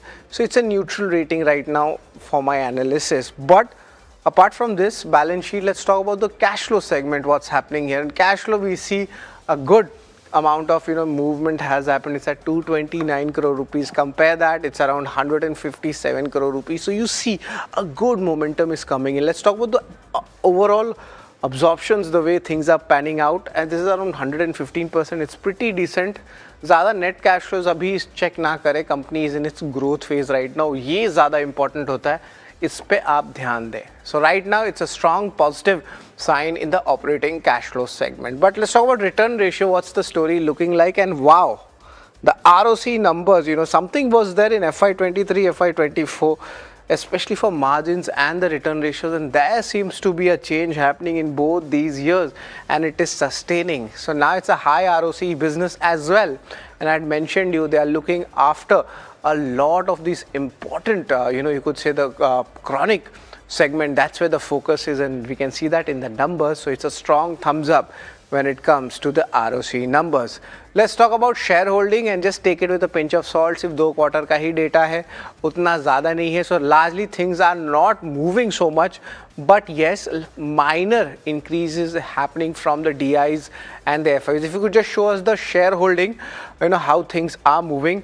And lastly, let's pull out the shareholding numbers to give you that entire picture of what's happening here. And yes, this is over here, and just wanted to get that thing on the screen as well. Just once, छोटा error बीच में हो जाता है, but the error in analysis is not there. Public, that's where around 22 odd % is there, and FIs and DIs we see that's also holding up, that's around 2 to 7%. So that is what we'll be watching out for. Let's talk about street cred now and see what's happening here. And yes, this time it's right. Street cred, let's see, from the IPO price, listing price, stock has done really well. It has almost doubled up, and the listing price also, stock is up 38%. And if you look at 2026, stock is up 46%. और पिछले एक महीने में भी stock में तेजी आई है, that's up 14% as well. So net a good momentum coming in, so I'm going to give this a thumbs up as well. Let's talk about valuations to see so much run up has happened. Are the valuations comfortable or not? And no, it is not comfortable. Corona Remedies, it's at a trailing 12-month P of 62 times. Compare that with the other players. Of course, this is on the higher side for Torrent Pharma, 76 times of valuations coming in. Other players are still cheaper. Alchem Labs सिर्फ 32 गुना trailing P पे चल रहा है. Let's get in the other two companies also, that where we'll show you Abbott and Mankind Pharma. They are still, on the cheaper side. Of course, Mankind Pharma is a very close competitor, but nevertheless, their expensive valuations are there, but not as so much as Corona Remedies. And right now, it's not a good time to enter because the valuations are not that attractive for an investor. So I'm going to give this a thumbs down. Let's talk about outlook to show you how the picture is looking like. There are 5 pillars of growth which the company is focusing on. They want to increase their market share in the domestic space. Of course, largely in the Western India, they have a better concentration. They have expanded into other 2 therapeutic areas as well, and we'll try to understand from the management which are these areas. Are they very high growth, high margin? The strategic acquisitions and in-license agreements, this is there in their business model itself. It was there before the IPO also, and now they are sticking to their culture, expanding the sales in select 5 overseas markets. Right now, only 4 or 5% of revenue is coming in. So I would say that the outlook is pretty strong. So I've given this a thumbs up as well. Let's also talk about the overall ratings, how things are looking like. And let's just get in the numbers. Largely the numbers, income statement, balance sheet has been pretty strong. Cash flow also looks decent. Return ratios, it has changed. The model of the business has changed, and that's what we are seeing in the numbers. Take things with a pinch of salt. Just 6 months of data, street cred and shareholding for you. Street cred, it has been really wonderful. 90% gains coming from the IPO price, but the run-up has made sure that the valuations are not attractive in the stock, but the outlook is pretty strong and the street is quite bullish. So the total rating in the KYC segment for Corona Remedies comes around 6 out of 8. It's largely positive from the normal averages which we give here. Let's talk about the management. After this, how things are going to be coming up. We'll have Bhavin Bhagat, the CFO at Corona Remedies, talking about the company's growth plans. Now we are joined in by Bhavin Bhagat. He is the CFO at Corona Remedies. Good afternoon, Bhavin ji. It's always a pleasure to have you with us at NDTV Profit. And a lot of announcements are coming in. And of course, your company makes a debut at KYC as well. The commercial production of women's hormone facility. That's what the street is talking about. Just wanted to understand, what is this facility and why are you focusing in this segment? First of all, thank you so much, Sharatji, and thank you so much for inviting me in the KYC. So it is delighted to share you about our company first. And as you asked about the hormone facility, women's healthcare is a need of an hour in these days, and it is an evolving era in the modern medicine. Henceforth, we have started our EU GMP approved women's hormone manufacturing facility on 30th June 2026. As far as the women's healthcare is concerned, we are into top 5 in India as far as the covered market is concerned. And out of our several brands, 7 brands are into top 3 category in terms of rankings are concerned. So we are niche in gynecology and women's healthcare. We are present from menarche to menopause into it. So from 14 years young girl to 75 years old lady, we are catering the entire basket as far as the women's healthcare is concerned. Out of 30,000 gynecologists and IVF specialists in India, we are present in 85% of the market. And after the total revenue, 31% revenue comes from the women's healthcare and gynecology segment in us. So that is the reason it was a need of an hour for the company as well to go for a dedicated hormone facility. and we have secured our supplies not only from the manufacturing side, from the API as well, as we have invested 31% equity stake in an US FDA and EU GMP approved La Chandra facility. It is just outside, it's in Gujarat, and we have invested 31% equity to secure our supplies. So we are going all out as far as the hormones and the women's healthcare is concerned. Right, hormones and women, that's a very interesting take which you have given and also given us an industry perspective. But Bhavin ji, अगर बताया जाए तो आपकी company की मोट क्या है? What's your moat? It's been 6 months, the markets have rewarded you, the shareholders have been rewarded, but we want to understand and maybe do a revision. आपका मोट क्या है आपके धंधे में? So first of all, we see our business is very simple, to be very honest. Right. You are into such business where you deal different types of people and businesses. But as far as pharma is concerned, we are into simplest form of business where every day a new company is entering into this competition. So out of 1,200, 1,300 odd pharma companies, every day a new company is entering into the business. And as you asked the question, what is our moat? We are very simple company. We are very focused company. Our moat is very clear, is a razor sharp focus and ruthless execution in whatever we do. Wow, that's interesting. Bhavin bhai, let's try to understand chronic and acute, the way your business has changed. Chronic is getting more, preference going ahead, and we all know why. But just wanted to understand what's the growth outlook for acute as well as chronic now going ahead for the next 2 to 3 years. So I'll tell you the last 3 years scenario at Corona is concerned. If the chronic is growing by 10%, which is 25% faster than the overall IPM, we are growing by 19% in chronic since last 3 years. And as far as the acute is concerned, acute is growing by 6 odd percent, whereas we are growing double than the IPM, that is 12.5%. So acute and chronic mix, and out of which 72% is chronic in nature, chronic and subchronic, which contributes 76% of the total revenue out of it, and which is growing by 19% since last 3 years. But the inorganic growth strategy is also something which, I've just noticed, the history also, the way you do your strategies for the portfolio launching, talking with the bigger guys, it's a very good setup which you have. But what's your inorganic growth strategy right now? So, as far as the last 3 years growth of Corona is concerned, out of the 100 rupees growth, 85% rupees growth have come from the organic side. Only 15% came from the inorganic.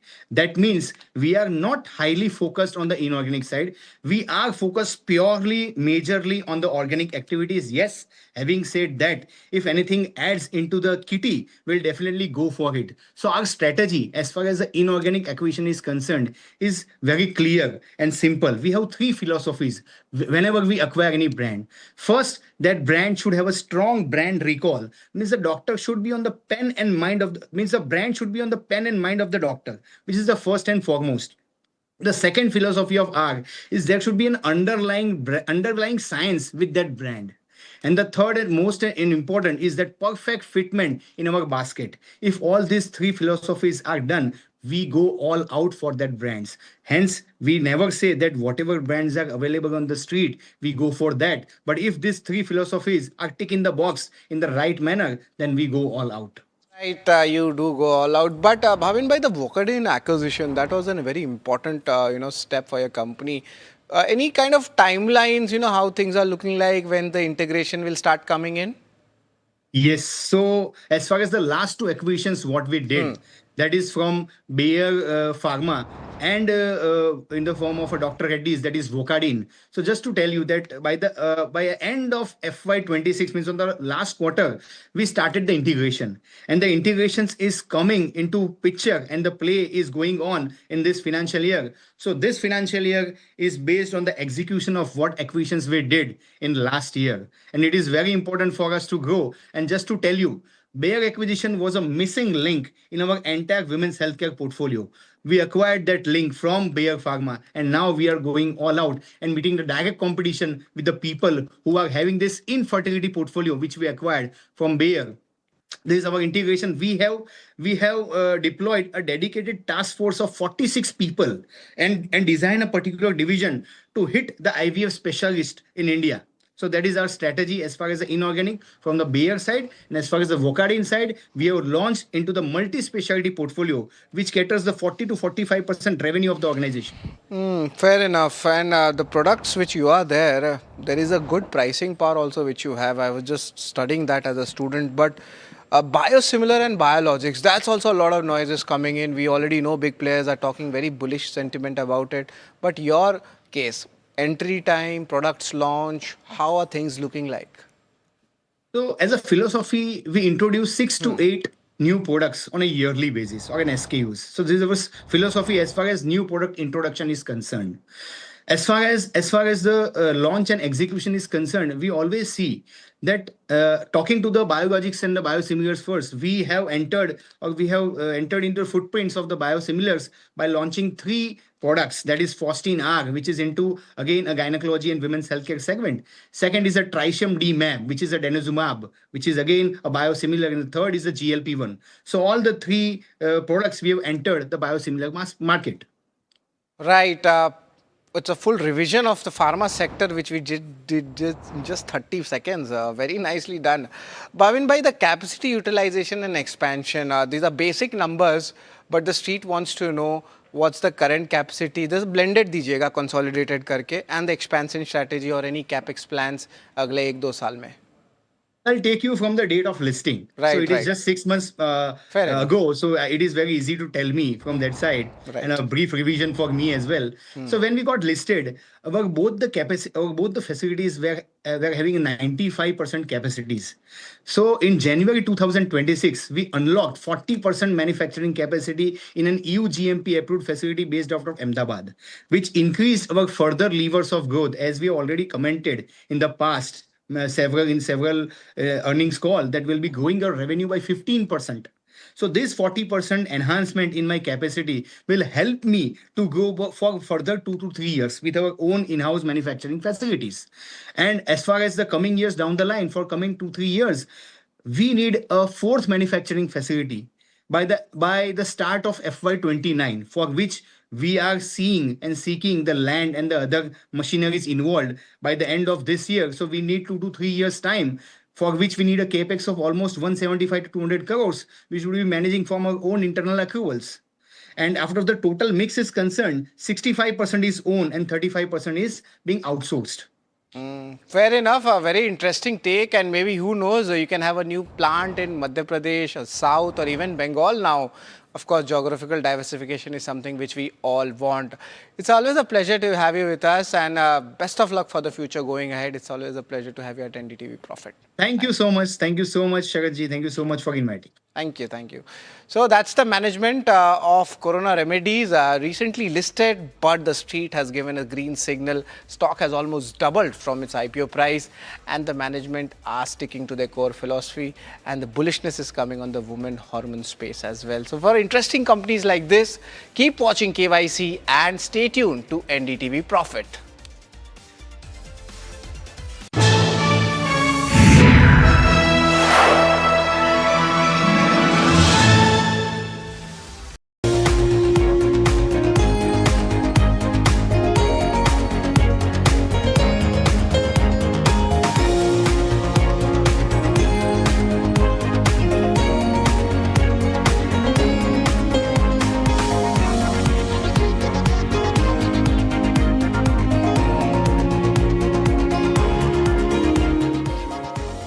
आपका parcel फिर से हमारे घर पे आया है।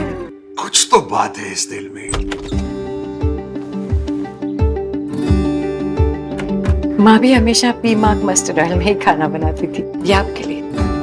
कुछ तो बात है इस दिल में। PMark, the mustard specialist since 1933. सरसों से सरसों। India Inc.'s most respected names chose India Inc.'s best and brightest. These kind of awards and jury lineup, you are truly giving it the right weightage. The eminent juries who are here, and that itself speaks for the commitment towards highlighting the advantage which India is having. What I am looking for in this is that we should be awarding companies and individuals who have focused not only on growth but also on bringing good governance. Be part of jury and vote on the people, the men, the women, the companies in India who have the right stuff is a great opportunity for us. Who will earn India's top business honors? Find out at the NDTV Profit Business Leadership Awards. IIT Bombay, engineers, brilliant students, so much drive to create something new. You found a new technology, this new motor. इसका fan बनाया. आप बहुत सारी चीजें बना सकते थे. Atomberg did not start with a clear idea. What idea? We were desperately hunting for it. And then that hunt was on for 4 years. Nothing changed, shifted in the shawl outside.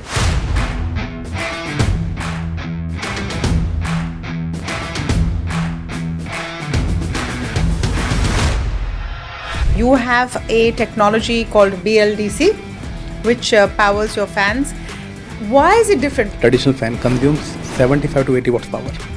That's a huge power, and with our tech, we built a prototype and learned that we can deliver the same output at 28 watts power.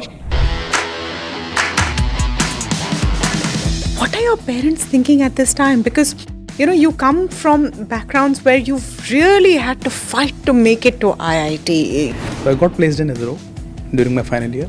My family was super happy. They all understand government job really well, but don't understand anything around business, right? And I convinced them that I have got an action. In fact, not convinced, I had to lie to them. Before Atomberg, when I was in college, I started with an e-commerce business. We used to sell like cosmetics. They were like, यार engineering करके तुम lipstick बेचोगे. Were you ever at a point where you thought the journey ends here? We hardly have like very short runway. I think not even a month probably, right? And I literally cried that night.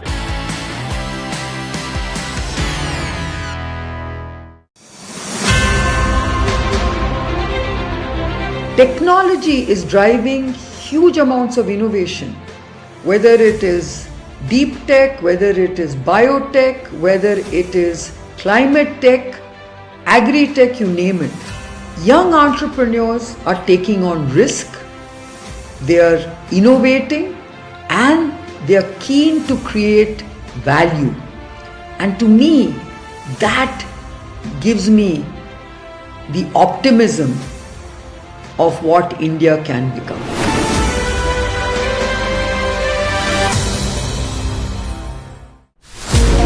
As India's mobility story is racing into a new future, it's in search for a new fuel map. Electric, ethanol, hydrogen, CNG, hybrid. What will power India next? India's sharpest mobility minds come together to decode the fuel mix that will define the road ahead. The NDTV Automate Fuel and Future Summit 2026 on 15 July only on NDTV Network. India's unshakable news habit. NDTV.com is India's #1 English news website.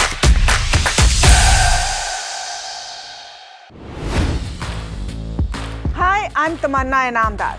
Watch me on NDTV Profit, where I break down the day's biggest business stories. What happened, why it matters.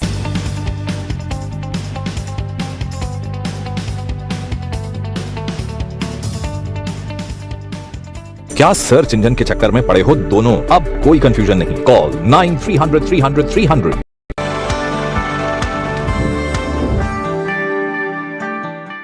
If you're a salaried employee, then you've been contributing to the Employee Provident Fund by default.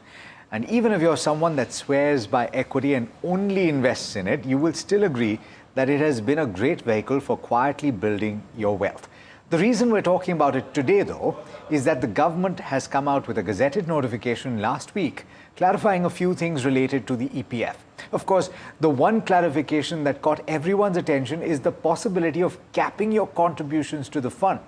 But there are other changes that have also taken place that you should pay attention to. Those relate to the employee pension scheme and the rules that govern withdrawal from the fund. All of that is the subject of today's MoneyWise. And my guest today is Ketan Das of FinRide. Ketan, thanks so much for taking the time. Thanks for having me, Alex. No, my pleasure. I want to start with first what this gazetted notification was all about, and then we'll talk about some of the history and contextualize it a bit. Let me start with what everyone's paying attention to, which is the capping of your contribution to the Employee Provident Fund at 1,800 rupees. Why is that significant? Right. See, Alex, that came into picture because of the new labor codes. In my opinion, the labor codes got implemented, people's basic went up, and as a result, their PF contributions went up. And now that the gazetted notification has come in and everyone is honing in on that point, that you can cap your contributions to the minimum, that is 1,800 per month. This has always existed. But before we get to that, okay, so the first statement that you made actually caught my attention, right? And a lot of people have probably been wondering about this. It has affected their in-hand, it has affected various things. So let's unpack this in the first place, right? You say that the wage code coming in has changed a lot of things. Why is that? Right. So with the new labor codes, your basic salary has to be 50% of your CTC. Earlier, it was relatively arbitrary. People used to keep it at 40%, 50%. Or 30%. Or 30%. Now, with that going up, the contribution as per your basic, the 12% on that basic has gone up. As a result, as an employee, you are contributing more to Provident Fund, and as a result, your in-hand salary has gone down. Right? And a few employees on the higher end of the bracket would be contributing beyond 2.5 lakhs. So whatever they're contributing is also getting taxed. The interest on it is getting taxed, right? That's why the interest in this capping the contribution to a minimum. And in fact, there was a resistance from most of the employers when you, as an employee, reach out to them, tell them that I want to contribute as per the basics.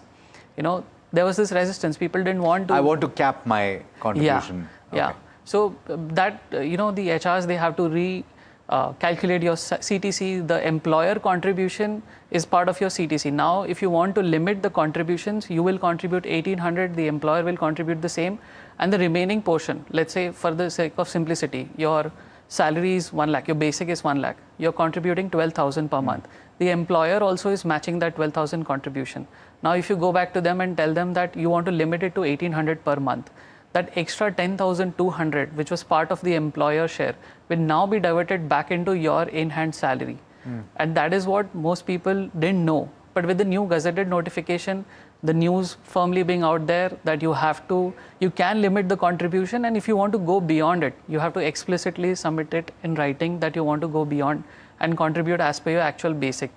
Well, this rule existed back in 2014. So I know this because we've spoken about this, and you said that this option exists. Yeah. So this 2014 amendment, why was there a question mark around it? Because as you've said, HR folks in various companies have said, hey, you know what, no, we're following the rule and we're going to ensure that everybody contributes 12% of basic plus journals. Right. So when it was introduced back in 2014, the rule said that you have to submit in writing to the PF commissioner. But this was something that you want to contribute as per your actual basic, not just the minimum ceiling. I never signed anything. Yeah, that was because the enforcement of it was missing. The expectation this time, though, is that the enforcement is either going to come back, you know, because the rules, they've been changed. The one thing that people should focus on is that the new withdrawal rules are the key change in this. But before we get to that, I'll come back to the withdrawal rules. I want to spend some time talking about this because it's an important decision to make. You're saying that the rules existed before. This is effectively a clarification by the government to say that you can now cap your contribution to 1,800 rupees. This 15,000 rupees though, which is what the 12% is calculated on. Correct. It's called the wage ceiling. Yeah.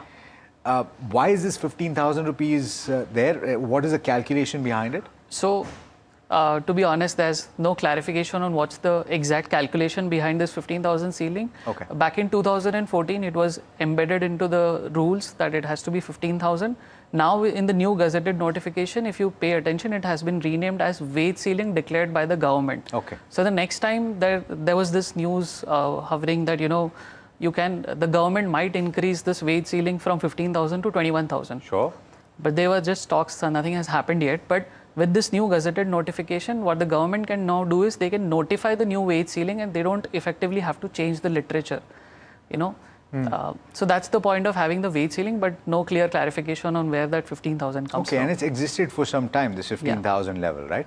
Now, what you were pointing out with regard to the basic, and I know that you're using that word loosely, right? Because ultimately it's called the wage in the new labor code, and the wage at roughly 50% of your CTC would govern your retirals, which is your EPF contribution as well as your gratuity and certain other aspects, right? So why is it important to pay attention to this?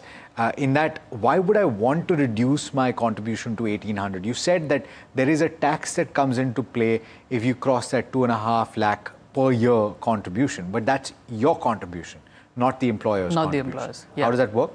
So EPF being a triple E product, there is exemption on your contribution. What is a triple E product? So triple E product stands for exempt, exempt, exempt. Right. You get the first exemption for your contributions. You as an employee can contribute whatever contributions you do, you get a deduction. It was in the old regime, under the ATC contributions, you can take up to 1.5 lakhs and get a deduction from that.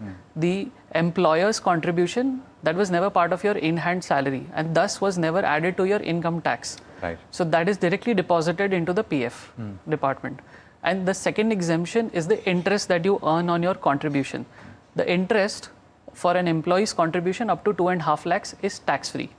If you contribute more than 2.5 lakhs, let's say you've contributed 5 lakhs, then 2.5 lakhs remains tax-free and the other 2.5 lakhs will continue to earn tax. Like you'll have to pay 10% TDS will be deducted and it will be taxed as per your tax slabs, right? If you stand in the higher tax range, then a 10% is deducted by EPF and the remaining 20% or odd, you will have to pay every year. So that's a separate calculation on the interest part. For the employer's contribution, any contribution up to 7.5 lakhs superannuation retirement funds is tax-free. Then the third E, which is the withdrawals. So if you contribute for a period of 5 years, the withdrawal, when you withdraw money from EPF, it becomes tax-free. So these are the 3 E's that were there for PF. Okay, but in the new tax regime, which a lot of people have shifted to, and I think it's over 80-85% of people that have shifted to it, you don't get that first E, do you? No, yeah. So you already pay tax on this because there's no exemption, there's no deduction that you can claim on the first E. The employer share, however, is still relevant because it's not getting taxed in your hand, it is directly deposited into EPFO. Now, this is the part that people should care about because when I say that you can cap your contribution at 1800, in the example that we were discussing earlier, let's say your basic wages are 1 lakh. In that case, you were contributing earlier 12,000 as an employee and 12,000 the employer was matching the contributions. Now, if you limit that contribution, the employer share will be capped at 1800. The remaining 10,200 was part of your CTC. Now that gets restructured as your in-hand salary. On that 10,200, you will have to pay tax as per your tax slabs. Yes, okay, that's interesting. So that is what people should focus on. You know, in this example, if your basic was higher, how much were you contributing? That employer share entirely was tax-free for 5 years if you kept it in PF. Now, if you want a higher in-hand salary, you also have to bear that tax impact. So for the people who think that, you know, I can take care of my own investments, I'm going to limit my PF contribution to the minimum and I'll take care of my asset allocation and I'll invest it the way I want to. Remember that you'll not just have to beat EPFO when it comes to 8.25 tax-free interest, but you also have to take care of beating that tax hit that you initially take. Right? Because of this decision of capping the maximum contribution at 1800, whatever, let's say in that 10,200, if you're in the 30% tax slab, you're effectively paying 3,000 tax on it, right? So you're getting only 7,000 to invest elsewhere. Sure. So it's an important consideration to make. Having said that, for a lot of people, and this is something of a determining factor, particularly those that are at the lower end of the salary curve, that are maybe just starting out, in cities like Mumbai and cities like Bengaluru now increasingly and other metropolitan cities, the cost of living is pretty high. And so in the initial part of their careers, they're talking about needing more money in hand. And that's the irony of the situation, to say that if you start saving early, you can actually save a large amount of money, but that's the time that it's toughest to save. Correct. And so for those people that are likely not even being taxed for their income, wouldn't it be something to consider to say that they can increase their in-hand? Yeah, very well. If you stay below the increased tax-free limit, like about 12 lakhs and 12.75 lakhs, if the calculation fits, your CTC is in that range, then you can restructure your CTC and ask the HR to deduct only 1800 from your salary and the 1800 as the employer contribution. Rest all can be tax-free in a way in your hands. So, but of course, this is purely only looking at the taxation aspect of it. Whether it makes financial sense or not is a completely different question altogether. And it's important to consider those aspects because before you know it, in a 5 to 7 or 10 year career, your money can accumulate very, very quickly in that EPF, right? Yeah, because EPF, if you look at it in a way, it's disciplined product by default because money gets deducted before it comes in your hand. And oftentimes people forget that there is an EPF contribution, and that's how you end up having a massive corpus when you retire or when you need it for, let's say, housing related funds, right? You need money to buy a house, repay your home loan. Yeah. That's when your EPF corpus becomes a big asset that you can rely on. Okay, I do want to ask about, so we've discussed a couple of options, right? One, you can keep your EPF going as it is right now. In all probability, you're contributing to the maximum that you can. Of course, if you've crossed that 2.5 lakh threshold, then it's something to bear in mind because you are paying tax on the interest that you earn on everything that is a contribution above that 2.5 lakh. For your employer's side, unless you're crossing 7.5 lakhs in a year, you're not paying tax on that. If you do cross that 7.5 lakh, you're paying tax on it, right? Correct. So the first option is to keep it going as it is. The second option is to cap it and take it all in hand, right? Correct. Both yours as well as your employers. In which case you have the option of either spending it or saving it, and you should ideally be saving it because this is something that was going towards your long-term saving. Correct. But you have a third option, Ketan, which is that you can ask your employer to invest in the NPS, in the National Pension Scheme, on your behalf. That's correct. Right? To the extent of 14%, as I understand it, of basic. Yeah. Right? So 14% of basic for the new regime and up to 10% of basic in the old regime. Okay. Additionally, you as an employee can contribute 50,000 per year extra and get a tax benefit in the old regime. That's under 80CCD. Yeah. Right? So you can do a total, you can, as you pointed out, 10% of basic in the old plus 50,000 or 12% of, no, 14% of basic in the new. So you can effectively, in your example, you were talking about 1 lakh of rupees and you're saying 12,000 rupees, you cap it at 1800. Yeah. And so 10,200 rupees is what, from your contribution, you now take in hand. Correct. And the 10,200 rupees that comes from your employer, you can actually ask them to put it in the NPS instead, and there is no change in your tax payment. Correct. Right? That is with a big if your employer does allow it. So the biggest struggle that I have seen is a lot of companies don't yet have the option of, investing in NPS. They do have to tie up, bring all the pension fund managers and allow you to select that and have that option. Okay. So that's an important consideration because all of this that we're talking about is what the law allows you to do. Correct. And of course, I hope that people listen to this conversation, and usually it helps if collectives then go to the human resource professionals or the leadership of the company and say, hey, this is what we would like to do as a collective, this is what the law lets us do, and we should actually do this. Right? But what are the pros and cons of doing what I have suggested to say, as a third option, NPS, you can actually have that contribution. See, NPS has actually gone through quite a few changes in the recent past. That's correct. So on the pros side of it, see, NPS allows you to do asset allocation on your own. You can decide how much I can contribute to equities, how much to debt, government debt and corporate debt. That option doesn't exist in EPF. It's purely a debt instrument in my opinion. But if you are talking about retirement, which is a long time away, then in that case, investing in equities will give you a higher return. As a result, NPS will beat EPF returns over a longer period of time. Right? That's the biggest advantage. Second advantage in NPS is you can do asset reallocation. Let's say I was supposed to invest in mutual funds. I'm investing in mutual funds. I have an equity portion, which, let's say with the market conditions, I want to rebalance. I want to put something in debt now. If I do that in mutual funds, I'll attract tax on it. Sure. But in NPS, if you want to rebalance your portfolio from equities to debt, and you can do that changes 4 times in a year. So that option is available under the NPS, right? So tax benefit, and then definitely the contribution tax benefit we discussed. Right? And when it comes to the cons of it, see, NPS is much stricter in terms of withdrawals. Earlier, you could not withdraw your funds up to the age of 58 or 60. Now they've liberalized it a bit, where they're saying if you've contributed for about 15 years, your account has been active for more than 15 years, then you can start withdrawing your funds. And second con, if you want to really nitpick, is you can only invest in large cap and mid cap funds. There's no option to select small cap funds. If that's something that you have that option, you know, if you're okay with that, your risk appetite allows you to. I mean, of course. So the argument is that obviously in this situation you're comparing it versus the EPF. And the EPF is 85% in debt and 15% in equity, and that 15% in equity is only large cap through Nifty 50 ETFs, right? Yeah. And so from that perspective, if you're doing more in equity through an NPS, then it's a superior product. Definitely. And the other thing has to do with the withdrawal from the NPS when you do withdraw. And you said that 15 years is now that threshold that you need to bear in mind, which is actually positive for a lot of people that are contemplating retiring early. They don't want to wait till they're 58, correct? Correct. Yeah? Correct. So okay, but just to complete that point, the other change with regard to the withdrawal from the NPS, Ketan, is that you can now withdraw 80% as opposed to 60% earlier. That's correct. That's which is a huge positive. Yeah. So you have to bear in mind that 60% of it is tax-free. Yeah.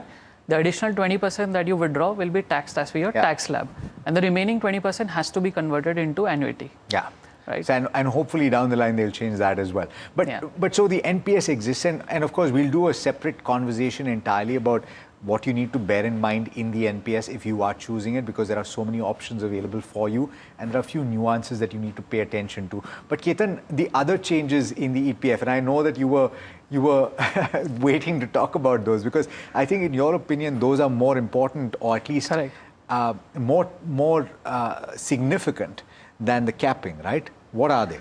Correct. So if I want to talk about the new withdrawal rules, earlier there were complex 13 reasons under which you could withdraw, from each having its own eligibility criteria, the amount that you get from each claim. Sometimes they were confusing and you got a lot of rejections because you could not figure out what to do. Well, now they've simplified it and put it into 3 different categories. One is the essential needs, which covers your illness, medical emergencies, marriage and education. The second is housing related needs, where you need to take out money from your PF either to buy a home or to repay your home loan. And the third category, they've introduced a new one called special circumstances, under which you can withdraw twice a year. And across the board, they have made the eligibility criteria and the withdrawal amount the same. Okay. Now you need to wait for 1 year, you've contributed for 1 year, then you can start withdrawing money partially from EPFO. Earlier it was 5 years, 7 years, various different rules existed. They've also increased the number of times that you can withdraw these funds. Okay. And talking about the eligibility, how much money can you withdraw, that also has been standardized to 100% of eligible balance with a big star mark on the eligible balance. What does that mean? So EPFO has introduced this rule which says 25% of everything that you put in will be kept as a separate lock-in account. Right? Let's say I'm contributing 100 rupees to EPFO, 25 is going to get locked for my future, for my retirement. 75% would be available for withdrawals as and when I choose to withdraw. Right? So that effectively caps your maximum withdrawal from partial withdrawals to 75%. Okay. Okay. Right? And so just to be clear, right, suppose you have accumulated 10 lakh rupees in the NPS, and for whatever reason, and that can include loss of job as well. Correct. You've lost your job, and this is not necessarily the first port of call that you should have. You should have an emergency corpus, but in the event that you say that you want to take a bit of a gap from working for whatever reason, you want access to these funds. If you've completed a year, which you have, if you've contributed 10 lakh rupees, correct, you can pull out 7.5 lakhs. That's correct. Right? You can pull out 7.5 lakhs under partial withdrawal, and they've introduced this limit of not being able to withdraw the entire balance for about a year now. Okay. Earlier it was just 2 months, you left the job, after 2 months you can access the entire fund from PF. Okay. Now they've extended it to a year for PF. And for pension, if you were contributing... No, I'm not able to understand. To say that this 7.5 lakhs in our example, you have to wait a year? No, 7.5 would be accessible immediately. The remaining 2.5 lakhs would be kept for your retirement, or at least 1 year since the date of exit from your last organization. Okay, so you need to have a gap of employment for at least a year for you to have access to this 25%. Yeah. What if you get a job in between? Then this continues. It continues. Yeah. Okay. Okay, so that's clear. And the reason they have brought this into picture is because a very interesting stat that came out when these new rules were actually announced. The EPF commissioner said that about 14% of all full and final withdrawals were above 1 lakh. Can you imagine a retirement product having just 14% of people who withdraw the full balance were above 1 lakh, rest all was below 1 lakh. So with this 25% capping, what effectively happens is at least they'll ensure there's a balance left for people. So you're saying, wow, okay, let me get this straight. You're saying that out of all of the people, that in what year? So this was when it was announced, barely 4-5 months ago. So, but you're saying that in most situations, there was less than 1 lakh left in the EPF account? Yes. And hence the mandatory 25% rule. Wow, okay, that's significant. And because people in the lower income bracket had this tendency, to switch more jobs and then withdraw the funds as soon as they leave, right? And this also created a lot of issues with the EPS or the pension scheme. That's why they've increased that to 3 years now. The PF you can access after 1 year, but the pension you can access only after 3 years. Okay. So with this, effectively, once you have become a pension member, you won't be able to withdraw it, and then it continues till your retirement. And there's also a change, the third change that we discussed earlier has to do with the pension scheme. And what does that relate to? Just to be very clear, out of the employer's contribution, which is matching that 12% that you do, 8.33% of that goes into the employee pension scheme. Correct. What's changed? So, to be honest, the contribution, the membership still remains the same. If your basic salary is above 15,000, you are not a part of the pension scheme, and you cannot choose or even, in fact, pay to be part of the pension scheme. Effectively, the rule says your wages are above 15,000, you don't have to pay to the EPS or the pension scheme. What are the implications of that? So, the implication of it is, simply put, 1,800, let's say you are contributing to PF, then 1,800 from the employer also has to match into PF. Yeah. It should not go into EPS.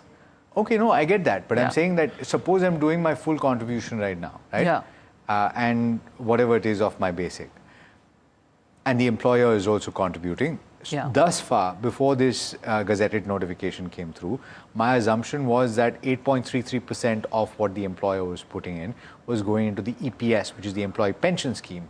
That no longer happens. No, so there's a catch on this. So you have to go back to 2014. Okay. If you've started your employment before 2014, by default, majority of the audience was, or majority of the members were part of the EPS scheme, right?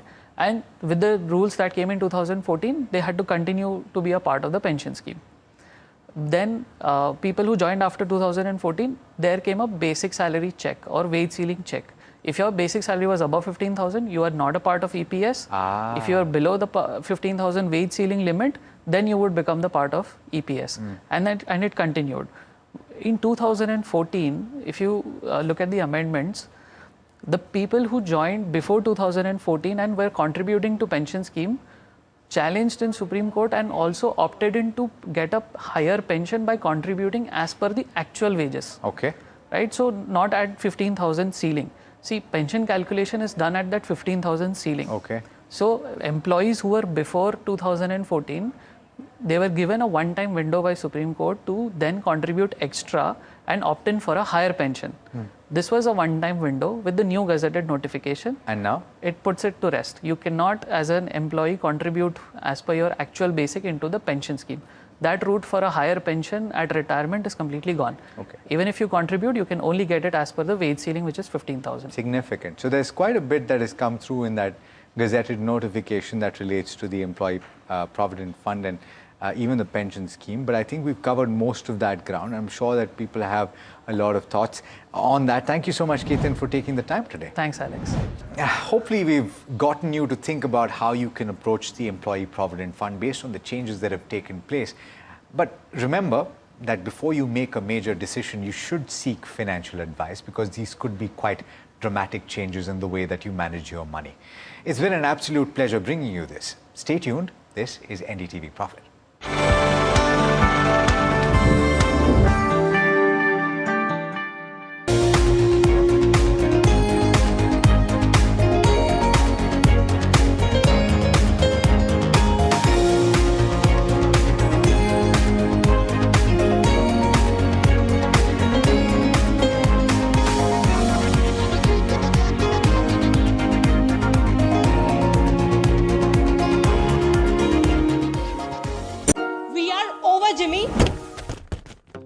Hey, life में scratches तो आएंगे। गाड़ी के scratches को तो Cosmo PPF संभाल लेगा। आप अपना देख लो। आपका पार्सल फिर से हमारे घर पे आया है। कुछ तो बात है इस दिल में। माँ भी हमेशा पीमाक मस्टर्ड ऑयल में ही खाना बनाती थी, ये आपके लिए। कुछ तो बात है इस दिल में। PMARC, the mustard specialist since 1933. बरसों से सरसों। IIT Bombay, engineers, brilliant students, so much drive to create something new. You found a new technology, this new motor. इसका फैन बनाया। आप बहुत सारी चीजें बना सकते थे। Atomberg did not start with a clear idea. What idea? We were desperately hunting for it. And then that hunt was on for 4 years. Nothing changed, shifted in the shawl outside.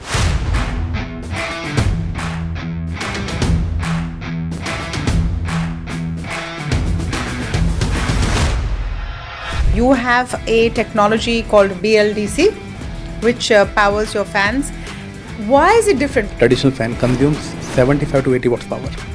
That's a huge power, and with our tech, we built a prototype and learned that we can deliver the same output at 28 watts power.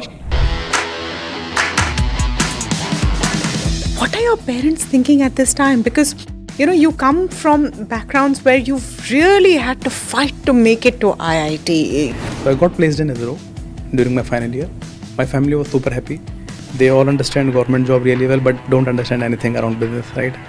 And I convinced them that I have got an action. In fact, not convinced, I had to lie to them. Before Atomberg, when I was in college, I started with an e-commerce business. We used to sell like cosmetics. They were like, यार engineering करके तुम lipstick बेचोगे. Were you ever at a point where you thought the journey ends here? We hardly have like very short runway. I think not even a month probably, right? And I literally cried that night.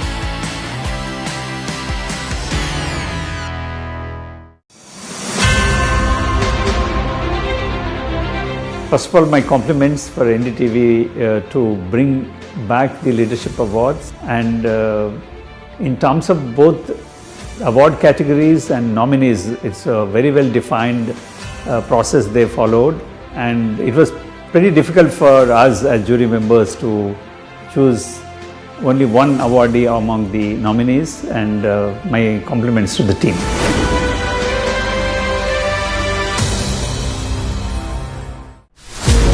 As India's mobility story is racing into a new future, it's in search for a new fuel map. Electric, ethanol, hydrogen, CNG, hybrid, what will power India next? India's sharpest mobility minds come together to decode the fuel mix that will define the road ahead. The NDTV Automate Fuel and Future Summit 2026 on 15 July only on NDTV Network. India's unshakable news habit. NDTV.com is India's #1 English news website.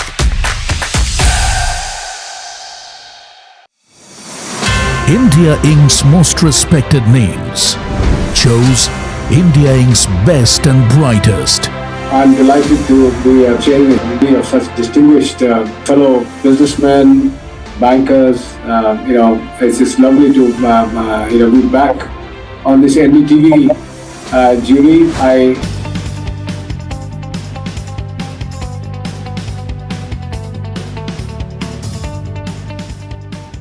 क्या search engine के चक्कर में पड़े हो दोनों? अब कोई confusion नहीं। Call 9300 300 300।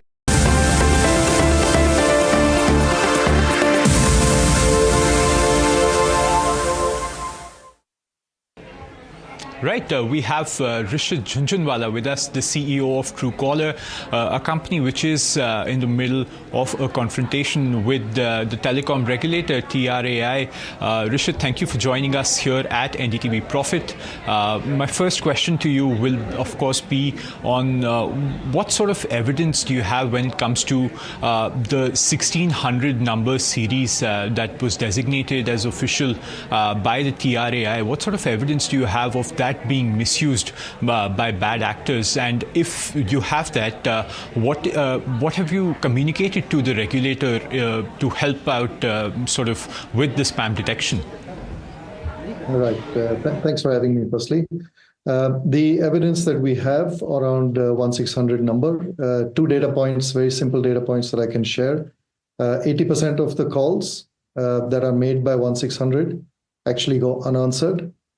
And the second data point is that we have more than 1 lakh block reports. So 1.25 people actively, manually block these numbers on Truecaller every single day. And this is in spite of Truecaller not showing that they are spam. They are blue on Truecaller. As you know, blue is a regular call and red is a spam call. They are not red on Truecaller. So we're not, we're not, coming in between in any way in this flow. And yet these numbers are being blocked very actively by consumers. We've also had, anecdotal evidence from consumers. We have reviews that tell us, social media tweets that keep telling us that they're getting spammed by 1600 numbers all the time, and Truecaller is doing nothing about it. Rishit, the argument that the TRAI has against this particular stat of yours is that there are genuine calls as well that are coming by these numbers, and if there is blocking that is happening at your end, which is not permissible, or flagging or spamming that is happening at Truecaller's end is not permissible under TRAI's regulations. What do you have to say to that? There will absolutely be genuine calls, and that is really where the problem lies. If you whitelist a number series like 140 and 1600 on Truecaller, this will enable spammers to spam consumers using these number series, simply because Truecaller will never show them as spam. And because spammers use these numbers, the legitimate calls also are being ignored by consumers. Because consumers know that if it's 1600, I think it's going to be a spam, and they won't even pick it up anymore, because the previous call that they got from 1600 was actually a spam call. So it doesn't matter what Truecaller says anymore. What has happened is the designated number series has lost trust. That was the aim of the designated number series from TRAI, and unfortunately, because Truecaller cannot mark them as spam, it's actually become the reverse of what they wanted to achieve. Rishit, we have a survey with us by local circles, and what they have found out based on their survey is that 1 in 2 users have actually reported an increase in spam calls despite using Truecaller. What do you have to say to that stat when it comes out? If spam detection is your number one job, why are we still seeing an increase in spam proliferation over the last 2 or 3 years? Where is the sort of core promise that you have made to your users in terms of reducing that? Yeah, our job is to detect spam and to identify spam for users. We never block calls on our own. If users wish to turn on blocking on Truecaller, it's a manual switch that they have to turn on. So we can't really reduce spam calls as such. What we can do is flag them so that users pick up calls when it matters to them. The reason why spam has gone up, there are a few reasons that I can think of straight away. One is the advent of AI. It was hard to make calls at scale because you needed humans to make those calls. These days, you don't need humans to make those calls. AI is good enough to mimic a human, and you can have a system that makes millions of calls a day without any human intervention. That is likely to be creating an increase in spam calls. Secondly, like I mentioned, 140 series and 1600 series, they are both completely whitelisted series across Truecaller and any other call management app like us. And therefore, spammers found this loophole, and I believe they're likely to be abusing this loophole, which our data also tells us that the spam calls on these two number series is on the rise very dramatically.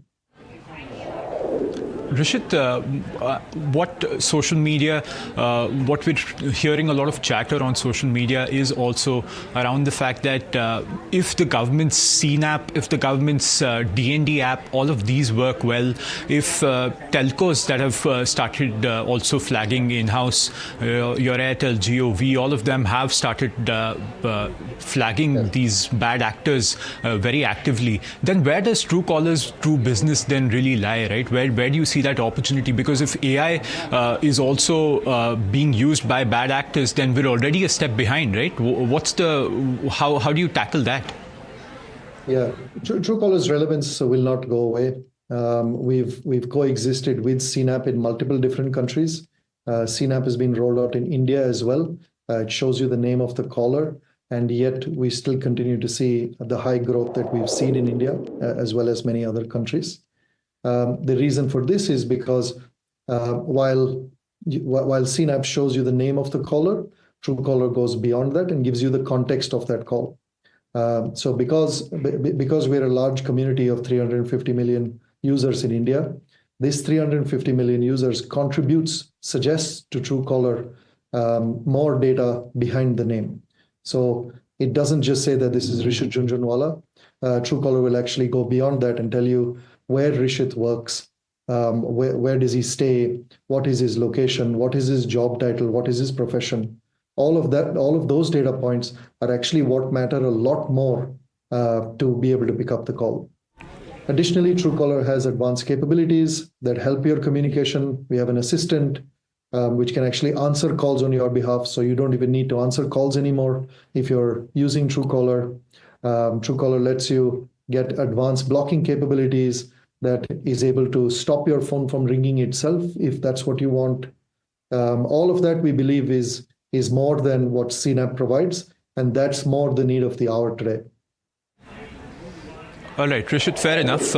Also, the second grievance that you brought out against TRAI in your post was around them seeking more authorization to issue notices to apps such as yours. What is exactly your grievance with that? Where do you think TRAI is overstepping its authority in asking for that? Or talk to us about what your grievance with that is. Yeah. I mean, we are regulated by the Ministry of Information Technology. MeitY is the entity that regulates apps like us. TRAI is a body that has a lot of context, and they've done a great job in regulating the telecom operators, which actually take a license and operate under their jurisdiction. Our context is more of innovating using software and technology, which is more pertinent to MeitY. TRAI does not have that context. Their context is solely around licensed telecom operators. So we believe that would be very hard for us to navigate and make our case and have collaborations if TRAI is actually responsible for regulating or has any authority over us. Rishit, if this does happen, will you challenge this or will you comply? What will be the way forward for you as the leader for Truecaller? We're not sure as yet. It remains to be seen. We'll of course engage with both the ministries, both the regulator, TRAI. We'll once again plead our case and show them the data that this is what is happening. Spam is on the rise, and they need to allow apps like Truecaller to say spam when a consumer is saying it's spam. It's not what Truecaller is cooking up. This is lacks of real people on the street experiencing it and saying that this is spam. So let Truecaller continue to show spam. And we'll make the same case to MeitY as well. We'll present our data to them and we'll explain to them why it is that this is actually anti-consumer and it's hurting consumers. It's growing in spam. And therefore, we should be allowed to do the right thing for a consumer. Fair enough. Lastly, Rishit, before we let you go, at the end of this sort of standoff, I think users and viewers of this episode will also are also some of the worst affected users when it comes to spam calls and texts. I believe each one of the viewers that will watch this will be affected by spam on a daily basis, and spam is still the least of the worst actors, right? You have fraud, and then you have so many others built on top of that, all sorts of criminal activities that are built on top of that. What is the way forward? What do you now expect? What do you take to the government now? What do you take to TRAI or the MeitY now as a next step? Because at the end of the day, it is the users that all of these entities, including yours, need to protect. Yeah, absolutely. That's the only mission that we're on. Look, we've been doing this for 17 years now. We have 500 million users globally. We add around 8 or 9 million users, mostly organic, globally each quarter. We've been a profitable company for a very long time. We're publicly listed in Sweden. We call India our second home because it is our largest market. We've invested very heavily in India. Our main job is to protect consumers. Over the last 17 years, we've built a lot, both on calls as well as messages, to protect not only from spam, but also from scam and fraud that is on the rise these days. We recently launched Family Protection, which actually protects the elderly from getting scammed specifically. So we've been very focused on finding every surface on a mobile phone where scam takes place, and we will plug each one of those. I think that's what we all need to come together. We all need to collaborate and allow each of us to do what we do best. Truecaller leverages its community, its 350 million users in India. They all get together and help each other out by contributing with name suggestions to Truecaller, with spam suggestions to Truecaller. Allow us to continue doing that for 140 and 1600 and any other designated series that might come in the future. I believe that is what consumers should be on the lookout for, that Truecaller has always helped them, and we should be allowed to voice our opinion through Truecaller. All right, Rishit, thank you so much for your views. So we can expect some sort of a notice going from you, or some sort of a letter that you might be staying your stance to the authorities. Would that be a fair assessment? Yeah, absolutely. We will engage with the authorities, as we always do. It has been collaborative with both the authorities, and we're going to continue to try and be as collaborative as we can. We will show them the data, and we will tell them why this is actually hurting the consumer and is facilitating spam. We will definitely continue doing that. All right, thanks, Rishit, for your time, and we'll all keep our eyes peeled and hope that spam calls and messages continue going down in India. Thank you so much. Absolutely. Thanks so much, Rishabh. Thanks for having me.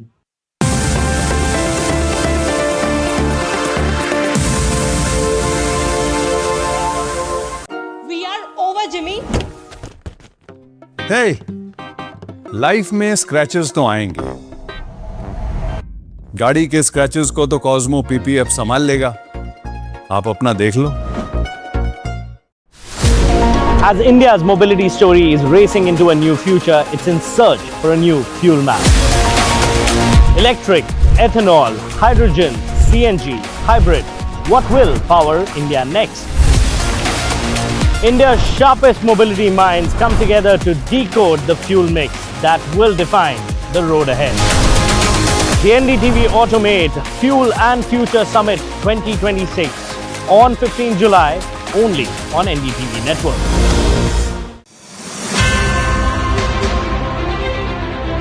Now SEBI came out with BRSR, Business Responsibility and Sustainability Report.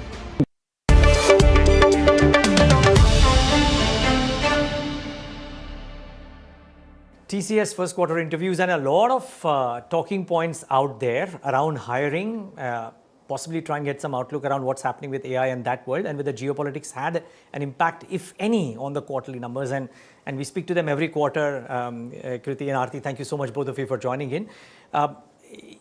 I mean, when I look at the reported line items per se, almost everything is in line with what my colleague Jasmeet penciled in. So I don't have any questions on whether it beat or not beat, etc. But just putting into perspective, a couple of brokerages said that the revenue growth was slightly higher than what they had penciled in. What went behind the quarter? Did geopolitics have a large impact on the quarter? As I said, overall it's been a good quarter, very satisfying quarter for multiple reasons. Revenue being what it is, like obviously if there is a beat, we are all happy about it. Our order book has been good. Our largest vertical, BFSI, it's consistently it's growing. More importantly, our AI revenues continue to grow. The discussions that we are having at the size, the other point is that the ticket size of our AI projects are growing, and the discussions we are having with our customers on AI. So that's also resonating very well. Our customers like the overall 5-pillar strategy we have put in front of them. As I said, all in all, satisfying quarter. Geopolitics did play, like particularly the Middle East war. We have impact because of that in some of the verticals, particularly retail, travel and airlines and all, and of course our Middle East business. But despite all that, we are happy that we've been able to put a good quarter. Yeah, and I would like to get your opening thoughts before I ask about hiring, because that has stood out for me. I don't know if it's really that important in your eyes, but your opening thoughts, Aarti, on what do you think went behind the quarter and what does that signal for the quarters? I think as Kriti said, I think it was a satisfying and a good quarter. And if you really look at the deal wins this quarter, we had one mega deal with SKF, which we are extremely pleased about. And also the nature of, it's a completely net new win and cuts across, multiple services that will deliver for SKF. Complete, AI first IT operations in terms of how the run the business would work, enterprise transformations, and also AI-led business transformations. So I think the whole construct is something that we are very pleased about. Then other deal wins, renewals, and again, all these renewals require a very clear AI-powered proposition, and we are doing well there. And with a US-based utility major, we had a very good renewal, a large deal renewal. But what we are also pleased about is how the renewal came with a large double-digit AI transformation deal, expansion baked in, right? So I think we're very happy about that as well. Apart from that, I think this quarter, if you really look at the autonomous GBS, the whole agentic AI in business process operations, we saw some really good deal wins across, HR, finance, and, customer experience. So those deal wins, which are completely AI-led propositions, AI-centered propositions, I think the deal wins were quite good. And, you look at our AI revenues this quarter, 2.6 billion. So I think good growth from 2.3 billion last quarter. And these nature of AI projects are such, right? These are discretionary projects, 3-month, 4-month, 6-month cycle. So to grow from 2.3 to 2.6, which means that we need to win those many newer projects to keep the growth momentum going. So net, a good quarter. Yeah, I mean, the annualized AI revenues are great, but I was just looking at it, and correct me if I'm wrong here, but considering that all IT companies in India are kind of starting off and you are the leader out there, but the pace of growth quarter 1 over quarter 4 versus what you did in quarter 4, quarter 3 or quarter 2, that is... See, that's what she mentioned, right? Many of these programs are all short tenure programs. Okay. So you have to win it's not like an annuity program. When the growth is on top of what you already have. Okay. Many of these you have to win almost. Previous quarter probably you would have won the 2.0. Now I have to win all the 2.6 or nearly all that. So like the annuity part of it is very limited. So because of that you would see some lumpiness. Got it. It may be erratic. Yeah, and also what you call AI revenue is, it's not an industry definition. We have defined only pure play AI transformation work that we do as AI revenues. For example, if we did AI in a software engineering. We don't call that out as this thing. So I think it's up to the company. But I think what's important is this metric that we have put out, and we want to run our race with this metric and drive growth momentum at a time where the AI adoption is only picking up and enterprises are, calibrating their motion. And as we create more value, I think acceleration will come.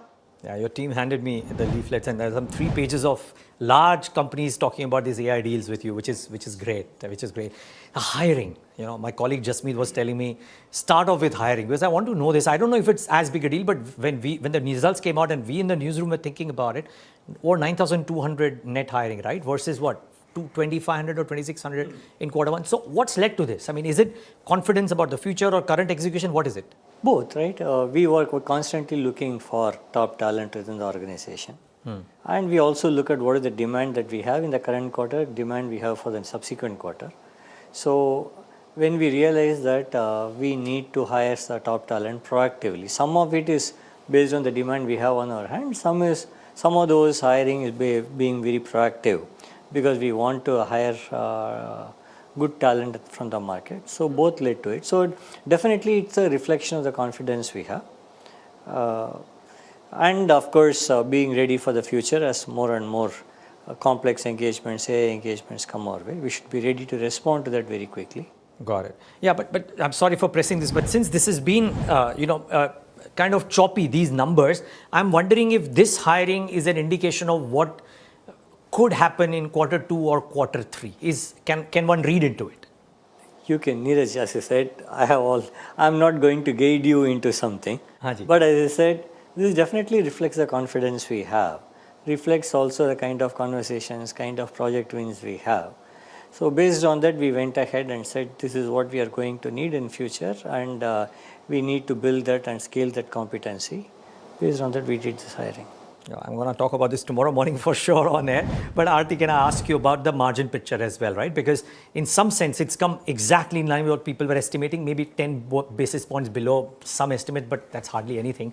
And it was a quarter of wage hikes, etc. Is this a net new normal of sorts? I know you won't guide, but I'm just trying to understand still. No, I think if you know that Q1 margin came out at 24%, and you spoke about the wage hikes. And you know that, from a TCS perspective, we want to operate in a 26 to 28 range, which we have called out, externally.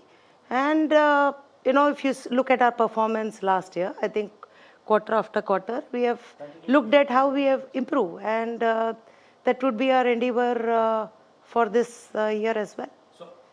You reckon things could actually move northwards and northwards quite substantially? Yes, and we have done in the past. We always, our CFO likes saying, 26 to 28 is our guiding beacon, and so we'll be guided by that targets that we have set for ourselves. To either of you, the consistency of the deal TCV could be heartening, right? I mean, one brokerage note, the first cut that I received said, it's slightly below, but 9.5 billion. I mean, that's a large number, right, per se. So, and it's consistent. So that must be heartening for you guys. It is, like, as I said, as Aarti was mentioning, one is the overall number. Two is the quality of the deals that we have won. We are happy with both, because we have, apart from one mega deal that Aarti just now spoke about, and then with the number of large deals that are there, and the kind of AI deals that have come, and the spread of the deals that are coming from multiple industry verticals and geographies, all of them put together. And I mentioned some time ago, the kind of conversations we have, the pipeline we have, we are quite confident about the overall pipeline and the order book that we have today. I wonder if the conversations, I mean, so we speak to a few PE players and they are saying in all our portfolio companies, our conversations with them are that what is the human cost, what's the token cost? I'm trying to understand, as you are delivering AI-led solutions to your clients, is the conversation coming around, now that the token costs have gone so high, all need not be AI, and therefore the human plus AI combination, etc. Is it getting a lot more relevance than what it probably was in conversations 12 months ago? See, definitely, I think that whole token cost of AI is a top conversation with customers. And if you really look at it, right, over the last 3 years, right, we had traditional AI, generative AI in December 2022, and agentic AI since Jan 2025.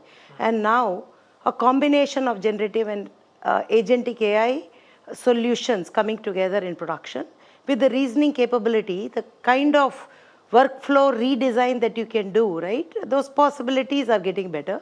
So I think the token costs are definitely going up. But I think what we are doing is, what is the need now, right? So you saw this with cloud costs also, and FinOps came into picture. So I think the conversation is all about AI governance. How do you govern the token costs? How do you control it, right? And secondly, I think as we are learning more about the models, I think you just don't choose a model, in an ad hoc manner. The workload that you are, developing chooses the model. And so I think that whole matching the nature of the need of the work and the model is becoming important. And lastly, I think when you are building, I think the efficiency of doing development cannot be undermined because you have a coding assistant. So that, hardcore engineering skill set also becomes important. So this is definitely, but I think in terms of building the agentic control plane, and just like FinOps, AI Ops, all these things are emerging. And I think like we did with the digital and the cloud wave, I think our teams and the industry is quick to learn and respond. Yeah.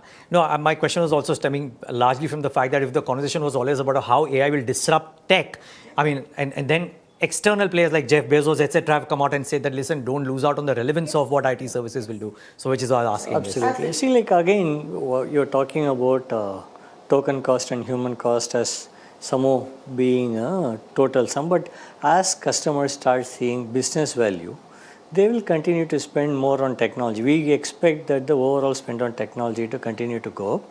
And as they get more and more value from AI on their business value chain, the spend will increase. I don't think this is a zero-sum game on the token cost plus human cost. And if I may just say, please. I think to your point on SIs, I think making technology work, a product work in an enterprise is significant work, right? And that's what we have seen through various generations of technology transitions. And the same is true or more true for AI. And that's where I think being there in the customer context, serving them for decades, gives us that, extra grounding, the contextual knowledge to really help customers make this AI transition. One final question, and that's around what the strategy could be, because a couple of I won't call them your peers per se, but a couple of companies in this space have done very large acquisitions as well, inorganic routes in order to kind of gain growth, etc. What is your optimum utilization of cash on books? Would you believe buybacks, dividends, acquisitions, inorganic moves? What could the bent be towards for TCS the next 12 to 18 months? See, we have been consistently returning a 80 to 100% of free cash flow, and we will continue to stay in that. But if there are opportunities, like a strong opportunity towards acquisition, we will not shy away from that. And what we look for is wherever there's a quick scale of competency that's available. Like we don't look at for as a revenue game, or we don't look at it to just shore up our growth. We look at it for a true competency and synergy benefits that would come. So if a right opportunity and right asset comes through, we will look at it, but we actively are considering multiple opportunities at any point.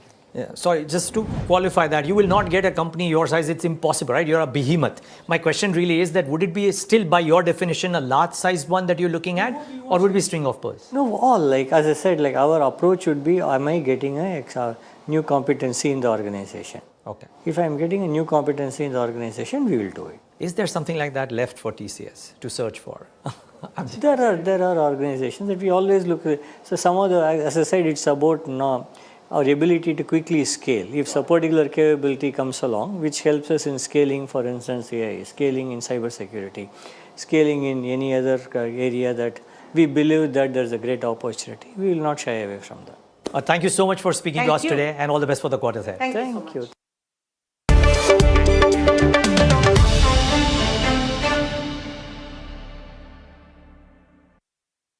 We are over, Jimmy. Hey, life में scratches तो आएंगे। गाड़ी के scratches को तो Cosmo PPF संभाल लेगा। आप अपना देख लो। As India's mobility story is racing into a new future, it's in search for a new fuel map. Electric, ethanol, hydrogen, CNG, hybrid. What will power India next? India's sharpest mobility minds come together to decode the fuel mix that will define the road ahead. The NDTV Automate Fuel and Future Summit 2026 on 15 July only on NDTV Network.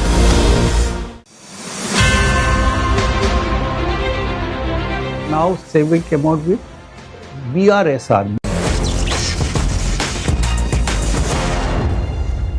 IIT Bombay, engineers, brilliant students, so much drive to create something new. You found a new technology, this new motor. इसका fan बनाया. आप बहुत सारी चीजें बना सकते थे. Atomberg did not start with a clear idea. What idea? We were desperately hunting for it. And then that hunt was on for 4 years. Nothing changed, shifted in the shawl outside.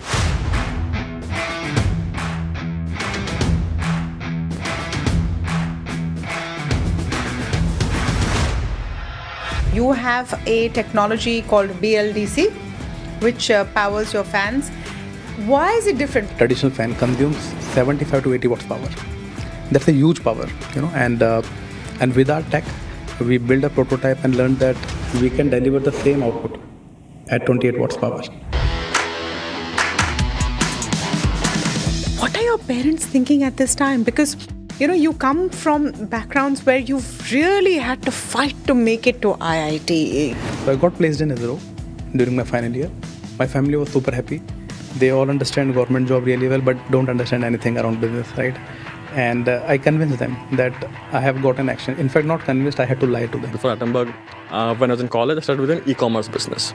We used to sell like cosmetics. They were like, यार engineering करके तुम lipstick बेचोगे. Were you ever at a point where you thought the journey ends here? We hardly have like very short runway. I think not even a month probably, right? And I literally cried that night. Thank you so much for coming into the studios and joining us on the Disruptors today, guys. Thank you. Thank you so much, Tamanna, for having us here. I want to understand first a bit about the product and the differentiation. You have a technology called BLDC, which powers your fans. Why is it different? Because if I look at all of the ads you have for pankhas, everyone's saying कि हमारा शांत है, less electricity consumption. How are you differentiating? Yeah. So, more than the technology, I would like to say that the underlying tech which is behind this product. We started this journey back in 2015 when it comes to fan. By then, we built certain good capabilities in motors and electronics and control systems. That is underlying tech in the fan. And when we were studying the fan industry as a whole and trying to understand the pain areas of consumer, we learned that the regular fans, traditional fan, consumes 75 to 80 watts power. That's a huge power, and with our tech, we build a prototype and learned that we can deliver the same output at 28 watts power. So that was a huge breakthrough and understanding to us and revelation to us, the kind of impact we can create in lifestyles of people when it comes to energy saving. So that's how journey started, right? But today the product has evolved from 2015 to in last 10 years. The product has evolved significantly from a basic energy efficient product to a smart product, right? So back in 2050, the pitch was energy efficiency, 1/3 power consumption, right? And roughly 65% saving of electricity. Remote control was the other feature which we introduced back then. And the rest of the evolution after that, generation 1 to generation 4, 5, it was evolved keeping consumer aspiration at center. Yeah, and it also costs double of any other fan out there in the market. It's also premium. I will slightly disagree to the statement. I don't think it is double because it also function of what you really compare this with. Today, for example, and just give from I'm just talking about the fan. I'm not talking about the energy savings because I know that's what fans only, right? So if you look at from today, any decent quality fans you can get at maybe 1800, 1900 rupees, a very simple, plain, vanilla looking fans, you can probably buy a BLDC fan at 2,500 rupees. So it's not double, it's like hardly 33% more. And if we look at, historically, let's say since we began our journey in 2016, we've been able to bring cost down every year, right? And that is one of the evolution. And in fact, just to go back to your previous questions, that what is fundamental difference between Atomberg and other technology, right, in BLDC, within the BLDC segment, I will say that BLDC technology is not something that, we did it for one moment, right? It's a journey. And over a period of last 8-10 years, we have been investing heavily on R&D. Right? We have one of the best R&D setups in India today, in Pune, right? And because of those investments, because of those infrastructures, because we control the entire stack, we've been able to visualize a cost reduction roadmap, and that we've been doing. And I think our belief is that it's going to come down further, right? So yeah, I think if you look at the overall BLDC market today, is roughly 1/5 of the market is BLDC. 1/5 of the market is BLDC, which is the overall fan, which was like hardly 1.5% when we started our journey. Okay. So you've grown the market as you came in, and awareness has grown of this technology. Whatever technology could have evolved, it has seen its evolution in the last 100 years, right? And all the brands left with only innovating on the colors, and the external. But beyond that, the technology was limited. It has constraint. The motor was bulky, it was inefficient, heating was high. Brushless DC motor disabled all those constraints for us, right? And you see our product journey, 2018, we introduced this Renaissance series of our product, which became hit. And it introduced a category called small motor fans. Small motor fans were not existing before Renaissance. So BLDC enabled that. From energy efficiency journey, we learned that since it is energy efficient, it can be exploited to make the motor compact.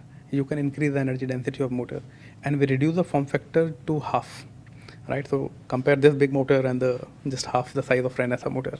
So that was a really polarizing design for consumers, right? And it was completely new experience for them. Ki fan itna chota bhi ho sakta hai kya? Because a lot of people were looking for minimalistic designs, right? And the consumers were evolving in their journeys of interiors, aesthetics, their aspirations about minimalistic designs, etc. So Renaissance was that moment for us, which enabled this minimalistic compact designs for us. On top of it, we introduced LEDs and interfaces, smart interfaces, because our positioning then started changing from energy efficiency to energy efficient and smart. A smart product has to look smart, right? And how a smart product will look smart, it has that kind of sense or sense of intelligence should come out from the form factor. So these LED interfaces helped us, and with time we integrated all this Wi-Fi, BLE, app connectivity, and the product evolved, and today it is getting into a gadgetization journey, basically. So this is how we see, the fan. Sure. In fact, I remember, sorry to cut you, but I remember when we introduced the Renaissance for the first time. Renaissance is a brand it is like sub brand. I mean, not a brand, like it's like a model name. Yeah. A lot of partners say, ये तो खिलौना दिख रहा है, ये fan हवा देगी, ये चलेगा. There are a lot of objections around this, but I think eventually consumer loved it. Right? Yeah. No, so the question I was going to ask is, and clearly there's a lot of passion about your product, but I was just thinking about it when I was, reading up about you guys. IIT Bombay, engineers, brilliant students, so much drive to create something new. You found a new technology, this new motor. इसका fan बनाया आप बहुत सारी चीजें बना सकते थे. No, I think honest question. The thought that came to my mind, is this the best use? And I'm not saying the fans are not great, and I'm sure consumers love it and they look good and handle it with the remote and all of that. Was this the best use of the talent and ability both of you have and the technology you came up with? So I think I think it's a very interesting question, and I will probably go back a little bit, slightly back beyond fans, and Manoj can add to it, right? So we started this company in 2012, right? The journey began in 2011, and And if you look this is after IIT. This is when we were in IIT. Yes. So you all didn't want jobs which you get after IIT. You didn't want those jobs. No, we didn't join. We got jobs. Really? We got jobs. Where did you get a job and not join? I think he got in ISRO. You got a job in ISRO. You didn't join. So in my final year, So we had this passion that, which you rightly said, that engineering must solve some consumer problem one day. So that was thesis with us. And during college time also we were kind of active, participating in robotics, competitions around colleges, bunking the lectures for that, all those things we were doing because we were passionate about engineering. Second piece was engineering must solve some consumer problem. And since our childhood, we have seen struggle in people's life, and if we could improve lifestyles of people with tech or engineering, that would have been our ultimate purpose. So these two things, passion and purpose, were the key things which we realized that entrepreneurship could help us marrying these two things. Otherwise, in job, there might be certain constraints, meeting your purpose or living with your passion, which is engineering. So I got placed in ISRO during my final year. My family was super happy. They all understand government job really well, but don't understand anything around business, right? And I convinced them that I have got an action. In fact, not convinced, I had to lie to them. अच्छा, आपने क्या बोला? मैंने बोला कि यार I have got an extension in ISRO, and it is a special extension, and I can join back ISRO after 1 year, and allow me to experiment in my life for 1 year. Oh my God! तो जब पता चला कि आपने तो ISRO join ही नहीं किया? Join ही नहीं किया, and I was under impression and this hope that in 1 year life will change. And I would be able to convince them that entrepreneurship is a good career opportunity, which is completely unheard from there. Nothing changed, shifted in a shawl outside. And from hostel mate, Shibam also was my shawl mate, after that. So that's how journey started. When you started off, the day one plan was not let's become a consumer fan mixer company. You had a lot of different journeys you went to, and then you came to this. Tell me a bit about that. We did not start with BLDC motor. Right? Okay. We start with, it is not like that we had a BLDC motor and then we figured out what we wanted to do and then we got into fan. That was not the journey. Manoj will cover this in brief, but I'll quickly, briefly say that, for the 2012 to 2015, we did many things, right? But mostly around with these engineering capabilities. So what were some of the things you did? I think you can ask something. So before just getting into the engineering capabilities, there are certain things which were driving us, because 4 years is a long period to bootstrap and survive. Yeah. And what kept us going. With engineering, we always had this thing we have to create an impact, right? So that desire to create a larger impact was always there. But what idea? We were desperately hunting for it. And then that hunt was on for 4 years. We did certain projects for research institutes, some industries and institutions, and they were projects, they were not product, right? Some projects were related to data acquisition systems where we learned, power electronics and software stuff. Some projects we did around motor design, and they were the challenges thrown to us because these players, they wanted to leverage our capabilities to build something for them, right? And they were custom projects from research institutes, from remote monitoring of the device, shop floor monitoring of some factory, vehicle tracking system. So you name it, like very, very vast fields. And in one of the journey, we stuck with the vehicle tracking system for almost 1.5 year. Yeah, 1.5 year, right? And we were used to, then there was no team. We were going whenever there was a challenge because the drivers were throwing those devices outside because they knew that they are monitored. Right, so we were going hunting the trucks where the. So you were tech support, you were everything. I CEO, you were marketing, everything. So I think I remembered one day I was actually spent one entire night with one truck driver and took the entire route from Bombay to I think Nasik and then some part of that part and then I come back to Bombay and we actually literally spent that day with the truck driver to understand their challenges, what exactly they do. We did all of that, I think. And see, in one of the journey, they can be at any remote location. So we have to go and fix the trucks and other devices. And we were convincing them, please don't throw it. Otherwise, you have to come again and fix it. And they also had the same question.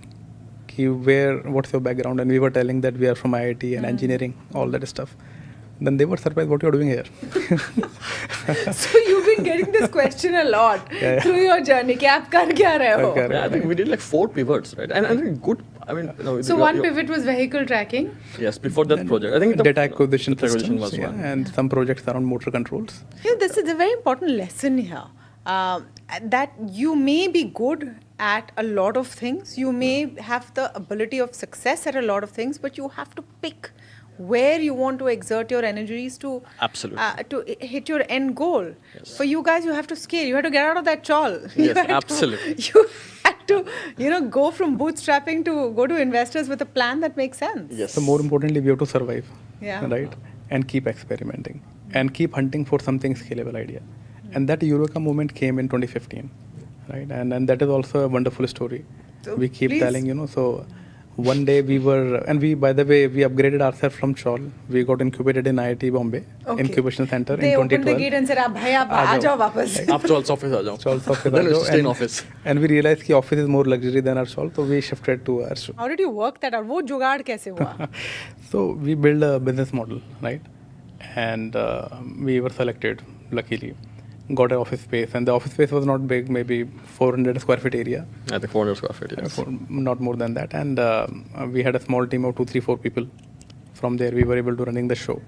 And we learned that it is much more luxury than our Chawl, and we decided to shift there. And, because that helps also to improve our productivity. We were working late nights and many times night outs when you have to deliver certain projects, And then we can go to, any hostel, freshen up, come back again. So it was life was so sorted. I think it probably started with this one monsoon, I remember. So what happened is in the Chawl, there was, water leakage from the roof, right? So you have the full Bombay experience. This is we this did. is sounding like a movie. बेचारे दो engineer So Chawl at में पानी one point टपक in रहा है. time, at one point in time, Tamanna, we used to pay the rent for the Chawl, but our friend used to stay there. What are your parents thinking at this time? Because, you come from backgrounds where you've really had to fight to make it to IIT. You from Rajasthan, you were born in Assam, simple families, and you've really struggled to get there. Are they at this point able to make sense of this decision not to cash out on the golden ticket? You've already won the golden ticket, right? Once you got into IIT. Why aren't you cashing out on it? Would have made no sense to them. So very briefly on the background, so I'm from farming background, a village from Rajasthan, and had a good awareness about the struggle which regular people face, in their daily life. In fact, in my village, I remember power was available only for 1 hour, and the people used to wait for that particular 1 hour. The borewell will start, and people can collect water and do their job. So this passion and this awareness to solve and giving back to society and creating an impact was always there. Parents knew my this nature, but they always wanted you to be settled in your life, And being selected for ISRO was one thing which they were super confident here. You have done a good job. Why don't you join it and be settled in your life and be happy? But those things were completely, not in sync with my passion. And I would say the kind of things I wanted to do in my life, So I took that call, and it was, a shock to them. And anyway, I had already tell lie to them that I can get extension and can join back ISRO after 1 year. So this was tricky part, but they allowed me. And after that, they knew that I'm struggling after 1 year because nothing happened, and the job is also not in your hand. And so they knew the struggle, but I was convincing them, I'm working, and this is a good idea. A lot of people are working, surrounded by good professors, mentors, friends. So that way they were convinced that at least I'm with the right people and trying to do some good thing, right? Although I was not able to convince exactly what I'm doing ever, because data acquisition they won't understand, vehicle tracking system they won't understand, motor design they won't understand, right? But one day in 2015 I told them I'm making fan after 4 years, So that was another shock. But at least they were able to understand. They were able to understand, and they thought ki yaar, I'm opening some shop there in Mumbai to sell fans, right? As a distributor or something like that. So that's how the journey has been, but I think they have been supportive throughout the journey because, I think I'm very thankful and supported little bit, maybe some money also when we were in tough time, although there was no huge money. But but that's amazing that, your family stood through and didn't put that pressure on you, gave you that space to breathe. Did you find that kind of comfort with investors, or was it a tough ask to even explain to them what you're doing and the choices you've made? Yeah, I think before going to investor, I just said 2 things about my family, right? So what happened is, when I was starting my journey, right? So before Attenborough, from my second year only, I started trying my hands on various business ideas, right? So I did one idea in my second year, which was like simple trading business. Then my 4th year, when I was in college, I started with an e-commerce business. Now, and that was, I told the parents clearly that it's an e-commerce business, and we used to sell like cosmetics. It was like a Nike at that point in time, too ahead of its time. And they were like, यार engineering करके तुम lipstick बेचोगे, right? And that was feedback. But I told them, give me 2 years. They were very supportive at that point in time. The only thing that I asked from them was that don't expect anything from me for the next 2 to 3 years, and then things will be fine. And they were there. But once Atomberg happened, they were like, "ठीक है, at least अभी lipstick नहीं बेचता, कुछ तो engineering कर रहा है." So they were like, okay with that narrative. But they've been very, very supportive. Fortunately, despite being a very humble background, etc., they were actually quite supportive. Coming to investors, it was a very, very tough job, right? And I think we can look at the journey, right? How it happened.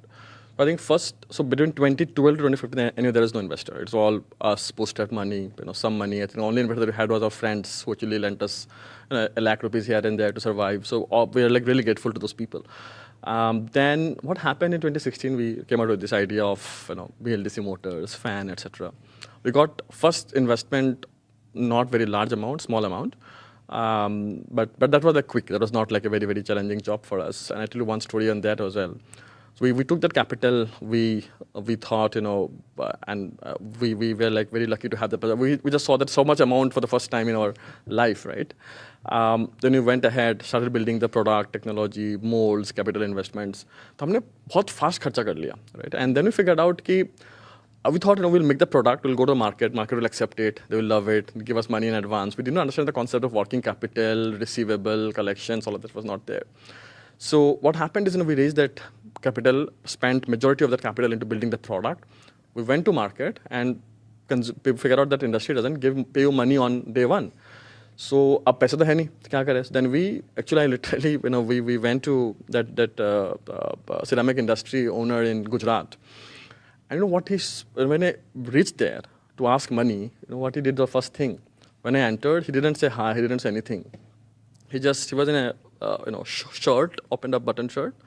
He just opened his shirt and shown me a something like a bandage, right? And he showed me the thing that I took a bullet last week. That was the first sentence that I heard. And my next sentence was, "Sir, मुझे पैसे दे दो. I need to pay my salary," right? That was how it happened. We stayed there for like 6 hours, and towards the end, I actually took like 10 lakh rupees from him and came back. So why did he tell you about the bullet? Was it a warning? I think he was saying that don't come and ask for money. I think that was he was really giving me a hint on. But we stayed there. We got the capital. So I think investor is one, but we got capital from customers a lot, right? Then that happened. Then the second round also happened. Like we got lucky, pretty quickly that happened. All of that happened pretty nice. But when we started scaling up, when the business started focusing, right, we figured out that we were to do consumer. That was really challenging. Right? 2017 is when we started raising capital. We thought, we raised 2 rounds very quickly. Third round will be much easier because now it's much larger. We reached out to all investors. People loved our story. People loved the numbers. But somehow, somewhere, they're not able to believe why will incumbents, will come and because of the larger balance sheet strength, they'll not be able to outperform you, right? And beyond how will you survive competition? How will you survive competition? How will you keep innovating on technology? How will you keep that edge forever? We got into like 4 IC stage, and we got rejected all of that, right? Usually in IC stage, like 1 out of 10 probably get rejection. We got all the rejections. Then we went to strategic. We got ridiculous offer from some of them, right? We just said no to that. Eventually, one strategic happened, not like direct, but quasi-strategic. We're not happy with the offer, but we said, no, that was what it. We went back, but after 1.5 months, that offer was also not there. Then what happened is, and the business was growing. The beautiful part is business was growing up, but the problem is as the business grew, your capital requirement goes up, right? Then what happened, we got an offer from a Chinese company, right? India was exhausted, we went to China. We got one offer from Xiaomi. But again, what happened is because of that India-China tension at that point in time, that again got slowed down, right? Were you ever at a point where you thought the journey ends here? So that was the day, and still remember, right? We hardly have like very short runway. I think not even a month probably, right? And business requirement was larger, right? And I literally cried that night, right? Because I know that next day morning, I had to have a conversation saying that now how do we like balance it, manage it, probably wind it down, right? And that day morning, we caught an article on your story saying that ex-Sequoia partners left Sequoia and started a new fund, right? we reached out to them without any hope, but that changed everything. Right? They responded. They responded within 1 hour. We met them from about to shut. Within 2 weeks, our valuation went up. That was like a moment where I still remember that day. And then I figured out that I still remember that day because when we really signed that check, I and Manoj were in Hotel Trident, 5-star hotels for the first time. And I literally bought a pack of cigarettes from that hotel, very expensive cigarette at that point in time, just to celebrate this. Right? So that at that moment, I realized that probably our time has come. Apna time aa gaya. Apna time aa gaya. Oh my God, that's an amazing story. Is it time now to use your technology capabilities and become that global engineering company? What next? Yes, Amarna. So this has been always the intent, to create a larger impact. And wherever we got opportunity to create impact, we entered into that product category from one product to another product. And what we have done wonderfully is that keep building the tech stack. So today we have a huge asset of technology, huge capabilities around technology, and there are multiple layers to it. Motor being one of the fundamental layer, where we are saying BLDC motor, but BLDC is a sub-category of electrically commuted motors. So that is one. Second is very deep capabilities around power electronics. So these two things, motor capabilities and electronics capability, they are required by many other players, right? A lot of people, when we were growing our journey, they knew, from other industries, they noticed that Atomberg is growing on the technology, and these are the core technologies. A lot of people reached out to us that can you build this technology for our application? And we got those early signals that there is a need to venture into those areas also to create the impact larger. So give me an example of something that you're working on, whatever you can share. So one of the industry is the air conditioning industry. Air conditioning. Yeah. So you can make a quieter and less power consuming air conditioner? So air conditioner is a complex system which has two motors, which goes in your indoor unit motor, outdoor unit motor. Then there is a compressor, and the new inverter conditioners are powered by a electronic controller. So these are the building blocks of any AC. If you ensure that these building blocks are efficient, they can make the system efficient. So we are not building the system, we are building those components for them. Motors, control cards, and the compressor. This is what we are intending to get into. That is one industry. Second area where we have recently introduced is drone motors. So that is another thing which we introduced very recently, 2 months back. These motors are there in the market already. Our industry has welcomed us really well, that we were looking for this moment, because these are the things which will help us to contribute to make India self-reliant. And that was another related purpose we had always. We also have a B2C business, the consumer business, which has been our forte for the last 10 years.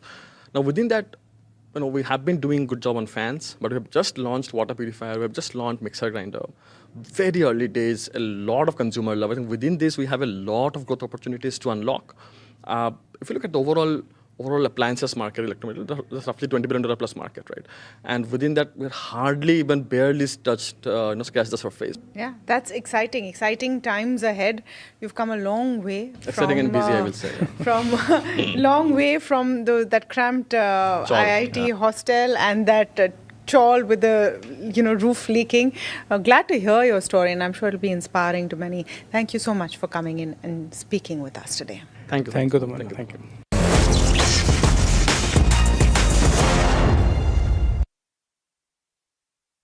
We are over, Jimmy. Hey, life में scratches तो आएंगे. गाड़ी के scratches को तो Cosmo PPF संभाल लेगा. आप अपना देख लो. आपका पार्सल फिर से हमारे घर पे आया है. कुछ तो बात है इस दिल में.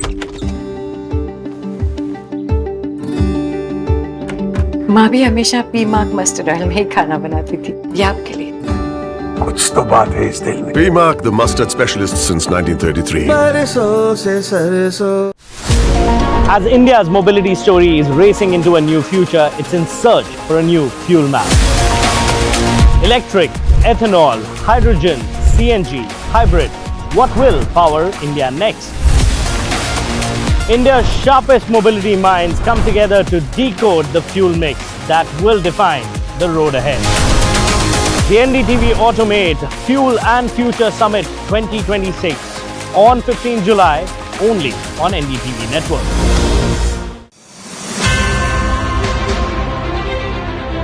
The stakeholders are becoming more important than just the shareholders or the majority shareholders. So things have changed over the last 3 decades. In that background, corporates in India who are more focused on stakeholders, who are more focused on sustainable business growth, that has been the focus of the jury. We are looking at people or organizations where the focus is on long-term sustainable growth rather than doing something by cutting the corners and making a one-off improvement and one-off wealth creation. The jury realizes that wealth creation is important. These are people who are creating wealth not only for their company but for the nation. But it has to be in a sustainable way, in a long-term.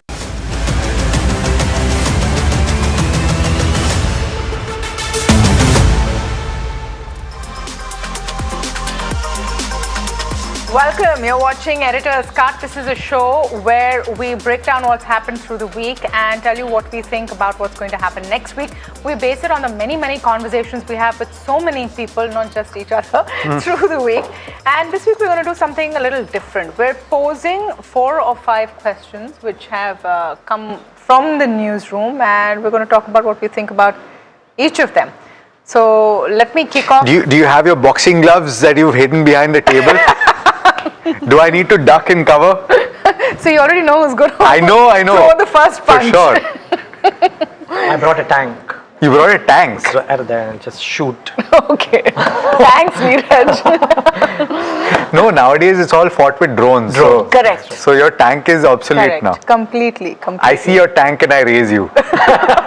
No. This is not going to be one of those fights. But just talking about some of the things that are top of mind, I suppose. And the first one, I thought this was an interesting question.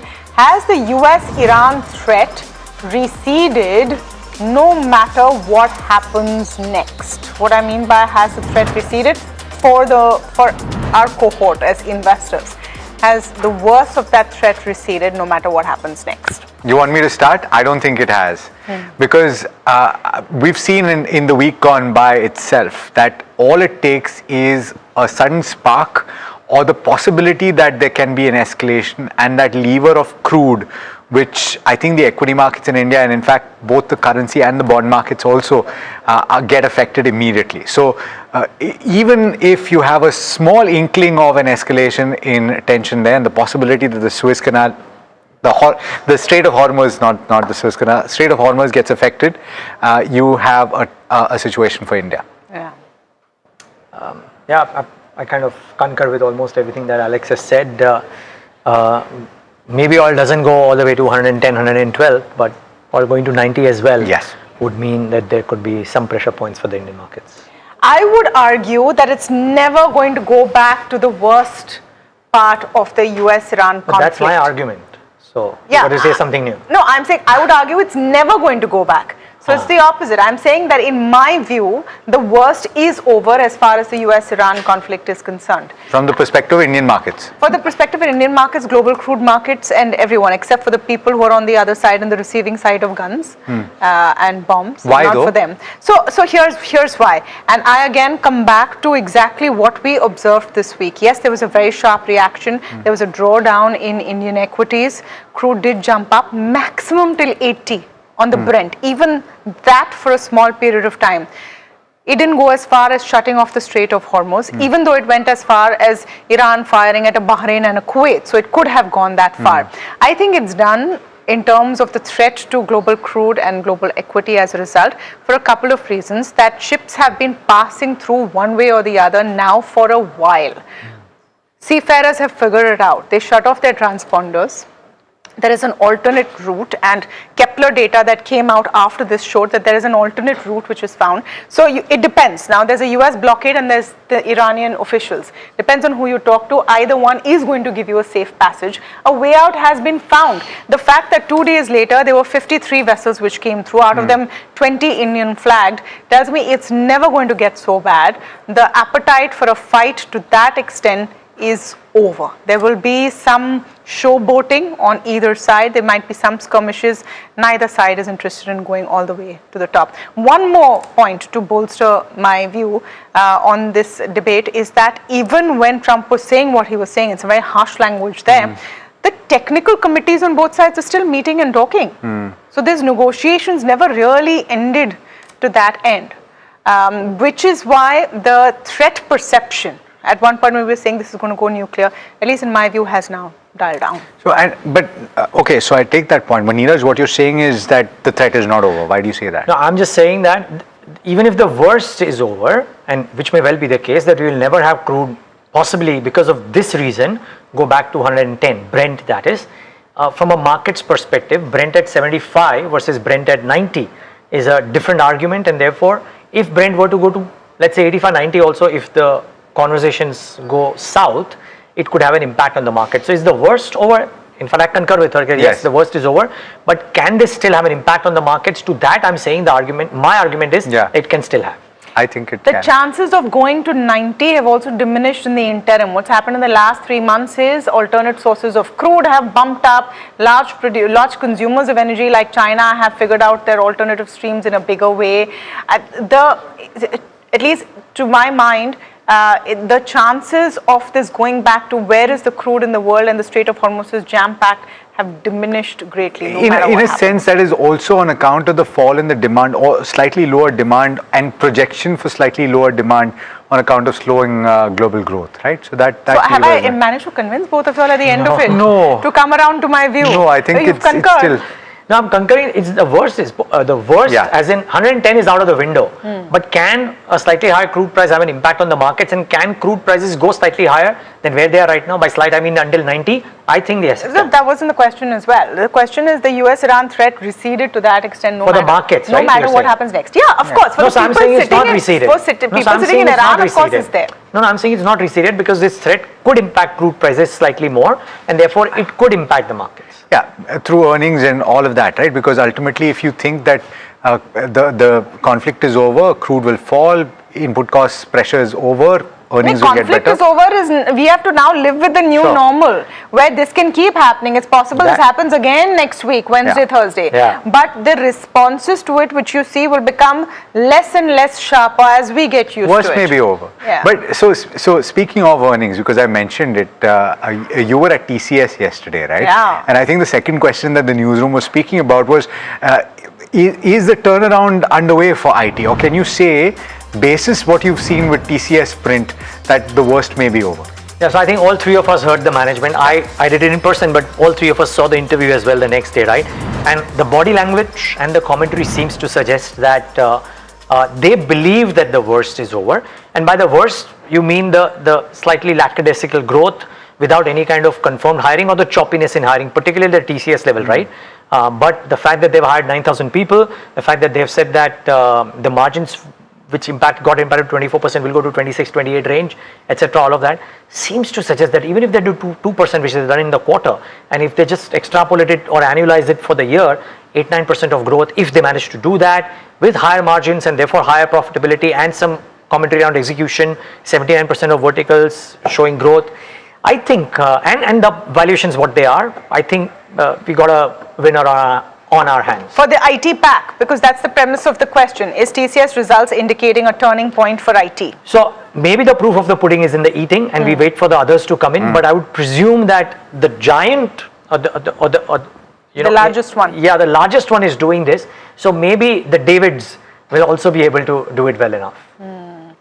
I don't agree with you on that. So for a few reasons, that TCS is optically looking better because the expectations were so low. And yes, from a stock perspective. Yes, from a stock perspective. Yeah, sure. So, and the results, the way the results were seen. I mean, some of these expectations were baked in. The fact that they've not reduced their guidance or, any of that is good. The fact that they have the highest hiring in 15 quarters, all of that is good. But if the question is the worst over for Indian IT, I would say that let's wait 3 or 4 quarters at least to see if this continues, because a few things there. Your growth is still at 2%. Could be improving, but your growth is still very anemic. The AI deals that you're getting in are shorter term than anything else. All of those AI transition deals, they're not as long-lived, so there's no steady view there. And any new technology can come tomorrow and spoil this entire game. So I would on this one say, no, I don't think this is the turning point or the base case for Indian IT. What you just mentioned and what we were speaking about earlier, I can't remember if we were doing this on India Market Open or was it during the break, right? Where Neeraj, you were talking about the fact that what Tamanna just mentioned, a lot of these AI transformation deals are relatively smaller in size, and the duration of these deals are as well smaller. They're not annuity deals, right? You don't carry through, and so therefore you may see a situation where IT companies need to be looked at from a different lens.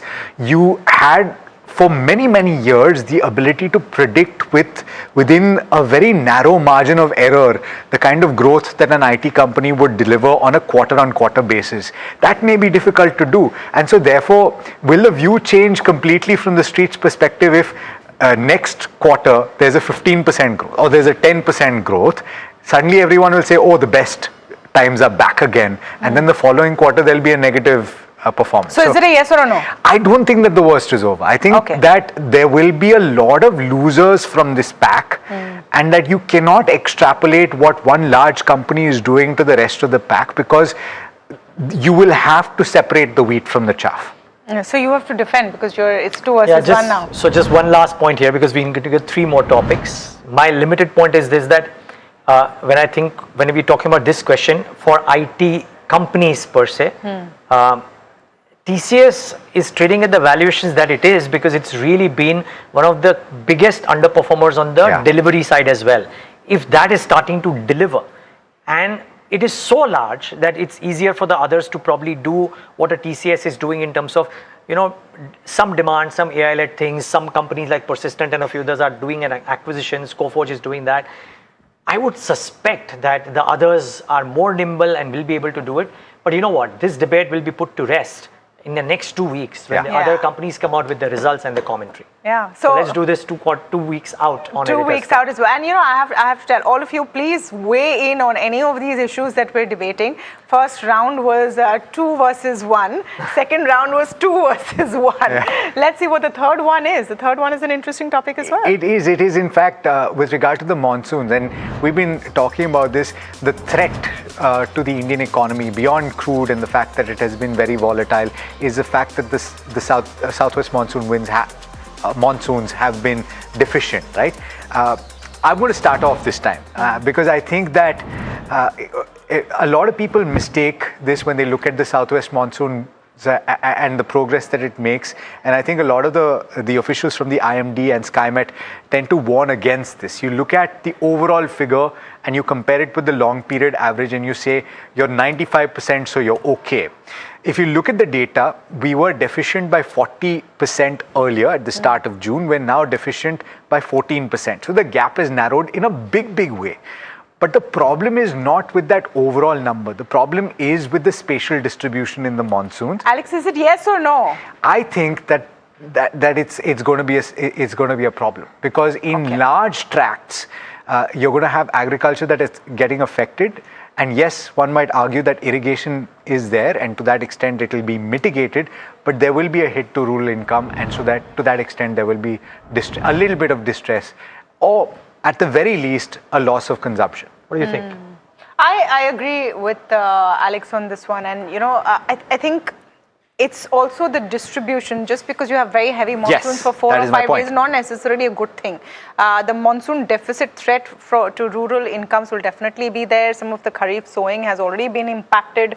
maybe it could be blunted if we continue with rains. But remember this week on the show, we had SkyMet coming in, who said that in parts of the country which have had very heavy rains for the last few days, there's going to be 10 days of now a calm period. Yeah. And then maybe it'll start again, and then we'll have to still wait and see. So I think maybe the threat could be blunted at the most, I would say, but the deficit threat is still looming. Yeah. So if I could just change the question a little bit, that is it well in the price or discovered and accepted? I would say that the answer is actually a yes. That most people now know that इतना deficit था हो गया. अभी इससे ज़्यादा तो market में as things stand, probably there's no further impact unless the monsoon really worsens further. But I personally believe that the worst of the monsoon threat is priced in. On the earnings front as well, Neeraj? Yeah, I would believe that people have priced it in. In fact, I wouldn't be surprised, Alex, despite the monsoon and despite the conflict, if we actually have an earnings surprise, not just in quarter one, in the quarters ahead as well. Because remember, ahead of quarter four, we were actually in an earnings upgrade cycle. There was this big hit because of the conflict. The GST tailwinds were panning out and all of that was happening. In fact, for the consumption, for the automotive pack as a whole, and we've spoken about it repeatedly over the course of the last couple of months as well, the data shows it that demand is quite robust. Yeah. Demand is quite robust with how it's been so far. If we continue with this monsoon in this patchy manner, and there is effectively a deficit, you could see it impacting prices as well, and maybe not all of it is priced in right Chalo, now. dekhte hain. Again 2 versus 1, huh? What, you guys are cornering me here. Okay, let's start with Alex. why don't you take the next question? Yeah, I'll take the next question, and we have to put the man in the corner, right? Yeah, okay. So, okay, Amphi data that proves that retail investor scare is exaggerated, right? And there was so much of chat. Will retail pull back? Now, Alex, you look at it every month. I know that you're going to agree with me. Because what I'm going to say is 100% what you think. Okay, so let me put the data on the table, right? First of all, that SIP figure, even in the month of May when the flows fell dramatically to 22,900 crore rupees for active equity, right? It was quite a fall. Even then you had the SIP number that was above 31,000 crore, very close. So that gross number was robust. This was for the month of? May. May. In the month of June, which just came out, the SIP figures come to 31,700 plus crore. Okay. 780 crore, which is great. And your active equity inflows have actually also climbed quite substantially to 28,900 crore rupees. And it's strong inflows in flexi cap, in mid cap and small cap, 5,000, 6,000 crore. And not just that, I also think that tactical allocations are being made in passive. How do you see this? You look at other ETFs, which is your Nifty 50 ETF, your Nifty Next 50, etc., right? You also have the silver ETF, but most people will likely be putting money into equity ETFs. That number is stood at over 13,000 crore rupees inflow net in this month gone by, compared with an outflow of 600 odd crore rupees in the previous month. So people have deployed money in the month of June on a tactical basis, and seemingly people have gone towards the passive side to deploy. So I think that the numbers are good.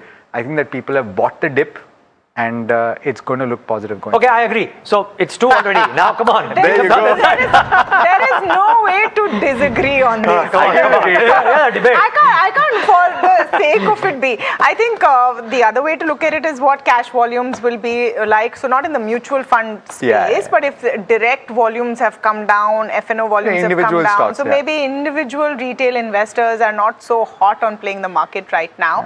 But this brings me back, and one of the questions also exciting, because a few weeks ago when Shankar Sharma came on the town hall and made that statement that India's SIP investors are actually funding FIIs from exiting, and there was a huge viral moment around it, and a lot of people actually commented कि यार SIP बंद हो जाएगा तो गड़बड़ होने वाली है. Clearly it's not happened.